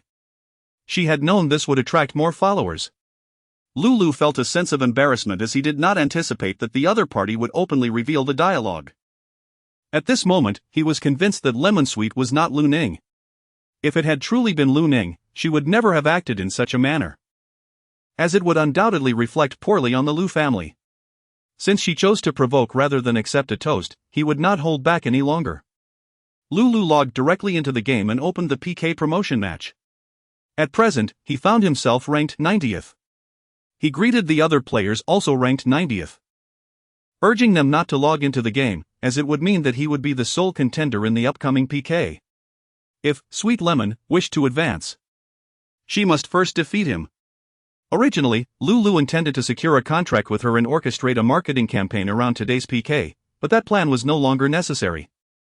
His assistant tentatively remarked, "Boss, she is a newcomer, do you really want to take the lead yourself?" Lu replied, "Yes, I shall personally impart the rules to her." Lu exuded an air of confidence, for he was indeed a formidable deity. Could he possibly falter against a mere newcomer? Although the streamer possessed a modicum of talent, it paled in comparison to the prowess of seasoned professionals. The PK match commenced swiftly. Upon recognizing the identity of her opponent, Lu Ning's gaze turned noticeably frosty. She spoke with a calm detachment. What a coincidence! She was acutely aware of 6th Brother's ranking, but there were multiple individuals occupying the 90th position, and the PK pairings were determined at random. Thus, it was evident that 6th Brother had orchestrated this encounter deliberately. Meanwhile, the live stream attracted a multitude of spectators who offered their sentiments. Miss Lemon, fear not, you are indeed capable. What superiority does a professional opponent hope to showcase here? Is this not a violation? The captain of the Lu Tian team is clearly engaging in calculated retaliation. Lu Ning spoke in a calm tone, everyone need not worry. The competition is not yet over, and the outcome remains uncertain. A detractor interjected, do not speak too confidently, if you lose badly later, it will come back to haunt you. Lu Ning disregarded the malicious comments. She gazed at the character on her computer screen, adorned in the meticulously coordinated gear she had crafted. Yet today, she was determined to personally dismantle this ensemble. In this world, no one understood Lu Ji's playing style better than she did. Lu Ning grasped her weapon and declared, let the battle commence. Her slender fingers danced swiftly across the keyboard, effortlessly predicting nearly every move of Lu. However, her actions remained unfathomable to him. Within 5 minutes, Lu found himself in a state of desperation, taking refuge within the confines of a building. Lu Ning did not pursue further, she stood still in the open space.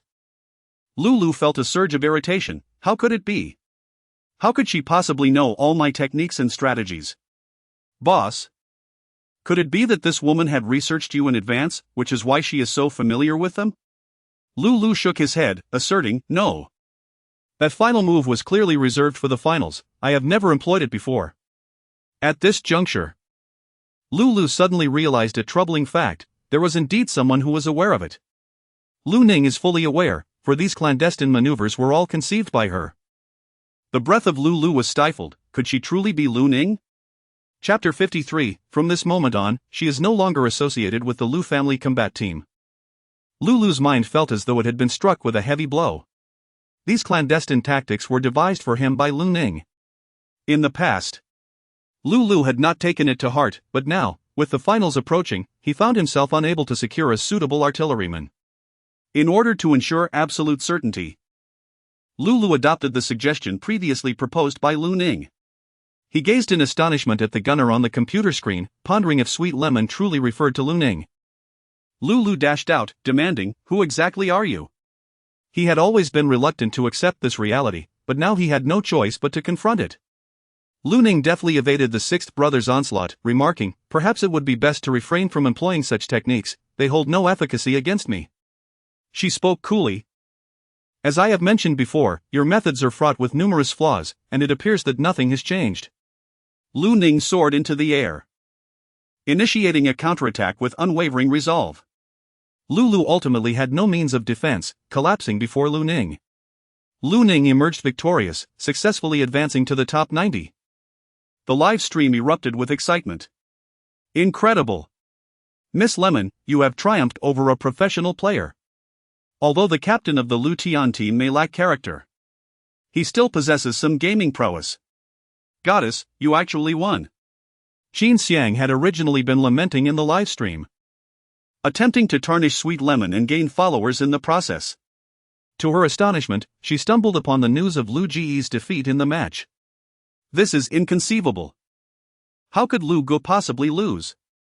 Qin Xiang abruptly ended her stream and rushed out to find Lulu. "Where is Lu Gu?" After the match concluded, the boss had left in a daze, ignoring everyone around him. Furious, Qin Xiang stamped her foot in frustration. How could he have lost? What a disgrace! After the conclusion of the competition, Lu Ning adhered to her customary practice of elucidating the course of the match. However, when it came time to analyze her duel with Lu Gu, she meticulously identified his shortcomings and vulnerabilities, as well as how his personality contributed to the flaws in his gameplay strategy. These observations were not new, she had previously articulated them. Yet, Lu Gu had never heeded her counsel. After Lu Ning concluded the explanation of the PK process, she went offline. Lu Ning took out her phone and received a WeChat message from her second brother, Lu Nanfeng. "Is this streamer Lemon Sweet you?" Lu Nanfeng chuckled bitterly, "Brother, that's not what I meant. Live streaming is not as straightforward as you might think, this industry is rife with complications. As a young woman, you may find yourself at a disadvantage. I understand. However, if you are determined to pursue live streaming, I would recommend that you sign a contract with Lao Lu's platform. Being part of the family, he will look out for you." Lu Ning found it quite amusing. How could sixth brother possibly protect her? After all, she had painstakingly extricated herself from the Lu family, so how could she allow herself to be constrained once more? Before long, she received another message from second brother. "Ning, you may choose any platform you wish. However, second brother has but one small request: do not join the Qiao team." Lu Ning's eyes sparkled with disdain. "Which team I join is my prerogative." The second brother understood, yet as long as it wasn't the Qiao team, it would suffice. Otherwise, the sixth brother would be unable to bear it. Lu Ning understood the reason. The captain of the Qiao team is GMO, who is a sworn enemy of Lu Gu, and they have always been at odds. However, her choice of which team to join has no bearing on the Lu family. Lu Ning did not take these matters to heart. She received a call from the manager of the Douxia live streaming platform. "Miss Lemon, have you made a decision? If you have any requests, we can discuss them." "Well, I will be starting school in 2 months, so I cannot commit to a fixed schedule for daily live streaming." "That is quite manageable, we can adjust the conditions to accommodate weekend broadcasts, with no obligations during the weekdays." "Does that sound agreeable to you?" Lu Ning was somewhat taken aback. Was it truly that simple to alter the conditions? She spoke, "Allow me a moment to reconsider. Our live streaming platform possesses considerable strength, so do not be misled by those from Qingguo Live.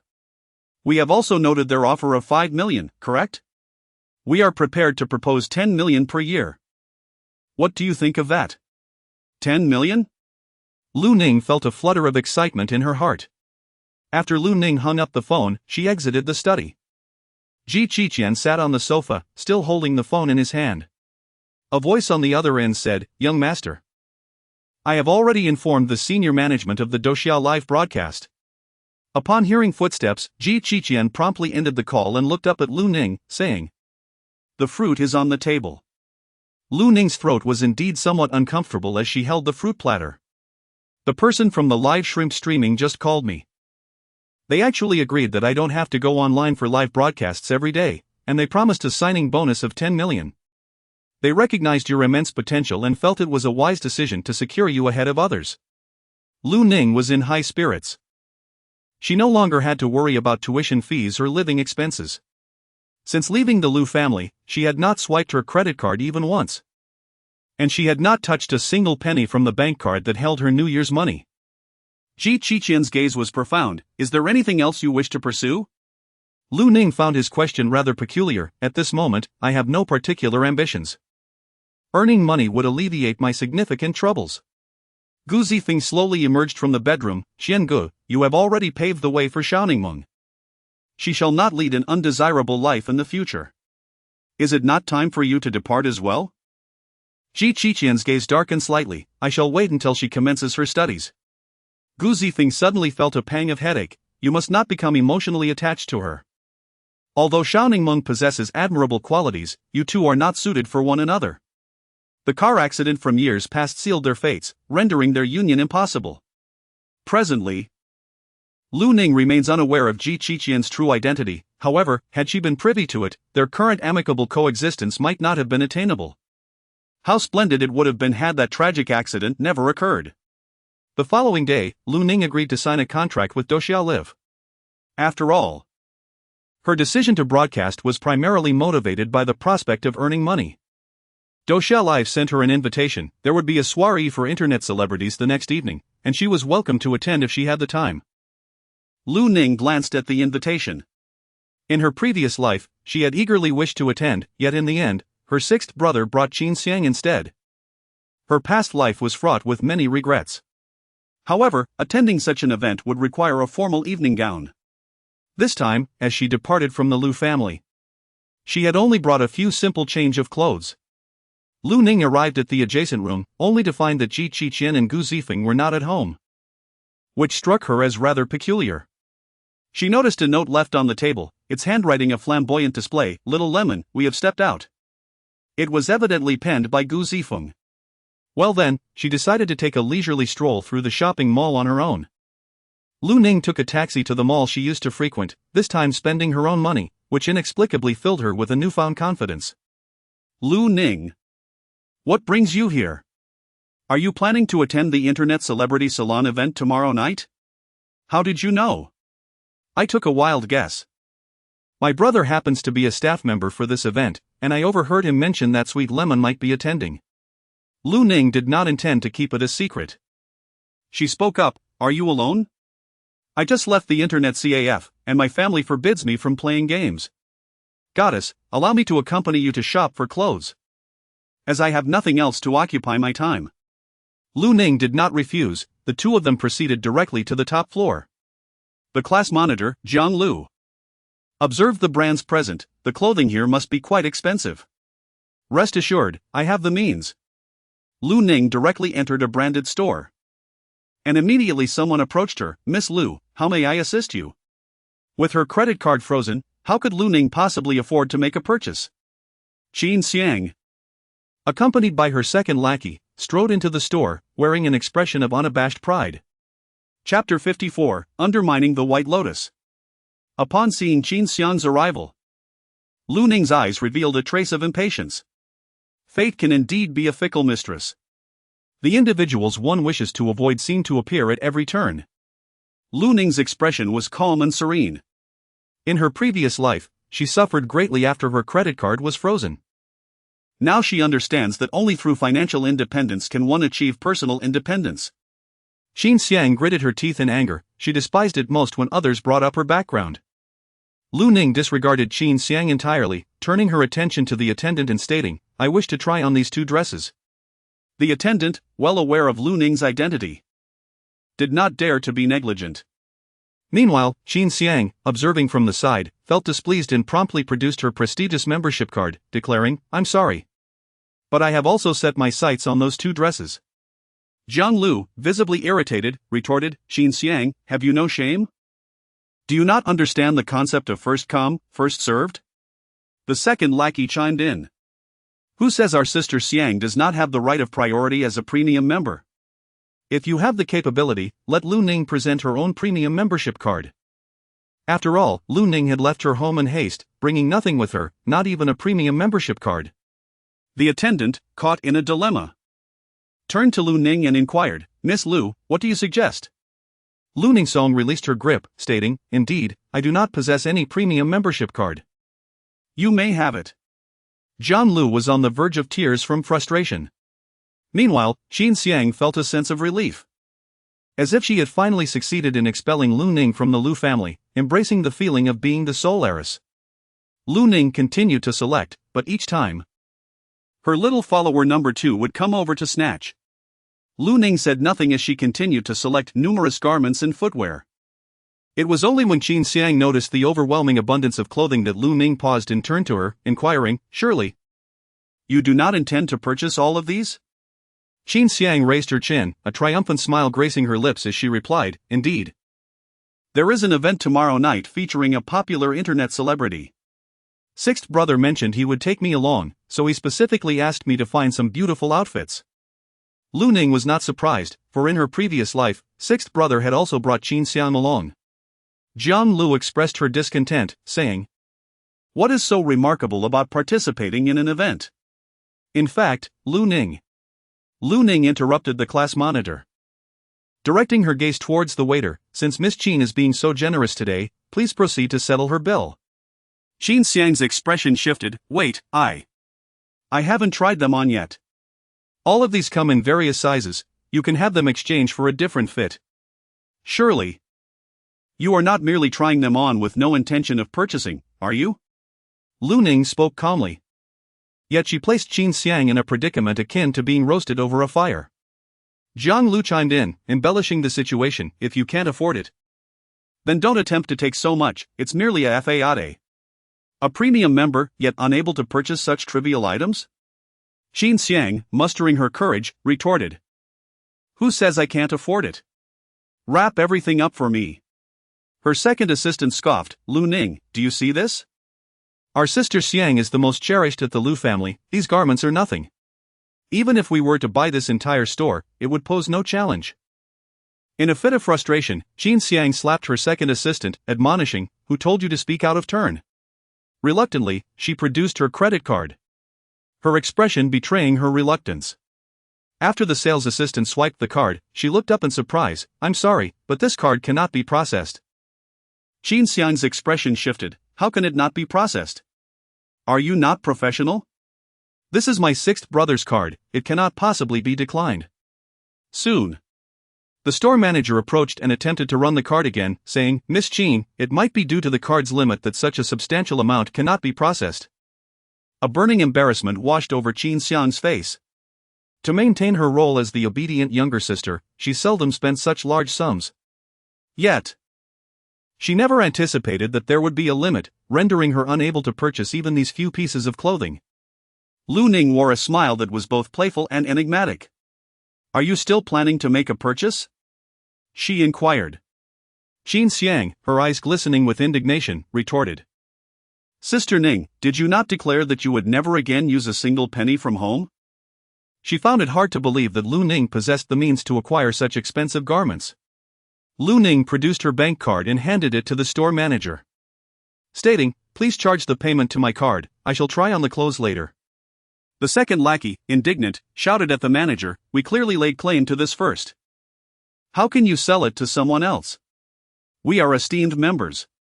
What is she, a mere girl cast out from her home, to be considered a lady of stature? Lu Ning is, after all, the only biological sister of the Lu family, this is an undeniable fact. Qin Xiang, infuriated, shed tears, "I shall call sixth brother.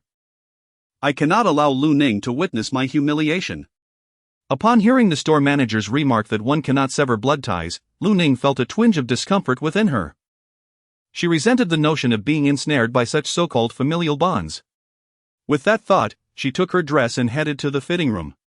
Outside, Qin Xiang was tearfully attempting to contact Lulu, but her calls went unanswered until finally, an assistant picked up. "Why isn't the sixth brother answering his phone?" she lamented. "The boss was utterly inebriated last night and has yet to regain his senses." "Drunk?" Qin Xiang felt a surge of frustration. Why, of all times?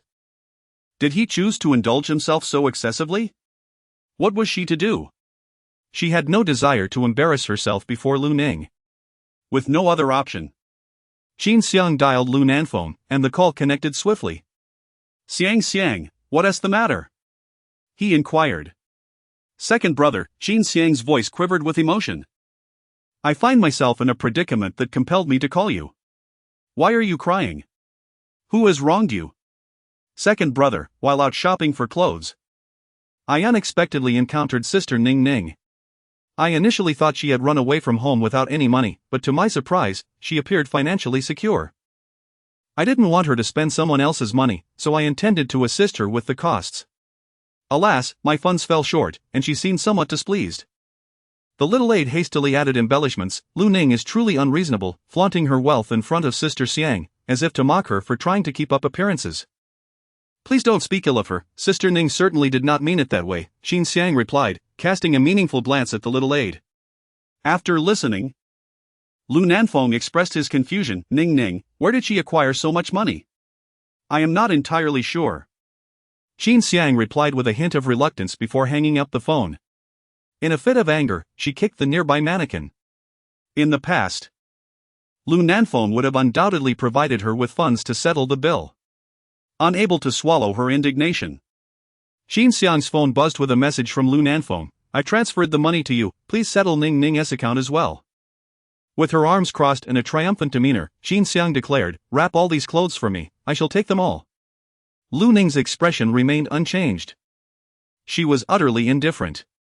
Chapter 55, Will Lu Ning ever forgive him? Upon hearing Qin Xiang's boastful remarks, Lu Ning displayed no emotional reaction whatsoever.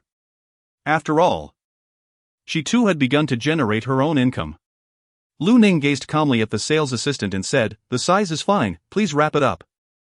Are you only purchasing these 2 items, Ning? Is your school doctor reluctant to spend money on you? A junior companion scoffed.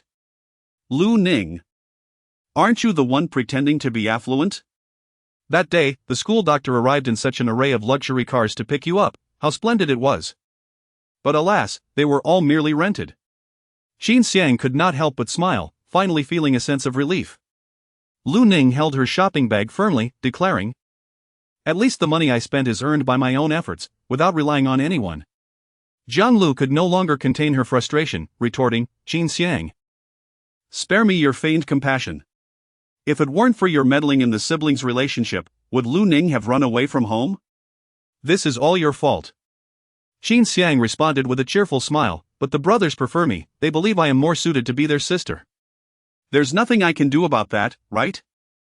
Lu Ning was too indifferent to engage in such trivial discussions with Qin Xiang. In her past life, she would have undoubtedly felt anger and sadness, even arguing with Qin Xiang over such matters. However, now, she found herself utterly unconcerned with her brother's favoritism towards Qin Xiang. As Lu Ning exited the shop, Jiang Lu, filled with indignation, rolled her eyes at Qin Xiang and remarked, no matter how pleased you are not the true eldest daughter of the Lu family. You are merely an impostor. Upon hearing these words, Qin Xiang clenched her teeth in anger. She believed that one day she would completely expel Lu Ning from the Lu family, and at that moment, she would rightfully assume the title of the family's true heiress. After Lu Ning departed, Jiang Lu remained beside her, filled with indignation. Sister Ning, how can you tolerate Qin Xiang's bullying? I am not angry at all. So why are you? You are her biological sister, and I truly cannot comprehend this. I once thought your character was the reason for your lack of affection. But now I believe you are blameless, you must have been wronged by Qin Xiang. In her past life, she genuinely cared for our brothers, selflessly contributing so much. Yet her efforts were overlooked. Qin Xiang merely excels at superficial appearances. Since the brothers favor such pretenses, it no longer matters to her. Jiang Lu felt somewhat disheartened. Now I understand why you initiated live streaming. It was for financial gain, correct? I am now quite renowned in the streaming world. So you need not worry about my finances. I was once oblivious, but now, I remain uncertain. Following last night's intense competition with Brother Lu, I believe he should have a clearer understanding of who I truly am. Lu Ning did not deliberately conceal her activities. She has now signed a contract with the Douxia platform and has achieved a degree of popularity. Even if her family is aware of her live streaming, they can no longer hinder her pursuits. That evening, Lu Ning's live streaming announcement was prominently displayed on the Douxia platform's homepage.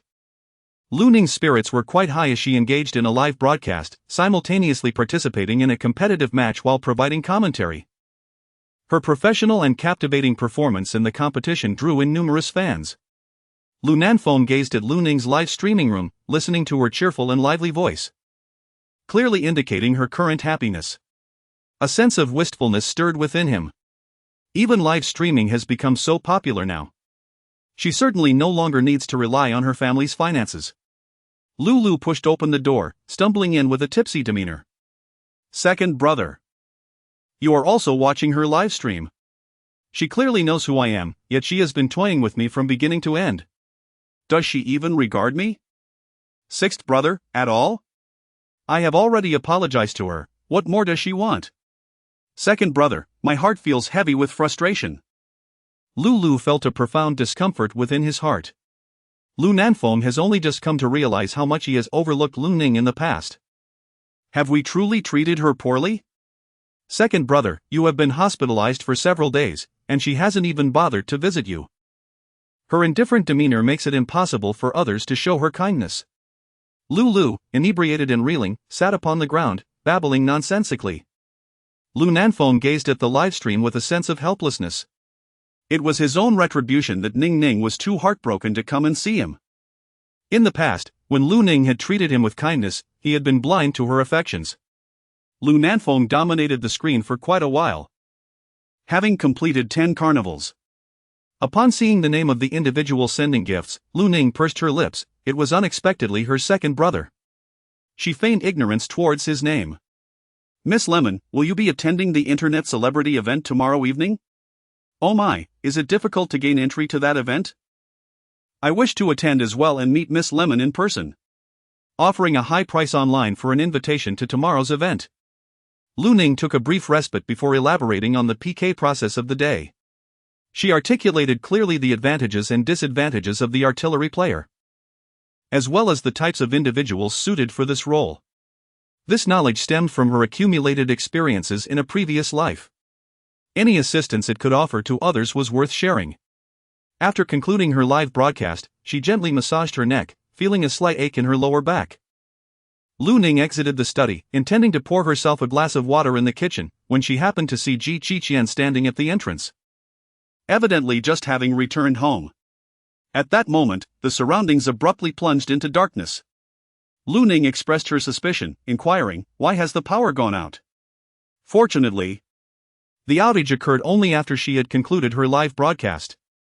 The surroundings were engulfed in darkness, and not far away, she heard Ji Qiqian's voice. "I will call the property management."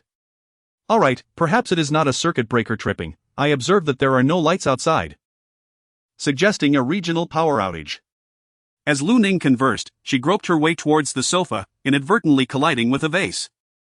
The vase shattered upon hitting the ground, startling Lu Ning.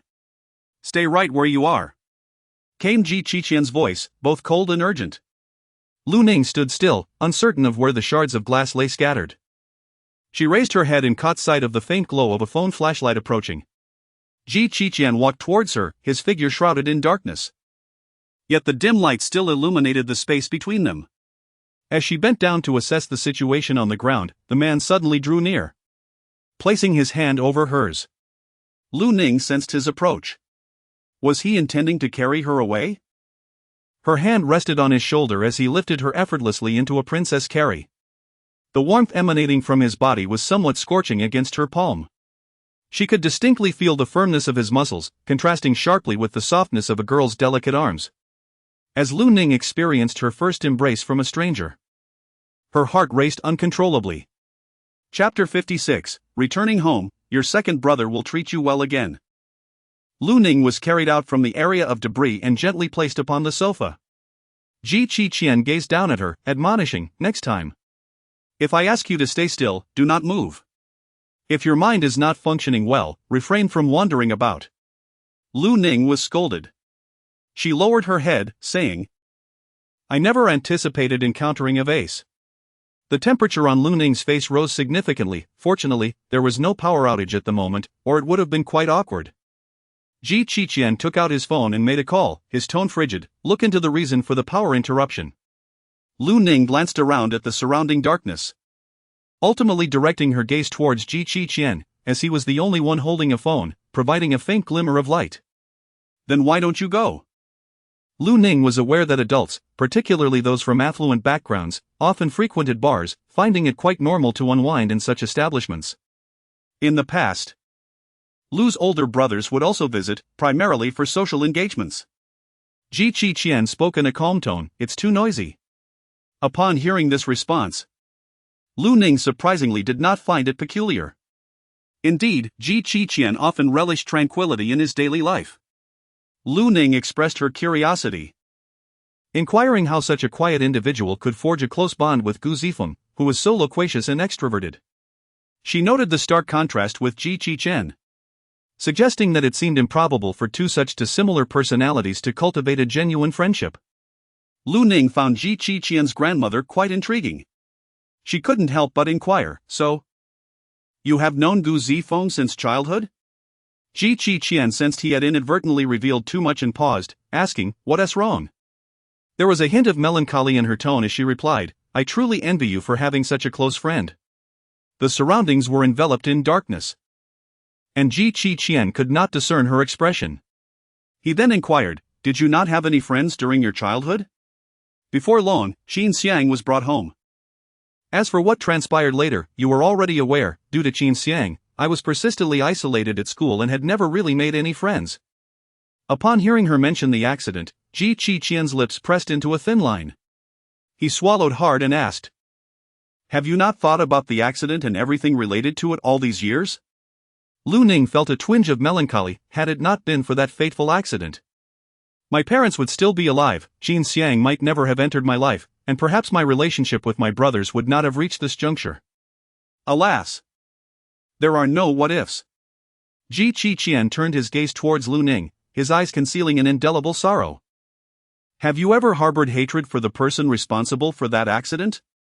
His voice trembled, laden with an indescribable emotion. In the surrounding darkness, they could not discern each other's expressions. "Hatred." Lu Ning's voice was resolute, tinged with an icy undertone. Qin swallowed hard, struggling to find his words. "Have you considered searching for the other party?" he inquired. "That person fled, leaving a scapegoat to bear the blame. The Lu family has searched for many years, yet uncovered no leads." Lu Ning also sought to uncover the perpetrator responsible for his parents' demise. His voice resonated, "If you manage to find him, I shall ensure that the murderer pays dearly for his crimes." With unwavering determination in her eyes, Lu Ning resolved to uncover the perpetrator of the tragic accident in her lifetime. Qin sat motionless on the sofa, his breath coming with difficulty. After a moment of silence, Lu Ning could no longer contain herself and inquired, "When will the call come?" Lu Ning carefully descended from the sofa, and beside her, a pair of long, elegant hands reached out. She cast a glance over. Above her, she heard his deep voice, "You'd better hold onto this cane." Lu Ning coughed softly, "No need." The moment her foot touched the ground, it collided with the corner of the table, causing her to grimace in pain. "Sit down. Let me take a look." Qin, with a helpless expression, squatted in front of her, illuminating her foot with the flashlight on his phone. Lu Ning gazed blankly at the man before her, his profile illuminated by a warm glow in the dim light. His features were already strikingly handsome, and from this angle, he appeared even more dashing. Lu Ning could not help but inquire, "Master, are you always this kind to girls?" Qin raised his gaze, his eyes as dark as night.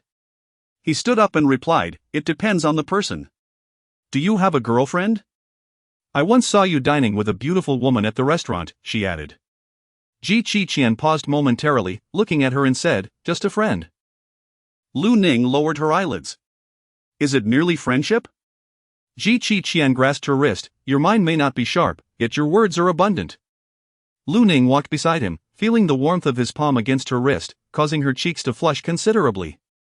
The following day, when Lu Ning awoke, she was inundated with notifications. Upon entering the gaming forum, she stumbled upon a thread discussing her, who is the man behind the streamer Sweet Lemon. Upon seeing the headline of the report, Lu Ning felt a flicker of curiosity about the identity of the man behind her. After clicking in, she encountered screenshots from the carnival event from the previous night.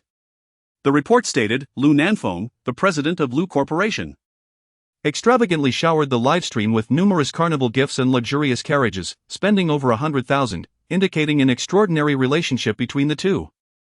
However, there are allegations from the streamer Qin Xiang, who publicly accused him of a falling out with his financial backer. This is why she resorted to streaming on Douxia, even hiding her face, fearing that her identity might be uncovered by her benefactor. Lu Ning felt a mixture of amusement and exasperation. What on earth was going on? Yet, many began to engage in discussions, speculating that she had a wealthy benefactor backing her, which emboldened her to disregard Lulu's invitation. Class monitor Jiang Lu, upon seeing this, furiously posted anonymously, your minds are truly filthy, the relationship between the Lemon streamer and the Lu family is not what you think. I am her classmate, and I can recognize her voice. Almost immediately, someone commented, finally, someone has said it, is the Lemon streamer not the young lady of the Lu family? The thread erupted in chaos. Haters quickly countered, if the streamer were truly the young lady of the Lu family, how could she possibly be on Douxia Live? She would certainly be a Qingwe, lies shouldn't be told without preparation. The young lady of the Lu family executed a masterful 12-hit combo, with her exceptional talent. How could the Lu family let her go off on her own? The Lemon streamer is merely trying to latch onto the identity of the Lu family's young lady. Does she not recognize the harsh realities? Anyone cannot just impersonate a 12-hit combo. At that moment, Lu Ning's phone rang. She answered casually, and her second brother's voice came through. Ning, I heard from Qin Xiang that you went shopping yesterday. I've unfrozen your credit card, and you can use the money in it whenever you like. I've even restored your limit to match Qin Xiang's allowance. Lu Ning's eyes gleamed with mockery. Clearly, she was the true young lady of the Lu family, yet every time a conflict arose with that White Lotus, her second brother would reduce her allowance as a form of compensation to Qin Xiang. Lu Ning coldly refused. I have stated that I will not spend a single penny of the Lu family's money. Ning, I understand your dissatisfaction regarding the allowance. After all, Xiang's father has rendered great favors to our Lu family. I must ensure fairness to avoid gossip from outsiders. Your so-called fairness only entails my continuous sacrifice and loss of my own interests, does it not? Ning, how can you think this way? As the eldest daughter of the Lu family, you should show some leniency towards Qin Xiang, this would truly reflect your magnanimity. Lu Ning's gaze turned icy. To hell with magnanimity. Chapter 57, Lu Ning, all you need to do is admit your mistake. Lu Ning hung up the phone without uttering a word, finding the situation utterly ridiculous. They expected her to be magnanimous? In her past life, she had indeed shown great generosity, only to end her days alone in a mental institution. Soon after, her second brother, Lu Nanfeng, sent her a message, I have increased your allowance by an additional 10,000 yuan. Surely that will suffice? Can we put an end to this stubbornness? Lu Ning's lips curved into a cold smile. She had never considered that her allowance should surpass that of Qin Xiang. They had never comprehended what truly mattered to her. Lu Ning went to the adjacent room, and Gu Zifeng emerged yawning, his hair tousled. Good morning, little lemon, he greeted. He handed Lu Ning a business card. You can go for a styling session this afternoon, just mention that you are a friend of mine. Thank you. Lu Ning accepted the business card. In the past, such matters were always meticulously arranged by the Lu family. Most importantly, the evening's event would also be attended by Qin Xiang and sixth brother. Although she was indifferent to makeup, This would be her first public appearance since leaving the Lu family, and she was reluctant to be underestimated. No steam buns. Just a point of pride. Qin Xiang glanced at Lu Ning and noticed the smile on her face. The earlier tension and caution had finally dissipated. His thin lips curled slightly, realizing that the little sapling he had nurtured was finally growing stronger. In the afternoon, Lu Ning prepared her dress and got ready to depart for the place introduced by Gu Zifeng. Gu Zifeng remarked, "Little Lemon, we have some matters to attend to this afternoon, so we won't accompany you for styling. I simply lack the patience to wait for a woman to get ready." This was particularly true for him and Qin Xiang. Should they be photographed by reporters, their identities would be compromised, leading to complications. "That's all right. I can manage on my own." Lu Ning spoke while instinctively glancing at Qin Xiang. The man raised his head, his gaze profound. "If you need anything, call me." Lu Ning smiled and nodded, gracefully departing with her dress in hand. After her departure, Gu Zifeng lazily remarked, "Shen Gu, little Ningming is now an adult. It is perfectly normal for her to adorn herself beautifully. After all, she must grow up, fall in love, and eventually marry. We cannot allow her to become a mere relic of the past. What if she is deceived by the sweet words of some charming man out there?" Qin Xiang, having endured enough, finally succumbed to his irritation and kicked out in frustration. Gu Zifeng, having anticipated his reaction, leapt up and continued. "Did you not mention that little Ningming has someone she fancies? Perhaps it's a classmate, and once they reach university, they will be sweetly together. Get lost." Qin Xiang rubbed his temples, his mood inexplicably soured. Lu Ning arrived at the styling studio by taxi. Shortly after, Jiang Lu also stepped out of the car. "Goddess, is this styling studio reliable? I haven't heard of it before." "A friend recommended it, it should be trustworthy." Lu Ning invited Jiang Lu to join her. The invitation allows for one companion, regardless of gender. Lu Ning entered and addressed the receptionist. "I was referred by Gu Zifeng." The receptionist replied, "Miss Lu, the young Master Gu has already informed me of your arrival. Please feel free to enter with your friend." Lu Ning sat in her chair, patiently awaiting the stylist's touch for her makeup. Jiang Lu sat beside her, expressing concern. "Lu Ning, the remarks made by those trolls on the forum are utterly excessive. Even Qin Xiang has liked some of their comments, and now everyone is under the impression that you have a financial backer. But Lu Nanfeng is clearly your second elder brother. Why hasn't he stepped forward to clarify this situation for you?" Lu Ning remained calm. "It matters not. I once envied your brother greatly, but now I realize that all your brothers favor Qin Xiang. Such brothers are better off not having at all." Lu Ning gazed calmly at her reflection in the mirror, a serene expression gracing her features. She had long since ceased to care. In this lifetime, she had finally liberated herself from the confines of the Lu family and embraced an independent existence. After several hours, she had finally perfected her look. Lu Ning changed into her dress and gazed at the reflection in the mirror, feeling somewhat unfamiliar. Jiang Lu took out her phone and captured several pictures, saying, "Lu Ning, you actually look quite beautiful when dressed up. It was just that Qin Xiang's manipulation made you feel invisible all this time." Lu Ning took several selfies with the class monitor. She glanced at the time and said, "Let us go." The two of them took a taxi to the event venue, which was a 5-star hotel. Lu Ning observed a plethora of luxury cars outside the hotel, accompanied by a throng of reporters on the scene. Jiang Lu felt a twinge of anxiety. "I have never participated in such an event before, I have only seen it on television. If it weren't for you, my goddess, escorting me inside today, I would have had no choice but to assist my brother as a mere errand runner, unable to enter through the main entrance." Lu Ning felt a twinge of anxiety. She feigned nonchalance and remarked, "What is there to fear? We have our invitations." After alighting from the vehicle, the two girls gracefully lifted their skirts and made their way towards the registration desk. As Lu Ning approached the doorway, she observed a swarm of reporters rushing towards a certain direction. Jiang Lu, intrigued, glanced over to see which celebrity had captured their attention. A luxury vehicle was parked by the roadside, and as the door swung open, Lu emerged alongside Qin Xiang, clad in a bespoke evening gown. Qin Xiang adorned herself with an emerald necklace around her neck and a jade bracelet gracing her wrist, epitomizing the image of a wealthy heiress. All these exquisite pieces had once been gifts from her brothers during their childhood, but now they had been entirely claimed by Qin Xiang. Yet, Lu Ning felt no sorrow. She had long ceased to care about her brothers.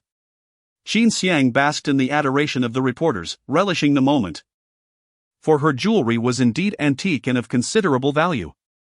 Lu Ning has departed, and all of this now belongs to her.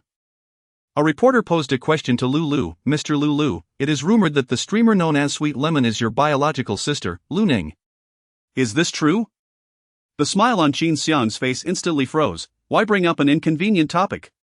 How is it that wretched Lu Ning lingers on so persistently? Lulu found himself momentarily disoriented when confronted by reporters inquiring whether Lu Ning was indeed that particular streamer. In recent days, he had indulged excessively in alcohol, seeking to numb his senses through intoxication. Were it not for this event, he likely would have remained in a state of disarray. He had heard that the streamer known as Sweet Lemon would also be in attendance at this gathering. Lulu yearned to behold the true identity of that streamer. Was it indeed Lu Ning? Qin Xiang interjected, dear friends from the press, we harbor the same curiosity within our hearts. After all, the streamer has yet to reveal their visage, leaving us in uncertainty. However, there are rumors suggesting that the streamer's voice is identical to that of the eldest daughter of the Lu family. Is this true? Qin Xiang's expression faltered slightly as she continued, indeed, but in this world, there are numerous individuals who bear a resemblance to one another, not to mention having identical voices. Which does not conclusively prove anything. Lu Ning could never suddenly transform into a renowned gaming streamer, it must surely be a mere coincidence. Miss Qin, do you genuinely believe that the streamer known as Sweet Lemon is not the eldest daughter of the Lu family? I hold that opinion. For if she truly possessed such remarkable talent, she would not resort to broadcasting on the Douxia platform. If Lu Ning were to sign a contract again, it ought to be with the Qinghua platform, just as I have. After speaking, Qin Xiang deliberately cast a glance at Lulu, sixth brother. Do you think I am correct? Lulu's expression appeared rather grim. If Lu Ning were indeed the host known as Sweet Lemon, would she sign a contract with her own platform? Had it been in the past, he would have been certain. However, now he hesitated to assert anything with confidence. After all, they were family. Chapter 58, Sixth Brother, I ask you, do you yield? When Lulu uttered these words, he lacked complete certainty. The recent changes in Lu Ning had indeed been quite significant. Nevertheless, he believed that no matter how upset Lu Ning became, she would never resort to such actions. She was merely acting out of pique. Lu Ning is undoubtedly still supportive of her sixth brother. Lu Ning observed coldly from the side for a while, a mocking smile playing on her lips. The members of the Lu family were indeed as unwaveringly confident as ever. Lu Ning turned and walked towards the sign-in desk. Jiang Lu, feeling somewhat indignant, remarked, on what grounds does Qin Xiang attempt to impose moral constraints upon you? It is your prerogative to choose which platform to sign with. I refuse to be coerced by their moral high ground. Lu Ning approached the registration desk, when a voice from behind interrupted her, Sister Ning, what brings you here? Qin Xiang, adorned in an exquisite evening gown and adorned with luxurious jewelry, presented herself before Lu Ning like a princess, her spirit soaring. After all, Lu Ning had been ousted from the Lu family, leaving Qin Xiang as the sole heiress.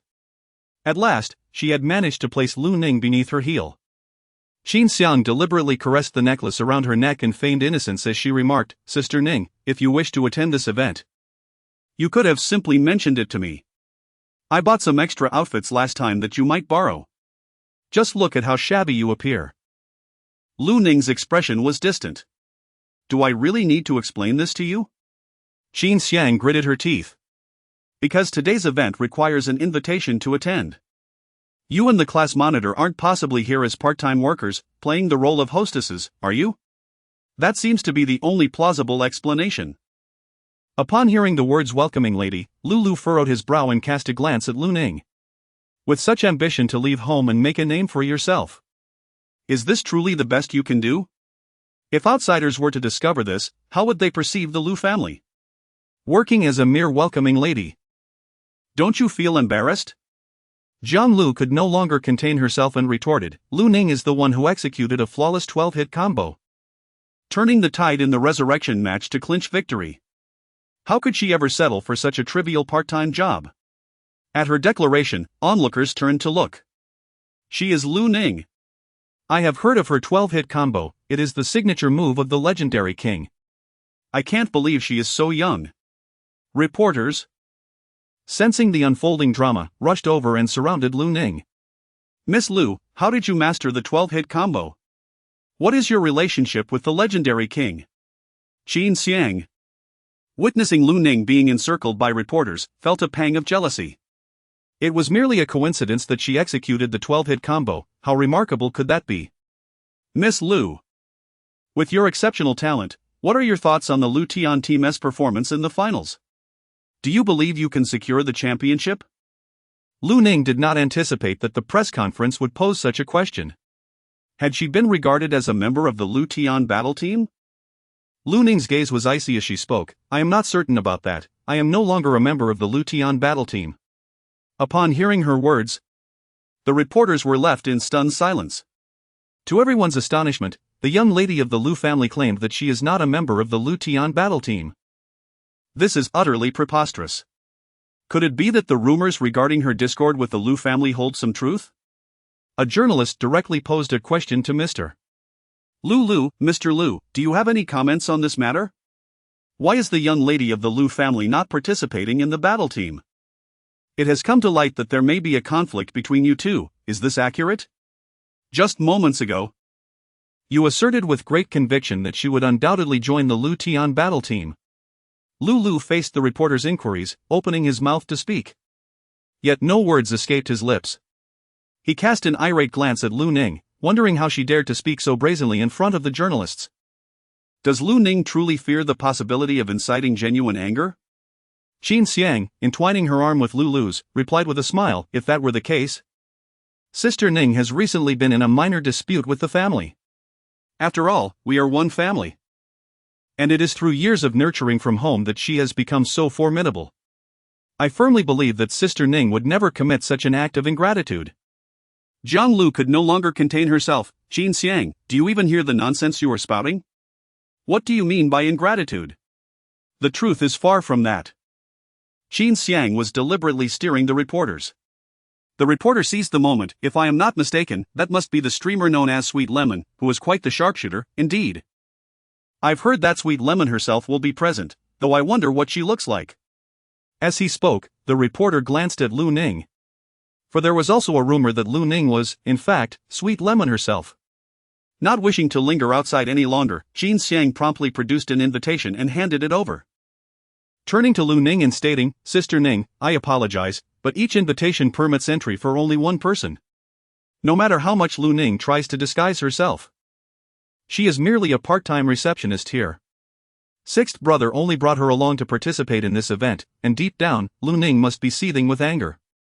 Lu glanced at Lu Ning, his tone somewhat stiff. I was unaware that you wished to attend as well, do remember to inform me earlier next time.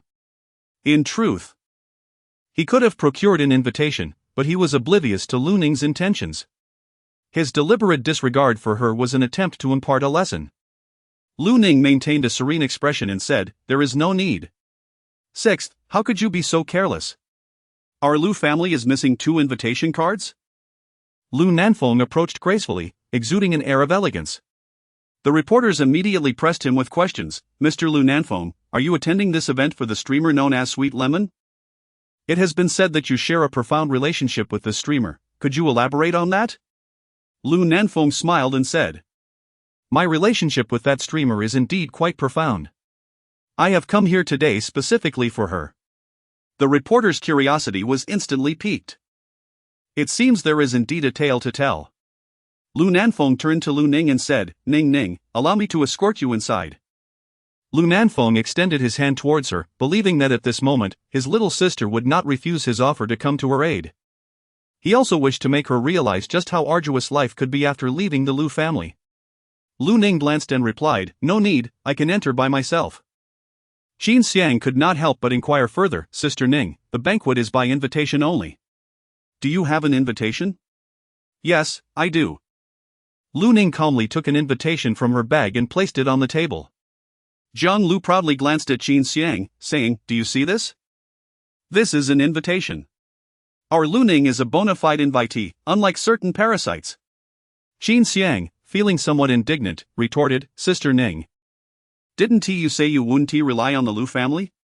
If it weren't for the Lu family, how could Lu Ning possibly have obtained this invitation? Lu gazed at the invitation with incredulity and exclaimed, Lu Ning, how did you acquire this? For she is none other than the very embodiment of sweet lemon. Chapter 59, The Brothers Were Shattered. Jiang Lu promptly revealed Lu Ning's true identity. This statement detonated like a bomb, igniting a whirlwind of astonishment. When Lu heard these words, his mind buzzed as if he could scarcely keep his footing. He gazed at Lu Ning with a mixture of shock and indignation. To his astonishment, she was indeed the renowned streamer known as Sweet Lemon. This meant that Lu Ning had been privy to the jest from the very beginning, including the day he boasted about having encountered a master. Lu Ning must have known precisely whom he was referring to, yet she chose to remain silent. Lu's eyes were tinged with a shade of crimson as he looked at Lu Ning in distress. Why did you deceive me? Why did you conceal the truth from him? Why didn't you reveal sooner that she is the very streamer? Lu was filled with a profound sense of indignation and confusion. Hadn't Lu Ning always adored her sixth brother? In contrast to Lu's emotional turmoil, Lu Ning maintained a calm demeanor. I have never deceived you, she stated. Then why did you not reveal that the streamer was you? He inquired. Because there was no necessity to do so, she replied.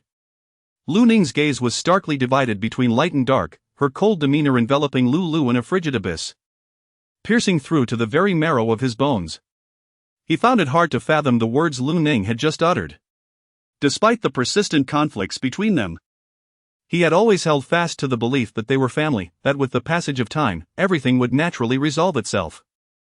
This had been the case throughout their lives. Why, then, was this time different? Lu Ning was acutely aware of the significance of the competition for the team. Why would she act in such a manner? At that moment, Lu Nanfeng grasped Lu firmly. Calm down.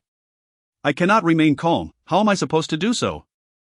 Lu turned to gaze at Lu Nanfeng, his eyes slightly reddened. Second brother, He felt a deep sense of discomfort. Lu Nanfeng observed his brother's dejected demeanor and suddenly found himself at a loss for words, as he had long warned his younger sibling that Ning had changed.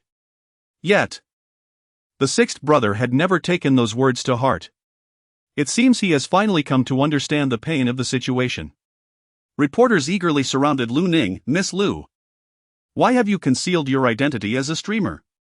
Is there a deeper reason behind it? They inquired. Miss Lu, there are rumors of discord within your family. Is there any truth to this? Such a sensational topic is undoubtedly worthy of high-profile headlines. The sweet-voiced streamer, who has achieved a remarkable 12 consecutive hits, is actually the eldest daughter of the Lu family. How intriguing that such a talented individual chose not to remain with her family's team but instead signed with the Douxia streaming platform. There must be a captivating story behind this decision. Lu Ning regarded the inquisitive reporters with a detached tone, stating, Indeed, there exists a certain contradiction. Hence I have resolved to be self-reliant. She believed there was no necessity to conceal these matters any longer. It would be preferable to clarify everything, to prevent the members of the Lu family from incessantly troubling her.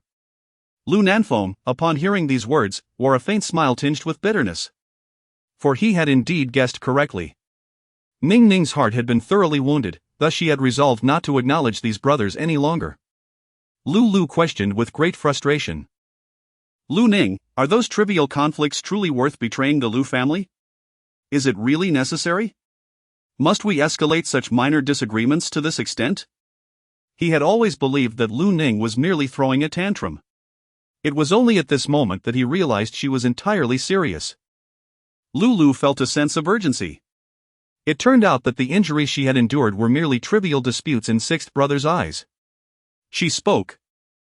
Then consider the present situation as another trivial dispute. A person as magnanimous as sixth brother surely wouldn't mind, would he? It is only when the knife pierces one's own flesh that it truly hurts. Yet, in that moment, he found himself at a loss for words to explain. Lu Ning was encircled by a throng of reporters, rendering her unable to advance. Miss Lu, which team do you intend to join for the finals? Miss Lu. Are you aware that Qinghua and Doxia have a competitive relationship, yet you have still chosen to sign with the Doxia platform? Lu Ning merely smiled and said, I have not yet contemplated these matters. I shall share my thoughts with you all once I have come to a conclusion. Miss Lu, could you elaborate a bit more? What caused the rift with your family? She lifted the hem of her gown, her stride resolute and unwavering. Meanwhile, Lu found himself encircled by reporters. Unable to move from his spot, Lu was infuriated by the incessant questions, exclaiming, For heaven's sake, stop asking. What business is it of yours? Qin Xiang's expression also transformed dramatically. She had not anticipated that Lu Ning was indeed that particular streamer. The thought of Lu Ning amassing hundreds of thousands of followers in such a short span, far surpassing her own numbers, filled Qin Xiang with an overwhelming sense of bitterness. Why was it so? Lu Nanfeng remained remarkably composed as he directly pulled Lu closer, his voice laced with a warning, Enough. Is the commotion not chaotic enough for you? Lu turned his head slightly, wiping the corner of his eye, remaining silent. After Lu Nanfeng finished speaking, he firmly pulled Lu into the conference hall, insisting that any further questions should not be voiced in front of the reporters. Qin Xiang intentionally lagged behind, waiting for Lu Nanfeng and Lu to distance themselves. Once she had spoken, Qin Xiang turned around, a smug smile gracing her lips. Inside the banquet hall, as soon as Lu Ning appeared, she attracted numerous scrutinizing glances. After all, those present had not anticipated that the recently emerging internet celebrity game streamer, known as Sweet Lemon, was actually the eldest daughter of the Lu family.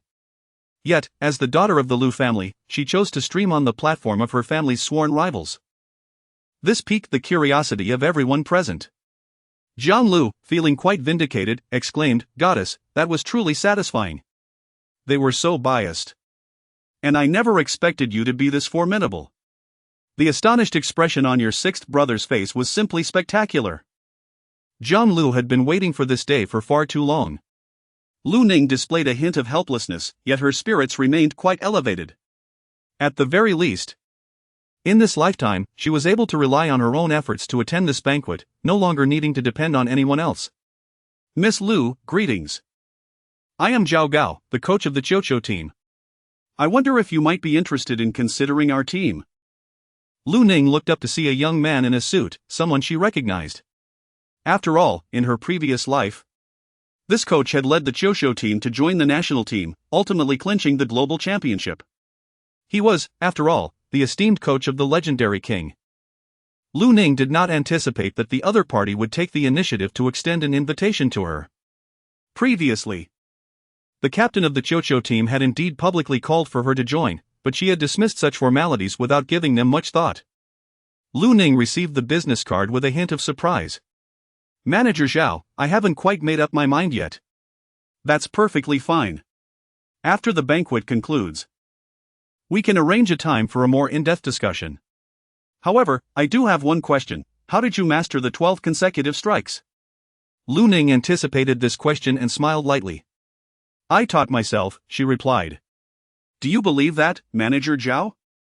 Of course I do. With your remarkable talent, I must hasten to recruit you, he responded. Not everyone can master the 12 strikes through self-study. Over the years, apart from that king, no one else has managed to learn it. Zhao sighed with a hint of regret, with such exceptional talent.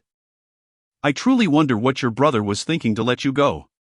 Mr. Zhao, this is a matter of our family, it is not for you to meddle in.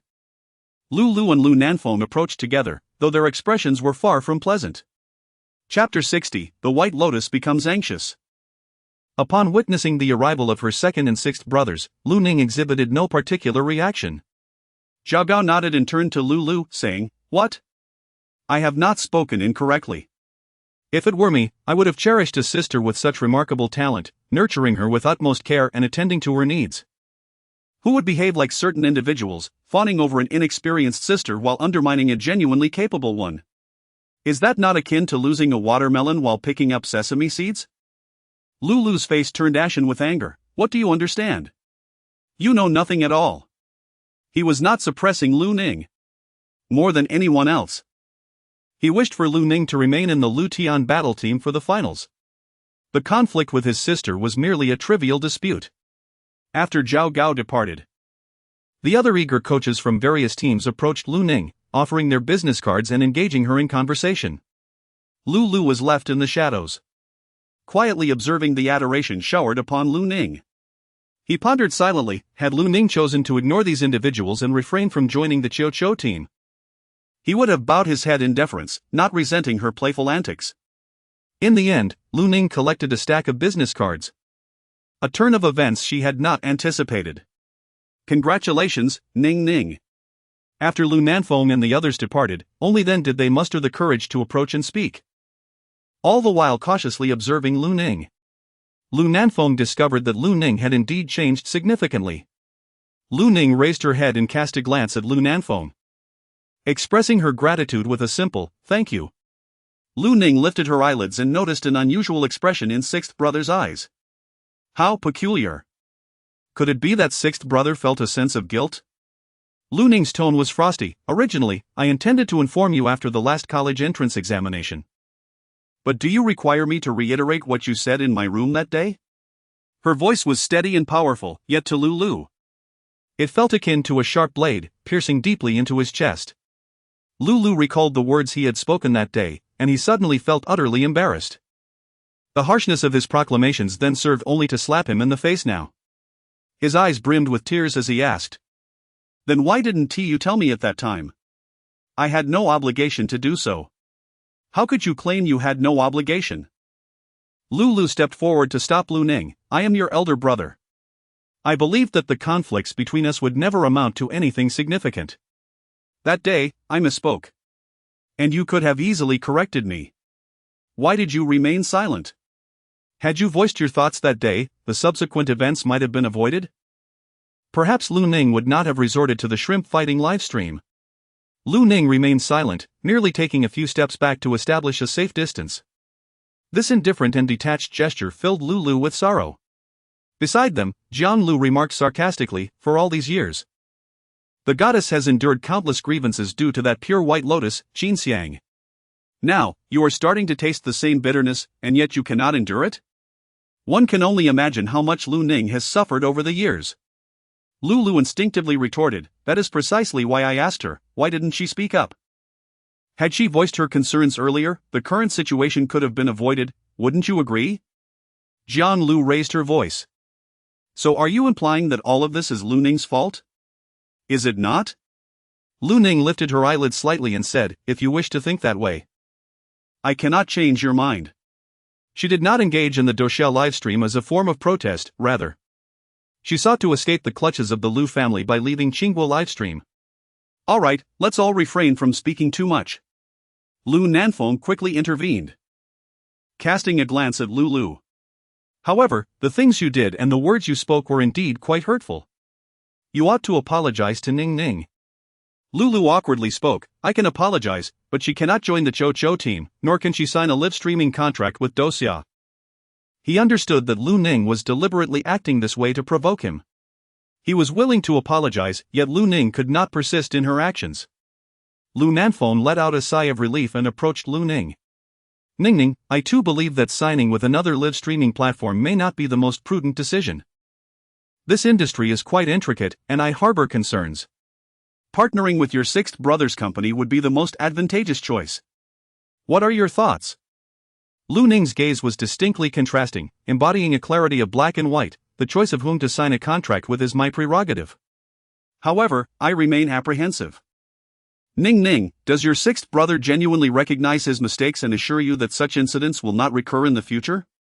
Please, do not continue to sulk." Lu Ning curled her lips in a subtle smile, proclaiming that she had never lost her temper, rather, it was they who incessantly clung to her. She turned away, wishing to avoid further pointless conversation with them. Lu gazed at Lu Ning's silhouette, feeling a pang of reluctance. Second brother, just observe her attitude.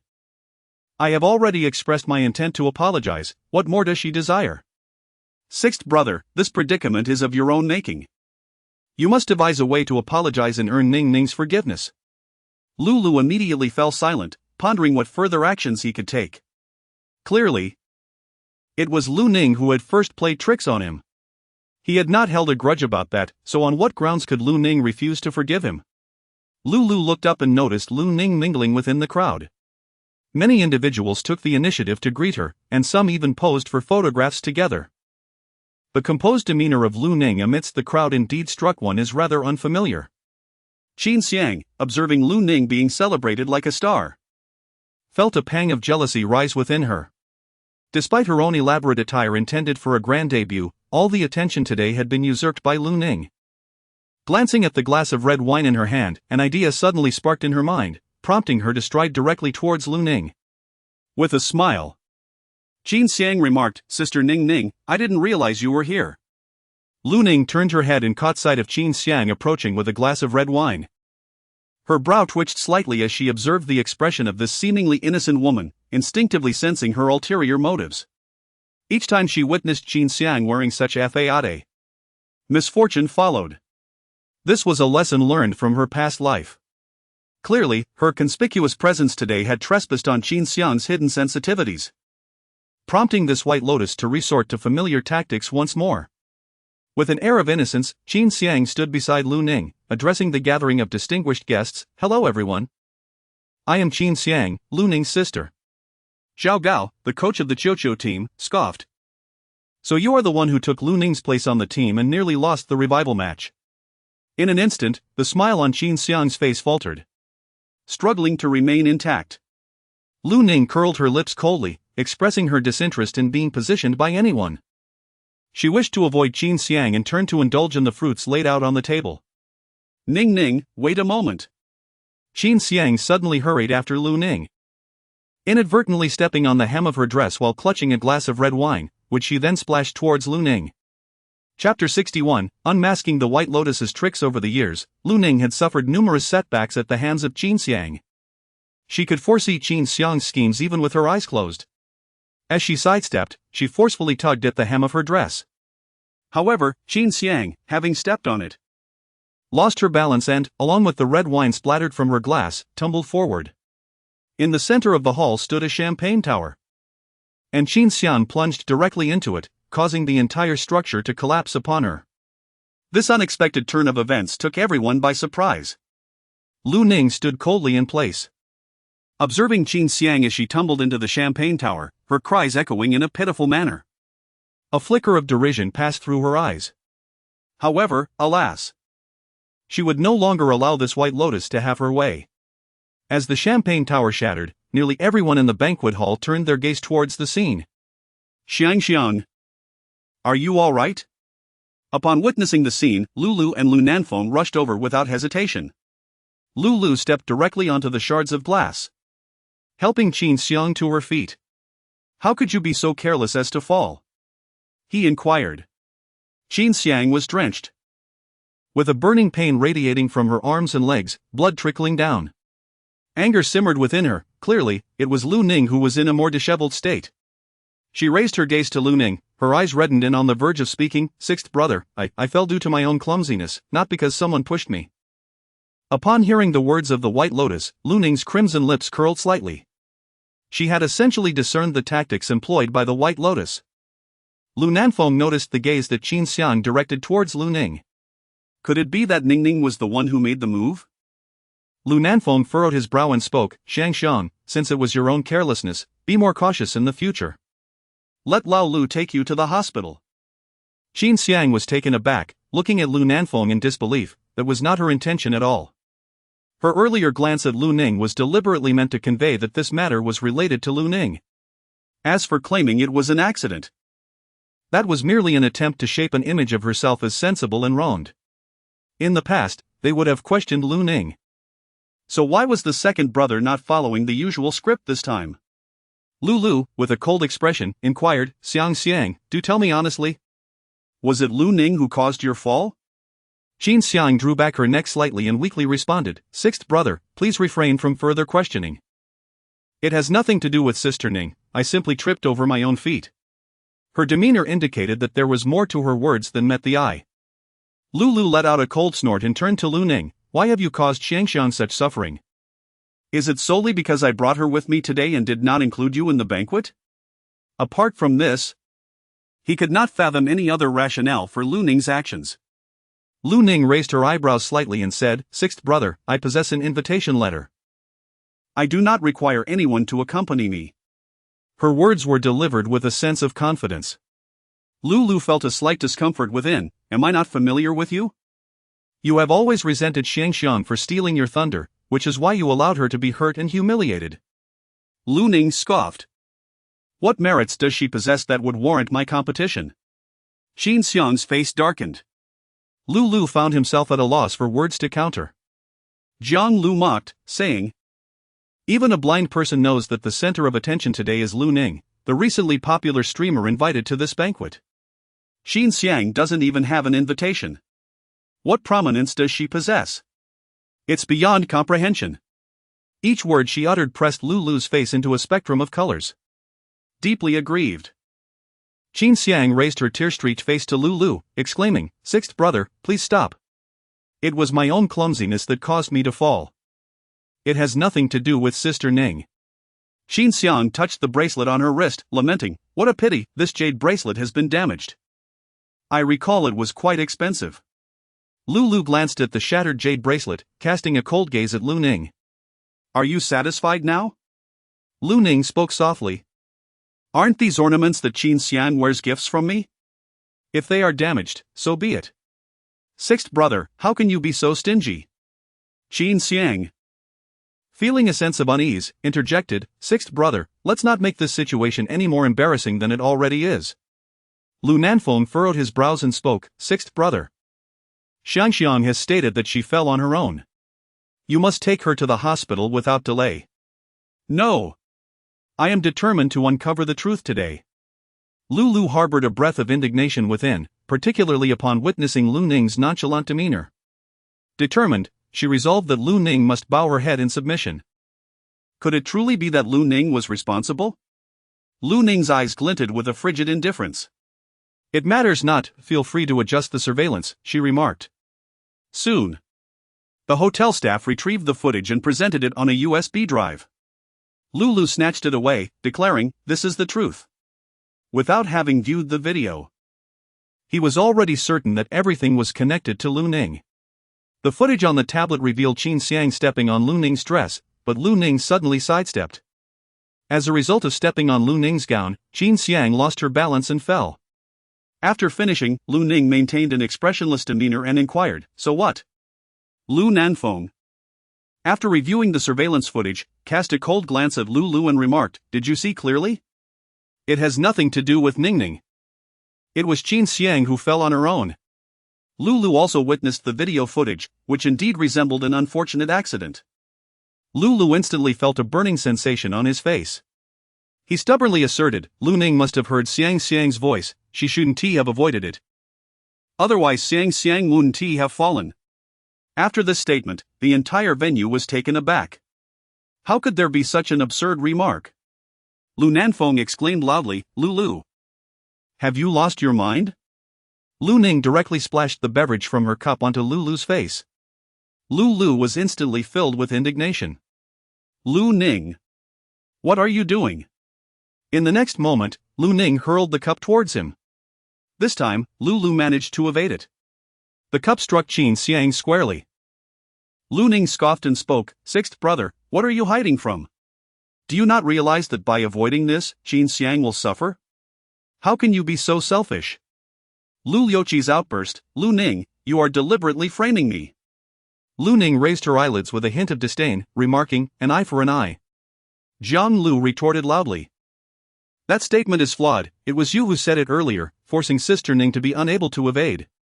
Yet when it was your turn, you managed to escape quite swiftly."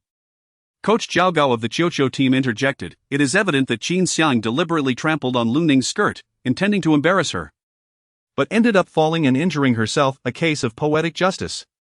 Class leader Jiang Lu nodded in agreement, asserting, "It is Qin Xiang who ought to apologize."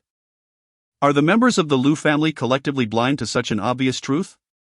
Lu Nanfeng glanced at Qin Xiang. "How could you accidentally step on Ning's dress?" This matter is indeed rather perplexing. As the situation unfolded, Qin Xiang, realizing her predicament, bit her lip in a display of vulnerability. "I was merely anxious to catch up with Sister Ning, and it was an unintentional misstep. I truly did not mean to. Lulu remarked, I always knew that Qin Xiang did not act with intention, yet Lu Ning deliberately caused harm to Qin Xiang. Lu Ning's eyes glimmered with mockery. I have grown accustomed to such outcomes, it is always this way.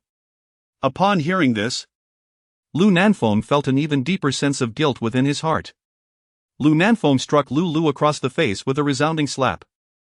His gaze sharp and commanding, Lu, I order you to apologize to Ning at once. Lu was struck across the face, feeling a surge of confusion. Second brother. It was clearly Lu Ning's fault. Why am I the one being punished? Chapter 62, She could never return to the Lu family.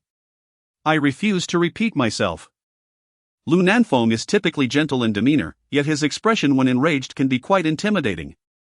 Lu Nanfeng gritted his teeth as he gazed at Lu. Have you truly forgotten the purpose of our visit today? Lu finally calmed down. He had come to the banquet seeking an opportunity to reconcile with Lu Ning. Yet, how did it end up like this? Qin Xiang sensed that something was amiss and cautiously said to Lu, Sixth brother, let us depart. My feet are a bit sore. Lu, filled with reluctance, departed with Qin Xiang, offering no apology.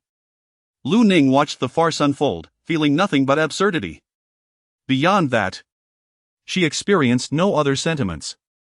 The same antics from Qin Xiang, coupled with the identical reactions from Sixth brother, only served to evoke her weariness and disdain. Lu Nanfeng swallowed the discomfort lingering in his heart, cautiously gazing at Lu Ning. I apologize on behalf of your sixth brother, I never anticipated he would become like this. When the sixth brother so brazenly demanded an apology from Lu Ning, Lu Nanfeng felt an even deeper sense of guilt within himself. Lu Ning's voice was cool and detached, I cannot accept his apology. Ning, I understand that your anger is justified, and I share your frustration. However, you truly cannot sign a contract with Doxia. This industry is fraught with complexities, and Ergo does not wish for you to suffer any losses in the future. Lu Nanfeng gazed at her with eager anticipation. Second brother is aware of your obedient and sensible nature. I acknowledge that I have overlooked you in the past. However, that will not be the case moving forward. As long as you sign a contract with Qinghua Live, all resources will be at your disposal. I have already committed to signing with Doxia. Lu Nanfeng's expression stiffened. He did not anticipate that Lu Ning would act with such swiftness. He found it somewhat unbelievable, such a significant matter, and you decided it all on your own? Did you not consider discussing it with the family? My affairs, I shall determine for myself. Lu Ning turned away, wishing to say no more to her second brother. Lu Nanfeng gazed at her retreating figure. A profound sense of discomfort and helplessness welling up within him once more. The current Lu Ning had undergone significant transformation. She no longer relied on her elder brother and no longer revolved around him. The minor incident at the banquet was swiftly forgotten by those present. Lu Ning, renowned as a gaming streamer for achieving a remarkable 12-hit combo, is highly sought after at the banquet. Ultimately, the manager of the Doxia live streaming company personally approached her, contract in hand, and said, Miss Lu, there is no better day than today, let us finalize the contract. Lu Ning nodded in agreement. Lu Nanfeng silently observed everything beside him. He tilted his head and drained the red wine in his hand, feeling an overwhelming sense of suffocation deep within. Lu Ning stood on the stage, exuding confidence and brilliance. Lu Nanfeng suddenly realized that his younger sister had unknowingly matured. No longer the little girl who relied on their family. After the banquet concluded, Lu Ning had encountered quite a number of people. She departed the gathering alongside Zhang Lu, who was brimming with excitement. Today was utterly satisfying. The sight of Qin Xiang reaping what she sowed makes me laugh in my dreams, she exclaimed. However, she was not one to passively endure being wronged. Coach Zhao Gao of the Qiuxiu team approached them with great enthusiasm. Raising an eyebrow, he inquired, Are you certain your sister wishes to accompany you? To which Lu Nanfeng firmly replied, She will always be my sister, Coach Zhao should refrain from harboring any intentions. Lu Nanfeng did not wish for Lu Ning to become entangled with the Qiuxiu team in any way. Lu Ning took a step back, creating distance between herself and Lu Nanfeng. I can walk on my own, there's no need for you to see me off. Ning, I have something I would like to discuss with you. Lu Ning's expression remained calm. I believe there is nothing worth discussing. Ning, I understand that you are upset. Your sixth brother's actions today were indeed excessive. I will seek to rectify this injustice on your behalf. Are you truly willing to distance yourself from our entire family over your sixth brother's actions? Lu Ning found it quite amusing. Did not the whole family prefer to stand by Qin Xiang's side? She spoke coolly, to me, it makes no difference. As Lu Ning approached the roadside to hail a taxi, she caught sight of a familiar vehicle gliding towards her, coming to a halt right before her. Lu Ning recognized who had arrived. As the car window rolled down, Ji Qichen directed his gaze towards her and said, "Get in the car." Lu Ning opened the passenger door and settled into her seat. Just as she closed the door, Lu Nanfeng approached. Ning, I am aware that you are quite fatigued today. Could we perhaps find another time to have a conversation? Lu Ning pressed her lips together, assessing the situation. Ji Qichen promptly accelerated, driving away. Lu Nanfeng stood awkwardly in place, casting a glance towards Coach Zhao of the Qiuqiu team. Coach Zhao. It is impossible for Ning to sign with your team, you ought to abandon that hope. He continued, with the substantial backing of the Lu family. Why should you fear my competition? I have never encountered such blatant favoritism, it is quite astonishing. However, Coach Zhao's gaze shifted towards the direction in which Lu Ning had just departed. If he was not mistaken, the driver was that young man. No wonder Lu Ning executed a flawless 12-hit combo. Yet, how could that individual be present in this location and personally come to fetch a young lady? The signs indicated that there was more to this situation than met the eye. Lu Ning sat in the car, stealing a glance at the man beside her. What brings you here? She inquired. Just passing by, Ji Qichen replied, his long fingers resting on the steering wheel, his expression somewhat uneasy. Did you enjoy yourself at the banquet today? It was quite enjoyable, she responded. Lu Ning recalled the sight of sixth brother disarmed by the White Lotus. And her mood brightened significantly. Ji Qichen cast a sidelong glance at her, he was aware of the events that transpired at the banquet. Which was why he had come to escort her away. He had assumed she would be affected, but to his surprise, she proved to be far more resilient than he had anticipated. Lu Ning's phone chimed, signaling a message from her elder brother. Without glancing at its contents, she knew it was merely more of the same moral coercion. They had not grown tired of it, but she certainly had. Lu Ning set down her phone and suggested, "Let us indulge in some barbecue." Where do you wish to go? She continued. There is a rather delightful barbecue place behind our school. I used to sneak there often, always feeling like a thief, and after indulging, I would worry about the lingering scent clinging to my clothes. Ji Qichen followed her lead. Inquiring, why did you feel the need to sneak? Because my second elder brother forbids me from consuming such junk food. He insists it is detrimental to one's health. Upon reaching this point, Lu Ning ceased to elaborate further. Ji Qichen observed the shift in her emotions. Would she regret the decision to leave the Lu family? No, she would not regret it. Lu Ning lowered her eyelids. Generally, they treated me quite well over trivial matters, however, whenever significant issues arose, such as choosing a school after the college entrance examination or other pivotal decisions, they always compelled me to yield when it concerned Qin Xiang. Such trifling favors hold no value for her, nor does she wish to be morally coerced by them. Ji Qichen's thin lips curled slightly, indicating that his worries were unfounded. The vehicle came to a halt at the back entrance of the school. Ji Qichen furrowed his brow as he glanced at the surrounding environment, yet he still took his time to settle down. Lu Ning ordered many of her favorite dishes. I haven't had this in a long time, let's add 2 cans of beer.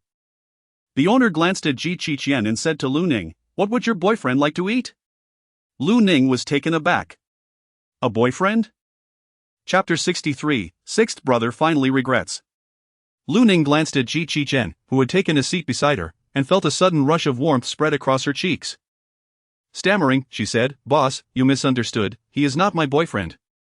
The boss chuckled, I know, you young ones often say that, but he is quite handsome. No.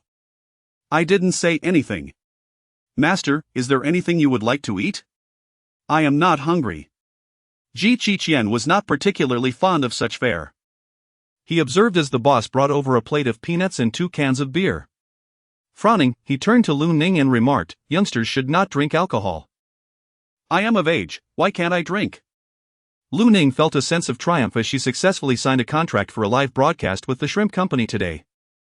She had finally achieved financial independence and secured her own source of income. Why shouldn't she celebrate? However, Qin Xiang took the beer from in front of her and placed it before himself, saying, no. Lu Ning felt a tinge of melancholy. At that moment, Qin Xiang's phone rang, prompting him to rise and say, I will take this call. Lu Ning gazed at his departing figure, secretly bringing the beer closer. If they forbade her from drinking, she would stubbornly indulge. Qin Xiang walked to the roadside and answered the phone. Hello, Mom. Xiao Qian. Have you not finished your matters in Cydia yet? Almost done. That's good. It's time to discuss the engagement with Miss M.O. Cough. What do you think? The eldest daughter of the M.O. family is quite admirable, she is also very filial. She often comes to keep me company when you are not around. Since you have no particular affection for anyone, wouldn't it be better to marry someone of equal standing? What do you think? Qin Xiang's profile turned cold, his gaze tinged with hostility. His thin lips pressed into a line, his tone gentle, please take care of your health first. After soothing his mother for a while, he finally ended the call. He lowered his gaze at his phone and sent a message, investigate the recent activities of the M.O. family. Qin Xiang stood in place, his silhouette enveloped in silence. His brows furrowed as he strode purposefully towards Lu Ning, who permitted you to drink. The beer in Lu Ning's hand was taken away. And she tilted her head to gaze at the man before her. Isn't it all right for me to drink by myself? Qin Xiang glanced at the several cans of beer on the table, evidently having consumed a fair amount. With a stoic expression, he helped Lu Ning to her feet. Lu Ning, wake up. What is it? Lu Ning shook her head, saying, I no longer have a home, now the whole world is my abode. Qin Xiang noticed the traces of tears in her eyes and embraced her gently, his voice calm, do not jest. I am not, I am very clear-headed. Lu Ning looked up at the man before her, his profile strikingly handsome. Unable to restrain herself, she reached out to touch his face. Master. Has anyone ever told you that you are exceptionally handsome? Qin Xiang's throat moved slightly, he remained silent and walked directly towards the parking area. Once seated, he glanced at her with an awkward expression and said, buckle your seatbelt. Lu Ning blinked her eyes and exclaimed, yes, the seatbelt, the lifeline. As she reached to pull the seatbelt, it stubbornly refused to budge, which struck her as rather peculiar. Qin Xiang, unable to bear the sight, leaned forward to fasten the seatbelt for her. In that fleeting moment, the two were drawn remarkably close, allowing him to catch the faint scent of beer lingering on her, while she could discern the length of his eyelashes.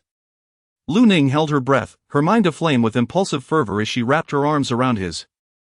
Qin Xiang's hand froze mid-motion, and he turned his head to behold her strikingly clear almond-shaped eyes. His throat moved slightly as he uttered, how? Lu Ning leaned in and placed a gentle kiss on his lips. After this act, she felt an overwhelming rush of nervousness. He remained still, while the streetlights outside blurred his profile, rendering his expression momentarily inscrutable. Lu Ning stammered, Master, if you don't have a girlfriend, what do you think of me? Qin Xiang's pupils constricted sharply. His hand rested on the steering wheel as he replied, you are intoxicated. After uttering those words, Qin Xiang started the vehicle and drove towards the apartment, enveloped in silence throughout the journey. It took a considerable time for his emotions to settle. And when the car halted at a traffic light, he turned to glance at the passenger seat, only to find Lu Ning fast asleep. In all his years, he had never experienced such a tumultuous moment, yet she was peacefully oblivious. He hoped that upon waking, she would not recall the events of this night. As he observed Lu Ning lying on the bed, he gently removed her high heels and pulled the sheets over her.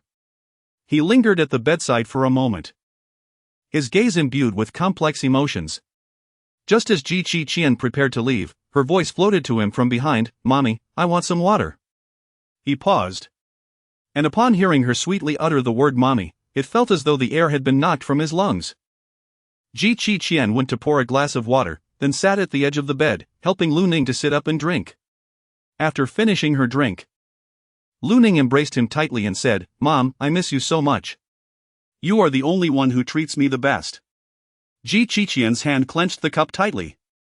At that moment, he felt as if he were submerged in the depths of the ocean, gradually sinking, destined never to resurface. In the deep of night, the light from outside poured into the room. Ji Qiqian gazed at the girl who was peacefully asleep, sensing that something had shifted. The following morning dawned. Lu Ning awoke with a throbbing headache, rubbing her disoriented mind. Had she indulged in too much alcohol the previous night? Initially, she had taken advantage of Ji Qiqian's absence to sneak a few sips, but the subsequent events eluded her memory. Lu Ning discovered that she was still wearing the dress from the previous day, which felt somewhat constricting. She hurriedly took a shower. And only then did she feel somewhat better. Lu Ning still could not recall what transpired while she was intoxicated. She unlocked her phone and came across reports regarding her identity revelation from the previous day. Famous streamer Lemon Tiantian's true identity, surprisingly.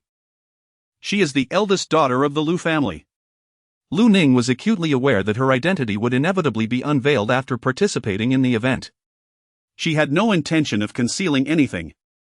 Whether exposed or not, the rumors surrounding her alleged benefactor would remain unrefuted.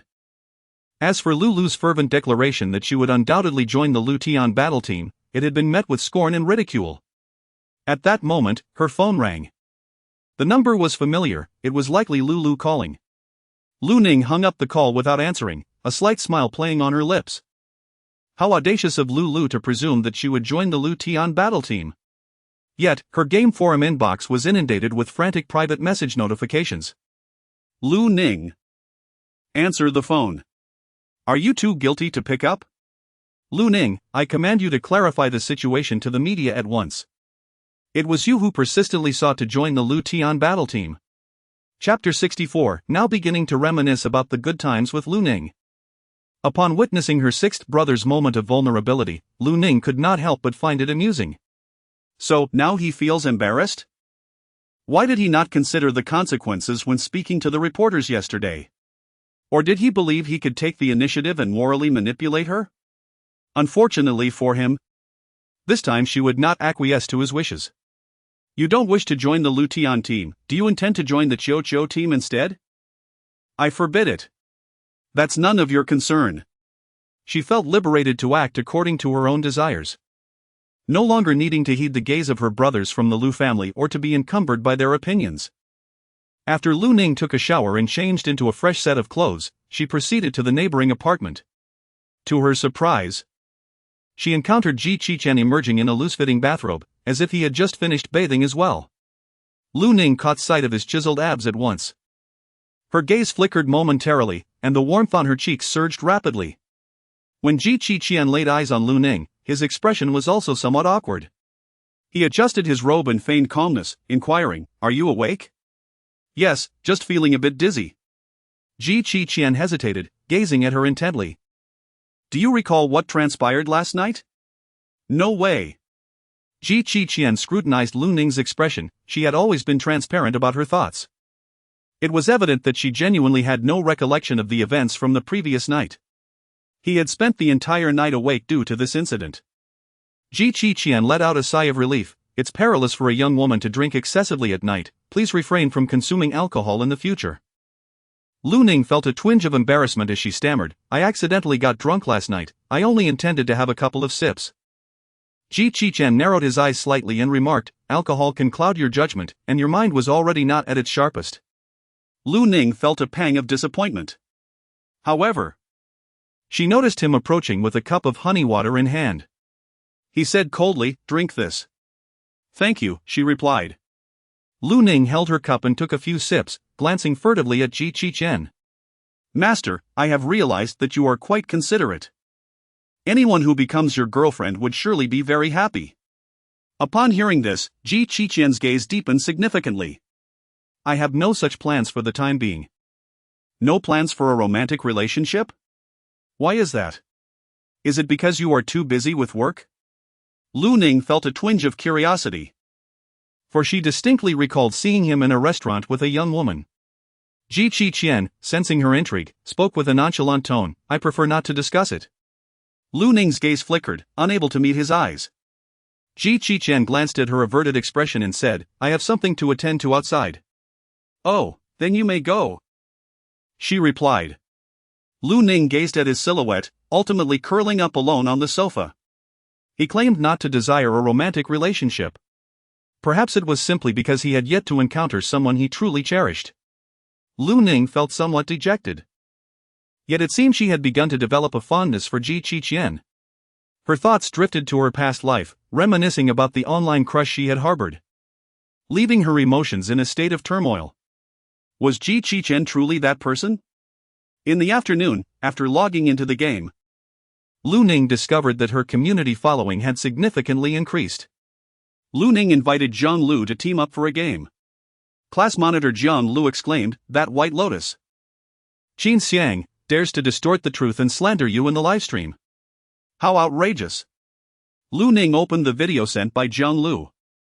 Qin Xiang appeared as a delicate and fragile flower, her head and hands wrapped in bandages and adorned with adhesive bandages. Numerous fans left comments such as, "Xiang, darling, please don't cry, it pains my heart," and "Xiang, you are truly understanding, I will teach that gaming vixen a lesson on your behalf." I felt a surge of frustration. I had shared the details of this incident with close classmates, only to find that Qin Xiang still dared to turn the tables on me. I have already contacted my brother to retrieve the hotel surveillance footage. I am determined to make Qin Xiang face the truth. Lu Ning gazed at the computer screen and thought, once I locate the surveillance footage, I shall take action. She was reluctant to implicate the class monitor. Since Qin Xiang intended to resort to her old tricks, she would not hold back any longer. However, she couldn't shake the feeling that Qin Xiang was not so foolish as to publicly boast online while knowing she had vulnerabilities. Before long, Zhang Lu informed her. "This is not good, my brother just messaged me to say that the surveillance footage has been deleted." It appeared that Qin Xiang had come prepared. Lu Ning sensed something amiss earlier, and her suspicions were confirmed. "Goddess, what shall we do now? We are all aware of what transpired at the banquet. Yet the White Lotus has resorted to slandering you online. Perhaps we should have your second brother step forward to clarify the situation, his words would undoubtedly carry weight." Lu Ning revealed a hint of disdain. "My second brother would never act in such a manner. After all, such actions would undoubtedly be detrimental to Qin Xiang. He is far too biased to do so. Shall we then simply sit idly by and allow Qin Xiang to cast such aspersions?" Lu Ning's gaze was imbued with an icy resolve. She exited the game with determination, retrieving a USB drive. Her fingers danced swiftly across the keyboard. She infiltrated the hotel surveillance system, uncovering the deleted footage. Her objective was to restore the erased recordings. Typically, when hotels delete surveillance, they maintain hidden backups, which require a bit of time to locate. While restoring the surveillance footage, Lu Ning directly forwarded the video to her second brother, Lu Nanfeng, questioning, "Is Qin Xiang unwell?" Lu Nanfeng promptly called, "I only just learned about this matter. Xiang means no harm, she simply wishes to reconcile with you." Is this truly an attitude of reconciliation? She is misleading others. Second brother, are you blind to this? You always speak of family, yet I cannot bear such treachery from one who claims to be family. Lu Ning hung up the phone abruptly. She believed that distancing herself from the Lu family and leading her own life would suffice. However, she did not anticipate that they would continue to haunt her, thus, she could no longer refrain from taking action. Lu Nanfeng sighed as he clutched his aching stomach while descending the stairs. Having indulged in copious amounts of alcohol the previous night, his discomfort only intensified. Lu Nanfeng addressed the butler, instructing him to summon Xiang. Shortly thereafter, Qin Xiang hurriedly descended the stairs. "Second brother, what matters require my attention?" she inquired. "The remarks you made in the live broadcast may mislead others, refrain from such comments in the future." Lu Nanfeng, feeling discomfort in his stomach, was lacking in patience. "Just do as instructed." Lu Nanfeng clutched his stomach, his face ashen as he nodded. Lu Nanfeng gazed at the receding figure of Qin Xiang, and a sudden chill enveloped his heart. His thoughts drifted to Lu Ning. During the times when he suffered from stomach pains, Lu Ning would always set aside her own significant affairs to attend to him, remaining by his side until he recovered. Ever since Lu Ning departed from home, the atmosphere had grown desolate, and he found it difficult to find solace in meals, with his stomach frequently in distress. Lu Nanfeng raised his hand to cover his face. And he truly began to regret it now. It was not that Lu Ning could not part from the Lu family, but rather that the Lu family could not bear to be without Lu Ning. Chapter 65, Pressing the White Lotus to the Ground. Lu Ning swiftly restored the surveillance footage that the hotel had deleted. Casting a glance at the video in her hand, she realized that if it were to be released, Qin Xiang's lies would be unmasked. Suddenly, she received a message from her second brother. I have already spoken to Xiang. She will no longer speak carelessly. Is that all? The words spoken by Qin Xiang had already inflicted such a profound impact on her. To dismiss it lightly with a mere acknowledgement of having spoken to Qin Xiang is truly absurd. Lu Ning, filled with disappointment, deleted her second brother's WeChat account. Perhaps she should have done so long ago. During her live broadcast that evening, Lu Ning discovered a considerable number of trolls attacking her. What right do you have to bully Princess Xiangxiang simply because of your status as a young lady? You even forced her to publicly apologize during the live stream. Indeed. You pushed Princess Xiangxiang down at the banquet, causing her serious injury. Upon encountering the disparaging remarks from her detractors, Lu Ning felt no anger whatsoever. She replied calmly. It is quite simple, Qin Xiang is lying. On what grounds do you claim that Xiang is deceiving us? What evidence do you possess? Indeed. We have all witnessed the undeniable fact of Princess Xiang's injury, while you appear to be unscathed. At that moment, a gifting effect appeared in the live broadcast room. Upon seeing the name of the Lu Tian battle team, Lu Ning's eyes revealed a hint of impatience. Why had her sixth brother returned once more? She vividly recalled his intense disdain towards her at yesterday's banquet. What was his true intention? At that moment, Lu Ning received a private message from Lu. As long as you apologize to me, I will testify to clarify this matter on your behalf. Lu Ning couldn't help but burst into laughter. It was truly amusing. Asking her to apologize? Originally, her second brother had requested that she clarify matters in the live stream, but given Lu Ning's attitude, why should he take it upon himself to do so? She wouldn't even address him as sixth brother. In the live stream, Lu Ning gazed at the computer screen and declared, I have the surveillance footage from yesterday's banquet venue, which I will upload shortly. The truth will become clear once everyone sees it. After she uploaded the video, the gaming competition commenced. Lu Ning was entirely absorbed in the PK matches, completely disregarding the video situation. This time, her pace in the matches was remarkably swift, with nearly every contest concluding within mere minutes. The viewers before the livestream were filled with trepidation. Does anyone else sense that Miss Lemon is particularly irritable today? It seems that certain individuals have deliberately slandered her, leading to her discontent. One cannot help but feel sympathy for the players facing her in today's matches, as they are utterly overwhelmed. Miss Lemon is truly a formidable contender. Her limit is not merely 10, it encompasses only 10 individuals. The implication is clear, she is in first place, and that is solely because there exists but one first. After completing the competition and successfully advancing to the top 10, Lu Ning finally paused to hydrate and rest. Her class monitor, Jiang Lu, sent her a message. Qin Xiang has deleted all the statements she made this morning and, in a rather oblique manner, claimed that it was all a misunderstanding and that she did not intend it that way. At that moment, Lu Ning noticed Qin Xiang's name appearing in the live broadcast. Qin Xiang's streaming alias was Princess Xiangxiang.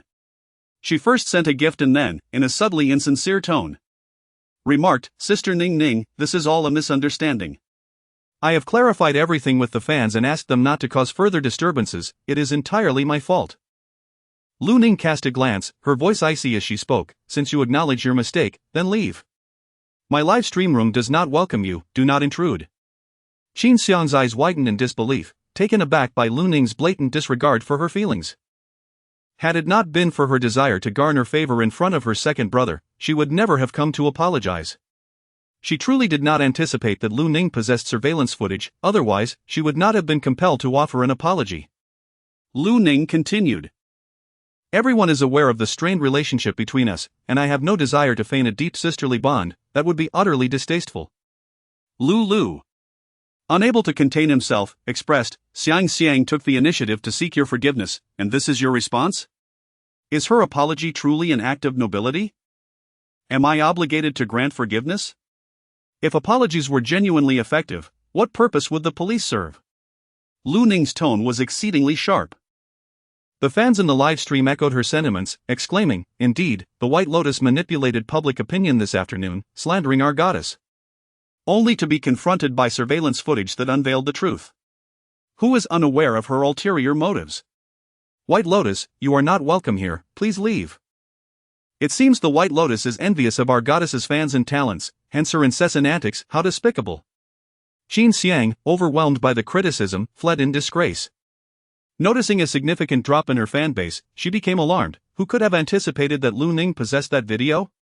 Tearfully, she rushed out of her room to find Lulu, saying, "Sixth brother, I truly did my best." Lulu's phone remained connected to Lu Ning's live broadcast, allowing him to witness the recent events. His expression darkened as he remarked, "I understand, this is not your fault. Second brother, you also saw it. Lu Ning completely ignored us. Why should we humiliate ourselves by seeking her attention? She has become quite capable, even signing a contract with Doxia, showing no regard for our Lu family." Lu Nanfeng pressed his hand against his aching stomach and spoke, "Ling Ling possesses this capability. She has the right to choose whom to sign a contract with. However, she is also a member of the Lu family. It is inconceivable to me that she is unaware of the competitive relationship between Doxia and my live streaming endeavors." Deep within Lu Liuxin, a fire smoldered. For yesterday he had utterly lost face. Now, everyone was aware that he had disregarded his sister, who possessed the ability to deliver 12 consecutive strikes, and instead had relegated her to a rival team. The ridicule from all corners was relentless. Qin Xiang feigned understanding as she said, "Sixth brother, Ning Ning is merely sulking. She would never genuinely join another team." Lu Nanfeng looked over and said, Xiang, why did you choose to mislead everyone with those words in the livestream? Are you not aware of the consequences it may bring? Qin Xiang's eyes instantly filled with tears.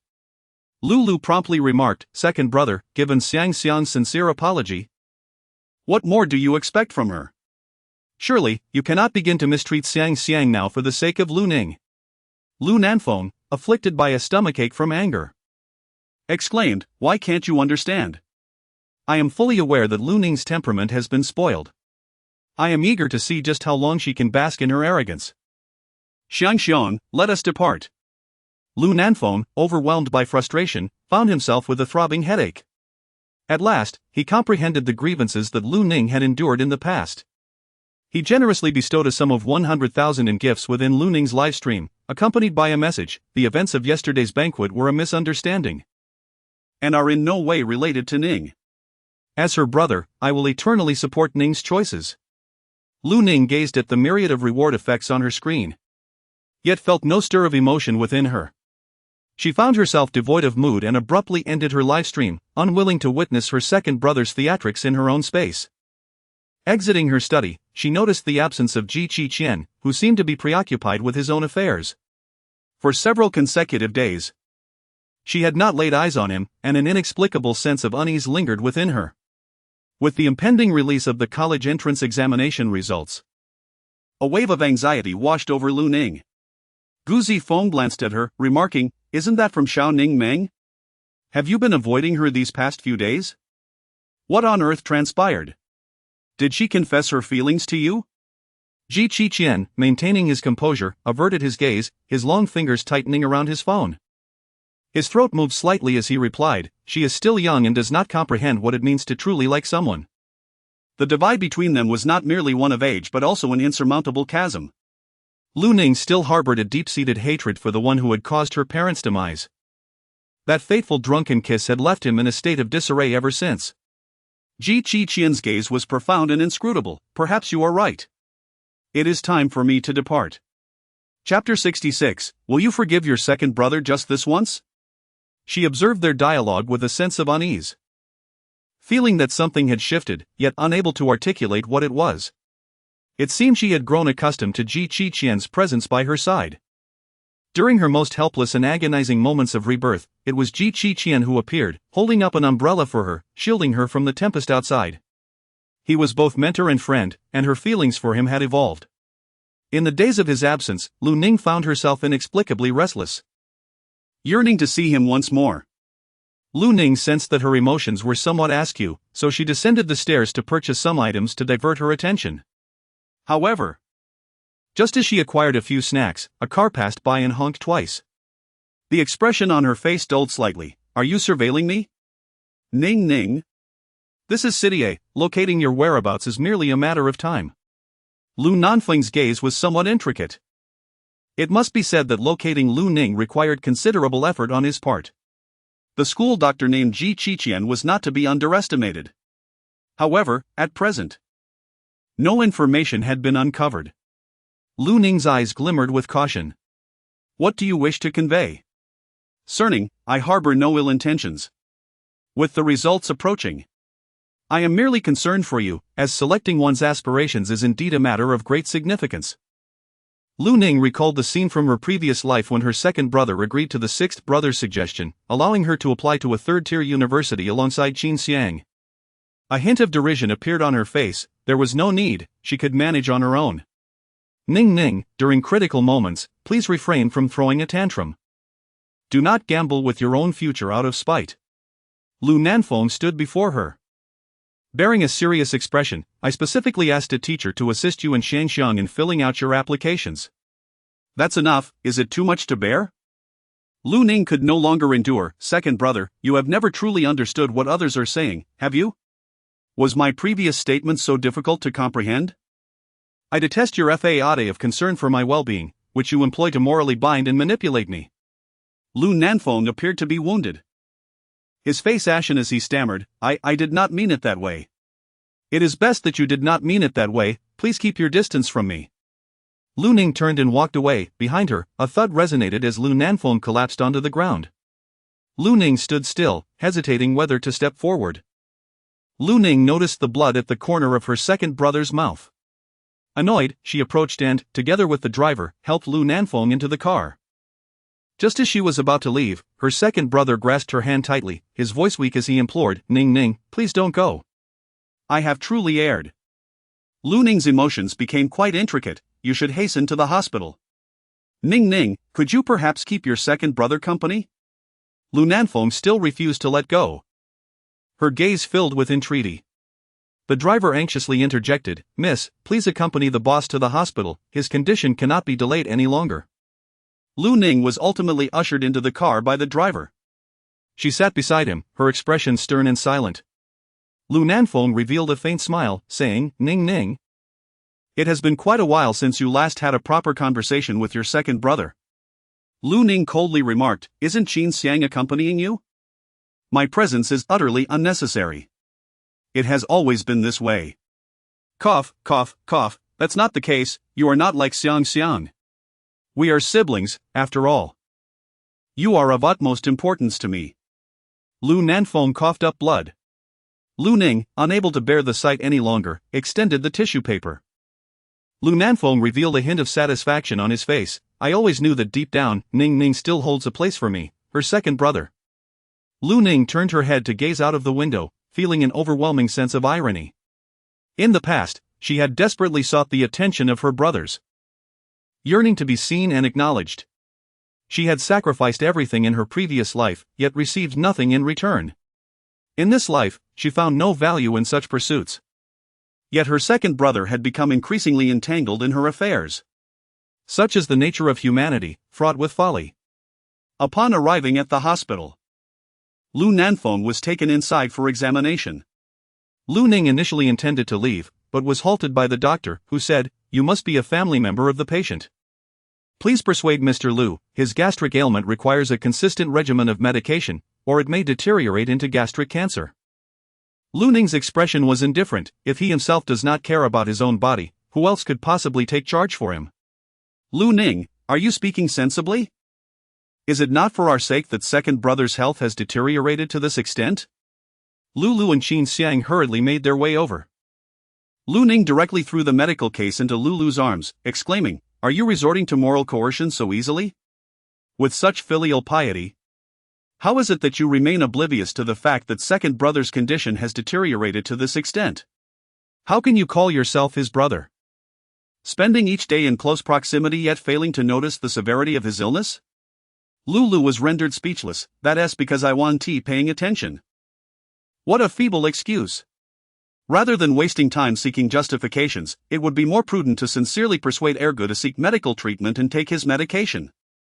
After confronting the individual, Lu Ning promptly departed from the hospital. The heartache of Lu Ning has truly become increasingly formidable. Deep down, Qin Xiang is also harboring a breath of indignation. Sixth brother, Sister Ning has become a sensation in the live streaming world, excelling in gaming as well. She undoubtedly possesses her own confidence. No matter how confident she is still a member of the Lu family. Rest assured. I hold a contract signed by Lu Ning in my hands. Should she provoke me, I will ensure that she remains in the shadows for the rest of her life. Qin Xiang's eyes gleam with intrigue. What kind of contract is it? Does it truly hold leverage over Lu Ning? Sixth brother, where is Ning? After completing his examination, Lu Nanfeng emerged only to find no trace of Lu Ning, a wave of disappointment washing over him. Second brother, that ingrate has simply walked away. Why would you even bother to inquire about her? Qin Xiang approached him with concern. Second brother, are you alright? I was almost worried to death. Why didn't you inform us about the worsening of your gastric condition? It's nothing serious, he replied. Lu Nanfeng's eyes betrayed a sense of disappointment. He had hoped that Lu Ning would remain, yet she had chosen to depart. Upon witnessing Lu Nanfeng's disheartened expression, Qin Xiang felt a twinge of unease in her heart. At that moment, Lu Nanfeng's secretary hurriedly approached. Boss, our partners have requested to terminate the collaboration, citing issues with the firewall we designed for the software. Qin Xiang interjected. Then we must promptly enlist our technical team to resolve the matter. The situation remained unresolved, which is precisely why our partners have opted to sever ties. Lu Nanfeng chuckled wryly and said, the firewall aspect is under Ning's responsibility. He finds it impossible to broach the subject with Lu Ning, which is why he has been procrastinating. Lulu let out a cold scoff, expressing his disbelief. I refuse to accept that without Lu Ning, this problem cannot be resolved. Rest assured, second brother, I will take it upon myself to find a solution. Qin Xiang harbored a tinge of jealousy in her heart and deliberately interjected, second brother. How I wish I could help, I would undoubtedly resolve this issue for you. Lu Nanfeng sighed, realizing only after Ning's departure how profoundly significant she was. Qin Xiang's expression nearly faltered. And what of her? What does she represent? Chapter 67, is a belated atonement still of any consequence? This must have happened when I inadvertently assisted my second brother into the car during the day. It was merely a single, brief character. This man has always been sparing with his words, valuing them dearly. Yet, when he engages in sharp-tongued retorts, his words abound. In the evening, during Lu Ning's live broadcast, my second brother incessantly showered her with gifts. Lu Ning has consistently chosen to disregard the situation. However, the fans in the bullet chat could no longer contain their excitement. Isn't this ID the second brother of Miss Lemon? Their generosity is quite remarkable. I've heard that the Lemon streamer has a strained relationship with her family. With such cumulative rewards, it must amount to a fortune. After all, she is a young lady, no matter the quarrels with her family. It does not alter her status as a lady of privilege. I envy her for having so many brothers who dote on her. Upon witnessing these remarks, Lu Ning's mood soured considerably. She sent a private message to her second brother, please refrain from showering me with gifts. I do not require the charity of the Lu family. I have no desire for such trifling sums. Lu Nanfeng glanced at the refund notification, letting out a deep sigh. Has Ning come to despise me so much? He mused. Ning is not the kind of person to hold such sentiments. It is my prior neglect of her feelings that has led to this predicament. The second young master reflected, yet, how innocent Miss Xiang is. Had it not been for that incident years ago, she would not have become an orphan, enduring such distressing experiences. She is truly the most blameless among us. Lu Nanfeng found himself ensnared in a web of hesitation and conflict. Indeed, Qin Xiang was not entirely at fault. Yet, it was precisely due to Qin Xiang that Lu Ning had become this way, leaving him at a loss as to how to proceed. At that moment, the company secretary entered the room, President Lu, the issue with the firewall remains unresolved. The young lady was previously in charge of this matter. She surely possesses the means to rectify it. Lu Nanfeng revealed a bittersweet smile, yet she refuses to acknowledge me now. Perhaps I should attempt to converse with the young lady. Lu Nanfeng nodded slightly, yet deep within his heart, he still harbored hopes for Lu Ning. The secretary promptly called Lu Ning, saying, "Hello, Miss Lu, I am the secretary of President Lu. We have met before. How may I assist you?" Lu Ning recognized the individual before her. The secretary from her previous life was one of the few who had spoken up on her behalf. "Miss, regarding the software developed for the branch you were involved with, there is currently an issue with the firewall that remains unresolved. The partner has indicated that if the problem persists, they will terminate the collaboration. Would it be possible for you to come to the office?" In her past existence, upon learning of this predicament, she had rushed to rectify the situation, only to have her accomplishments appropriated by Qin Xiang. Yet, this secretary had defended her, ultimately facing reproach from her second brother. Lu Ning hesitated for a moment before responding, "I am not an employee of the Lu Corporation, this is not my responsibility." "Yet, Miss, you have participated in such matters before." "That was in the past. At that time, I still considered myself a member of the Lu family. Now, however, the circumstances have changed." Lu Ning's words clearly reached Lu Nanfeng's ears. The secretary promptly spoke up, "Then how about this, miss, consider this as a part-time job. And I will compensate you according to the market rate. What do you think?" Lu Ning did not truly desire this sum of money. However, if this project were to be cancelled, the secretary would also be adversely affected. Lu Ning ultimately agreed, "All right, I shall visit the company tomorrow." The next day, Lu Ning arrived at the Lu Corporation bright and early. As she gazed upon the towering edifice before her, a fleeting sensation washed over her. As if she were still living in a past life. She proceeded directly to the executive office on the top floor. Secretary Li had been awaiting her arrival. "Miss, please follow me." Lu Ning entered the office and was surprised to see Lu Nanfeng there. He had surprisingly been discharged from the hospital so soon. Lu Nanfeng stood up with a flattering smile and said, "Ning Ning, you arrived so early. Have you had breakfast? I bought plenty of your favorite dishes." Lu Ning noticed an abundance of breakfast delicacies laid out on the coffee table. Lu Nanfeng picked up a red bean paste bun and gently said to her, "Ning Ning, I recall that red bean paste buns are your favorite." With a mocking smile at the corners of her lips, Lu Ning remarked, "It is Qin Xiang who enjoys eating red bean buns, not I." In that instant, Lu Nanfeng felt his hands tremble. Flustered, he hastily discarded the red bean bun, exclaiming, "I must have misremembered, it is you who prefers soup dumplings." Lu Ning's expression was serene as she declared, "What I cherish most are pancakes, not red bean buns. Nor soup dumplings." At this moment, Lu Nanfeng could scarcely maintain his footing, even his breath was laden with guilt, overwhelming him to the point of breathlessness. He wore an expression more wretched than tears. "Ning Ning, I am but an unworthy second brother. Could you possibly grant me another chance?" Lu Ning picked up the documents from the table, her expression composed. "Why must we complicate matters? Is it not better this way? We can coexist peacefully, undisturbed by one another." Lu Nanfeng's eyes glistened with a hint of red as he said, "Lingling, I wish to make amends." "There is no need," she replied. Lu Ning took the documents and left the office. Secretary Zhang looked at Lu Nanfeng with exasperation, saying, "Boss, how could you possibly make such a mistake with such a golden opportunity?" Lu Nanfeng displayed a bemused expression, recalling that she indeed enjoyed this dish, as the butler had informed him. However, as this thought crossed his mind, his countenance darkened. Could it be that the butler had intentionally misled him? "My dear sir, it seems the true issue lies in your failure to remember the young lady's preferences, which indicates a lack of genuine concern for her." Lu Nanfeng sat on the sofa, utterly drained, his stomach in pain.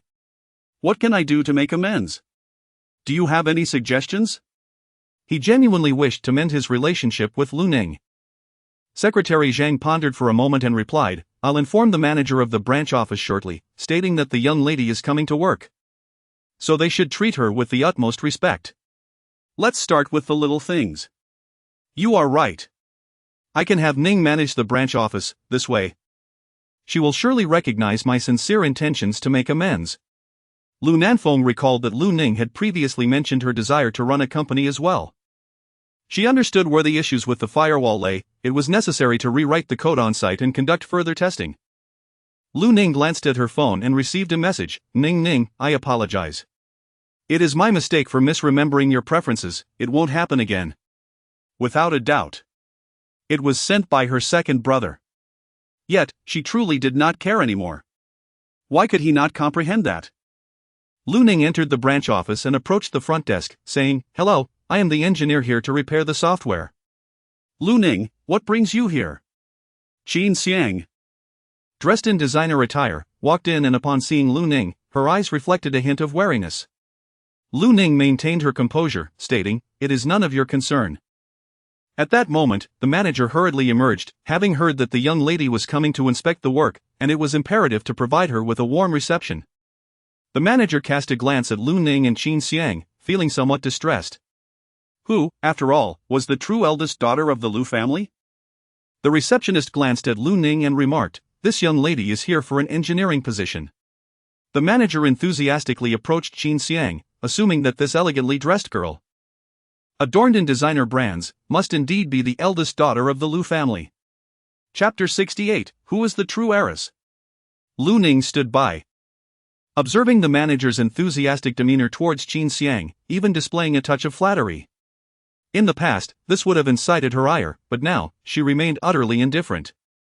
Qin Xiang herself felt somewhat taken aback by the manager's warmth. After all, she had just witnessed the presence of Lu Ning, that wretched girl, and felt a twinge of displeasure, considering Lu Ning was the esteemed daughter of the Lu family. The individuals within the company were notoriously opportunistic, adept at navigating the winds of favor. To her surprise, the manager had entirely disregarded Lu Ning, likely an indication that her sixth brother had intervened beforehand. With a sense of entitlement, Qin Xiang basked in the manager's flattering attention. "As a newcomer, I have much to learn and would greatly appreciate your understanding." These were trifling matters. With the presence of a distinguished lady, our branch would undoubtedly flourish. "Let us retreat to the office for some tea." Hearing the manager's obsequious remarks, Qin Xiang felt a surge of pleasure within. She cast a triumphant glance at Lu Ning, who was left in the shadows, before turning to head to the office. The HR manager, barely glancing at her credentials, coolly remarked, "Let us first assess your capabilities in the technical department. Your employment will hinge on whether you can resolve the firewall issues. Many have been hired for this task, yet none have succeeded." Lu Ning had no objections, after all. She was not there for a full-time job, merely engaging in a part-time endeavor. It would be completed in just 2 or 3 days. Lu Ning did not take offense at the indifference of the Human Resources Department. She proceeded directly to the office area. Upon seeing Lu Ning's youth, the team leader of the technical department spoke with a tone laced with mockery. "A young engineer like you? Has the Human Resources Department made an error? Now, a girl who appears almost underage has arrived. Can she truly resolve the issues with the firewall?" Lu Ning maintained a serene demeanor, asserting, "In any case, you are unable to intervene. I shall ascertain the feasibility through my own efforts." She promptly took a seat in the adjacent vacant spot and powered on her computer to prepare for software testing. She recalled the team leader vividly. In her previous life, it was this very leader who testified on behalf of Qin Xiang, affirming that all firewall issues were resolved by her. Before long, Qin Xiang emerged alongside the manager. The manager announced loudly, "Everyone, please pause your tasks. The young lady is here to oversee our work, and we shall all be colleagues henceforth." Qin Xiang displayed a gracious smile, addressing the team, "Greetings, everyone. As a newcomer, should I falter in any manner, I hope for your kind guidance." The office personnel responded enthusiastically. The team leader from the technical department stood up, wearing a solicitous expression, and remarked, "Indeed. It is a rare occasion for our branch to host such a beauty. We must certainly take good care of her." Lu Ning gazed at the computer with an expressionless countenance, as if the vibrant commotion outside held no relevance to her. A female colleague beside Lu Ning enviously remarked, "The young lady is truly fortunate, unlike us mere workers. Indeed, it is said that she has come to address the firewall issues. She appears quite youthful and is rumored to be just a university student. What does she know about computers?" Upon hearing these words, Lu Ning felt unsurprised. In her previous life, when she had come to the branch office to address the firewall issues, Qin Xiang had accompanied her under the pretense of wanting to learn, yet had merely hindered progress. Ultimately, she even usurped all the accomplishments, and not a soul spoke a word in Lu Ning's defense. Shortly thereafter, Qin Xiang approached, her high heels clicking audibly, the scent of her perfume overpowering. The head of the technical department stood up with palpable enthusiasm, exclaiming, "Miss, how may we assist you?" Casting a glance at Lu Ning, Qin Xiang smiled and inquired, "I have come to ask about the firewall issues, is it still unresolved?" The department head cleared his throat, replying, "We are diligently working on this matter and have even brought in new personnel. We are confident that a resolution will be attained soon." As he turned his gaze towards Lu Ning, his demeanor shifted, lacking respect. "Hey, stand up and greet the young lady. Share your plans with her." Lu Ning raised her head with an expressionless face and said, "I have no plans." "Hey, you there, the newcomer, what is your attitude? Stand up. Did you hear me? I said stand up." Lu Ning abruptly stood up, causing her chair to slide back significantly. The greasy male team leader was taken aback. "You, a newcomer? Seeking your own demise? She is indeed a young lady of distinction." Lu Ning displayed a hint of derision on her face. "What makes her a young lady? If she is not a young lady, does that make you one?" Qin Xiang, sensing the tension, quickly interjected, "Let us set this aside. Everyone can treat me as a newcomer, there is no need for such formality. And let us not let this argument arise because of me." The greasy team leader immediately chimed in, "The young lady is absolutely correct." Lu Ning turned and headed to the restroom, wishing to avoid the sight of Qin Xiang hovering before her. While she was washing her hands, Qin Xiang stood triumphantly at the door, exclaiming, "I never imagined you would actually come here." Lu Ning paid no heed to the white lotus beside her. Qin Xiang, feeling somewhat resentful, said, "Lu Ning, do not be upset. It was Sixth Brother who specifically asked me to come and oversee the firewall project, and Second Brother is also aware of this matter. Yet, it is Lu Ning who has suddenly come to the company to curry favor." Lu Ning shook the water off her hands, splattering it onto Qin Xiang's dress.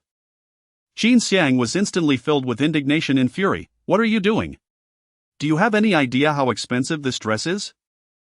She felt utterly humiliated and glared fiercely at Lu Ning's retreating figure. "One day, I will certainly trample Lu Ning beneath my feet." The greasy male team leader tossed a stack of documents her way. "Hey newcomer, finish all of these, or you won't be allowed to leave work." Lu Ning placed the documents beside the table and continued to test the software issues, neither refusing nor expressing any intention to proceed. The greasy man initially contemplated expressing his anger, but upon seeing Qin Xiang's arrival, he turned and approached her instead. A female colleague beside Lu Ning whispered, "The team leader is being so attentive, could it be that he has taken a fancy to the young lady?" The young lady would never be interested in such a phoenix man, who, taking advantage of his position as a team leader, usually behaves arrogantly. "Be cautious, my dear. If the company plans a gathering in the future, make sure to avoid alcohol." Lu Ning turned her head slightly, revealing a hint of a smile. "I understand. Thank you for the reminder." This time, she had no intention of attending the company dinner. As the workday drew to a close, Qin Xiang approached and said, "Today marks my first day at work, and I would like to treat everyone to dinner this evening." The colleagues in the company eagerly expressed their support.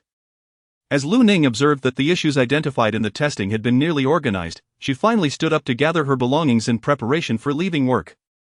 Qin Xiang gazed at her and suggested, "Why don't you ride in my car?" "No need," Lu Ning replied, "you all enjoy your gathering." Lu Ning's expression was indifferent as she walked away without a hint of regard. Qin Xiang felt a twinge of embarrassment, yet she feigned nonchalance. "I know her. But I never expected her personality to remain unchanged." The oily male team leader quickly interjected, "I can't believe she knows the young lady. With such a great opportunity, she fails to seize it. No wonder she's struggling to find a job. Tomorrow, I shall teach her a lesson on your behalf." Qin Xiang exited the restaurant with her colleagues, where Lu Nanfeng and Lu Lu were also present. "Brother 2, Brother 6, what brings you here?" Lu Nanfeng glanced eagerly around and asked Qin Xiang, "Where is Ning Ning? Why hasn't she come?" Chapter 69, Do you know who Lu Ning is? Qin Xiang's smile faltered, as she had presumed they were there for her. It turned out it was because of that wretched Lu Ning. Qin Xiang forced a smile. She left right after work. Did you not invite her? I certainly invited Sister Ning, but she didn't wish to dine with me. And she hasn't been getting along well with the people from the company. Qin Xiang explained, her tone laden with grievance. I truly did my utmost. Lu felt a twinge of compassion. He was aware of Lu Ning's foul temper. Yet he never anticipated that she would actually be willing to address that issue at the branch office. He was curious to see how long she could endure it. Lu Nanfeng said with a bitter smile, it was I who devised a way to send her there, at present. She is the only one capable of resolving the firewall issue. Second brother, Lu Ning is doing this deliberately. Why must you insist on her going to the company? We could simply abandon that project. You cannot just dismiss it after having invested so much money. This is business, not a child's game where one acts out of spite. Your live streaming company has also incurred significant losses. Perhaps you should contemplate how to explain the defeat in the finals to Eldest Brother. Lu Nanfeng departed in disappointment. Lu Ning is not present, and there is no necessity for him to dine here. A trace of embarrassment flickered in Qin Xiang's eyes. Is Lu Ning truly that significant? Lu felt a twinge of anger. His second brother was increasingly favoring Lu Ning. Qin Xiang clenched her teeth and remarked, after all, Lu Ning is his biological sister. And my second brother is bound to be soft-hearted. Despite Lu Ning being his flesh and blood, it does not justify her reckless behavior. I refuse to believe that Lu Ning possesses the capability to resolve that issue. Lu has always doubted that Lu Ning could participate in that project, speculating that it was merely a name attached by his second brother. Ultimately, Qin Xiang took Lu to dine with the company representatives, where she stole the spotlight.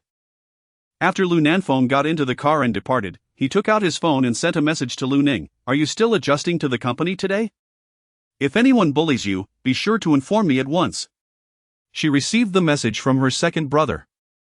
Lu Ning had finished her meal and lay down on her bed to rest. Subconsciously, she opened the chat window with Qi. After some contemplation, she couldn't help but send him a message. Master, what are you up to? After sending the message, Lu Ning anxiously gazed at her phone screen. She felt somewhat peculiar. Lu Ning sighed. Would this be too obvious? She felt a twinge of regret for sending him this message. Lu Ning had a restless night, rising the next day with dark circles under her eyes. She begrudgingly got out of bed, changed her clothes, and made her way to the branch office. Although she had addressed this issue in her previous life, the passage of time necessitated another round of testing. The newcomer has arrived quite early today. Perhaps they regretted missing yesterday's gathering and wished to make a good impression. Lu Ning completely ignored the other person.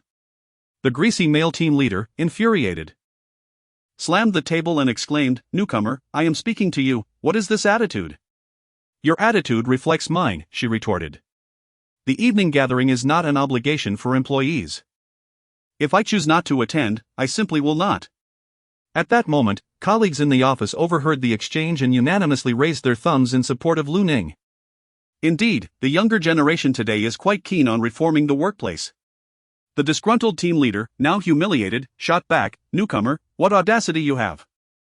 Have you completed the documents I assigned to you yesterday? No, she replied. Lu Ning gazed calmly at the other party and remarked, these matters do not fall within my purview. You belong to the technical department, how could these possibly be outside your responsibilities? My role entails managing the aftermath of issues, such as matters pertaining to the firewall. Lu Ning's tone was markedly indifferent. She could hardly be bothered to feign enthusiasm any longer. Her sole desire was to expedite the completion of the firewall tasks, harboring no genuine intention of remaining in this position.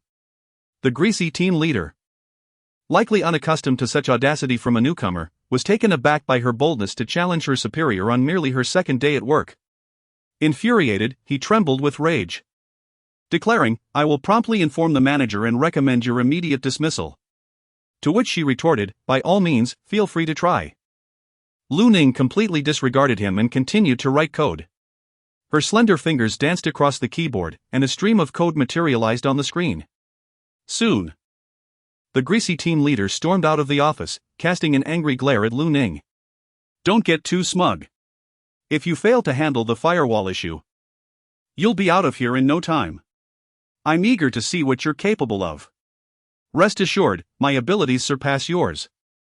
Lu Ning showed no respect whatsoever. After Qin Xiang joined the company, she continued to flaunt her designer clothes, presenting herself as the quintessential wealthy young lady while greeting everyone. Upon noticing the code on Lu Ning's computer, a foreboding sensation crept into her heart. If Lu Ning were to successfully resolve the firewall issue, wouldn't that further endear her to the second brother? A glint of calculation flickered in Qin Xiang's eyes. She was determined not to let Lu Ning succeed. Her gaze shifted to the greasy man beside her, and an idea began to form. Lu Ning had toiled throughout the day, neglecting even a moment's respite at noon, and finally completed her coding.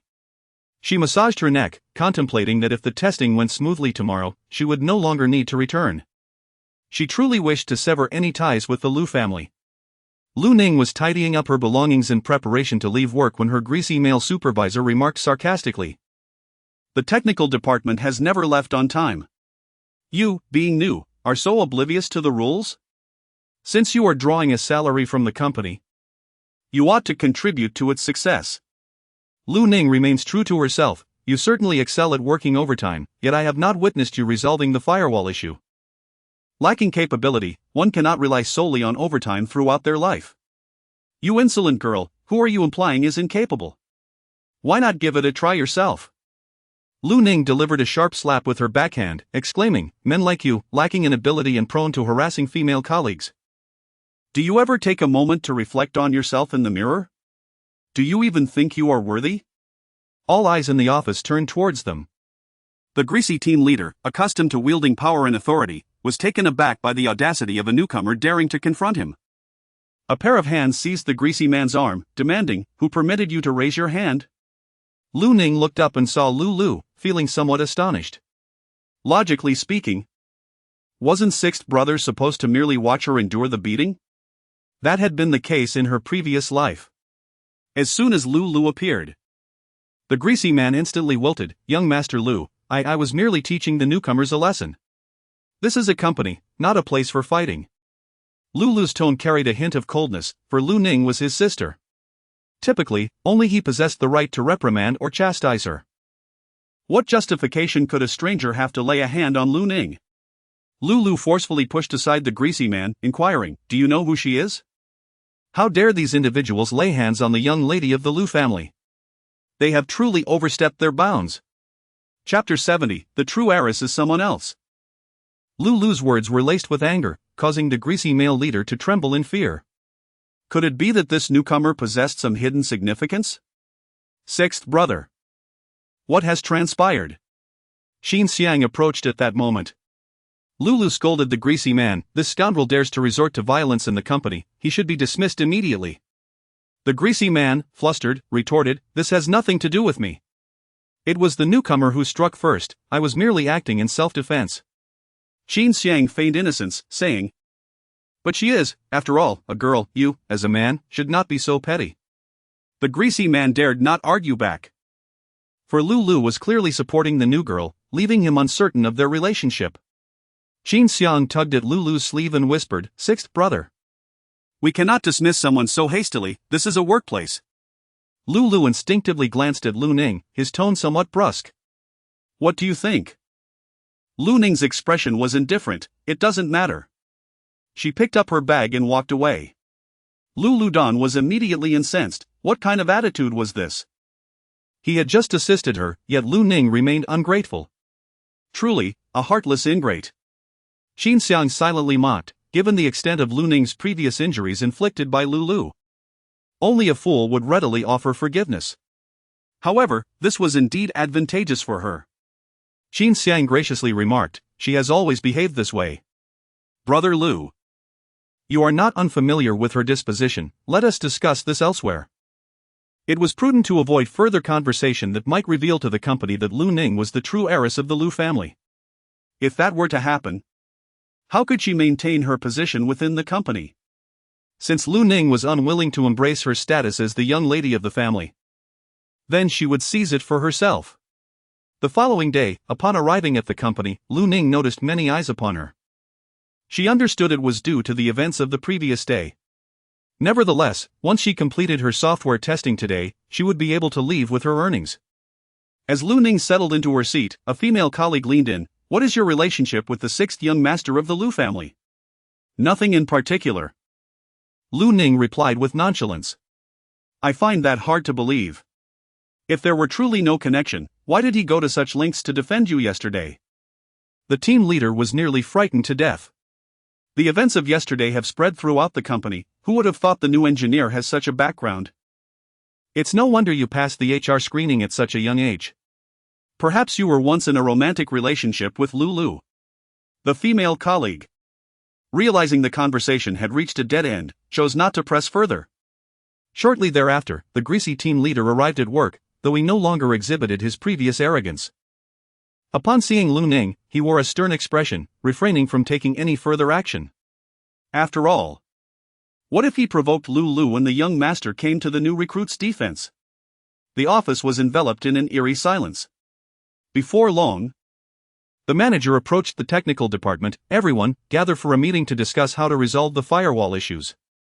The big boss will be here for a work inspection. So let us brainstorm some solutions. No need for discussion, I have already written the code to patch the vulnerabilities and it is ready for testing, Lu Ning interjected. The greasy man scoffed. You completed it in such a short time? Who do you think you're fooling? Just because you lack ability, does that mean everyone else does too? Lu Ning retorted with a cold expression. The greasy man, though seething with anger, dared not lay a hand on her. Instead, he bitterly remarked, very well. Let us proceed with the test. If you fail, you can simply leave.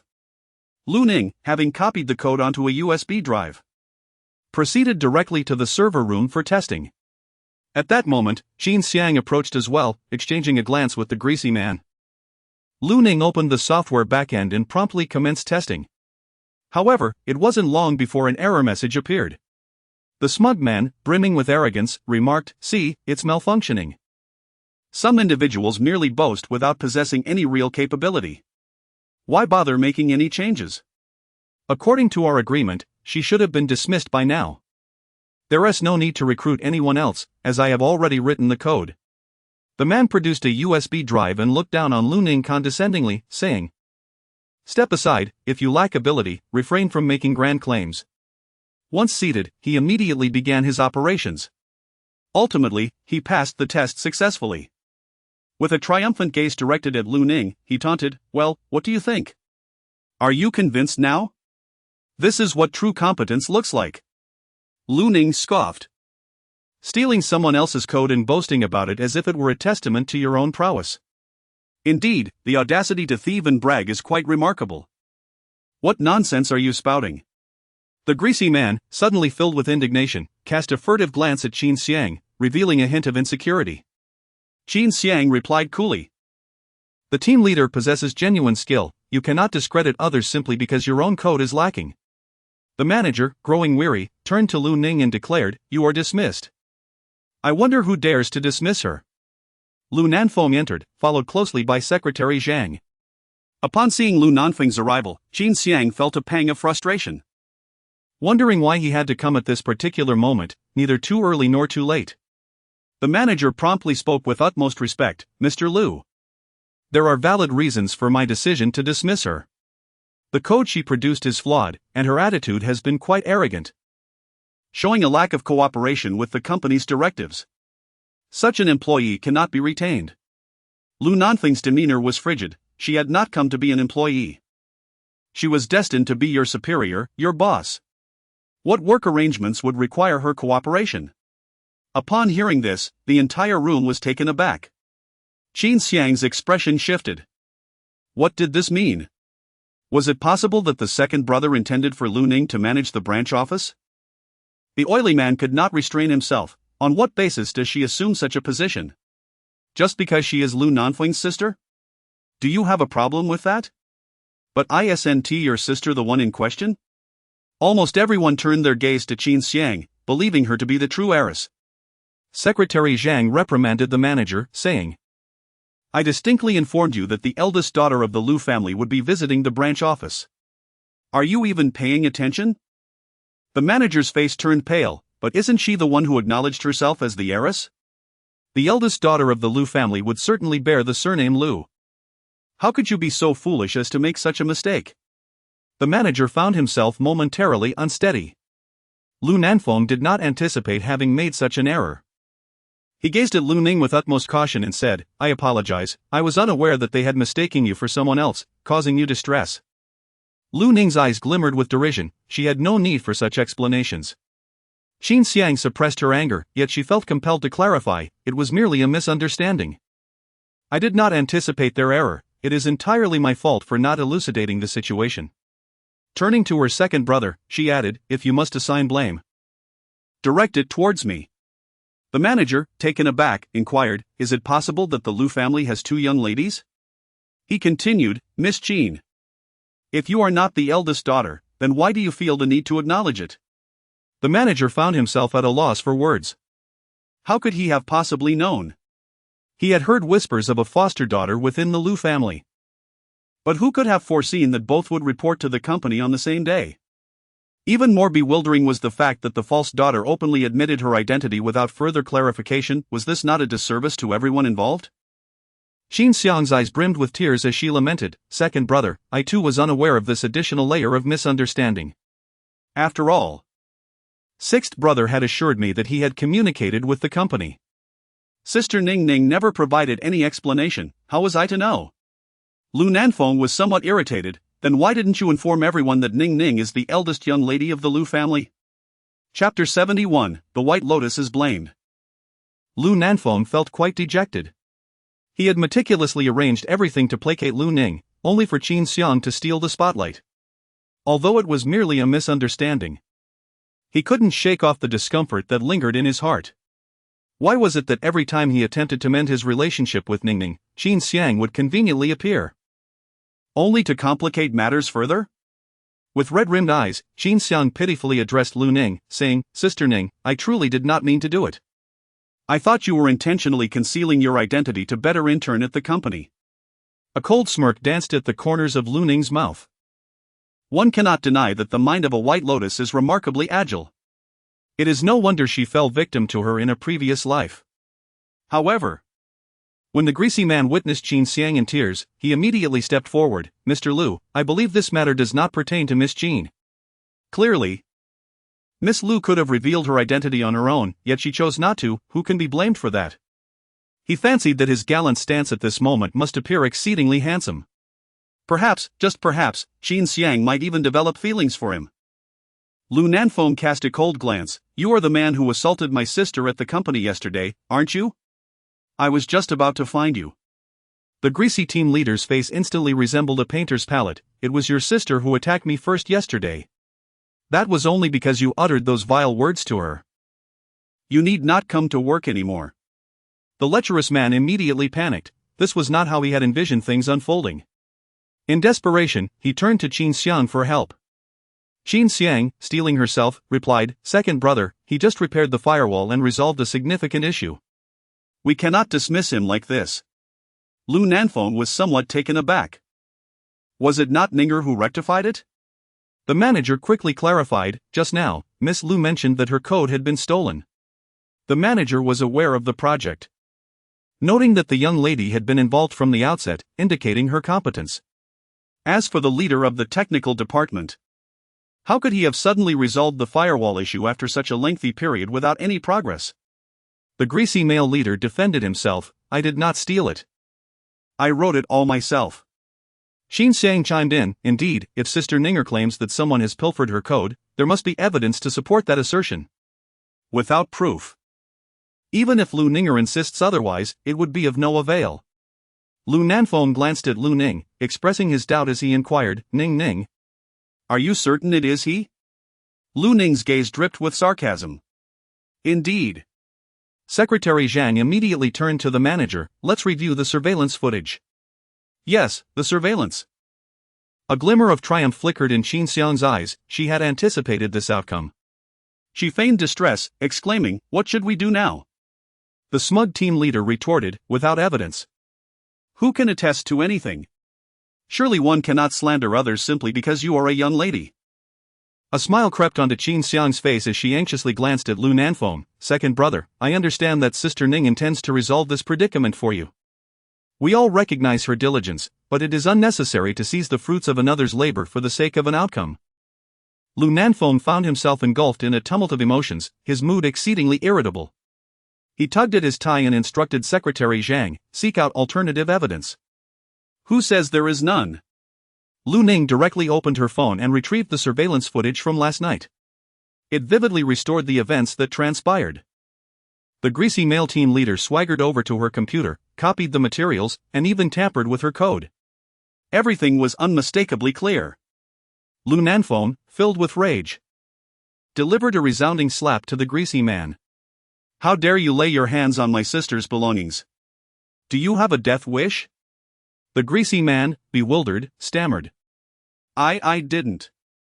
It was inconceivable to him. He had infiltrated the company's surveillance system in advance and erased the footage from the past few days. How could there possibly be any evidence left? Upon viewing the surveillance video, Qin Xiang sensed that something was amiss. Why did Lu Ning not present the surveillance footage in her possession? Is this a trap? Qin Xiang hastily supported the greasy man's arm. Her almond-shaped eyes brimming with tears of anguish. How could you do this? I trusted you so deeply. The greasy man, intoxicated by the scent of Qin Xiang's perfume, felt his resolve waver. At this moment, he knew he could not reveal the goddess. Surely, it was due to the fact that the young lady had been excessively arrogant and frequently bullied the goddess, prompting such a response. After all, he must not disclose her connection to this matter. Lu Ning let out a cold laugh. Then you indeed ought to apologize. Qin Xiang's expression stiffened momentarily, her eyelids lowered, revealing an air of trepidation. The greasy male team leader, witnessing this, overly indulged in his self-righteousness, proclaiming, "It is only natural for Miss Xiang to harbor doubts, after all. You presented no evidence." Upon hearing this, those around were left in utter astonishment. The manager, exasperated, bellowed, "How dare you speak when you have stolen the young lady's code?" Lu Nanfeng's gaze was sharp and piercing. Secretary Zhang, terminate this individual's employment and contact the authorities. Upon hearing the words termination and reporting to the police, the greasy male supervisor instantly panicked. Tears welled in Qin Xiang's eyes as she gazed tenderly at the greasy supervisor. Ultimately, he could not muster the courage to reveal the truth and was escorted away by security. Lu Ning wore a smile that was neither genuine nor entirely dismissive. It appears that Qin Xiang possesses quite an allure, effortlessly garnering male support. Despite the gravity of the situation, the greasy male team leader had not revealed that the mastermind was Qin Xiang. Sister Ning, you misunderstand. My relationship with the team leader is purely professional, nothing more. I was misled by him as well, genuinely believing that he authored the code. Qin Xiang clenched her teeth inwardly. Sister Ning, if you possess surveillance footage, why did you not present it sooner? Such evidence could have prevented this misunderstanding. Who could have anticipated that Lu Ning had indeed retained the surveillance? It was evident that Lu Ning had foreseen someone tampering with the computer and had intentionally kept a card close to her chest. A sense of dread washed over Qin Xiang. Had the greasy team leader not revealed her manipulative hand due to his own charm, she would have been utterly doomed. Now, Lu Nanfeng no longer held the same faith in her as before. If the greasy team leader claimed that he acted on his own volition, would that not seal her fate entirely? Lu Ning intentionally orchestrated a scheme. Lu Ning swayed her phone slightly, for she wished to uncover the identity of those who sought to undermine her. It was undoubtedly due to the team leader's inability to resolve the firewall issue. Fearing the repercussions when the second brother came to inspect the work, that they resorted to such desperate measures. Qin Xiang felt a pang of anxiety. After all, Lu Ning appeared so composed, leaving her uncertain of what evidence the adversary might possess. Lu Nanfeng wore a stern expression, resolutely determined to inquire thoroughly and ascertain whether there were any hidden figures behind this matter. I cannot believe that a mere team leader would possess the audacity to undertake such a brazen act. Qin Xiang's heart sank suddenly. This is dire. What if the interrogation reveals something? Chapter 72. Now, Qin Xiang, how do you intend to explain this? Lu Ning observed the flustered demeanor of Bai Lianhua, her lips curling into a cold smile. She never anticipated that Bai Lianhua could experience fear. Qin Xiang hastily addressed Lu Nanfeng, saying, "Elder brother. Since this matter is indirectly caused by me, I shall seek clarification on whether he was indeed bribed to commit this act." Lu Ning let out a disdainful laugh. "Isn't it you?" Upon hearing this, Qin Xiang's complexion changed dramatically, and she felt an overwhelming sense of panic within her. Qin Xiang could not ascertain whether Lu Ning possessed further evidence against her. She hurriedly explained, "Sister Ning, how could I possibly engage in such actions?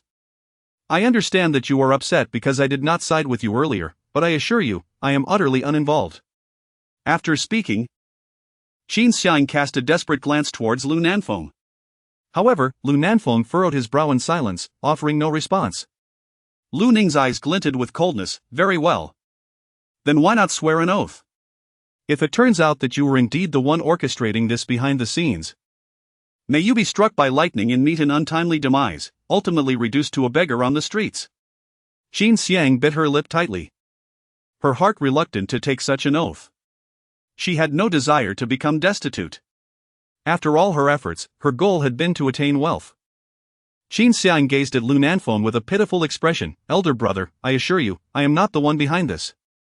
I can apologize, but to swear an oath feels utterly terrifying." Lu Nanfeng instinctively found merit in Qin Xiang's words. An apology sufficed. What was the necessity of swearing an oath?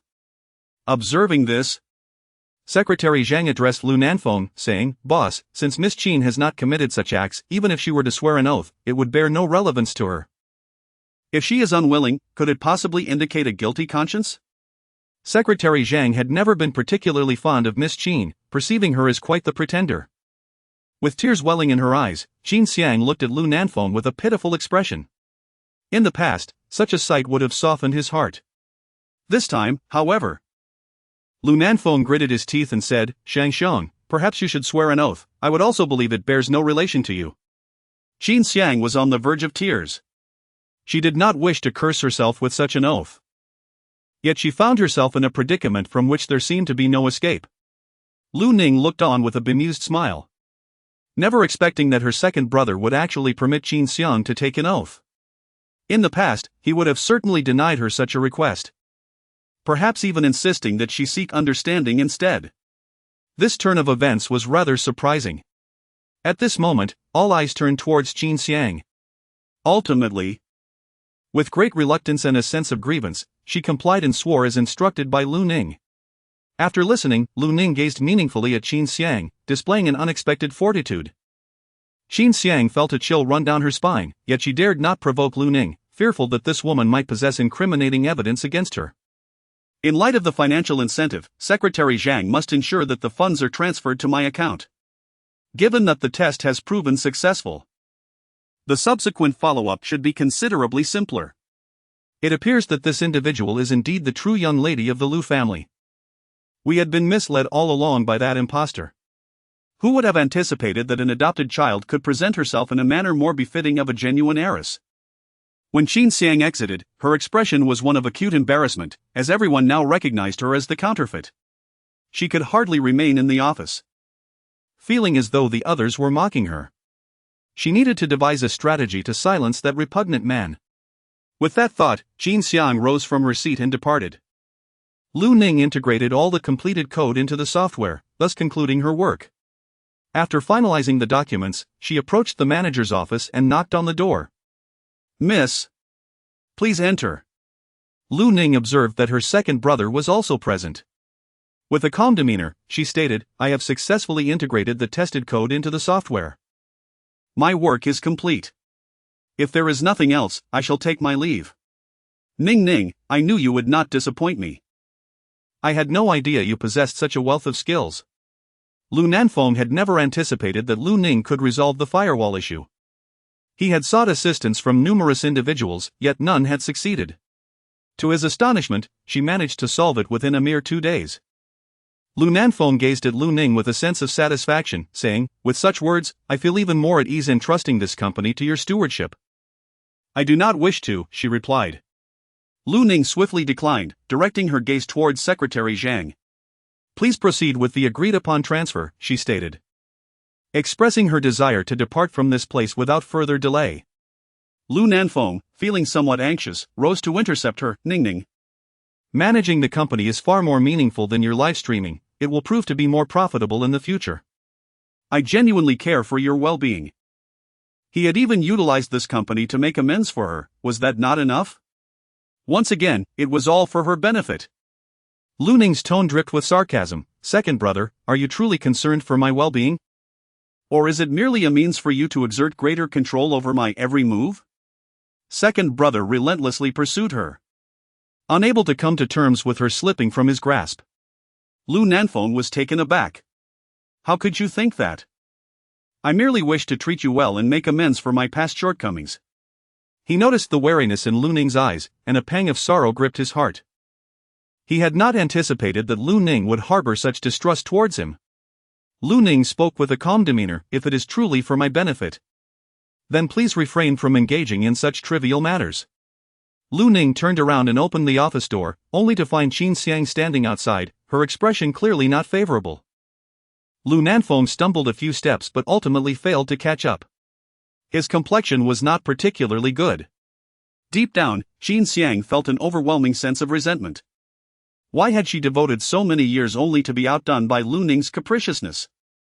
Swallowing her discontent, she approached Lu Nanfeng with an expression of calmness. Elder brother, I believe that one day, Ning will come to understand your heartfelt intentions. Lu Nanfeng forced a smile, perhaps out of resignation. Secretary Zhang, observing Qin Xiang's solicitous demeanor, felt a twinge of frustration within, yet refrained from voicing her thoughts, recognizing that it was a matter concerning her employer's family.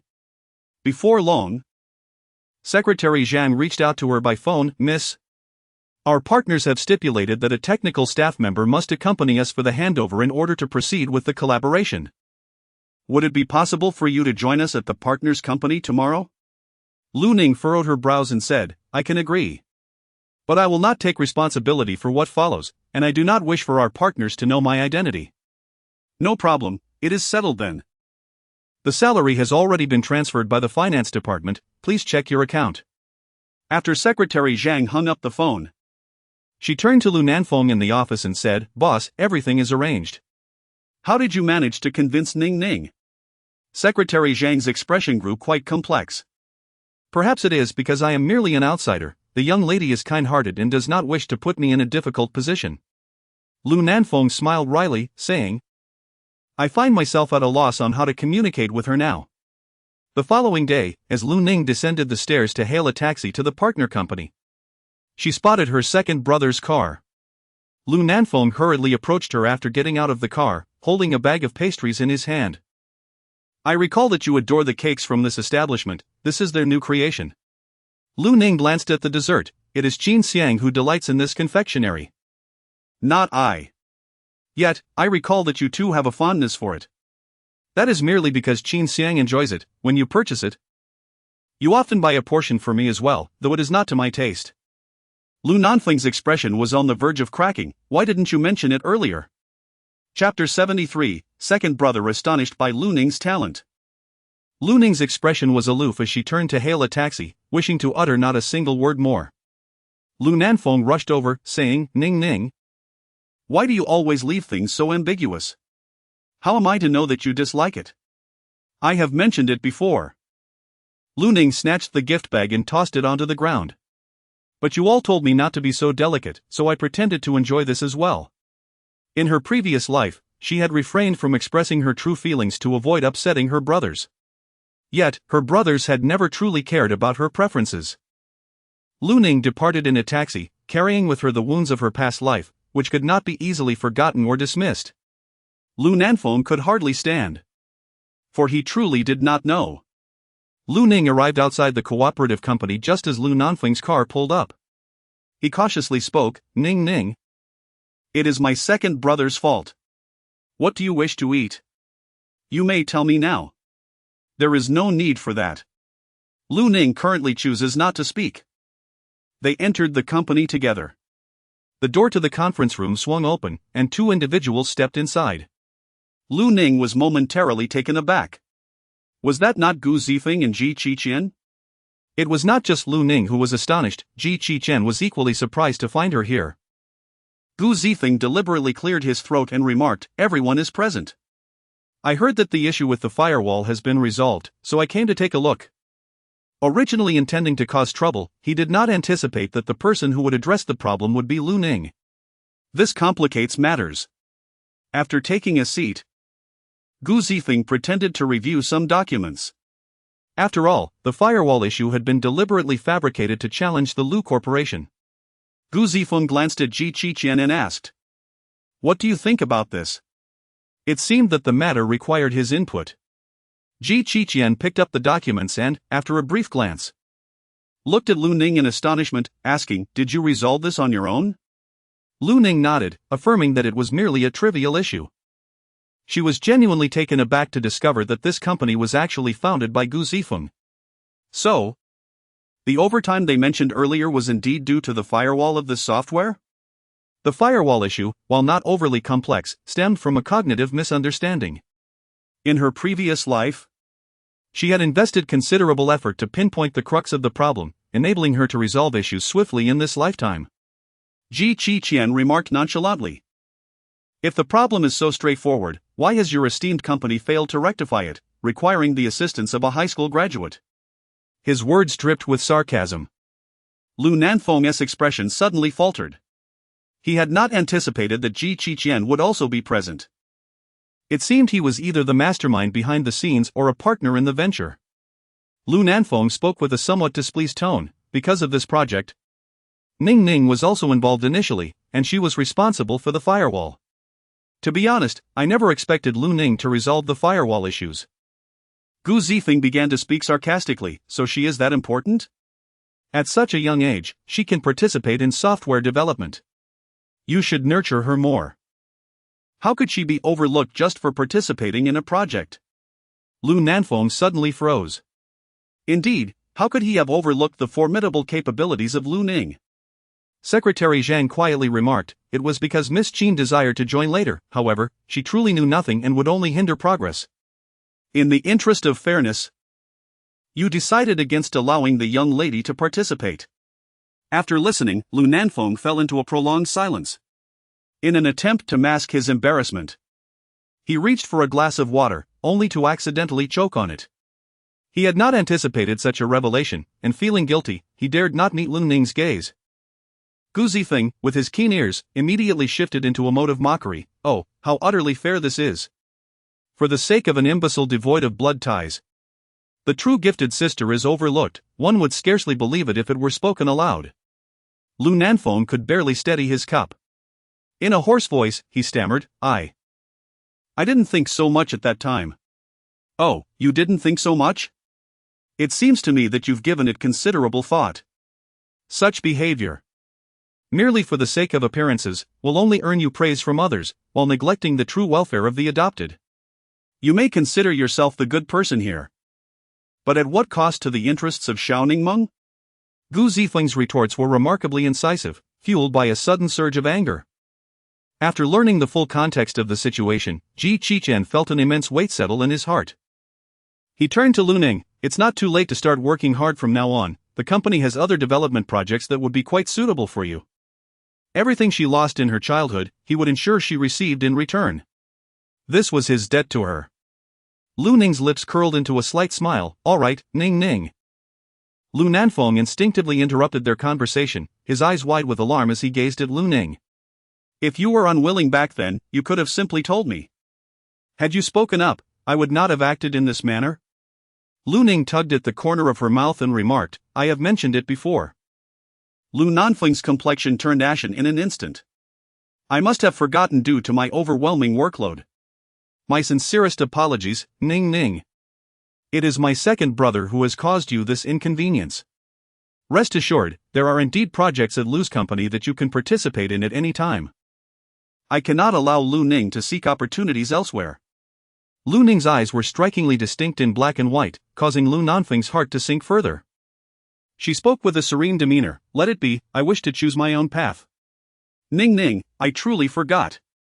Gu Zifeng interjected promptly. "Where were you before?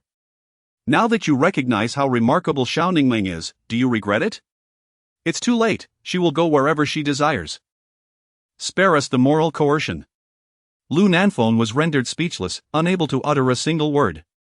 He truly had no recollection of it. Lu Ning did not spare a glance at her second brother. Instead, she directed her attention towards the manager and inquired, "Is the software testing all cleared?" "Yes, it is. But we must wait for the boss to review it first," replied the manager, casting a glance at Gu Zifeng. At that moment, the manager's mind was filled with numerous questions. Why did it seem as though the boss was acquainted with this technical personnel? Moreover, this technical expert appeared to be the eldest daughter of the Lu family. What exactly was going on? Gu Zifeng rubbed his nose and remarked, "I believe there are no issues, but it is prudent for the company's consultant to take another look." Lu Ning nodded. "I understand. This issue pertains to the design of the firewall. If it becomes cumbersome later on, we can always opt for a different firewall. However, the firewall you have designed is quite unique, if utilized correctly. It will significantly enhance the stability of the game in the long run and will be difficult for others to replicate. Yet, there is still one aspect that has not been thoroughly considered." The exchange between Lu Ning and Ji Qichen regarding the issues of the firewall was so engrossing that those nearby found it utterly impossible to interject.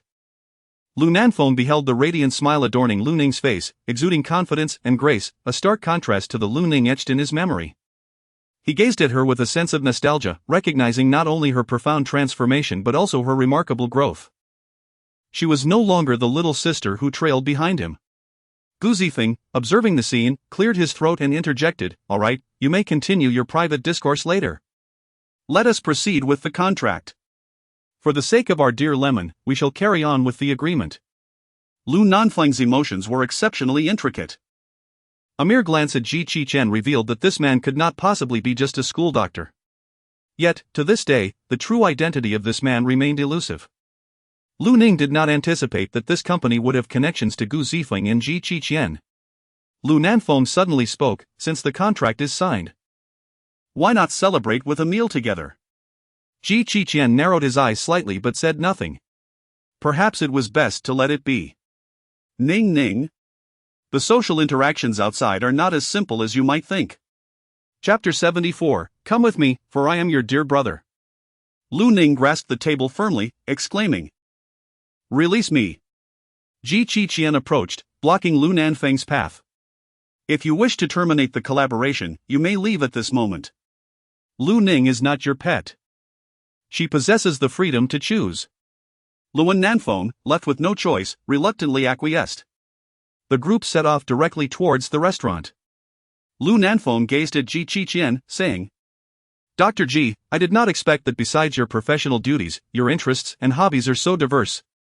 Ji Qichen replied with a cool demeanor, "Indeed. At least my family has never suppressed my passions in the name of so-called fairness." Lu Ning curled the corner of his lips. He was teasing his second brother. Lu Nanfeng responded with a calm and composed retort, "What does Mr. Ji's family do?" Lu Ning cautiously inquired, "What is the purpose of your questions? They seem unrelated to our work." "I was merely asking out of curiosity," came the reply. Lu Nanfeng harbored a persistent animosity towards the school doctor. Just moments ago, he had realized that this entire affair was orchestrated by the doctor from behind the scenes.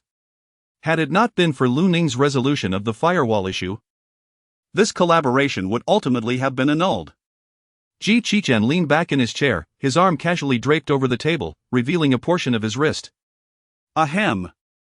Gu Zifeng was caught off guard, choking on his drink. How audacious of him to suggest engaging in trivial business.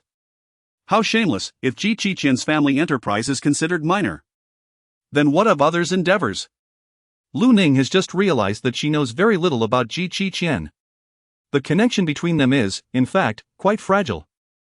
Lu Nanfeng continued to inquire, "For a small business, you should have registered a company." "What is its name?"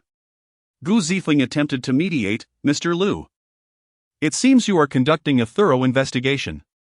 After all, since Mr. Ji has taken away my sister, as her brother, I have the responsibility to seek clarity." "Do I not? What do you think, Mr. Ji?" Lu Ning felt somewhat embarrassed, "But we are merely friends." "Your questions might render our relationship awkward. Have you ever considered my feelings?" Lu Nanfeng composed himself and said, "All right, since you are displeased, I shall refrain from inquiring further." Lu Ning has lost her appetite for even meals. Lu Ning stole a glance at Qi Xiang.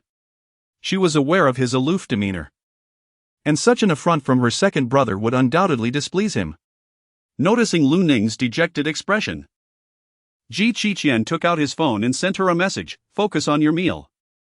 Lu Ning received his WeChat message and looked up at him in surprise. "I am not angry." The atmosphere of the dinner party improved slightly. Lu Ning took a brief respite to the restroom, her heart weighed down by an inexplicable sentiment. She realized that she scarcely knew Qi Xiang at all. As she emerged from the lavatory, she spotted a tall figure leaning against the wall.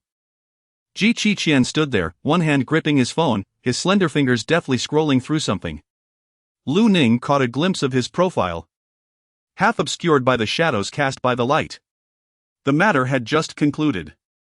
Qi Xiang set his phone down, his gaze settling upon her. "How did you come to be at your second brother's company? I don't recall you mentioning it." "I too was involved in this project, indeed. The firewall was under my purview. My second brother's secretary called me for assistance. He has been quite kind to me in the past, and I did not wish to see him in a difficult position. It was indeed out of respect for Secretary Zhang that she had agreed to lend her aid." Lu Ning followed closely beside him, glancing down to catch sight of his shadow, and her spirits unexpectedly brightened considerably. Lu Nanfeng observed the smile adorning Lu Ning's face, and a sense of agitation welled up within him. In the past, Lu Ning would often smile at him in such a manner. Yet now she is even reluctant to express her anger towards him. Lu Nanfeng approached Qi Xiang, holding a glass of wine. "Here, I offer you a toast." Qi Xiang's expression remained indifferent as he accepted the glass. "I hope the game she is involved in becomes a tremendous success." "Indeed, that is my hope as well." Lu Nanfeng replied, "After all, Ning holds shares in the Lu Corporation, and she will benefit from the dividends in the future." Lu Ning found this rather amusing. On paper, she indeed possessed shares. However, in her previous life, those shares had all been utilized to make amends to Qin Xiang. Thus, in this lifetime, she had never given these shares a second thought, as they were of no concern to her. Gu Zifeng, sensing the misunderstanding, promptly remarked, "Our Qiangu is also quite accomplished at a young age, diversifying his endeavors and investing in several companies, which will yield dividends." "Does Lu Jia dare to disdain Qiangu for his poverty?" Lu Nanfeng took a sip of his drink and suddenly changed the subject. "Mr. G, you are quite accomplished at a young age. I wonder if you have a girlfriend."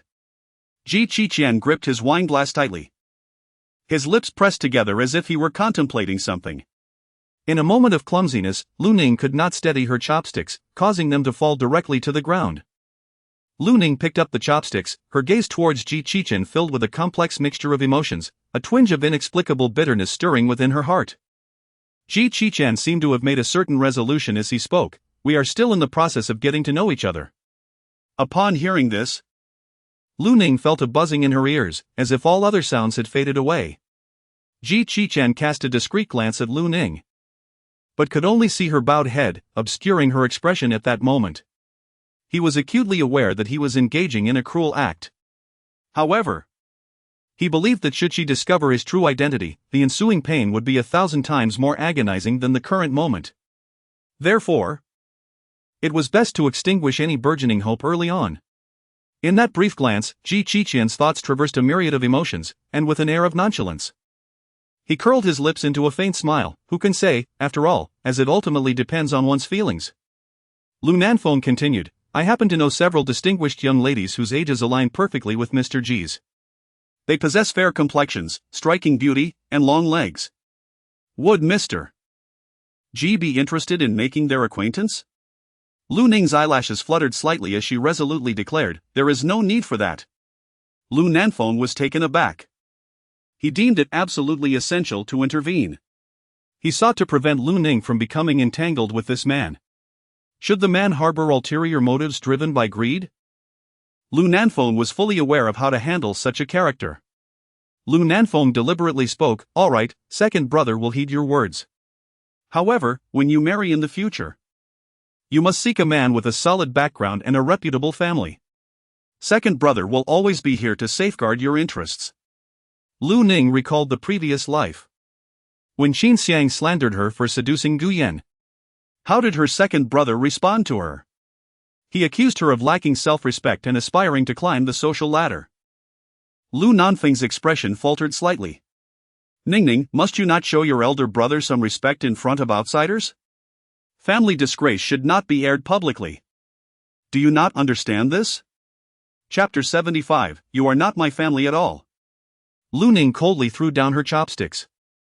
She turned her head to look at Lu Nanfeng beside her and said, "What I stated is a fact." Is it so trivial that you can decide to sever our relationship on a whim out of anger? I have never consented to this. Lu Nanfeng was now somewhat angered. "I have indulged you for such a long time, you should be content. Once you leave the Lu family, you are nothing." The derision in Lu Ning's eyes intensified. Was there truly no patience left to feign? Gu Zifeng could no longer tolerate it. "Mr. Lu Nanfeng. What do you mean by saying that without the Lu family, Xiaoningming is nothing? Was it not you who sought her assistance this time?" Ji Qiqian remarked coldly. "Without Lu Ning, you would not stand a chance at securing this collaboration." Lu Nanfeng felt utterly humiliated. Without him, could Lu Ning, at such a tender age, truly engage in such a project? It was utterly inconceivable. Many possess talent, yet not everyone is afforded such an opportunity. It was he who had bestowed this chance upon Lu Ning. Gu Zifeng spoke candidly, "Little Ningming, the doors of our Maple Leaf Company are always open for you." Lu Ning nodded. "All right."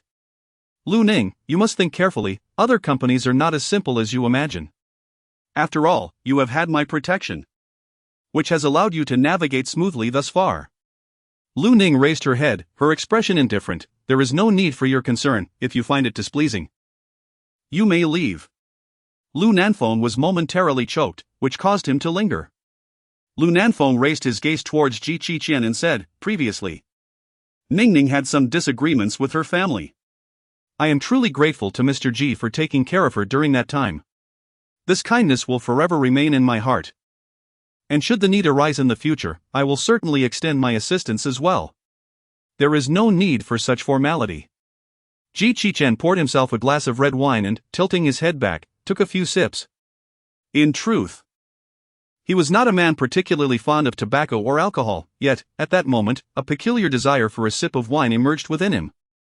His gaze instinctively fell upon Lu Ning, who sat upright in her chair, her long hair cascading over her shoulders, her fair complexion accentuating her serene demeanor.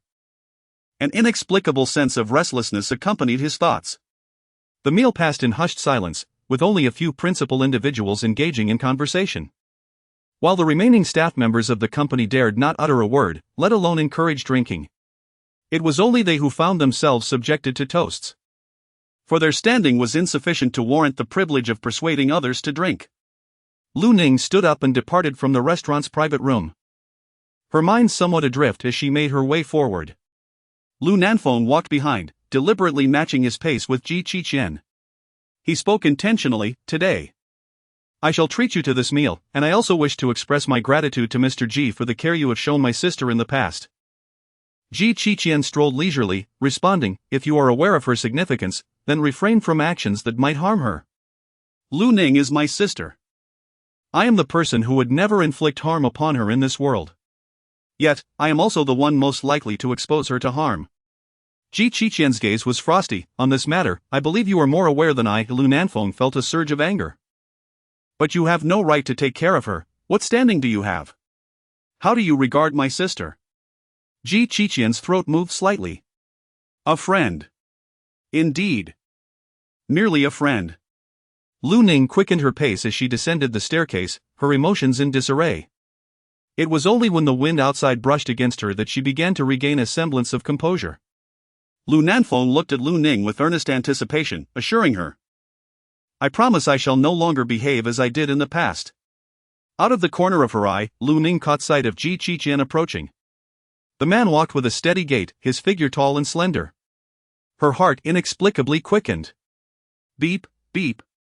Gu Zifeng parked the car by the roadside and lowered the window, saying, "Little Lemon, get in the car, we are leaving."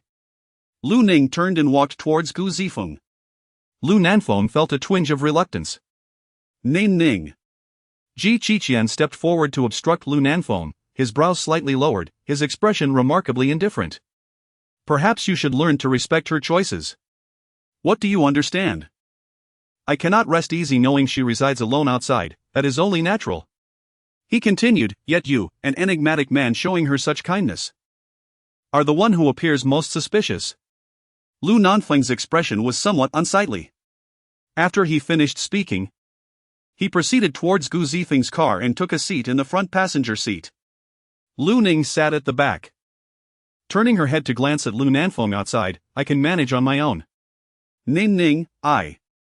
Before Lu Nanfeng could finish his words, he abruptly coughed several times, his hands stained with blood. Upon witnessing the blood, Lu Ning pressed her lips together and remarked, "You should not have consumed alcohol earlier." Ning, second brother truly. Lu Nanfeng collapsed directly in front of the car. Lu Ning was about to get out of the car when she asked, "Second brother, are you all right?" Secretary Zhang hurried over, expressing great concern. "Miss, in truth, the boss has not been receiving treatment at the hospital. Upon learning of your intention to visit the branch office, he insisted on being discharged, and no amount of persuasion could change his mind. His condition has actually become somewhat serious." Lu Ning felt somewhat irritable, then he should go to the hospital for treatment. What does it mean to leave the hospital for her? She never asked Lu Nanfeng to do such a thing. As for the boss's temper, I cannot dissuade him. Perhaps when we arrive at the hospital, the young lady can persuade the boss as well. Lu Ning stood still, unmoving, and remarked, "I am not a doctor. My presence would be of no use."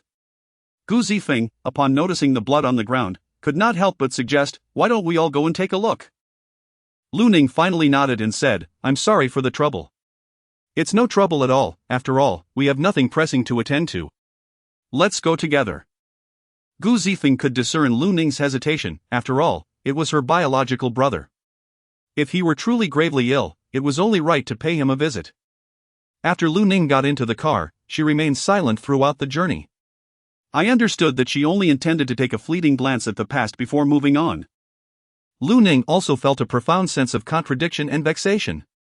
Gu Zifeng glanced into the rearview mirror and said, "Little Ningmeng, although he is your second elder brother, do not be too quick to forgive. The things they have done to you in the past cannot simply be brushed aside." Deep down, Lu Ning was acutely aware that she could never forgive them. Each matter must be judged on its own merits. Upon arriving at the hospital, Lu Nanfeng was taken for an examination. However, Lu Nanfeng stubbornly refused to cooperate, defiantly gazing at Lu Ning, who had just stepped out of the vehicle. "Have you come to see your second brother?" This question seemed to imply that, despite their numerous conflicts, Lu Ning still held a place for her second brother in her heart. After all, they were still family. Lu Nanfeng gazed at Lu Ning and inquired, "Could you accompany our second brother for his treatment? I recall that it was you who always accompanied me to the hospital in the past. Whenever he fell ill, Lu Ning would be in a flurry, personally attending to every detail." Lu Ning's expression remained devoid of emotion. "No." Chapter 76, Must I kneel and beseech you to participate in the competition? Lu Ning certainly recalls that in her previous life, she was quite worried about her second brother's gastric ailment. Yet, he was moved to tears by a mere bowl of plain congee from Qin Xiang. Why must she still demean herself in such a manner? Gu Zifeng remarked sarcastically, "I suggest, Lu Nanfeng, that you should seek out your obedient and understanding foe sister to keep you company. Why cling to our little Ningmeng?" Lu Nanfeng wished to articulate further, yet was restrained by Secretary Zhang and dispatched for examination. Lu Ning recalled that in her previous life, although her second brother suffered from a gastric ailment, he had managed to maintain his health remarkably well, making the current deterioration utterly implausible. As she exited the office, she spotted Qin Xiang waiting outside. She approached him and inquired, "Where is Gu Zifeng?" "He has gone to the restroom," Ji replied. "What did the doctor say?" "The doctor advised that he must undergo treatment and adhere strictly to his medication, otherwise, his condition may worsen and potentially develop into gastric cancer." Lu Ning's mood was profoundly affected. Qin Xiang understood that she possessed a kind heart, otherwise, she would not have come to the hospital. He hesitated for a moment and inquired, "What do you intend to do?" "I am uncertain," she replied. Lu Ning looked up at the man before her and inquired.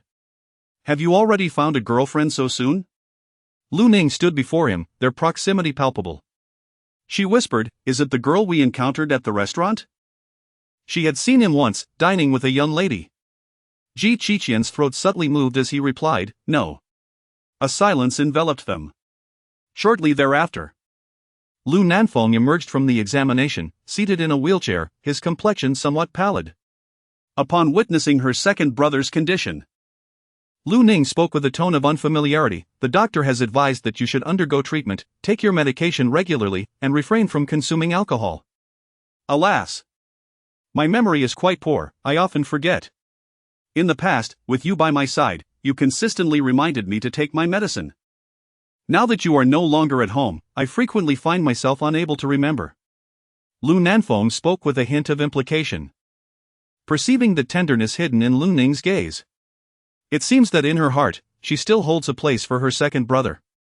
Lu Ning wore a mocking smile at the corners of her lips. You might consider asking Qin Xiang for a reminder, as she takes great pleasure in such tasks. Lu Nanfeng was momentarily taken aback. I believe the medicinal kanji you prepared previously was indeed quite effective, yet presently, you are the sole individual capable of making it. Second brother is aware of the considerable efforts you have invested in the past. It is second brother's fault. However, that is not a remedy. And consuming it proves futile. Lu Ning understood the meaning behind her second brother's words, yet she chose not to respond. She gazed at Lu Nanfeng and said, Please focus on your treatment, I shall take my leave now. Ning, will you come to see me again? The depths of Lu Nanfeng's eyes shimmered with earnest hope. Lu Ning felt a twinge of compassion. Yet the memory of witnessing Qin Xiang in the hospital lingered in her mind. With a calm demeanor, she declined, saying, Let us see how things unfold. After Lu Ning finished speaking, she departed, without lingering any longer in the hospital. Lu Nanfeng gazed at her silhouette and turned to Secretary Zhang beside him, inquiring, Did you sense that Ning is beginning to forgive me? Secretary Zhang, however, believed that the young lady likely did not harbor such sentiments. Ahead, Gu Zifeng remarked, I am in urgent need of a restroom. I shall take my leave first while you two continue at your leisure. Lu Ning walked behind Ji Qiqian. Turning her head slightly, I didn't expect that company to be founded by Gu Zifeng. Are you also holding a position there? Yes, I took the back door, he replied.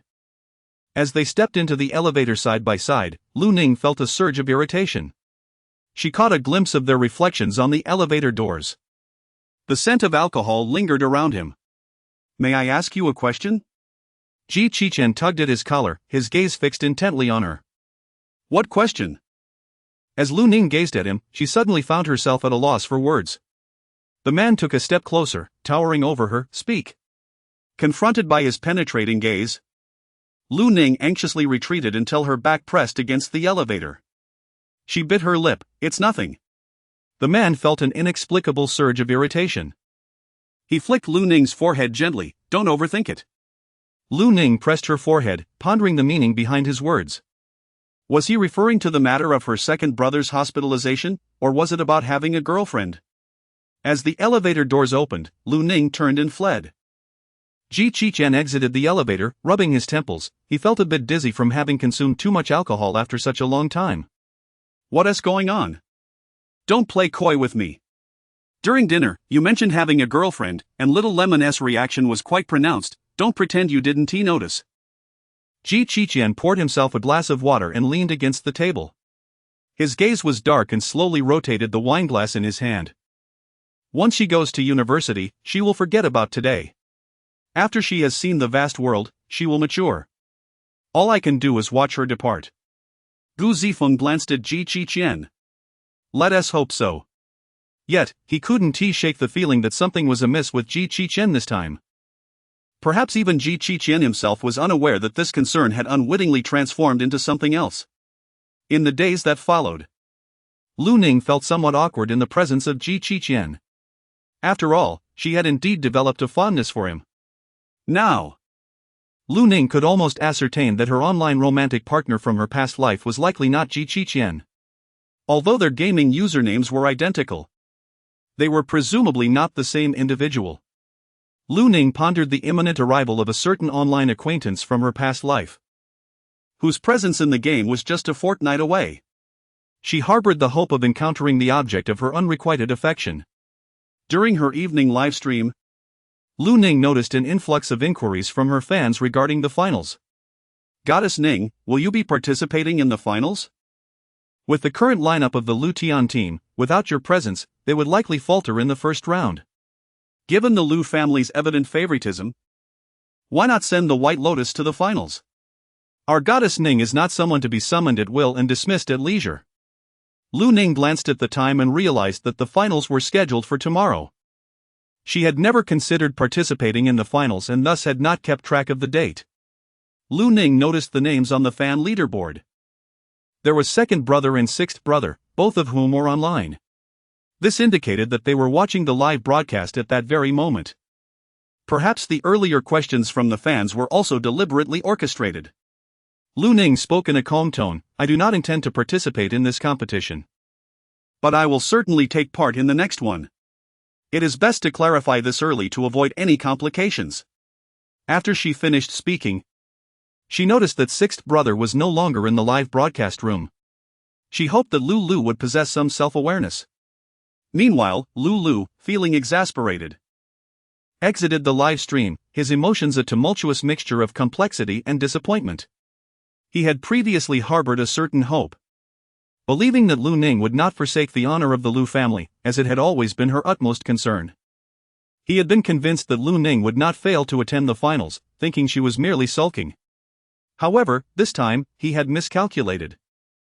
Lu gazed at Lu Nanfeng with a mix of tears and laughter, pleading, Second brother, what should I do? Sixth brother. I have long told you that your attitude in apologizing lacks sincerity, and you have continually bullied and berated her. Were it me, I would not grant you forgiveness. But I have always spoken to Lu Ning in this manner, from childhood to now, and she has never been angered by it. Why has she suddenly changed? Lu found himself perplexed. The quarrel I had with her was merely a matter of pride as an elder brother, she is my beloved sister. How could I possibly harm her? That day at the branch office, when someone struck Lu Ning, did he not rush to her aid without hesitation? He may remain silent. But how could Lu Ning fail to comprehend this? Sixth brother, what are your plans regarding the competition? I shall approach eldest brother. He undoubtedly possesses a way to ensure Lu Ning's participation. Chapter 77, Sixth brother, is there a day when you two will bow your head? Lu subconsciously thought this. For the entire Lu family relied on the elder brother. When he spoke, no one dared to disobey. This included Lu Ning. He recalled that Lu Ning was most fearful of the elder brother and would certainly not dare to go against his words. Lu Nanfeng was infuriated, feeling a sharp pain in his stomach. What can I possibly say to you? Your actions will only push Ling Ling further away. Right now, Lu Ling is not sulking. But what can I do? I have yet to find a suitable cannon fodder. If she doesn't come, we are bound to lose the match tomorrow. Lu is reluctant to lose the match.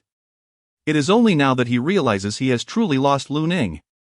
But you cannot force Ning. Is the competition more important than your sister? By acting this way, you will only drive her away. Reflect on this yourself. Lu ultimately lowered his head, somewhat reluctant. Can't Lu Ning understand my predicament this time?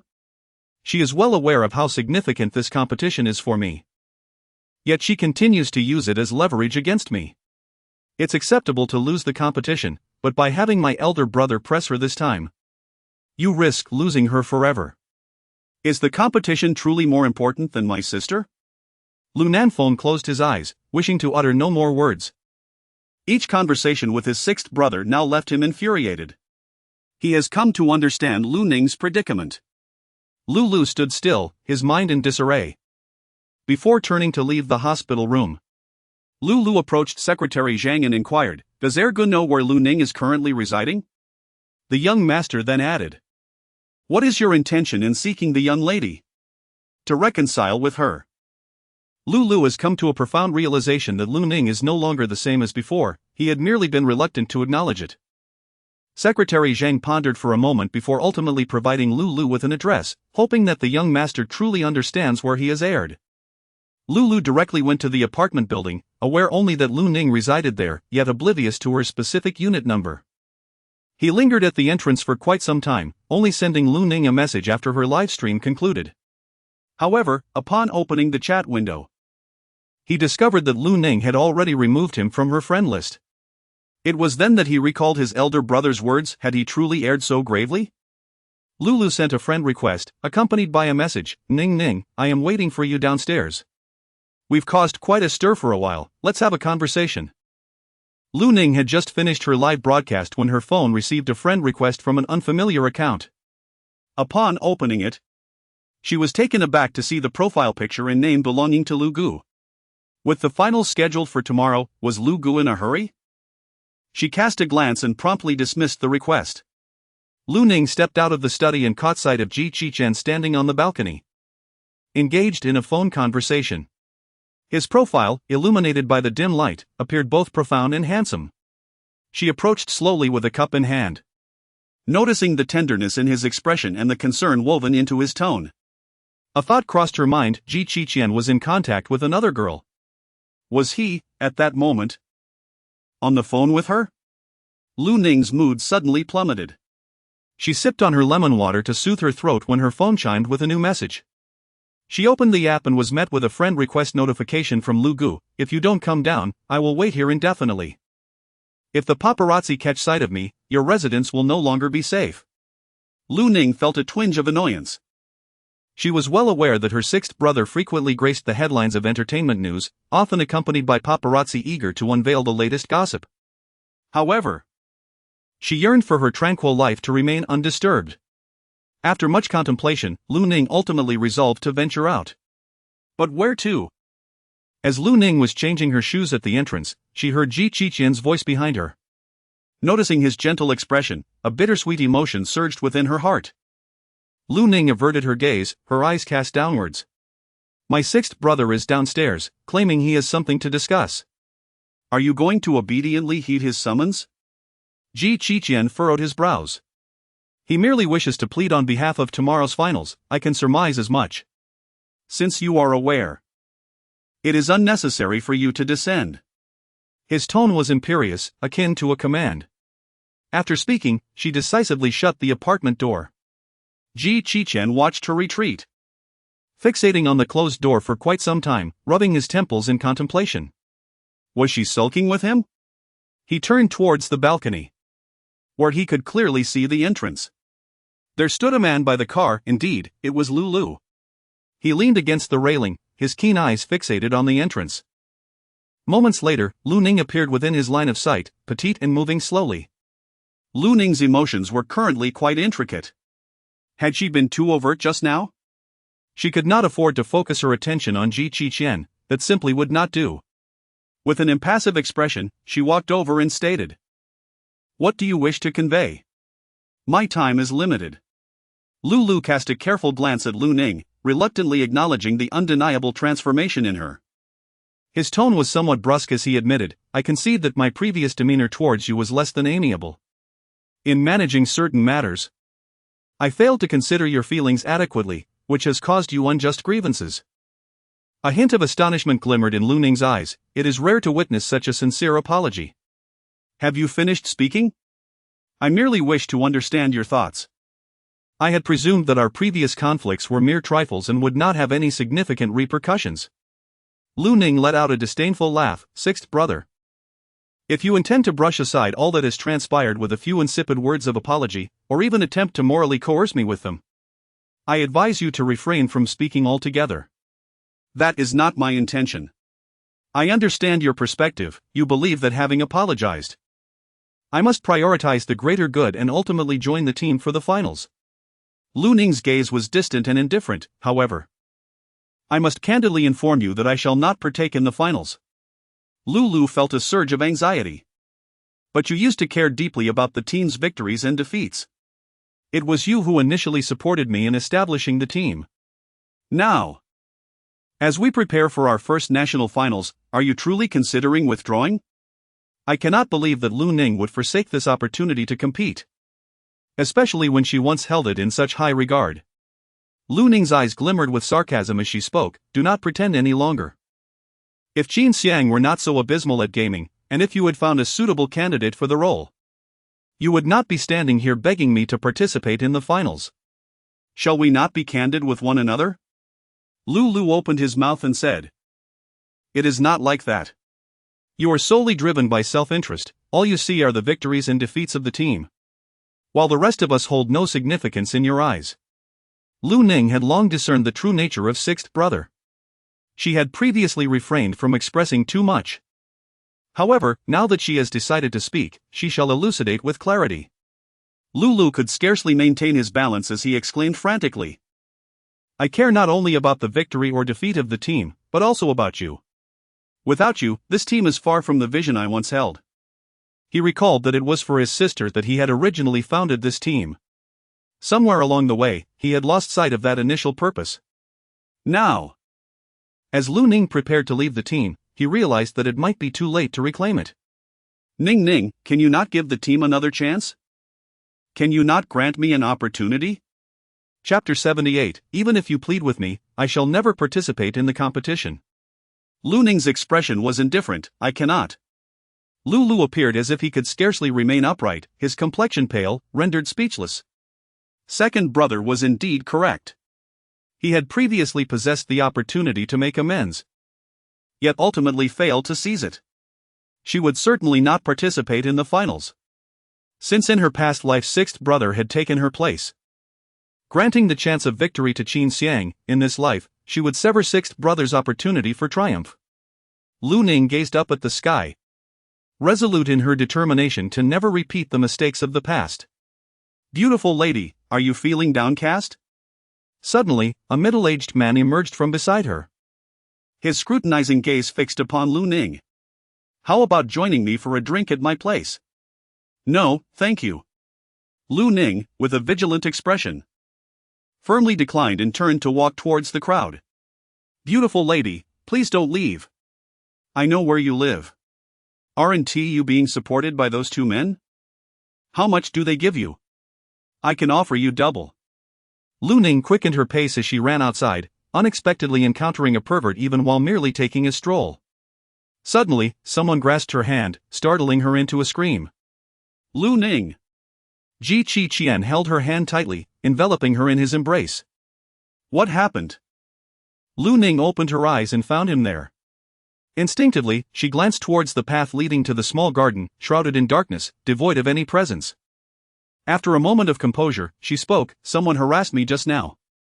Where? He inquired. Over there, but it seems he did not pursue me. Perhaps he was deterred upon seeing Ji Qian.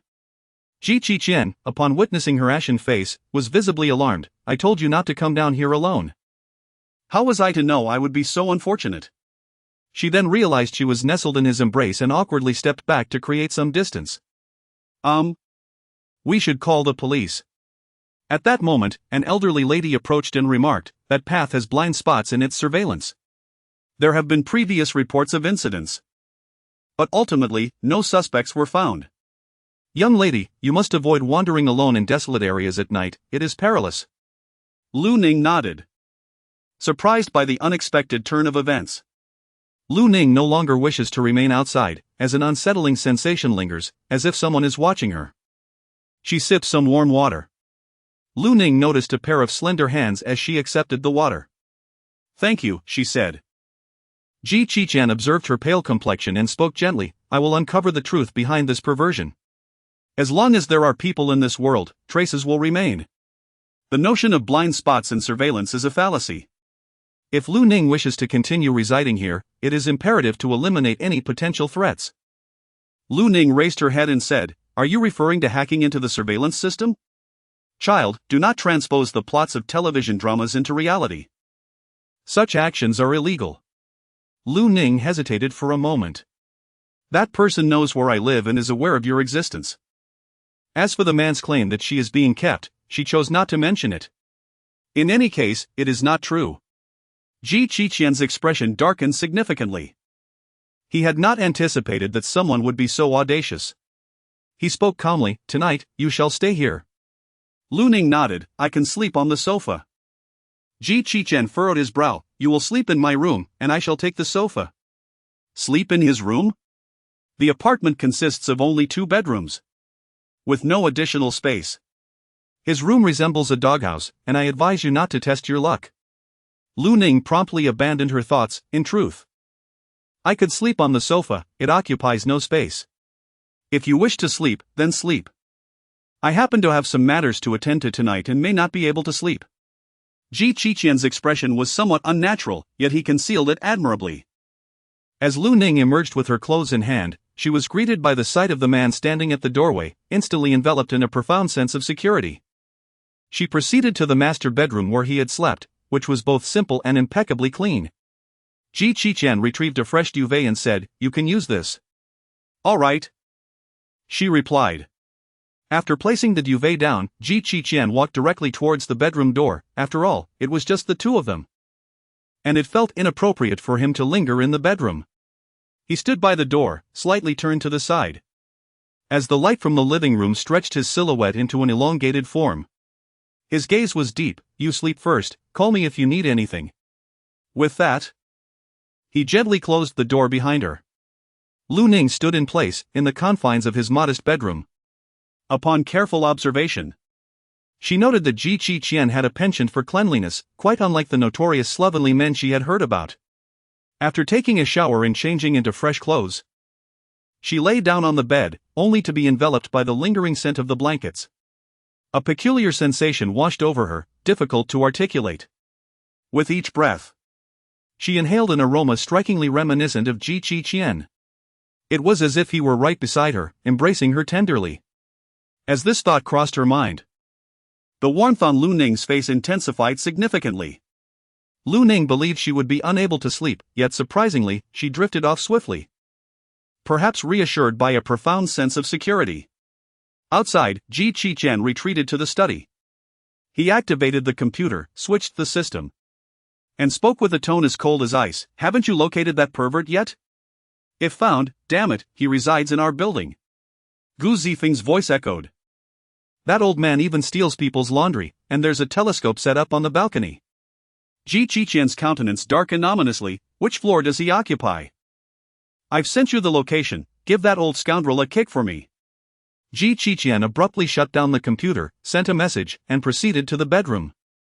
After a brief pause, he exited the apartment. At the entrance stood a row of men clad in black, all adorned with white gloves, baseball caps, and masks. Silence enveloped them. Ji Qiqian's features melded into the shadows as he ascended in the elevator, his expression inscrutable. One of the men in black produced an access card, swiped it against the keypad, and the door swung open. Upon entering, Ji Qiqian heard the sounds of a man and woman in the study. Approaching, he found the middle-aged man engrossed in adult content. At a pivotal moment, the man, startled by the sudden intrusion, exclaimed, "Who are you?" Ji Qiqian turned slowly, raising a hand. The men in black entered the study, closing the door behind them.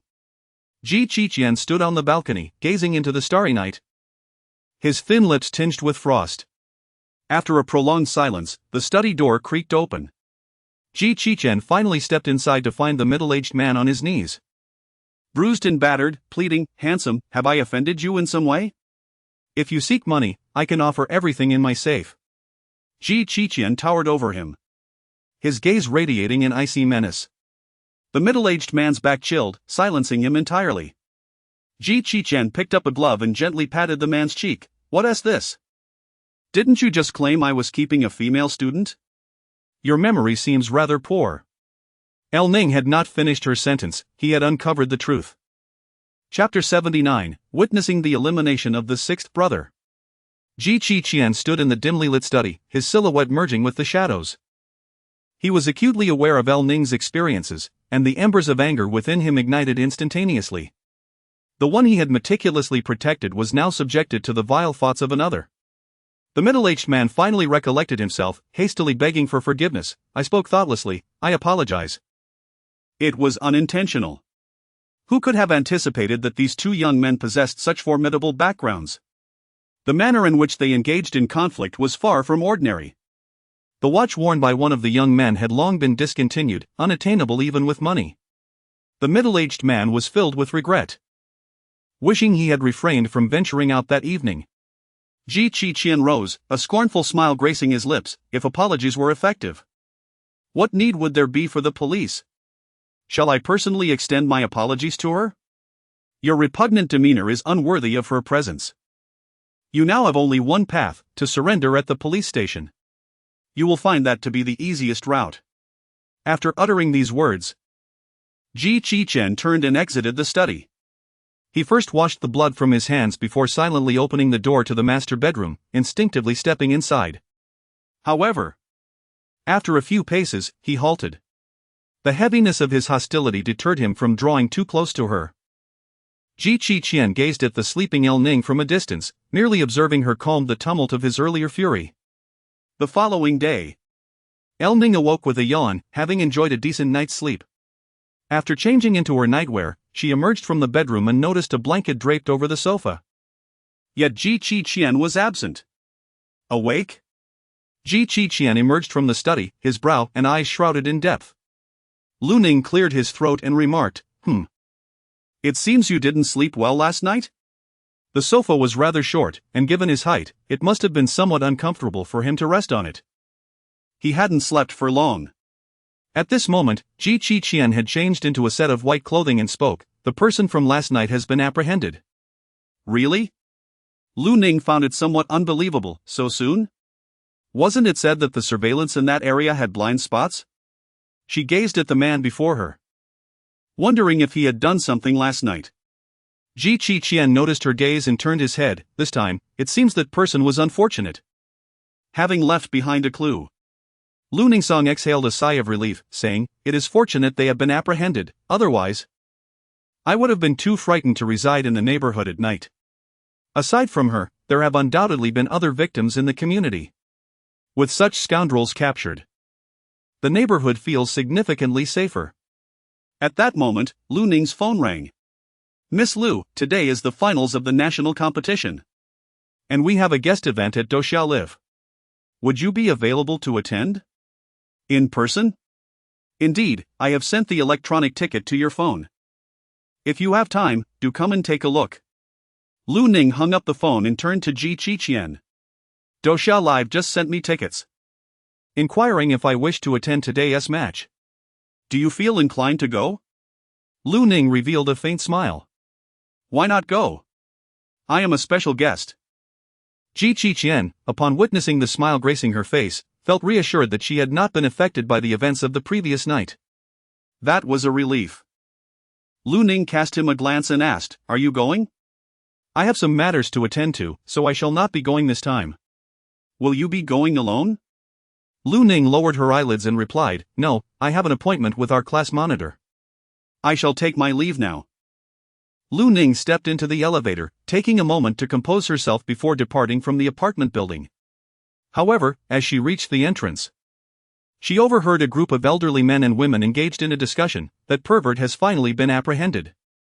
I heard he was beaten quite badly." "Deservedly so.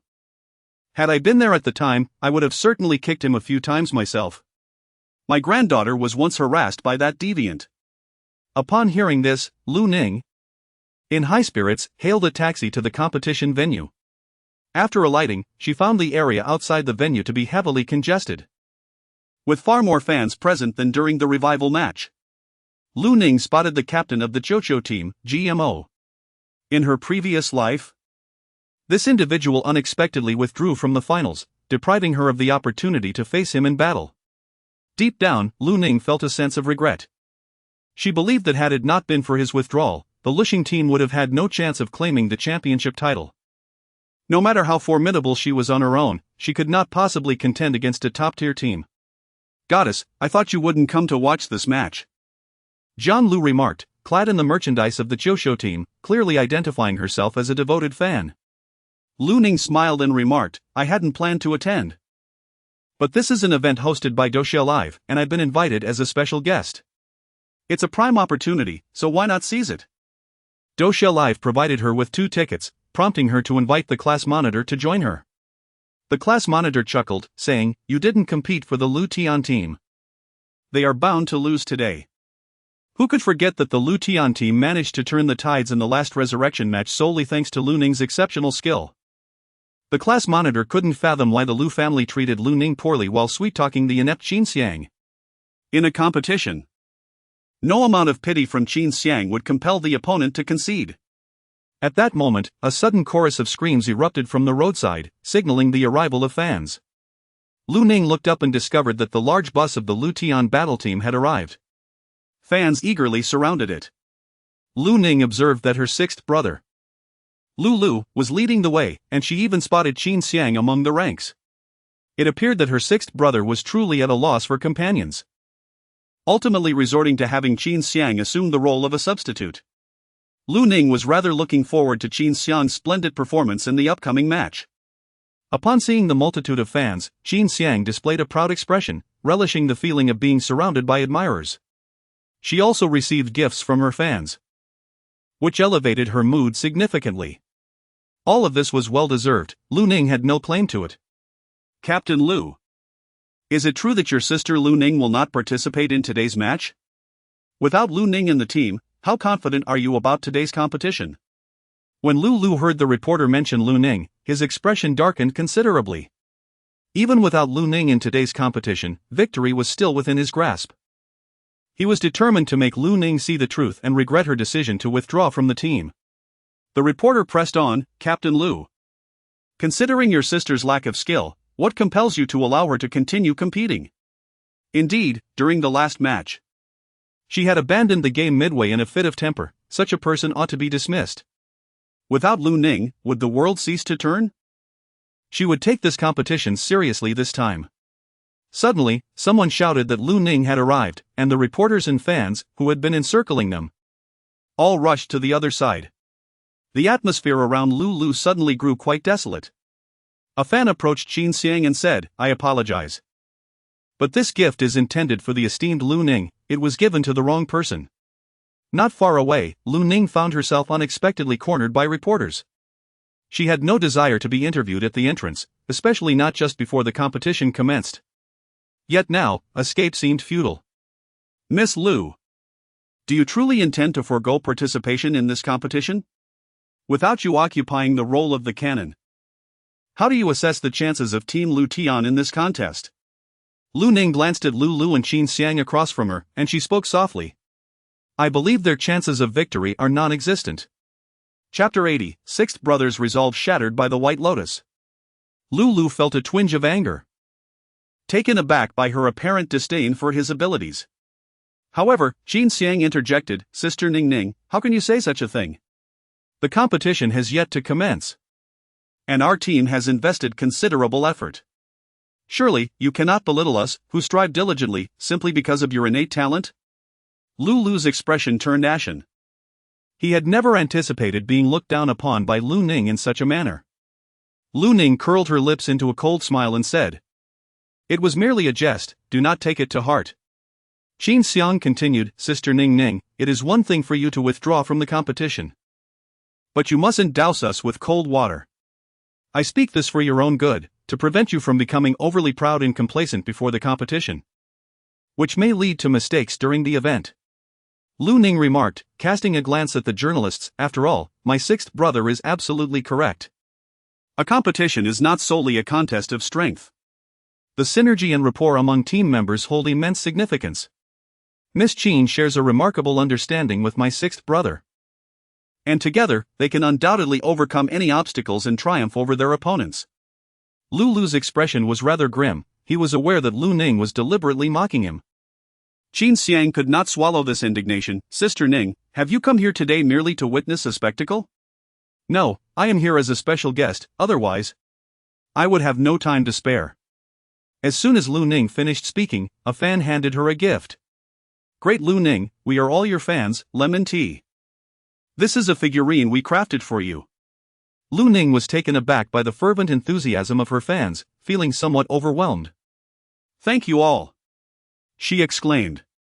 She was immediately surrounded by her admirers for photographs. In stark contrast, Qin Xiang found herself in a desolate situation, devoid of even a single fan. Anger welled up within her, causing her eyes to redden. "Sixth brother, look at Sister Ning. Today is clearly our competition, we should be the main focus." Yet, the moment Lu Ning appeared, she captured all the attention. Lu recalled the words spoken by Lu Ning the previous night. He had no desire to remain in this place and left in a disheveled manner. Qin Xiang had no choice but to relent, utterly exasperated. Half an hour later, Lu Ning finally emerged from the throng of fans, waving her hand, urging everyone to proceed to the match lest they be late. The class monitor grasped her hand, leading her forward. "I told you that you should wear a mask when you come out. Now you understand the fervor of the fans, don't you?" "I never gave it much thought." Upon entering the competition venue, Lu Ning observed a considerable audience surrounding her. She was aware that this match's team was quite formidable, with a captain renowned for his composure. The temperament of Sixth Brother was notoriously fiery. Any moment of inattention could lead to vulnerabilities being exploited by the opponent. In her previous life, she had endured numerous reprimands from Sixth Brother, which ultimately contributed to their victory in that match. Now, she was curious to see who could possibly stand in Sixth Brother's way in her absence, especially with Qin Xiang taking her place. Ning, here are the popcorn and drinks I prepared for you." Lu Nanfeng appeared at some point, holding 2 portions of popcorn and a drink. He took a seat beside Lu Ning, saying, "The match is a bit lengthy, let us enjoy some snacks." Lu Ning glanced over and said, "Second brother, rather than spending your time indulging in food here, it would be more prudent to devise a strategy to prevent the Lu family's team from suffering such a humiliating defeat. Your Sixth Brother's current plight is a consequence of his own actions, and he cannot blame anyone else. It is high time he learned a valuable lesson." Lu Nanfeng felt that there was little hope of winning this match. Without Lu Ning, relying solely on Qin Xiang's lackluster performance, victory seemed unattainable. Class monitor Jiang Lu found herself awkwardly holding a box of popcorn that Lu Nanfeng had thrust into her hands, unsure whether to set it down or keep it. Unable to contain herself, she remarked, "In fact, it would be entirely feasible for the Lu Tian team to recruit a skilled cannon shooter at a premium." "Why then? Should we depend on Qin Xiang? Isn't that merely courting disaster? Everyone witnessed Qin Xiang's abysmal performance in the last resurrection match." Lu Ning's lips curved into a faint smile, "Because they are a family bound by blood." Lu Nanfeng was momentarily taken aback, perplexed by Lu's intentions. Was it merely to vex Lu Ning? The competition was about to commence. As Lu Ning observed the progression of the match, she realized that the Lu Tian team was destined for a crushing defeat. Indeed, Sixth Brother's temper soon flared, and he was eager to launch an attack. "I've done my utmost, yet they have managed to suppress me," Qin Xiang said, her impatience mounting. "Why is there no one to provide me with cover?" Before long, the opposing team pressed in closer. As Lu walked, he berated, "Qin Xiang, I instructed you to target the opposing mage. Yet you have failed to hit anyone for an eternity." "I truly exerted myself, they are well protected, and none of you shield me." "You are an artilleryman. This is precisely your responsibility." If Lu Ning were here, she would undoubtedly excel at this. Lu instinctively uttered these words. Instantly, the members of the team fell silent. In truth, they shared the same sentiment. If Lu Ning were present, the situation would undoubtedly be different.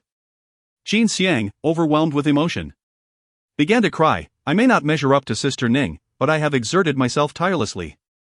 What more do you expect from me?" Sixth Brother, you acted impulsively and allowed the enemy to catch you off guard. You still dared to retort? The circumstances in the last revival match were far more dire than this. Yet Lu Ning managed to break through. You claim you can do it, but do you genuinely believe in your own words?" Lu was on the brink of collapse at this moment. Who could have anticipated that there would be no progress whatsoever?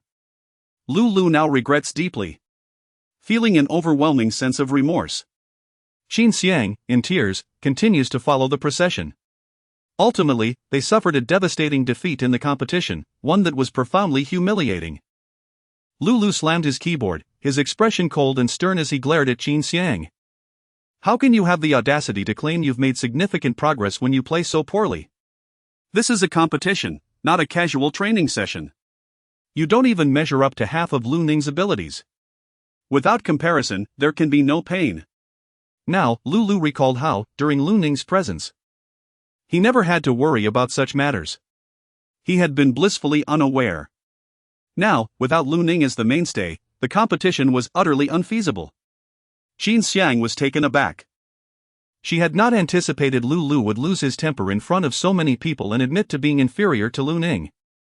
Once she noticed the live stream camera focusing on her, she immediately feigned distress, wiping away tears. "I'm sorry, I truly tried my best, I sincerely apologize." Crying. All she knew was to weep. Can tears truly resolve the issue? Lu Liushi felt as though he were on the brink of madness. He looked up to see Lu Ning in the guest seating, his gaze filled with desperation. Without Lu Ning, he found himself utterly incapable of achieving anything. It was he who needed his younger sister, Lu Ning, the most. At that moment, the live broadcast shifted its focus to Lu Ning.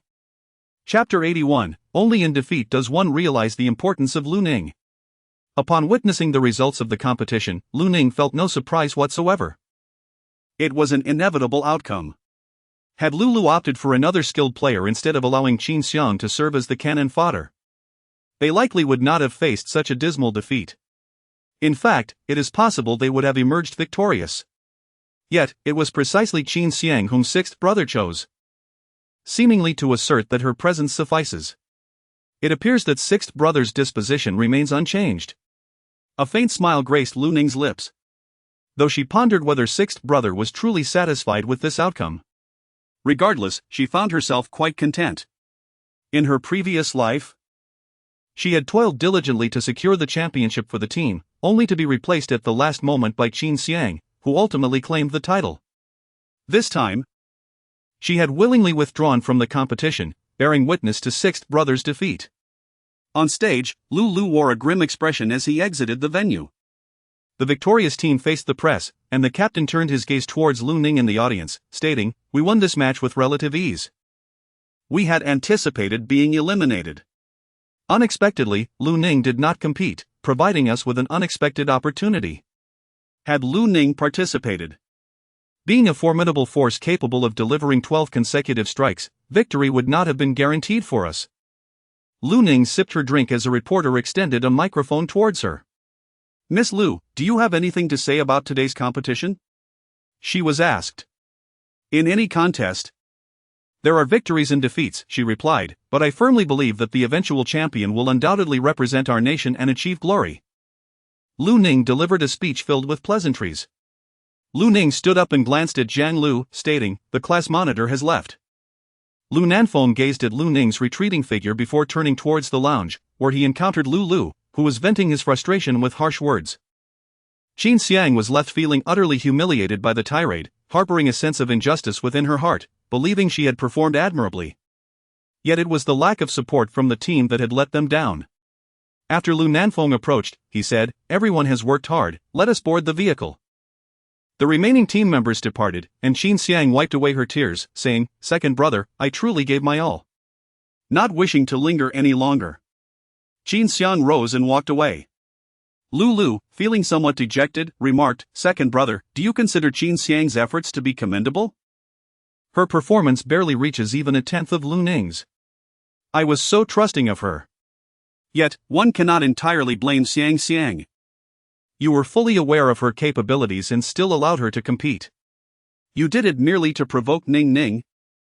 And now you are reaping the consequences of your own actions." Lu felt a deep sense of frustration. He acknowledged that he harbored such thoughts. Yet he did not expect Qin Xiang to perform so poorly. He had assumed that Qin Xiang would have at least shown some improvement. To his dismay, there was not a trace of progress. "Sixth brother, Xiang has worked very hard, you cannot blame her. It was you who drove Ning away. And you cannot hold anyone else accountable." Lu sat dejectedly in his chair, lamenting, "I merely failed to adapt to Lu Ning's transformation, she has changed far too rapidly. I had always believed she was merely sulking. I had warned you long ago, it was your own disbelief that led to this. Now, consider your situation carefully." Lu Nanfeng felt that he had expressed all that he needed to say. Lu sat in his chair, covering his face with his hand, his emotions in a state of profound complexity. He truly realized that life without Lu Ning seemed to lack something essential. After Lu Ning left the competition venue, she found herself surrounded by fans. It took considerable effort for her to catch a taxi and depart. Gu Zifeng, seated on the sofa, remarked, "Little Lemon, Didn't today's match provide a sense of relief? Indeed, it was quite satisfying, she replied. Lu Ning approached and took a seat. Although she was already aware of the outcome of the competition, witnessing the process with her own eyes was still quite exhilarating. Little Lemon, look. Someone has dubbed a commentary over the video of today's match, and it's absolutely hilarious. Lu Ning took a glance at the commentary video regarding Qin Xiang's foolish antics, which was accompanied by humorous remarks. Dear White Lotus sister, your shooting speed cannot keep pace with your weeping. I say, sister, you are a gunner. Not a delicate princess in need of protection, you ought to safeguard everyone. After finishing, Lu Ning smiled and remarked, if the protagonist were to see this, they would undoubtedly go live, shedding tears and lamenting their plight. Lu Ning knows Qin Xiang all too well. As expected, Qin Xiang swiftly made a public statement declaring her intention to sue the video blogger for defamation. The process of the defeat of the Lu Tian battle team was subjected to ridicule from insiders for several days, providing a wealth of material. Lu Ning's tone was laced with sarcasm. It was Brother 6 who initially forbade me from going. Later, he couldn't find a suitable candidate and, in his stubbornness, ended up losing the competition. You are well aware of Brother 6's temperament, he simply cannot bring himself to seek you out. Yet, as his sister, can't you be a bit more proactive? Upon hearing her elder brother's words, Lu Ning responded with a frosty tone, indicating a lack of initiative. After she finished speaking, she abruptly ended the call, her previously cheerful mood significantly dampened. Yet, this was sufficient to demonstrate one crucial point: she had indeed been excessively indulgent towards her family in the past, leading them to become accustomed to overlooking her and demanding everything from her. However, she was no longer so naive. Lu Ning expelled a breath of frustration from her previous life and had been sleeping soundly these past few days. Not long after the finals commenced, the college entrance examination results were released. On the day of checking the results, Lu Ning found herself restless throughout the night, eagerly waiting in front of her computer early in the morning. Qichen entered with a plate of fruit and reassured her, "Don't be anxious." Do you lack confidence in yourself? She admitted, a little, I just want to see the outcome. Although she had lived again and was aware of many outcomes, she remained uncertain about this particular result. Gu Zifeng then entered with peanuts and seeds, placing them on the table. Let us snack while we wait. This is my first time awaiting the college entrance exam results. Haven't you ever taken the exam? Lu Ning cast a surprised glance at the two individuals. Qichen glanced at Gu Zifeng and spoke. He was granted direct admission, having not participated in the final examination. Indeed, that's correct, it was direct admission. Gu Zifeng realized he had almost let slip too much. In their situation, the only alternatives were direct admission or studying abroad. Lu Ning instantly felt a surge of respect. The school you were recommended to, could it possibly be Yunda? Coughing slightly, she continued, to think that you, Little Lemon, would guess it correctly. How clever of you. I simply couldn't fathom that you all were so impressive, especially being granted direct admission. Gu Zifeng, feeling a bit flustered, deftly redirected the conversation. It's about that time, isn't it? Little Lemon, why don't you open the webpage first, to avoid any difficulties later on? Lu Ning did not inquire further. Taking a deep breath, she logged into the website. When the time arrived, she entered her examination number and password, then clicked to check her results. As the scores appeared on the screen, Lu Ning felt a sense of bewilderment. Why was there nothing displayed but a series of asterisks? Could it be that the connection had faltered? Chapter 82, she turned out to be the top scholar of the college entrance examination. As Lu Ning remained in a state of bewilderment, the piercing scream of Gu Zifeng echoed in her ears. Wow, Little Lemon, your results have been concealed. Impressive. Congratulations in advance. Lu Ning's mind felt somewhat vacant.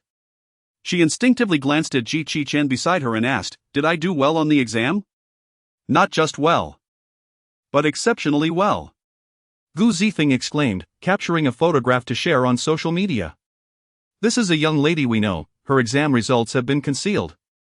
Let us all set aside our tasks to congratulate this diligent girl. Qichen's lips curled slightly in a faint smile. Congratulations. His expression remained composed, as if he were entirely unperturbed by Lu Ning's outstanding performance today. Upon hearing his praise, Lu Ning finally revealed a radiant smile. She now comprehended the significance of her exam results being concealed. She had truly accomplished it. Gaining admission to Yun University was no longer a challenge. Lu Ning stood up and joined Gu Zifeng in a scream, turning to embrace Ji Qiqian, her cheeks flushed with excitement. "I did it!" Ji Qiqian's body stiffened slightly. Yet his gaze was filled with unparalleled warmth. "Indeed." Lu Ning quickly lowered her head, feigning nonchalance as she released him, then turned to seek out Gu Zifeng. She hoped her earlier actions had not drawn Ji Qiqian's attention. For her, that fleeting embrace was sufficient. In her moments of utmost helplessness and despair, it was he who appeared by her side, like a guiding light on a pitch-black rainy night. Ji Qiqian observed her playful interactions with Gu Zifeng. A hint of satisfaction gracing his lips, it was a curious sensation, akin to watching a tender sapling finally flourish after being meticulously nurtured. Before long, Lu Ning received a call from her homeroom teacher. "Lu Ning, we have learned about your results. Congratulations, you've secured the top position in the city." "First place, really?" "Indeed. Although the scores have not yet been officially announced, we are aware of them. Your remarkable progress has astonished us all. Congratulations." Lu Ning held her phone and smiled.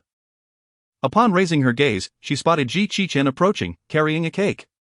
In that moment, she felt it was the happiest she had been since her rebirth. "Lu Ning, please come to school tomorrow. We would like to discuss your desired major and also create a promotional poster on your behalf." "All right." Lu Ning hung up the phone and glanced at the cake, upon which the words "achieving academic excellence" were inscribed. She smiled enigmatically, inquiring, "When did you prepare this?" "We had it delivered this morning," replied Ji Qiqian, placing the cake before Lu Ning and gently putting a hat on her head. The two leaned in closely together. Lu Ning stood obediently before him, suddenly realizing the height of Ji Qiqian. Standing in front of him, she could only see the buttons of his shirt at his chest. His fingers brushed against her hair, and his throat involuntarily moved a few times. Ji Qiqian took an unnatural step back and said, "All right." Gu Zifeng lit the candle in the center. "Make a wish and blow out the candle." As Lu Ning gazed at the cake before her, the image that surfaced in her mind upon closing her eyes was unexpectedly that of Ji Qiqian. Unable to restrain herself, she made an impossible wish and discreetly opened her eyes to extinguish the candles. Ji Qiqian's voice resonated deeply. "Congratulations, your new life has begun." Gu Zifeng, with an inquisitive expression, inquired, "May I ask, what wish did you just make, little lemon?" Lu Ning felt a twinge of guilt as she cleared her throat and said, "If a wish is spoken aloud, it loses its power." She could hardly bring herself to meet Ji Qiqian's gaze, fearing that a mere glance would betray her secret. Gu Zifeng interjected, "Little lemon, if you have a wish, do share it, I shall fulfill it for you." Lu Ning blurted out, "I wish to visit a bar." "No problem." "Absolutely not." Lu Ning instinctively glanced at Ji Qiqian, her almond-shaped eyes shimmering with a hint of anticipation. The two exchanged glances for a moment before Ji Qiqian succumbed, questioning, "What is it that draws you to the bar?" Lu Ning spoke with a tone filled with longing, expressing a desire to go because she had never been. In truth, she had never visited in this lifetime. In her past life, she had ventured into a bar once, but it left her with a psychological scar. Thus, in this life, she yearned to return and dispel all remnants of that shadow. Gu Zifeng playfully slapped Ji Qiqian on the chest, exclaiming, "Why must you deny her this experience, you tyrant, you villain?" Ji Qiqian's lips twitched slightly as he retorted, "You would do well to silence yourself, you effeminate fool." Lu Ning laughed so heartily that her stomach ached. She truly cherished her current life. However, before long, she received a message from her second brother, Ning. "The results are out. How did you perform? Was your Chinese affected?" Upon seeing this message, Lu Ning let out a cold laugh. It seems that her second brother is also aware of the matter concerning the stationery, which could significantly impact her examination. Therefore, no one is a fool, they merely feign ignorance deep down. "I apologize, Ning. Whatever compensation you desire, your second brother can agree to it. Even if you wish to repeat a year, he will accompany you every day." Lu Nanfeng stared intently at his phone, his spirits profoundly low. He felt responsible for hindering Lu Ning's performance, despite her diligent efforts over the past few months and the significant improvement in her grades. The butler and Lu stood nearby, offering words of encouragement. The butler remarked, "Miss Qin Xiang, the reason for your less than satisfactory results is due to your illness during those crucial days, which affected your performance. Your capabilities far exceed this mere score." Lu also said. Indeed, Xiang, do not be disheartened, grades do not define your worth.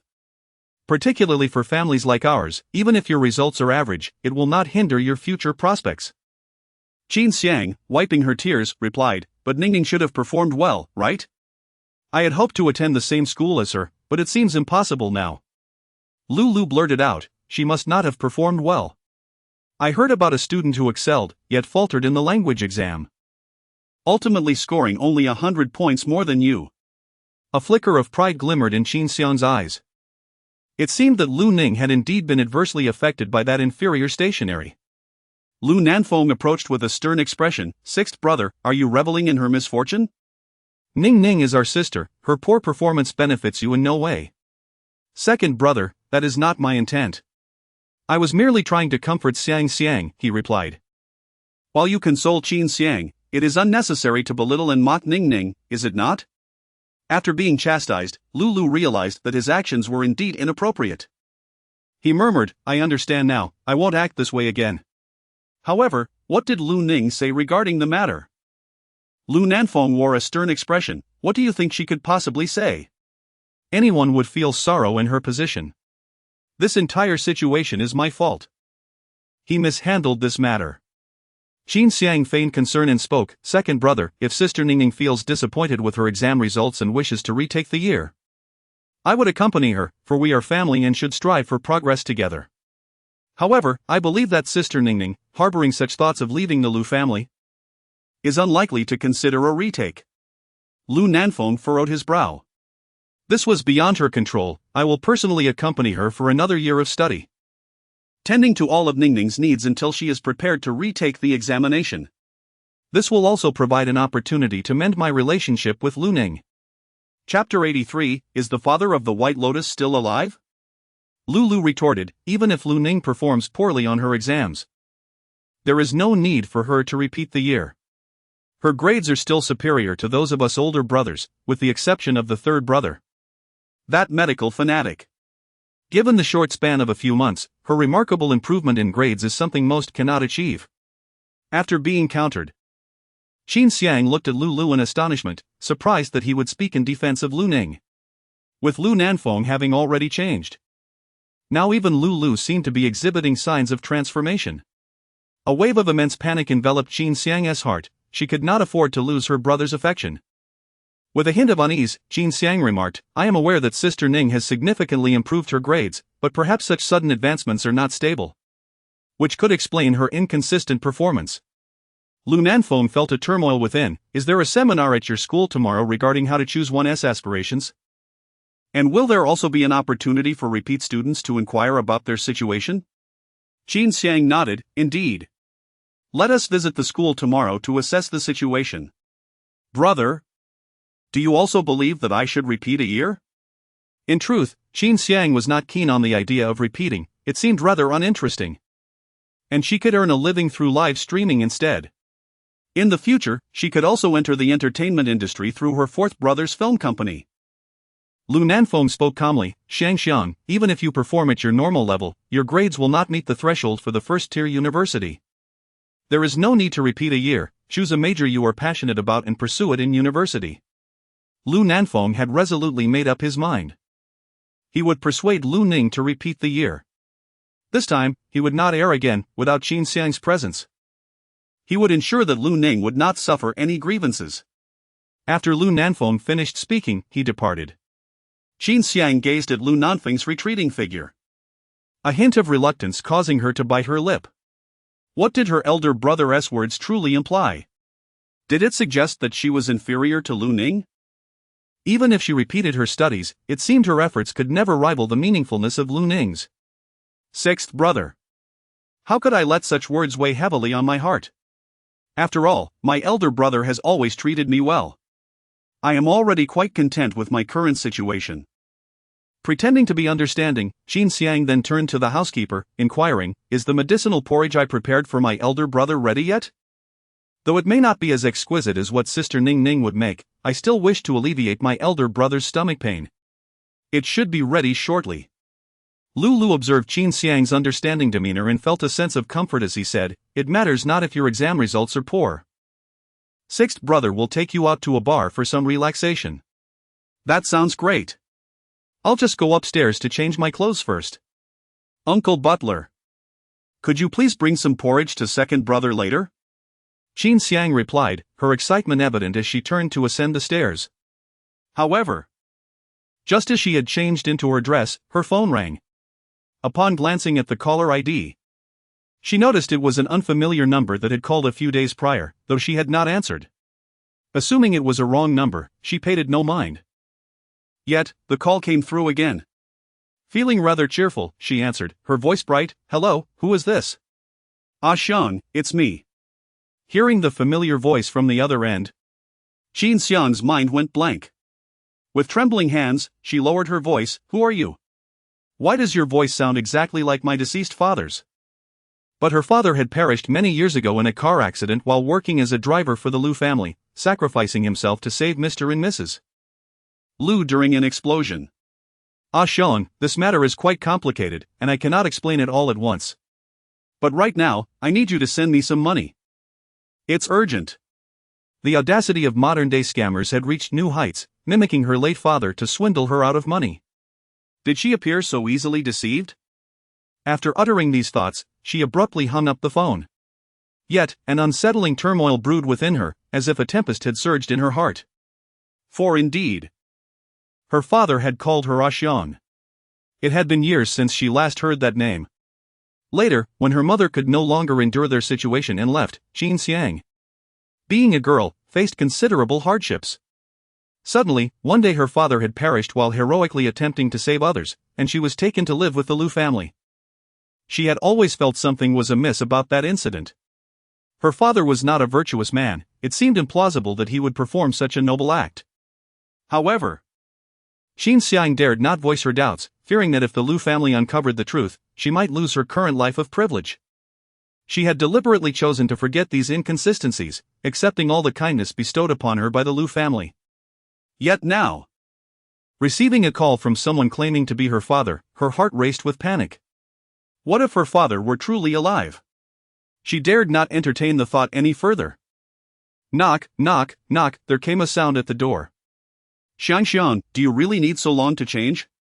She promptly blocked the previous number and deleted all call records, convincing herself that it was merely a scam and that her father had indeed passed away long ago.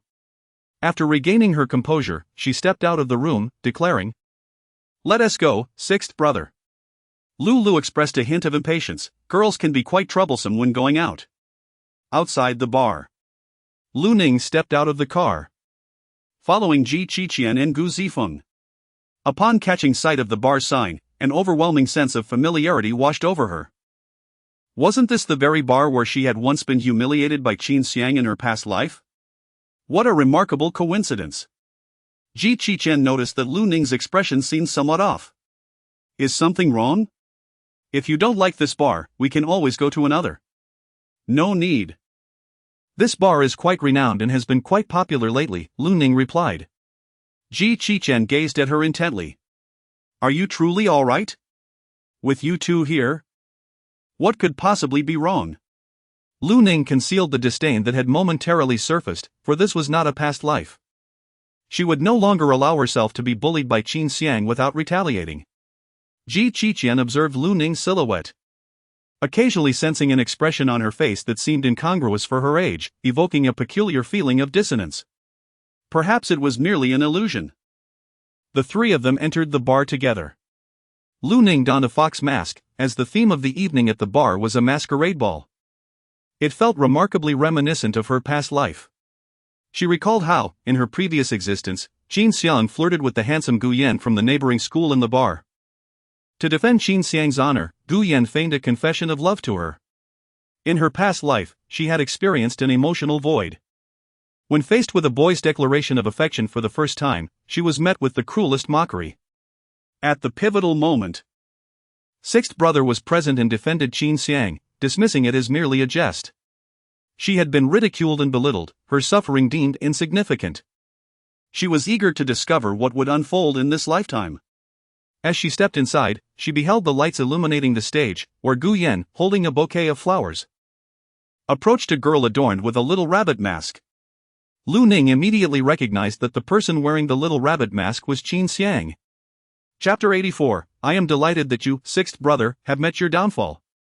Almost everyone turned their gaze towards the two individuals illuminated by the spotlight. Gu Yan held the microphone, delivering a heartfelt confession. Qin Xiang feigned shyness, yet thoroughly reveled in the attention and cheers from the crowd.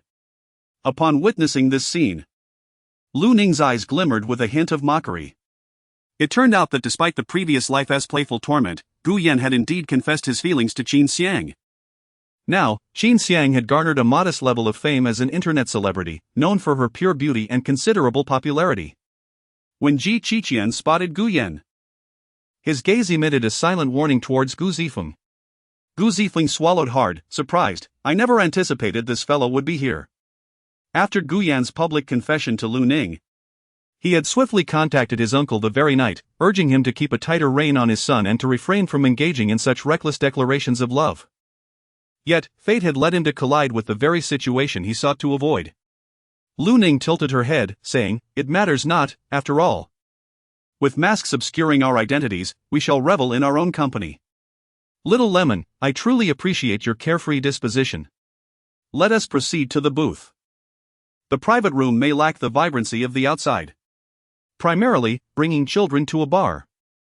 We cannot possibly summon a group of young ladies to join us in the private room, can we? Inviting gentlemen would likely be even more inappropriate. Thus, we shall immerse ourselves in the ambience of the booth." After Lu Ning took a seat, a server promptly approached to inquire about their drink preferences. Gu Zifeng swiftly placed his order. "Xiaoningmeng, what would you like to drink?" "A cocktail, preferably one that is visually appealing," he added. Ji Qiqian recalled the scene of Lu Ning intoxicated previously and directed his gaze at the server, saying, "Bring her a glass of soda water." "I don't want soda water. Coming to a bar without having a drink feels like a wasted trip." Lu Ning felt a tinge of melancholy. Ji Qiqian, somewhat weary, found himself reminiscing about that occasion when they indulged in barbecued delights. He fixed his gaze upon Lu Ning and inquired, "Have you forgotten that night of revelry when you succumbed to inebriation? Are you truly unaware of your own limits when it comes to libations?" Lu Ning recalled that incident and, feeling somewhat guilty, said, "I admit my tolerance for alcohol is not very strong, but I shouldn't have done anything outrageous while intoxicated." "Right?" Gu Zifeng, equally curious, turned his gaze towards Ji Qiqian and remarked, "Little Ning, being such a well-behaved darling, surely wouldn't he go on a drunken rampage, would she?" In response to their inquiries, Ji Qiqian averted his gaze, feeling a twinge of unease, and stated, "When one is inebriated, nothing can be played out." The man's throat bobbed slightly. Although he had ostensibly forgotten that night's events, they now resurfaced, preventing him from achieving any semblance of tranquility. Gu Zifeng nodded in agreement, suggesting, "Shall we order a cocktail with a lower alcohol content?" "All right," came the response. Lu Ning believed that Ji Qiqian's words held merit. If one were to become intoxicated, one would be oblivious to everything that followed. Lu Ning danced alone in the vibrant dance floor. Nearby, in the VIP section, Gu Yan caught sight of her graceful movements and couldn't help but whistle, exclaiming, "Not bad at all." Beside him, Qin Xiang felt a pang of jealousy. Indeed, it seemed that alluring women could easily captivate men's attention. She had always maintained an ambiguous relationship with Gu Yan, never truly considering a commitment. However, having received a phone call from someone she suspected was her father that day, a wave of panic washed over her. Without the support of the Lu family, she realized the urgency of securing a wealthy boyfriend to marry. Coincidentally, Gu Yan had chosen this moment to confess his feelings at the bar, and reluctantly, she accepted. Gritting her teeth, Qin Xiang proposed, "Yan, let us join the dance." "Sure," he replied, his gaze fixed on the girl dancing in the center of the floor. Yet, mindful of Qin Xiang's presence, he refrained from overt displays of interest. After all, he had just successfully pursued her and had yet to take their relationship further. Before long, Lu Ning caught a glimpse of Gu Yan and Qin Xiang approaching, and a sense of disappointment settled in. Lu Ning turned and walked in another direction, wishing to avoid encountering Qin Xiang. However, as she walked past, she happened to catch sight of Lu approaching. Lu Ning could not help but feel that the world was indeed quite small. Lu Ning, stop right there. Lu Ning feigned ignorance, yet was still intercepted by Lu. Lu Ning, are you aware of the significant impact that this first-round defeat in the finals has had on the team? Lu Ning's tone was frosty. I don't wish to know. Let it go. The investors are reluctant to continue their funding, the sponsors are set to cease their collaboration. And some members of the team are contemplating departure. All of this is a consequence of your actions. Lu is currently in a state of utter distress. Initially, everything seemed to be going smoothly. Although he faced defeat in the preliminary round, he emerged victorious in the revival competition with great finesse. Numerous investors eagerly approached him to discuss potential collaborations, and agreements were nearly finalized. However, now, following his failure in the finals, they are poised to rescind their commitments. Lu Ning forcefully pushed him away, asserting, "Understand this, I did not participate in the finals at all, so it has nothing to do with me." He retorted, "It is precisely because you did not compete in the finals that we lost the match. Can you still claim it is none of your concern?" Lu grew increasingly infuriated as he pulled Lu Ning outside. "I specifically arranged to meet with the investors here today to discuss the renewal of our contract. You must go and clarify the situation with them." "Let go of me. Why should I explain anything?" "Just because the team was initially established because of you. Now you say you want to withdraw, and you think it can be so easily done?" Lu gazed intently at Lu Ning. "Were it not for you, I would not have established the team, nor would I have invested such a substantial amount of money into it." "Are you mistaken? It was you who had a passion for gaming and desired to form a team. I merely provided counsel, persuaded our second brother, and even assisted in competitions. Therefore, you hold a share in this team. Now that the team is facing challenges, shouldn't you step forward to address them?" Lu was currently grappling with defeat in the competition and facing challenges at work, leaving him in a state of utter disarray. Meanwhile, Lu Ning is still reveling at the bar. The more he contemplates, the angrier he becomes. "You must accompany me to clarify this matter." "Come on." Lu Ning picked up the wine beside her and splashed it towards Lu, saying, "You need to be more sober, I will not assist you. This is beyond your control." Lu directly led Lu Ning to the private room on the second floor. Lu Ning observed several middle-aged men seated within, each accompanied by a stunning woman serving as their companion for drinks. Lu spoke directly, "Isn't everyone eager to hear my sister's perspective? She is here to clarify that her absence from the finals was merely a result of her peak. Had she participated, the championship would undoubtedly have been ours." Several middle-aged men interjected, "Your sister has truly gone too far, her temper is quite formidable. To withdraw from the competition on a whim is utterly irresponsible." "Indeed. We invested in the Lu Tian team primarily due to your sister's prowess. Were it not for her remarkable performance in the revival match, where she achieved an impressive 12 consecutive hits, we would never have considered investing in your team." Lu's expression was somewhat awkward. He had not shared these thoughts with Lu Ning. Upon hearing the words of the investors, Lu Ning was rendered speechless. She had not anticipated that her sixth brother was secretly discussing investments behind her back, all while invoking her name. It was no wonder he had been so keen on finding ways to get her to participate in the competition. It turned out he had been waiting for her here all along. Lu hurriedly intervened to ease the tension and change the subject. "Children can be thoughtless. I have already educated her on the matter. If you have come to apologize, it should be done with genuine sincerity. Let us partake in these drinks." Another middle-aged man promptly poured 10 glasses of beer, stating, "Let us finish these first, and then we shall discuss matters of collaboration." Lu Ning glanced at the beer on the table and remarked, "I do not drink. Why should I apologize for not partaking in alcohol?" Lu's expression shifted, and he quietly threatened Lu Ning, "If I tell you to drink, you shall drink. If you cannot, I shall drink on your behalf."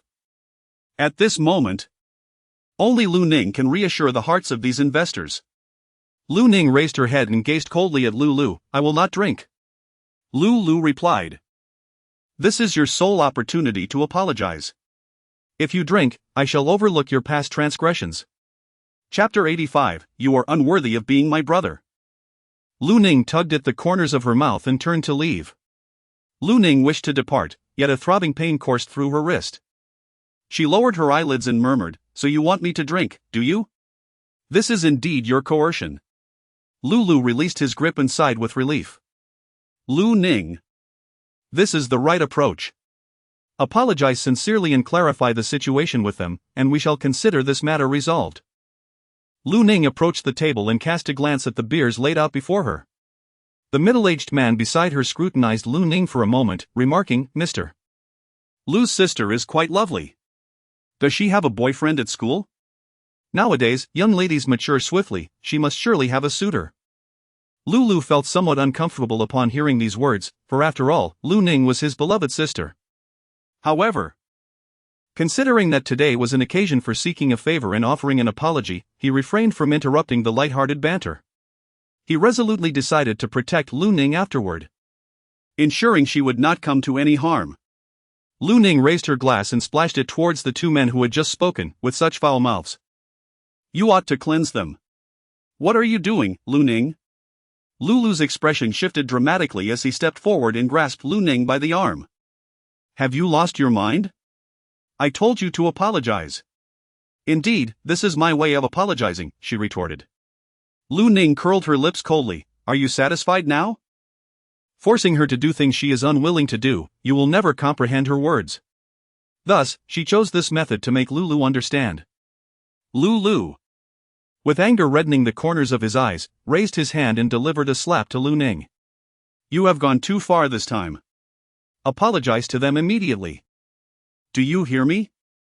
Lu Ning's profile was etched with pain. She expressionlessly seized the bottle of wine from the table and hurled it forcefully at Lu. Lulu's head was struck by a bottle, and blood immediately began to flow. Despite the dizziness, he gritted his teeth and said, Lu Ning, how dare you? Lu Ning pushed him away forcefully, declaring, There is nothing I fear. After accomplishing all that, she cast a frosty glance at the investors nearby.